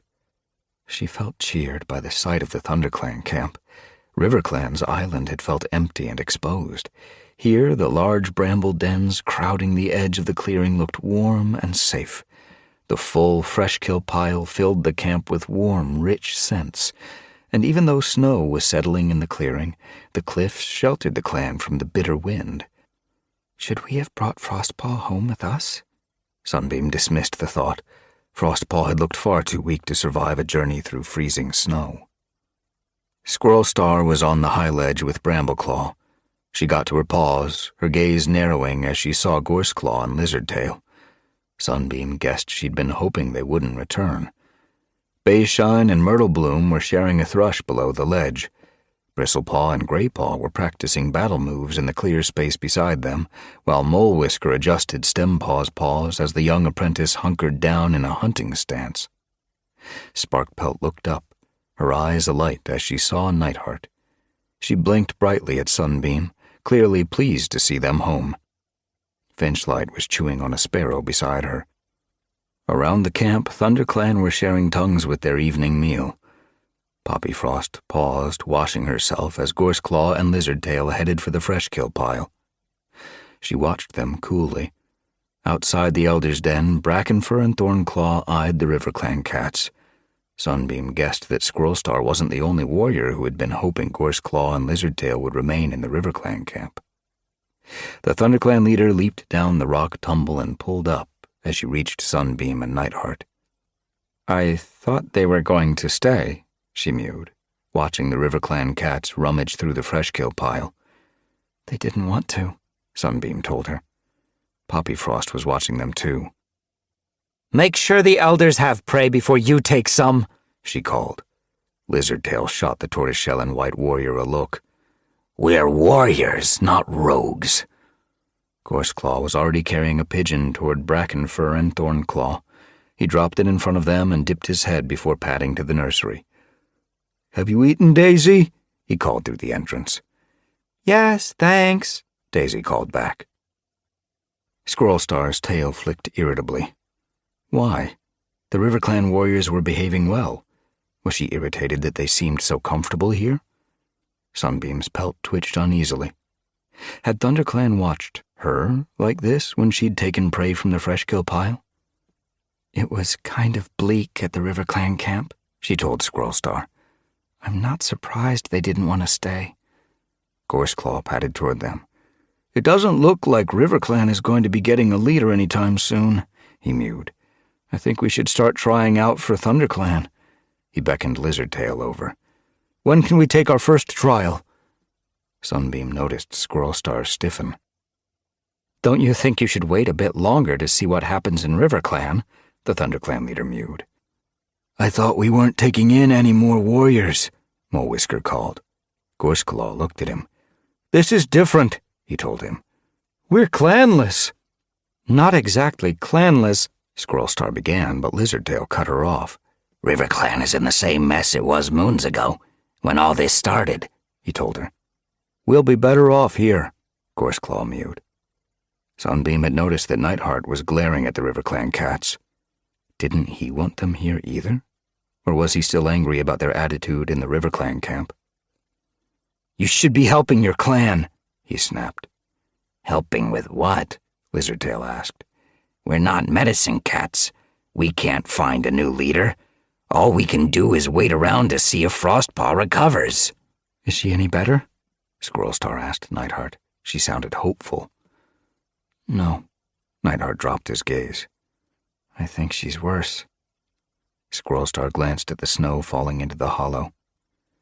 I don't think she's going to be finding a leader anytime soon, Lizardtail mewed. ThunderClan is our only option. Squirrelstar snapped her gaze toward him. I thought I'd made ThunderClan's position clear at the gathering, she mewed coldly. We're not taking in warriors right now. Sunbeam's paws prickled. Would she be the last warrior ThunderClan accepted from another clan? What about the changes that had been made to the warrior code? Besides, Lizardtail and Gorseclaw were already living with ThunderClan. Surely Lizardtail and Gorseclaw could... Squirrelstar cut her off. If we take them, how can we refuse others? She squared her shoulders. Leafbear has only just begun. Prey is already scarce. And if RiverClan is going to fall apart, we might find ourselves swamped with cats looking for a new clan. Squirrelstar sounded so determined that Sunbeam didn't answer, but she couldn't help feeling it was cruel to deny any cat a home. Gorseclaw's eyes began to glitter anxiously. If you're worried about prey, he mewed, we can fish in the lake. RiverClan rarely goes hungry in Leafbear. We could even catch fish for your warriors. Poppyfrost pulled a face. We don't eat fish, Molewhisker growled. We prefer prey that doesn't stink up the hollow. Gorseclaw and Lizardtail blinked at them. They seemed surprised by ThunderClan's sudden hostility. Thornclaw called from the Elder's Den. If you want to fish, go back to your own clan where no one minds the smell. Stop stinking up the warrior's den, Molewhisker called. If I wanted to breathe fish breath, I'd sleep in the lake. They're warriors! Squirrelstar shot the two cats a warning look. Show some respect! Sunbeam felt a flash of gratitude to the ThunderClan leader. Some of ThunderClan's warriors had been unfriendly when she'd first come to the hollow, but they'd never been rude. Lizardtail's pelt ruffled angrily, but Gorseclaw looked scared. You have to take us in, he mewed. We can't go back. What if another warrior tries to take over like Splashtail did? What if rogues come? There's no one to protect us. Can't you protect one another? Nightheart mewed. That's what warriors are supposed to do. Lizardtail snorted. That's easy for you to say, he mewed. You haven't had your clan wrecked by an evil cat. We don't know who to trust anymore, Gorseclaw chimed. Sunbeam imagined that ThunderClan felt it had nearly been wrecked by Ashfur, who had nearly torn the clan apart by posing as Bramblestar, while the real leader wandered the dark forest. Still, she felt a twinge of sympathy for Gorseclaw and Lizardtail. She'd watched RiverClan cats, whom she'd thought were true warriors, kill her mother. It had made her wonder how much it would take for ThunderClan to behave like rogues, or ShadowClan or WindClan. Maybe RiverClan isn't safe anymore, she ventured. That's not a good enough reason, Squirrelstar looked determined. They must want to be ThunderClan warriors. We do want to be ThunderClan warriors, Lizardtail mewed. Squirrelstar looked at him. Why? You're friendly, and you're brave, and He seemed to be reaching for every word. Are we better than RiverClan? Squirrelstar asked. He blinked at her. Gorseclaw cut in. It's not a question of being better or worse, he mewed. We can rely on ThunderClan, but we can't rely on RiverClan anymore. We're not here to be relied on, Squirrelstar mewed sternly. You let Sunbeam in. Sunbeam shifted self-consciously as Gorseclaw stared at her. She wanted to join, Squirrelstar mewed. She didn't have to. She didn't consider us her only option. She glanced at Lizardtail as she quoted his phrase back at him. Lizardtail's ears flicked irritably. She joined to be with her mate, he mewed. Not because she thought ThunderClan was better than ShadowClan. It's not that simple. Fernstripe patted forward. Sunbeam hadn't noticed the gray tabby she-cat in the shadows beside the warrior's den. Fernstripe had left WindClan moons ago to be with Shellfur. I joined ThunderClan to be with my mate. Fernstripe stopped beside the RiverClan warriors. But when I moved here, I realized that the things I loved about Shellfur were ThunderClan things. I loved the way he smelled of leaves, and the way he was interested in other clans, and how he was happy to get involved in their problems. The rest of ThunderClan is the same, and I like it. I'd always felt cut off on the moor, but here in the forest, I feel like I'm living in the heart of the clans. Sunbeam's paws had been itching eagerly as Fernstripe spoke. That's how I felt, she exclaimed. I came here to be with Nightheart, but when I got here, I realized how much I loved the scent of ThunderClan prey, and the way the wind swishes through the leaves, and how much ThunderClan thinks about other clans. I love the way they tease one another and how nosy they are. Once I'd gotten used to being here, it felt like all the cats were a little bit like Nightheart. Don't get me wrong, I loved ShadowClan, but I feel I belong here. She blinked at Gorseclaw. Do you really think you could be happy eating furry prey and being surrounded by trees? Won't you miss the river and the sky? Gorseclaw seemed to hesitate. I guess. He glanced at Lizardtail, and Sunbeam noticed that his shoulders had slumped.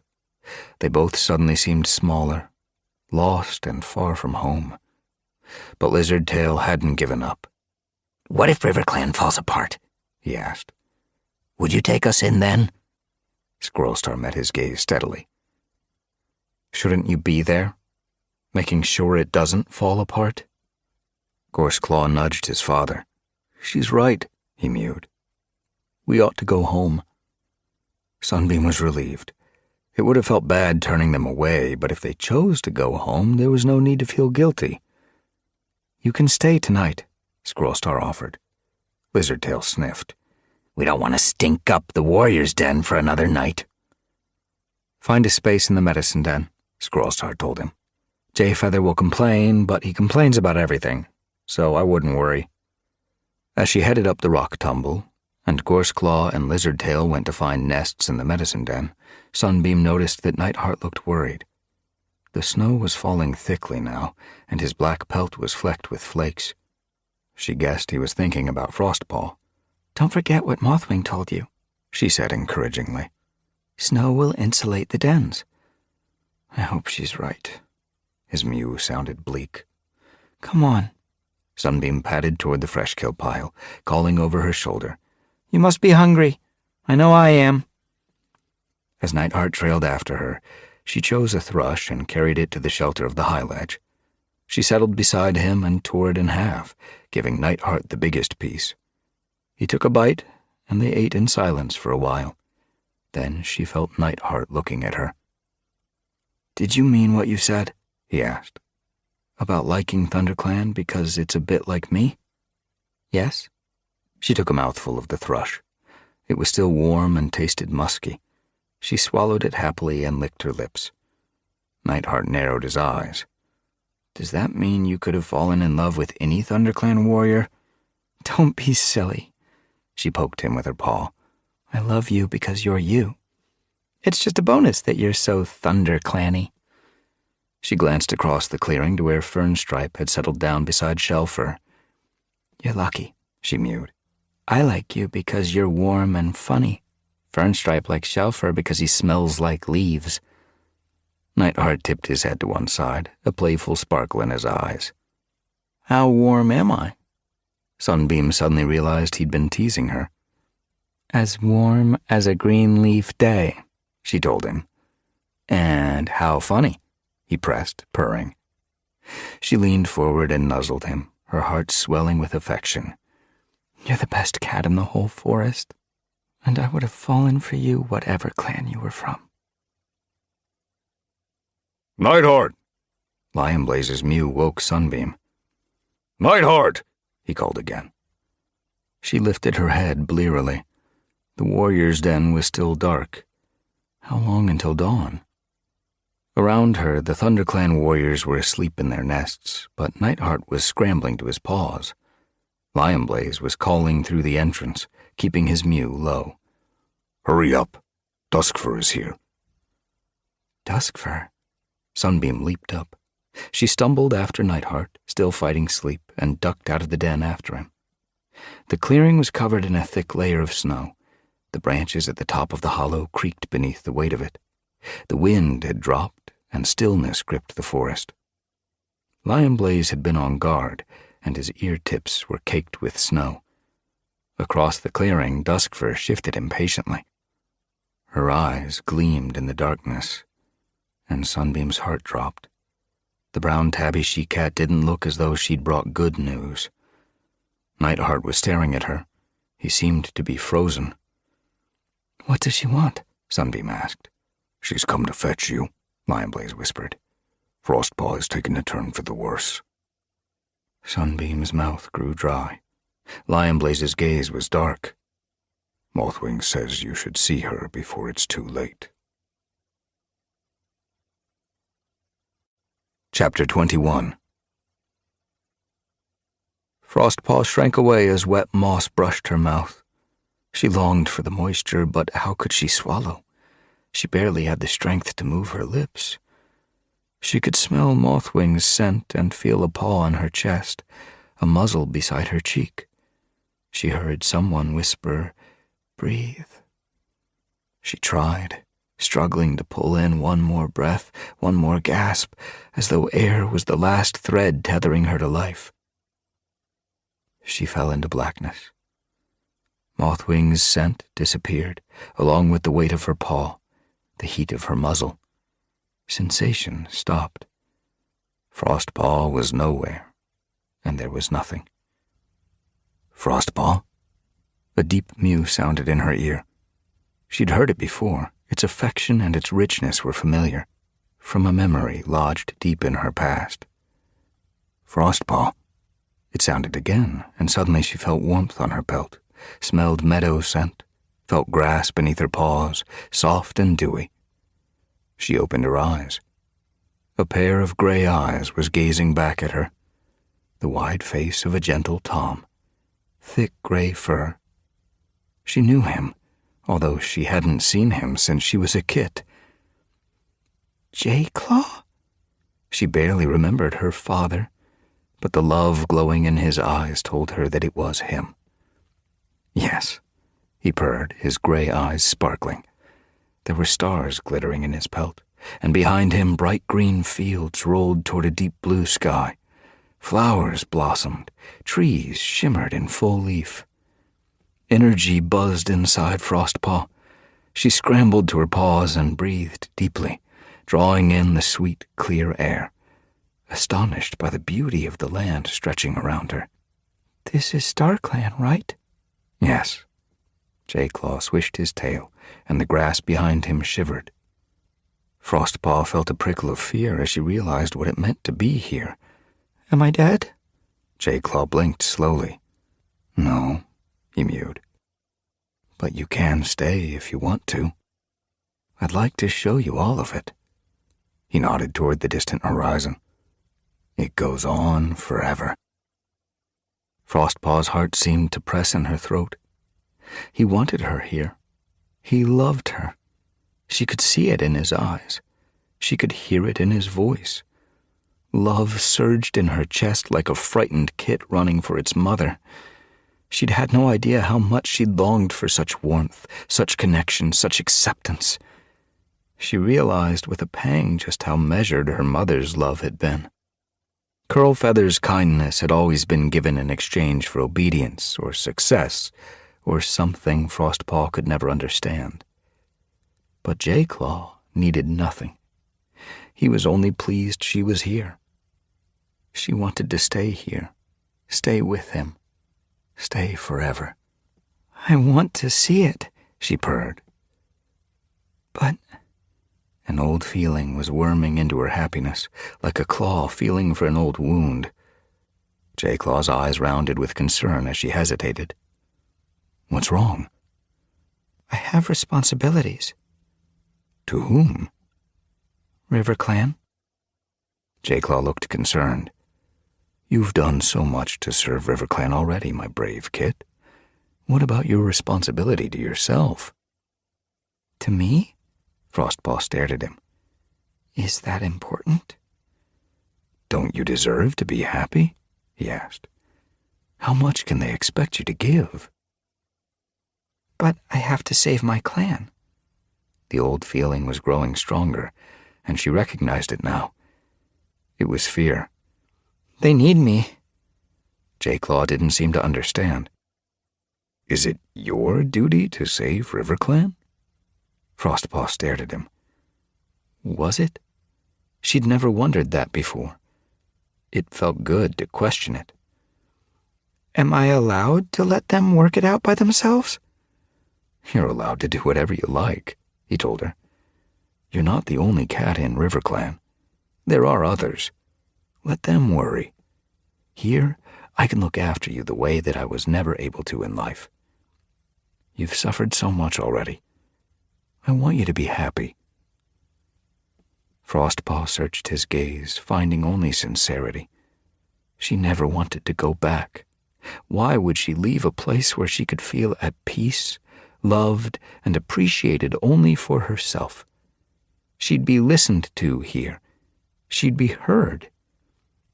I could stay, she began to purr. I could even guide River Clan. Wasn't that what Star Clan warriors did? Guide the paw steps of their clanmates through dreams? I could send them visions. It would be so much easier.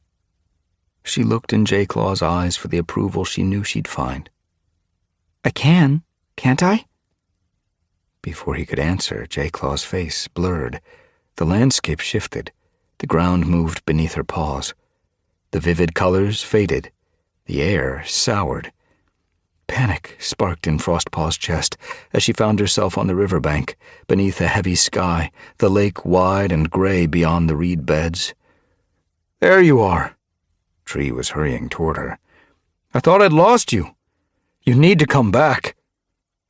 Back? She watched him hurry past her and head toward the path leading to RiverClan's camp. Hurry! He beckoned her with his tail. I can't come. She hesitated. But you're needed. His ears were twitching anxiously. Frostpaw's heart pounded. Fear churned in her belly. But her paws began to follow the SkyClan Tom. No! She tried to resist, but they drew her on. I don't belong there anymore, she wailed. I was in Star Clan. He glanced back at her. You can't give up, he called. River Clan needs you. But I can still guide their paws, she told him. J-Claw was there, and it was beautiful. But Tree wasn't listening. He kept hurrying, faster and faster, until she had to run to keep up. I don't need to be here, she yowled after him. I can guide them from Star Clan. At the camp entrance, he faced her. How will you guide them? I'll send visions. To whom? He blinked at her. To... She suddenly realized that she was the only cat in RiverClan who could share with StarClan. Without her, there would be no way to get a message to them. Her breath caught. Without her, RiverClan would be cut off completely from StarClan. Don't you see? Tree leaned forward urgently. I don't want to. All she wanted was to be with J-Claw, to be in StarClan, to be happy. Why did she have to keep worrying about her clanmates? Why couldn't they manage without her? River Clan needs a leader, Tree pressed. And you're the only one who can tell them who it should be. The sadness that had dragged at her for moons rushed back. She looked at her paws and saw them shimmering and ghost-like, and she wondered how they could feel so heavy when they were nothing but spirit. I know it's hard, Tree's eyes glittered with sympathy. But without you, River Clan will disappear. But Her heart sank like a stone. She had to go back to River Clan. Okay, she murmured. But Tree was already ducking through the entrance. She followed him into camp, across the clearing and into the medicine den, where he stopped beside a nest. He looked into it, at a body curled at the bottom. It's me. She was shocked at how dull her pelt was, how thin she'd grown. She looked like stale prey. What if I can't get back? You have to try, Tree told her. You'll never forgive yourself if River Clan disappears and you didn't. Slowly, every hair on her pelt shrinking from the task, she stepped into the nest, forcing herself to curl down into her withered body. Frostpaw closed her eyes. As she slid into her exhausted flesh, she felt the weight of her pelt, the effort of breathing. I need to wake up. A deep instinct told her that if she just opened her eyes, she'd break out of the torpor that was gripping her. She tried to force them open, trembling with the effort, but she didn't have the strength. Her body was growing heavier. I can't do it. I'm too weak. Keep trying. She heard Trees mew at her ear and tried harder, but the nest seemed to be sucking her downward. You have to do it, Tree sounded panicked. There's not much time. She imagined greeting her clanmates, seeing the camp, snuggling in her old nest, swimming in the river. But the more she tried to wake up, the more she seemed to slide into darkness. Wait! Tree's mew sounded suddenly filled with hope. I have an idea. I'll be right back. Don't leave. But even then, Frostpaw felt herself dissolving into darkness. Frostpaw? Jayclaw's mew sounded in her ear once more, and she smelled the grassy scent and felt the green leaf warmth of StarClan's meadows. She opened her eyes easily and saw her father blinking at her. I tried to go back. She scrambled to her paws. But it didn't work. I couldn't wake up. Perhaps you're supposed to be here, Jayclaw purred. If only. A warm breeze was stirring patterns in the wide meadows. She could see a river glittering like a strand of silver in the distance. I wish I could be. Longing seemed to hollow out her belly. She ignored it.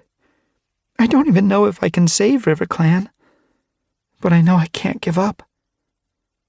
You might have no choice, Jayclaw told her gently. It might be that you're supposed to stay in StarClan. Am I? Frostpaw looked around, tempted again by the beauty and color and scent of the landscape. She listened for the river. Did it sound like the one at home?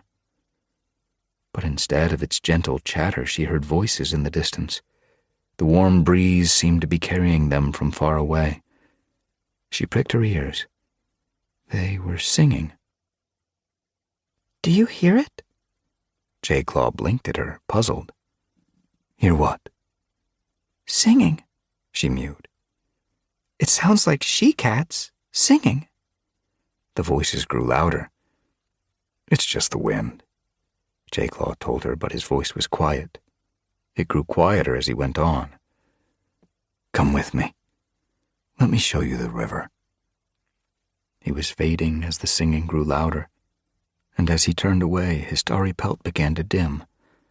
Around him, the meadows were growing pale, the trees turning to mist. The voices swirled around Frostpaw. They lifted her. the sound of their singing resonating deep in her chest until she seemed to hum with it. Follow the song. Follow the song. A new voice joined the others, as bright as sunlit water. It twined itself around her heart. You mustn't give up on your clan. The new voice grew louder, clearer, more insistent, like an order, and it tugged her down as the grass disappeared beneath her paws and drew her through cloud and into darkness, and the next moment, Frostpaw found herself in her nest. She opened her eyes. Daylight dazzled her. "You're awake!" Mothwing gasped beside her. The air was cold, the light harsh. Frostpaw began to make out Mothwing's face. Behind her trembling mentor, she saw Sunbeam and Duskfur and Mistpaw. They were all here. She struggled to lift her head and saw Nightheart and Greypaw and, crowding the entrance, Nightsky and Minnowtail. Outside, her clanmates were jostling to see in.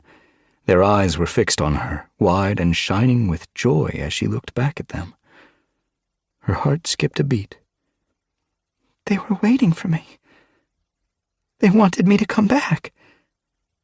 The realization filled Frostpaw with an emotion so strong, her throat tightened. She couldn't speak. She felt a rough tongue lapping her head. Don't rush to sit up. Mothwing was washing her like a queen washing her kit. She sat back, her eyes bright with joy. Take as much time as you need. We're just glad you're with us again. Frostpaw was suddenly aware of how weak she felt, but the deathly heaviness had gone, and she was hungry. Then she saw a tree. The SkyClan Tom was outside, blinking at her from among her clanmates. You heard the singing. He pushed his way into the den. It brought you back. I was in StarClan, she told him breathlessly. Then I heard voices. They carried me here. I've seen the sisters do it, he told her. I wondered if it would work for you, so I fetched everyone I could think of, all the she-cats who love you. Frostpaw looked around once more at the faces of her clanmates, and at Nightheart and Sunbeam. They really were shining with love for her. Her heart quickened. For the first time in moons, she didn't feel alone. Duskfur leaned into her nest. I'm sorry, Frostpaw. The brown tabby she-cat's eyes rounded with apology. We let you down when you needed us most. We didn't believe you when you'd gone through so much to try to warn us. It must have been hard. Frostpaw felt a lump in her throat. At last, Duskfur truly understood. I should have protected you from Curlfeather, Duskfur went on. I knew she was ambitious, but I didn't think she'd hurt her own kit. I should have been more careful. I should have listened. Mothwing nodded. If we'd listened earlier, Hairlight might still be alive, and you wouldn't have suffered so much. We shouldn't have pressured you to name a leader, Duskfur went on. You were so young and inexperienced. We didn't stop to think about how it must have felt for you to have the whole clan watching and waiting for you to give them an answer. Frostpaw looked at the two she-cats. Hearing them acknowledge what she'd been through felt like a leaf unfurling in her heart. At last they seemed to see her and care about her. The relief made her heart and her paws feel as light as they'd been when she was a spirit. She blinked at Mothwing. You were just trying to protect the clan, she mewed. I understand. She looked at Duskfur. How could you have guessed that your own kit would do such harm? Duskfur looked down at the ground. We should have helped you more, she mewed sadly, shaking her head. It was selfish of us, Mothwing murmured. We were too frightened to care how you were feeling. Outside, some of her clanmates murmured agreement. Nightheart was watching her. Frostpaw heard him purr as she met his gaze. Sunbeam was looking at her too. Their eyes glowed with affection. Thank you for believing in me, Frostpaw told them. She glanced at her clanmates. Thank you for singing for me. She paused, a thought flashing in her mind. There was one voice louder than the others. Was it Mothwing? Duskfur? She blinked questioningly at them. Mothwing purred. Didn't you recognize it? Frostpaw frowned, trying to recall the bright, clear mew that had drawn her back here. Mothwing nodded toward the den entrance. Her clanmates drew aside, and sunshine sliced into the den. In the dazzling light, Frostpaw could make out a shape made golden by the glare. It shimmered white as though it were made of stars, and Frostpaw blinked. Who was it? Then she saw a pair of bright blue eyes gazing at her, and knew at once. Icewing! The White Warrior had returned. Icewing blinked at her lovingly. I knew it, she mewed. I knew you wouldn't give up on RiverClan. Frostpaw felt energy seeping back into her limbs. She could hear once more the bright, clear mew, sharp as ice, clean as snow, calling her back to her clan. Suddenly she felt the heavy clouds, which had hung over her for so long, lift. The air seemed light. Her paws felt strong. You came back. Frostpaw stared at Icewing. Just like you promised. Her heart sang. And you came just in time. Chapter 22. Are you sure you're okay? Frostpaw swallowed back a purr of amusement as Mothwing checked on her again. I'm fine. Her mentor had been watching her every paw step of the way since they'd left the RiverClan camp at sunset. The stream to the moon pool shimmered in the darkness like a trail of starlight, cutting through the heather, leading to the distant hollow. Do you need to stop and rest? Mothwing fretted. Kestrelflight and Whistlepaw will understand if we're late. I think we're already late, Frostpaw teased. You've had us walking at snail's speed. Let's just keep going. She tried again to pick up the pace. I promise I'm okay. It had been a quarter moon since she'd woken in her nest, surrounded by her friends and clanmates. She'd grown stronger and stronger each day. So had RiverClan. The warriors who'd left had returned.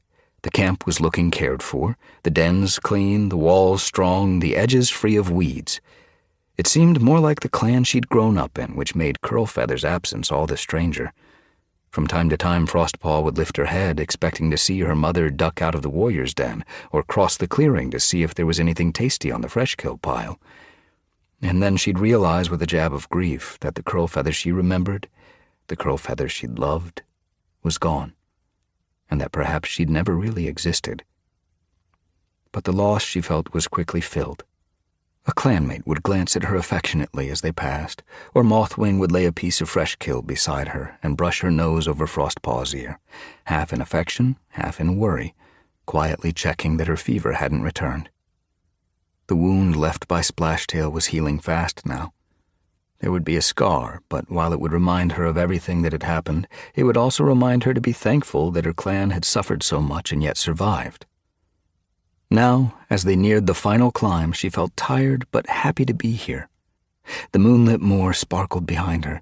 The snow had melted, but a fresh chill had settled over the lake, and the frozen earth crunched beneath her paws. Fluff out your pelt, Mothwing told her anxiously. I don't want you getting sick again. Frostpaw fluffed her fur obediently. She wasn't cold. The walk had warmed her, but she wanted to save Mothwing more worry. Mothwing had always been the most practical cat Frostpaw knew, but now she was hovering over Frostpaw like a queen over her kit. Frostpaw was secretly enjoying the fuss. She felt at peace, not just because the worst days were over and she could feel the affection of her clan in every look and word, but because she'd finally made the choice that had tortured her for moons. She knew, with a certainty that felt like a smooth-flowing river, who the next leader of RiverClan must be. She leaped up the last few boulders and landed on the smooth lip of the moon pool hollow. The lake glittered in the distance. Mothwing landed beside her and began heading down the smooth stone, dimpled by countless paw steps. The moon pool shone at the bottom like a great eye gazing back at the sky, and Frostpaw could see Kestrelflight and Whistlepaw waiting beside it. They got to their paws as Mothwing reached them, lifting their tails when Frostpaw caught up. Frostpaw, Kestrelflight dipped his head. it's good to see you. Whistlepaw hurried to meet her, sniffing the wound at Frostpaw's neck. Does it still hurt? Frostpaw ducked away. No, she purred, seeing the worry on the Wind Clan apprentice's face. Mothwing brushed around Frostpaw. She was very sick, but she's going to be fine.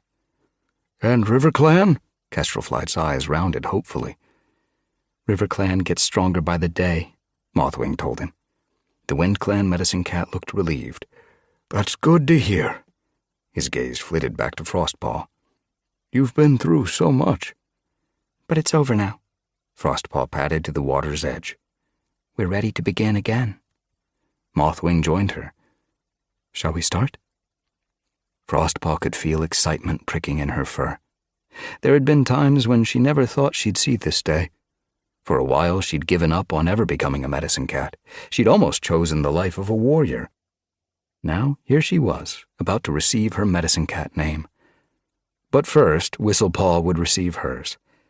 Frostpaw watched, warmth flooding beneath her pelt, as Whistlepaw blinked solemnly at her mentor.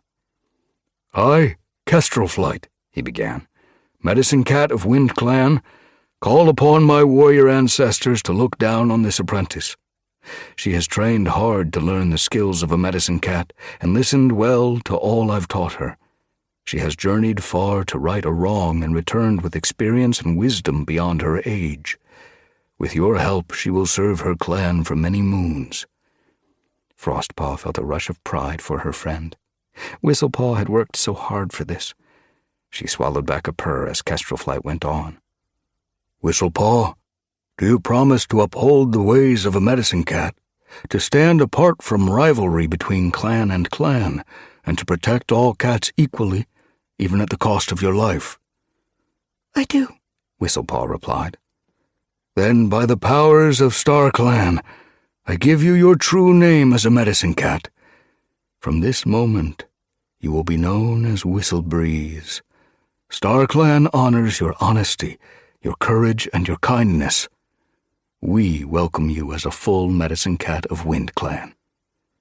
Frostpaw hurried to congratulate Whistlebreeze, purring and winding around her happily. You're going to be a great medicine cat. I hope so. Whistlebreeze's eyes shone. You've already saved one life. Gratitude bubbled in Frostpaw's chest. Mine. When Splashtail had attacked her on the moor, it was Whistlepaw who'd taken her to the horse place and tended to the deep gash in her throat. Frostpaw had sworn her to secrecy, not knowing then who had tried to kill her or whether they might try again. Whistlebreeze purred. It was the two-leg who saved you, not me. I would have died on the moor if not for you. Frostpaw was suddenly solemn. If I had, who knows what would have become of River Clan? Of all the clans, Kestrelflight had been listening. Without you, we might not have realized in time that Splashtail was a murderer and a liar, and that he never had StarClan's blessing. He glanced at Whistlebreeze. I wish you'd told me Frostpaw was hurt, though, he mewed. I could have helped. It would have been too dangerous, Frostpaw told him. We didn't know then that it was Splashtail who was the greatest threat to the clans. She looked back at Whistlebreeze. I know I got you in trouble, but I'm grateful to you for taking the risk. I'm glad I did, Whistlebreeze purred. You saved River Clan. You made everything okay again. Mothwing was standing beside the water, her tail twitching eagerly. Are you ready? I'm ready. Excitement fizzed in Frostpaw's chest. She hurried to stand in front of her mentor. Mothwing blinked at her happily, then looked at Whistlebreeze. You have both exceeded our expectations, she mewed. We are privileged to have been mentors to such exceptional cats. Kestrelflight whisked his tail, and Whistlebreeze glanced shyly at her paws. StarClan, look down on this apprentice. Mothwing's mew was almost a purr. Frostpaw has risked her life again and again for her clan. She traveled to the river's beginning and found a wisdom rare in any cat. She's worked relentlessly, learning her skill, caring for her clan, even when they rejected her, she will be a true medicine cat. With your help, she will serve her clanmates for many moons." She gazed fondly at Frostpaw, and Frostpaw's throat tightened. A true medicine cat. It was all she ever wanted. Do you promise to uphold the ways of a medicine cat, to stand apart from rivalry between clan and clan, and to protect all cats equally, even at the cost of your life?" "Yes," Frostpaw replied. "Always." "Then, by the powers of StarClan, I give you your true name as a medicine cat. Frostpaw. From this moment you will be known as Frost Dawn. May you lead RiverClan into the bright dawn of a new day. StarClan honors your integrity, your courage, and your determination, and we welcome you as a full medicine cat of RiverClan." Frost Dawn. She felt a joy so intense it was almost like pain. If only Curlfeather could see this. Her mother had tried to make her into a fake medicine cat, and now that lie had become the truth. "I am a real medicine cat." RiverClan's moons of suffering were over. Frost Dawn lifted her chin. "I'm going to take care of my clan. I'm going to make sure they never suffer again." Mothwing followed her out, her breath billowing. "Are you sure you're ready to make the journey again so soon?" "Yes." Frost Dawn blinked at her reassuringly. RiverClan has waited long enough for a leader. Why wait another day for StarClan's blessing? She thought her paws would ache from yesterday's journey to the moon pool, but they felt as light as feathers, itching to leave now that the moon had risen. "Be careful," Mothwing warned. "Don't worry." Frost Dawn felt no fear, even though they would pass the place where Curlfeather had been killed. "Icewing will be with me." She looked across the clearing. Icewing was standing at the camp entrance. Her fur looked silver, and her bright blue eyes shone in the darkness. Frost Dawn knew it had been hard for the returning she-cat, coming home only to find one of her surviving kits exiled and the other living in Wind Clan. But Night Sky had returned to RiverClan, and Icewing had accepted Breezeheart's punishment with grace. Frost Dawn touched her muzzle to Mothwing's cheek. "I'll be back by dawn." She hurried to meet Icewing. "Are you ready to receive your 9 lives?" "The sooner the better." Icewing shook out her pelt. They walked in silence through the reed beds to the path at the edge of the moor, which cut through the heather and met the stream that would lead them to the Moonpool Hollow. Frost Dawn had made this journey twice already, once with her mother, then with Owlnose. She remembered Curlfeather's haste, pressing on as though frightened she'd miss her chance. She remembered Owlnose hanging back, every paw step filled with doubt. This time it felt right. Icewing padded beside her, never rushing, never hesitating, putting one paw in front of the other as though she wished only to make the journey with as little fuss as possible. "Do you think we can make RiverClan into the clan it used to be?" Frost Dawn asked as the path began to climb. "Don't you?" Icewing looked at her, blue eyes flashing in the moonlight. "I'm going to try." Frost Dawn looked ahead. She could see the tall cliffs of the Moonpool Hollow rising against the star-specked sky. Did StarClan know they were coming? Had they been watching? She thought of the time she'd spent with the park cats, the group of cats Riverstar had lived among before he traveled to the forest and founded RiverClan. Riverstar had learned his patient, kindly ways from them, and had striven to make RiverClan a clan that cared about life beyond its own borders. Somewhere along the way, though, RiverClan had changed and become more inward-facing. Frost Dawn wanted to change that. "I think we should aim to do better than make RiverClan the clan it used to be," Icewing mewed. Frost Dawn glanced at her. Did Icewing have plans to make the clan powerful, like Curlfeather and Splashtail had wanted? "I want it to be a clan that can weather any storm," Icewing went on. "I want our clanmates to have a depth of honor that means that whatever they face, they will always behave like true warriors." Frost Dawn thought of Gorseclaw and Brackenpelt taunting Tigerstar like foxhearts from the tree bridge. She remembered Minnowtail and Lizardtail driving Whirlpelt back each time he reached for the bank, knowing full well he couldn't swim. She'd been ashamed that they were her clanmates. River Clan has been struggling for a long time, Icewing went on. But if I've learned anything from my time away from the clans, it's that being a true warrior is something that happens in your heart. It can't be learned through rules. It can't be taught through training. It must be felt first. Like being a medicine cat, Frost Dawn mewed. Icewing looked at her, curious. You can't learn to have visions, Frost Dawn explained. I tried, remember?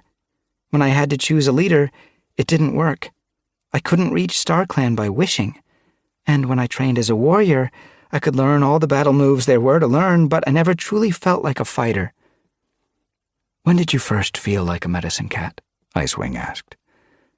I'm not sure, Frost Dawn told her. It happened slowly. I knew the herbs and how to treat wounds, but I think my visions only came once my heart was ready for them. Icewing looked suddenly determined. I want my warriors to be warriors from the heart, she mewed. I want them to enjoy being warriors, to feel they are following their deepest nature. I want the other clans to respect us not because they fear us, but because they trust us. Icewing glanced up at the wide, crow-black sky. I want StarClan to be proud of us. Frost Dawn's heart quickened. When I was with the park cats, I learned to meditate, she explained. Riverstar thought it was so important. Perhaps we could... Icewing turned to meet her gaze. We should begin meditating again, she agreed. I'll make sure of it. Together, Frost Dawn, I know that we can make River Clan the clan that Riverstar envisioned. Frost Dawn's pelt tingled with joy. She was suddenly more excited about the future than ever. She was even more certain that in choosing Icewing as River Clan's leader, she'd made the right decision. The moon was high when they reached the moon pool. Icewing didn't hesitate, but padded to the water's edge and crouched beside it. Frost Dawn joined her, heart thumping. She was finally going to see the ceremony she'd prepared for twice before. She didn't know what to expect. She blinked at Icewing. Ready? Ready. Icewing blinked back, and together they touched their noses to the smooth surface of the pool. Stars rushed at Frost Dawn, swirling down from a great black sky. She was surrounded by them as though in a shimmering forest made of light. StarClan was coming to approve her choice. She felt suddenly nervous. As she strained to see between light and darkness, the stars began to settle into shapes, and she realized she was surrounded by row upon row of star-pelted warriors. Were they all here? The whole of StarClan? She felt Icewing beside her, as steady as a rock. Frostpaw, Riverstar's rich mew made her turn. The broad-shouldered Tom was padding toward her. I should call you Frost Dawn now. He touched his nose gently to her head. You've done so well. He was purring. So very well. Icewing blinked in wonder at the vast ranks of starry cats. Riverstar turned his gaze toward the white she-cat. Frost Dawn saw a warm familiarity in his eyes, like he knew exactly who he was looking at. We've been waiting for you, he purred. For the warrior who will bring River Clan's moons of turmoil to an end. He glanced at Frost Dawn once more. You chose well, little one. She's not a little one anymore, Icewing told him. She's quite formidable. Riverstar's eyes twinkled. I knew she would be. He stepped back and swished his tail. Are you ready? He asked Icewing. Yes, Icewing mewed. I want to get back to my clan. The work ahead of you, rebuilding River Clan, will not be easy, Riverstar warned. I hope the lives we give you here will help you. He turned to the great mass of starry warriors, and as he dipped his head, a Tom padded from among them. It was J-Claw. Frost Dawn's heart leaped. She wanted to rush to meet him and rub her muzzle along his jaw. She tried to catch his eye, but he didn't seem to see her. Disappointment dropped like a stone in her belly. It's not my vision, she reminded herself, as J-Claw stopped in front of Icewing. It belongs to Icewing. The hardest thing for me these past moons, J-Claw told the White Warrior, was seeing Frost Dawn's clanmates turn their tails on her. No cat seemed able to see the truth in my kit's heart, or the lies in Splashtail's. With this in mind, I give you, along with this life, the gift of intuition, so that in the future you may discern the truth, however murky the waters seem to be. He touched his muzzle to Icewing's head. Frost Dawn stiffened as Icewing's pelt bushed. Did receiving a life hurt? The White Warrior jerked as though lightning had jolted through her. Was this how StarClan gave their blessing? Frost Dawn tried not to flinch away, relieved as J-Claw withdrew and Icewing's pelt smoothed. She swallowed back a mew as Reed Whisker padded forward. She wanted to greet the RiverClan deputy and promise him she wouldn't let his death be in vain, but she held back as he spoke to Icewing. With this life, I give you the gift of sensing danger, to protect you and your clan. As he touched his nose to Icewing's head, the White Warrior's pelt rippled along her spine. Her ears flattened, but she didn't tremble this time. Frost Dawn was relieved. She didn't want to watch her clanmate suffer. Her heart lifted as Hairlight padded forward to take Reed Whisker's place. He seemed calm, his pelt glossy, and she was glad that after such a brutal and sudden death, he seemed at peace. Your clanmates may have followed Splashtail, he mewed, but don't judge them too harshly. They felt they had no choice. What they did, however cruel, they did to protect one another. Never forget this. The White Tom touched his nose to Icewing's head. With this life, I give you the gift of forgiveness. Icewing seemed to relax, her tail softening as he drew back.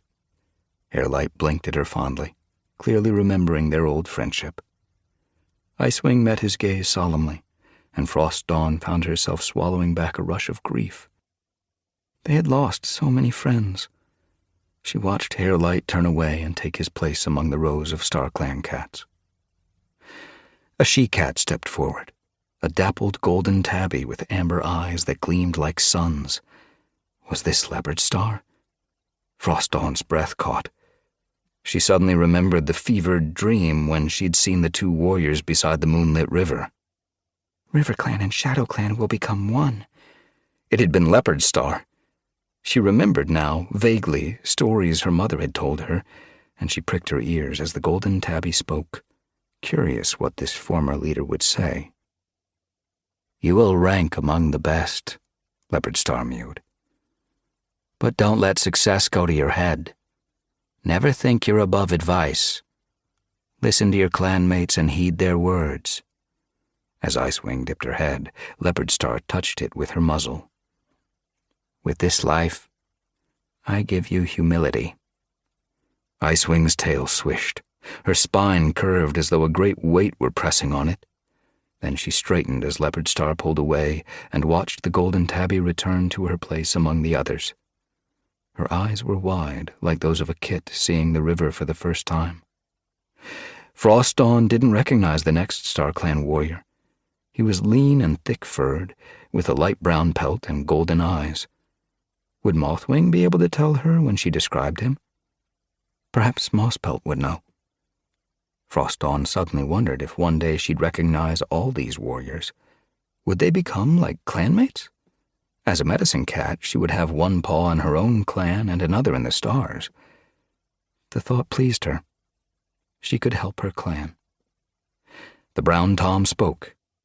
When I realized I no longer had the heart of a warrior, I became a medicine cat. Frost Dawn frowned, trying to remember the nursery stories her clanmates had told her about long-dead warriors. Did Icewing know who this was? Learn the strength and weaknesses of your warriors, he went on.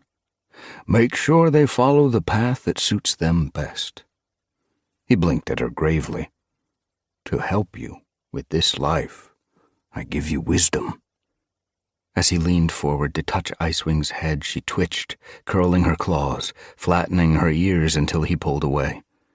She watched him go, her gaze thoughtful for a moment. Then her eyes widened in recognition of the pale gray tabby she-cat who stepped forward next. Willowshine, Icewing breathed. Frostdawn's pelt prickled uneasily. Mothwing rarely spoke of the medicine cat she'd worked beside many moons ago, but Frostdawn had heard some whispers around the camp about how she'd bravely gone into the dark forest to try to free Bramblestar from the clutches of the wicked Ashfur. one of the most difficult parts of being a warrior is holding on to one's honor and integrity, even in the face of temptation. The way Willowshine's bright green eyes shimmered told Frostdawn that her experiences in the dark forest still haunted her, even in StarClan. With this life, I give you strength to resist evil influences. Never be tempted. Never be cowed. Always follow the path of a true warrior.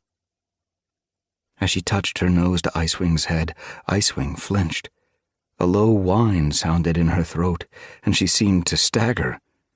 Then she straightened, trembling as though it took all her effort, and as Willowshine turned away, she let out a long, shaky breath. Frostdawn was relieved to see Riverstar step forward next. Surely he wouldn't cause Icewing pain. He gazed at the White Warrior with the same pleasure as when they'd first arrived. "You will need to be able to make difficult decisions even in the midst of a crisis," he told her. "Learn to quiet your mind so that you can think clearly." He leaned forward. "With this life, I give you the gift of tranquility." As he touched her head, Icewing's pelt seemed to turn to water, shimmering like the river at sun-high. I can teach her to meditate, Frostdawn thought eagerly. She imagined sitting with Icewing beside the river at dawn, teaching her everything she'd learned from the park cats. She blinked. Riverstar was already turning away. Another Tom took his place. This cat was large and shambling, his thick pelt shaggy, and Frostdawn saw that his jaw was twisted. Crooked Star. She had heard of this ancient RiverClan leader and pricked her ears, eager to hear him speak.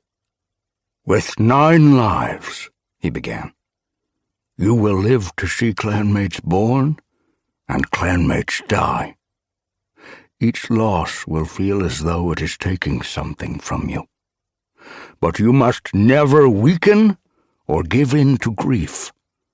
Your clan needs you to carry on with the same commitment and strength you started with. So with this life," he reached his muzzle forward, "I give you resilience." Icewing stiffened as he touched her, as though bracing herself against a fierce gust of wind. She relaxed as he stepped away, and Frostdawn's heart quickened as she saw the warrior who was to give Icewing her 9th and final life. Icewing greeted the old leader, eyes glistening with emotion. Misty Star. How young the former RiverClan leader looked. Frostdawn had only known her as an old, frail cat, but now her pelt was glossy, muscles rippled beneath it, and her tail was as thick as a bulrush. Frostdawn tensed as a thought struck her. Would Misty Star be angry at what had happened to RiverClan since she'd died? Would she be disappointed by her clanmates' indecision and bad choices? She searched the blue-gray she-cat's gaze, but saw nothing but compassion. You have a long life ahead of you, Misty Star told Icewing. And although you are a leader, you are still a warrior. You must fight harder and longer than any of your clanmates. You must be the first into battle and the last to leave it. Your clan will rely on you to protect them. She blinked slowly at Icewing, then leaned close, her mew thickening with emotion. With this life, I give you courage to face whatever must be faced. Courage to protect your clan. Icewing shuddered as Misty Star touched her nose to her head. Her pelt spiked along her spine, but she squared her shoulders and held her ground until Misty Star pulled away to stand beside a muscular blue-gray Tom. Frost Dawn thought it might be her brother, Stonefur. The former River Clan leader blinked again, her eyes shining.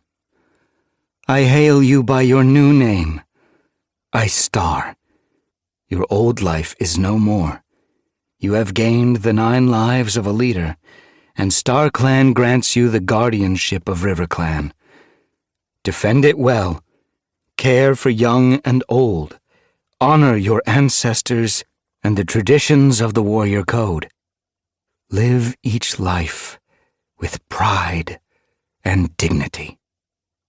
Frost Dawn looked expectantly at the rows of starry cats as they began to cheer. "Ice Star! Ice Star!" Frost Dawn joined in, but her heart sank when the starry pelts began to move. They merged and spun, circling upward like a whirlpool of light lifting into the dark sky above. She'd been hoping to have a chance to talk to J-Claw. As the stars disappeared, Frost Dawn opened her eyes. The moon pool lay unruffled in front of her. "I'll see J-Claw again," she told herself. "I'm a medicine cat." She straightened, feeling stiff. How much time had passed? Ice Star stretched beside her. "Did it hurt?" Frost Dawn looked over her pelt anxiously. "Sometimes," Ice Star told her. "But I'm fine now, and it was worth it." Her eyes glowed in the moonlight.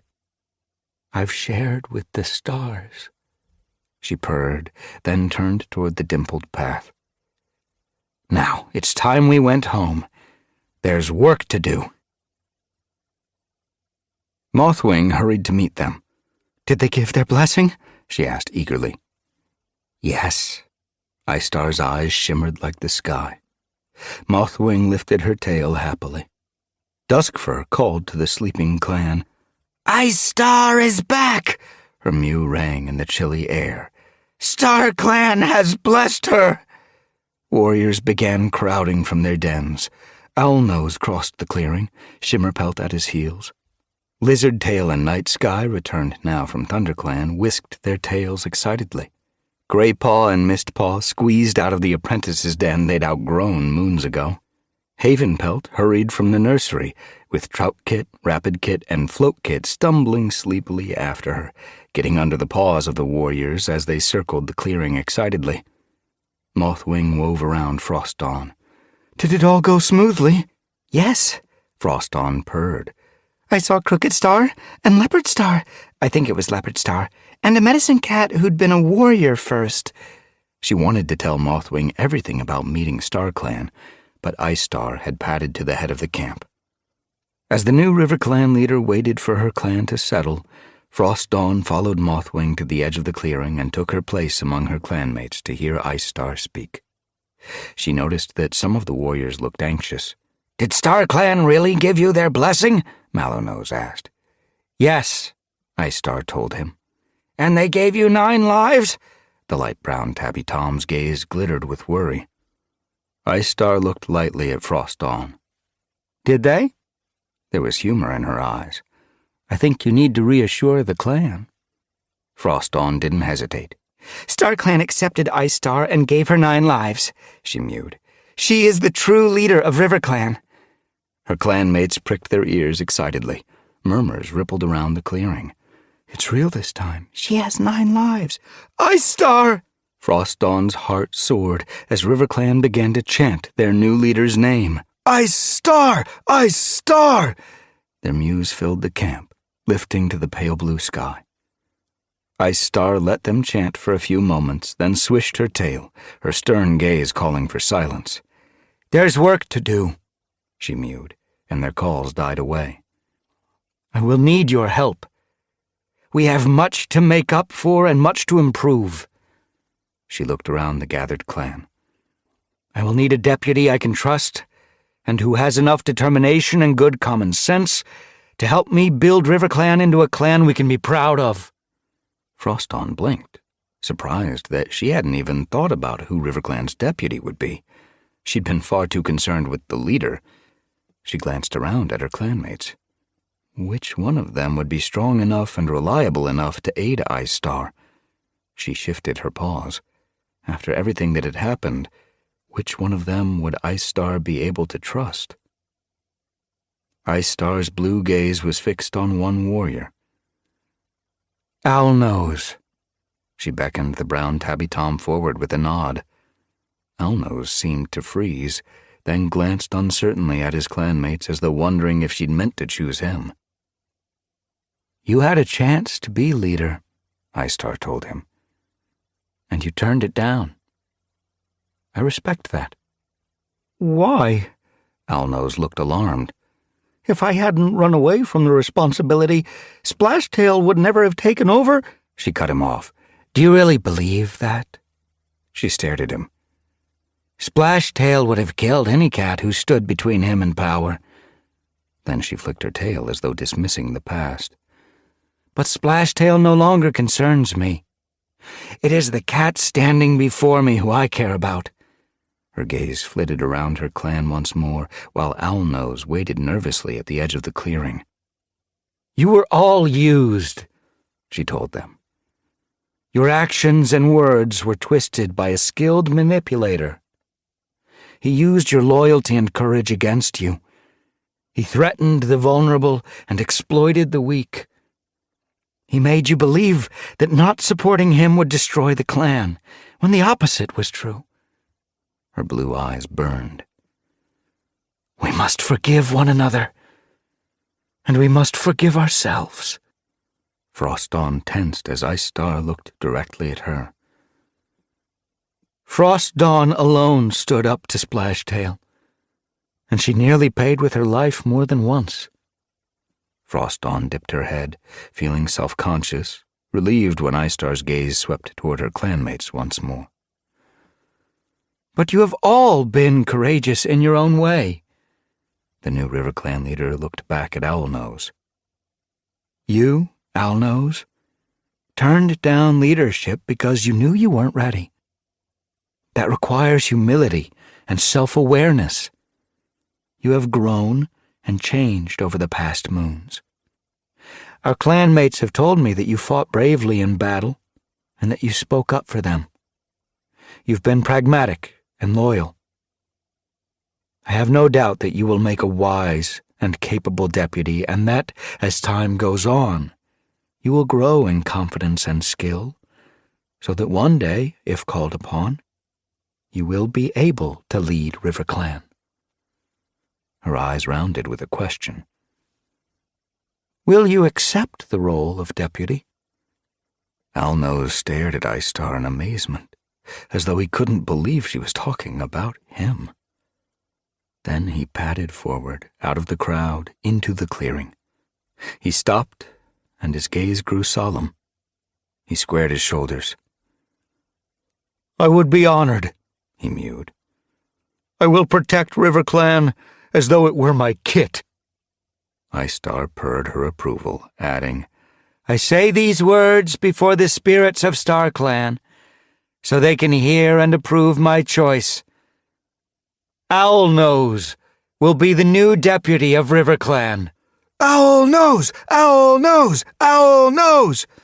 As her clanmates began to chant the name of their new deputy, Frostdawn felt peace wash over her.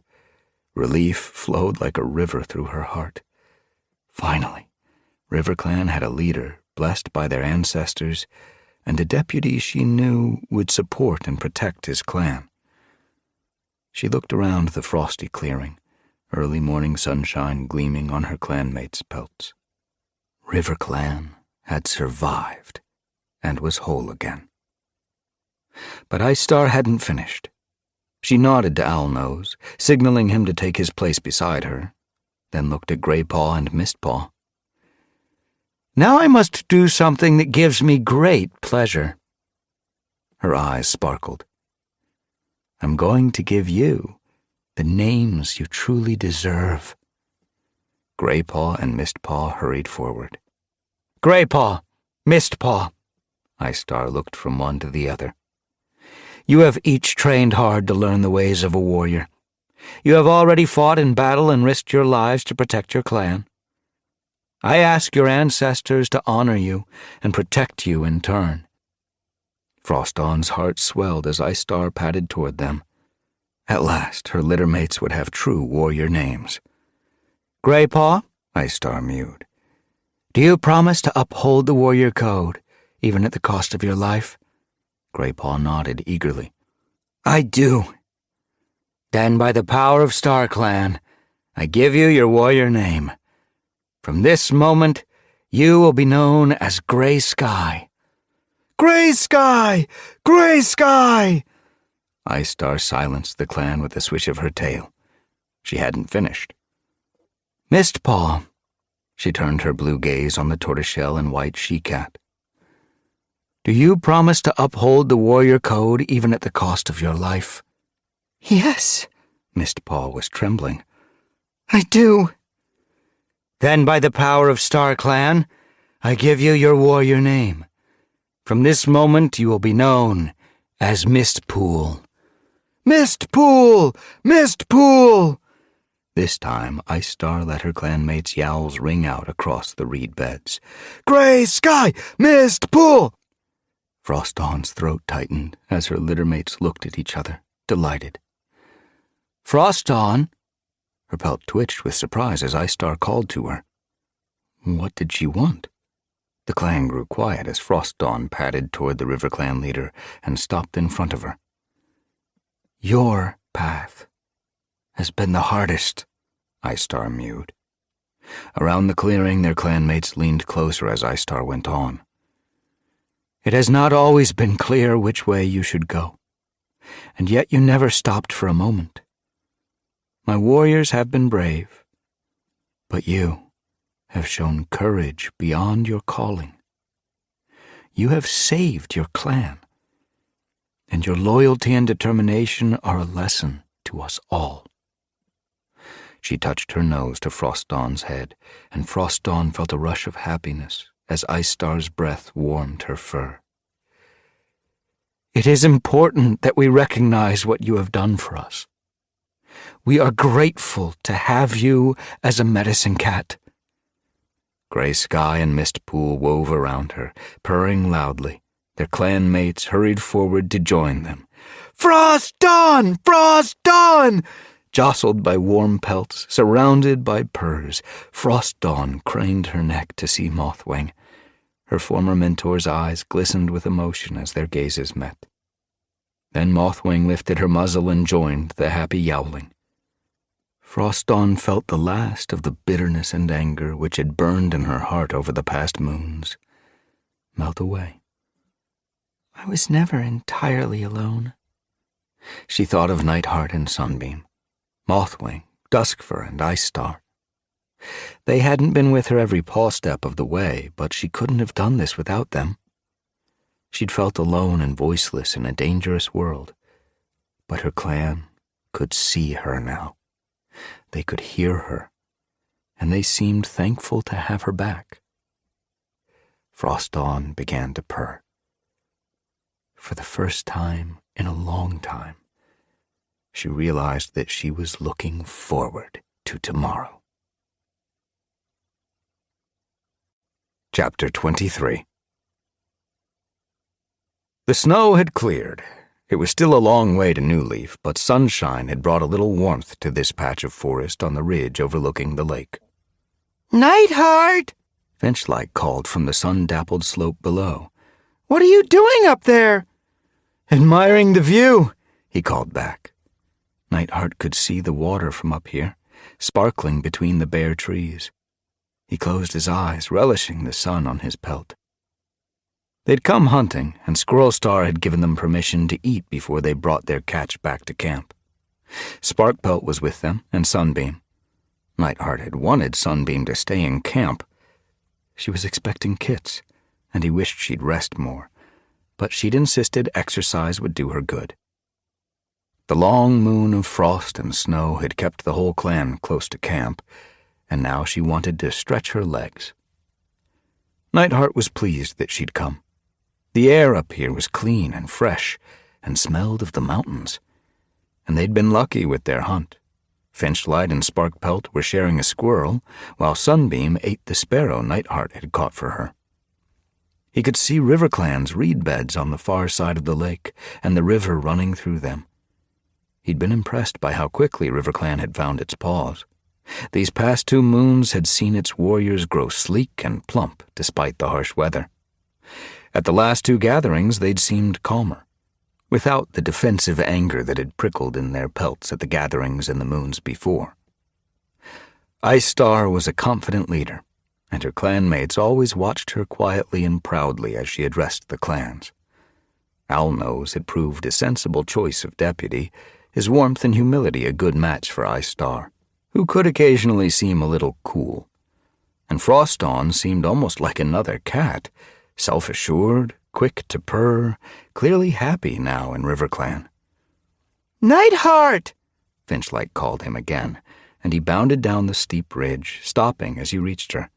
She tossed a vole toward him. You must be hungry. We've been out all morning.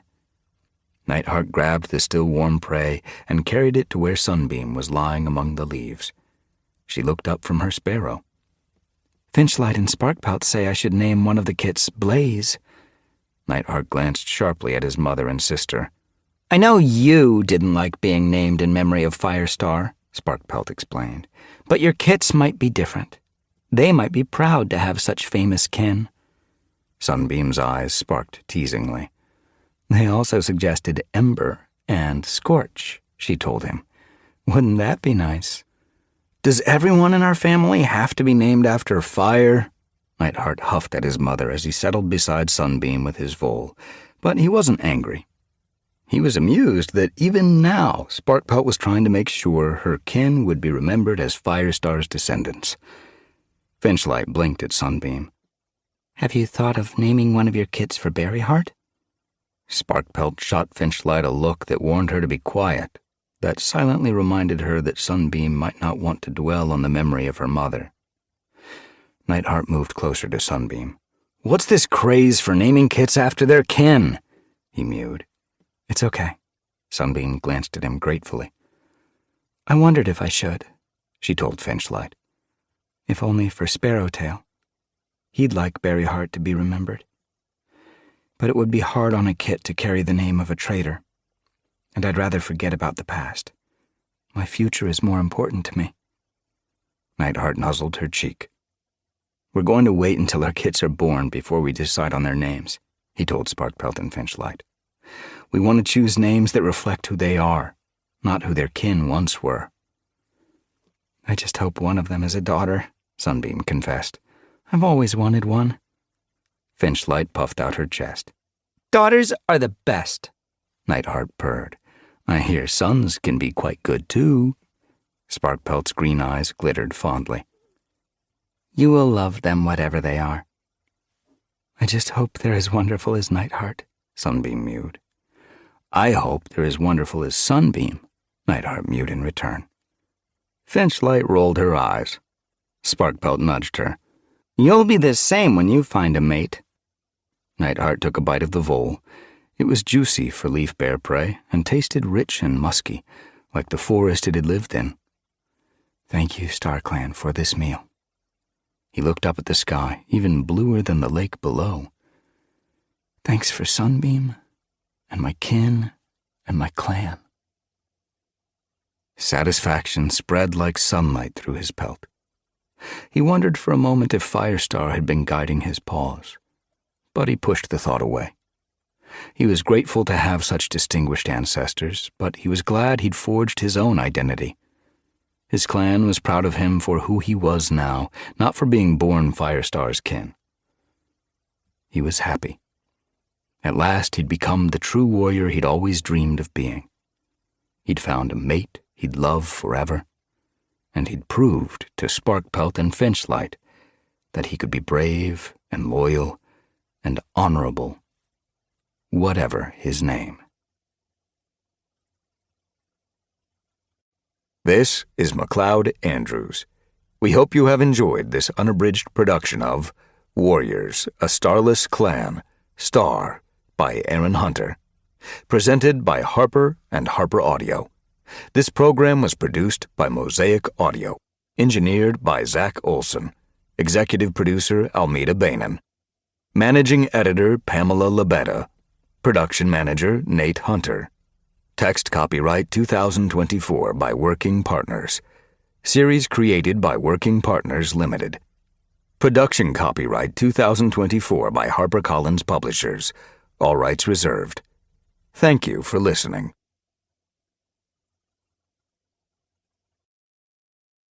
Audible hopes you have enjoyed this program.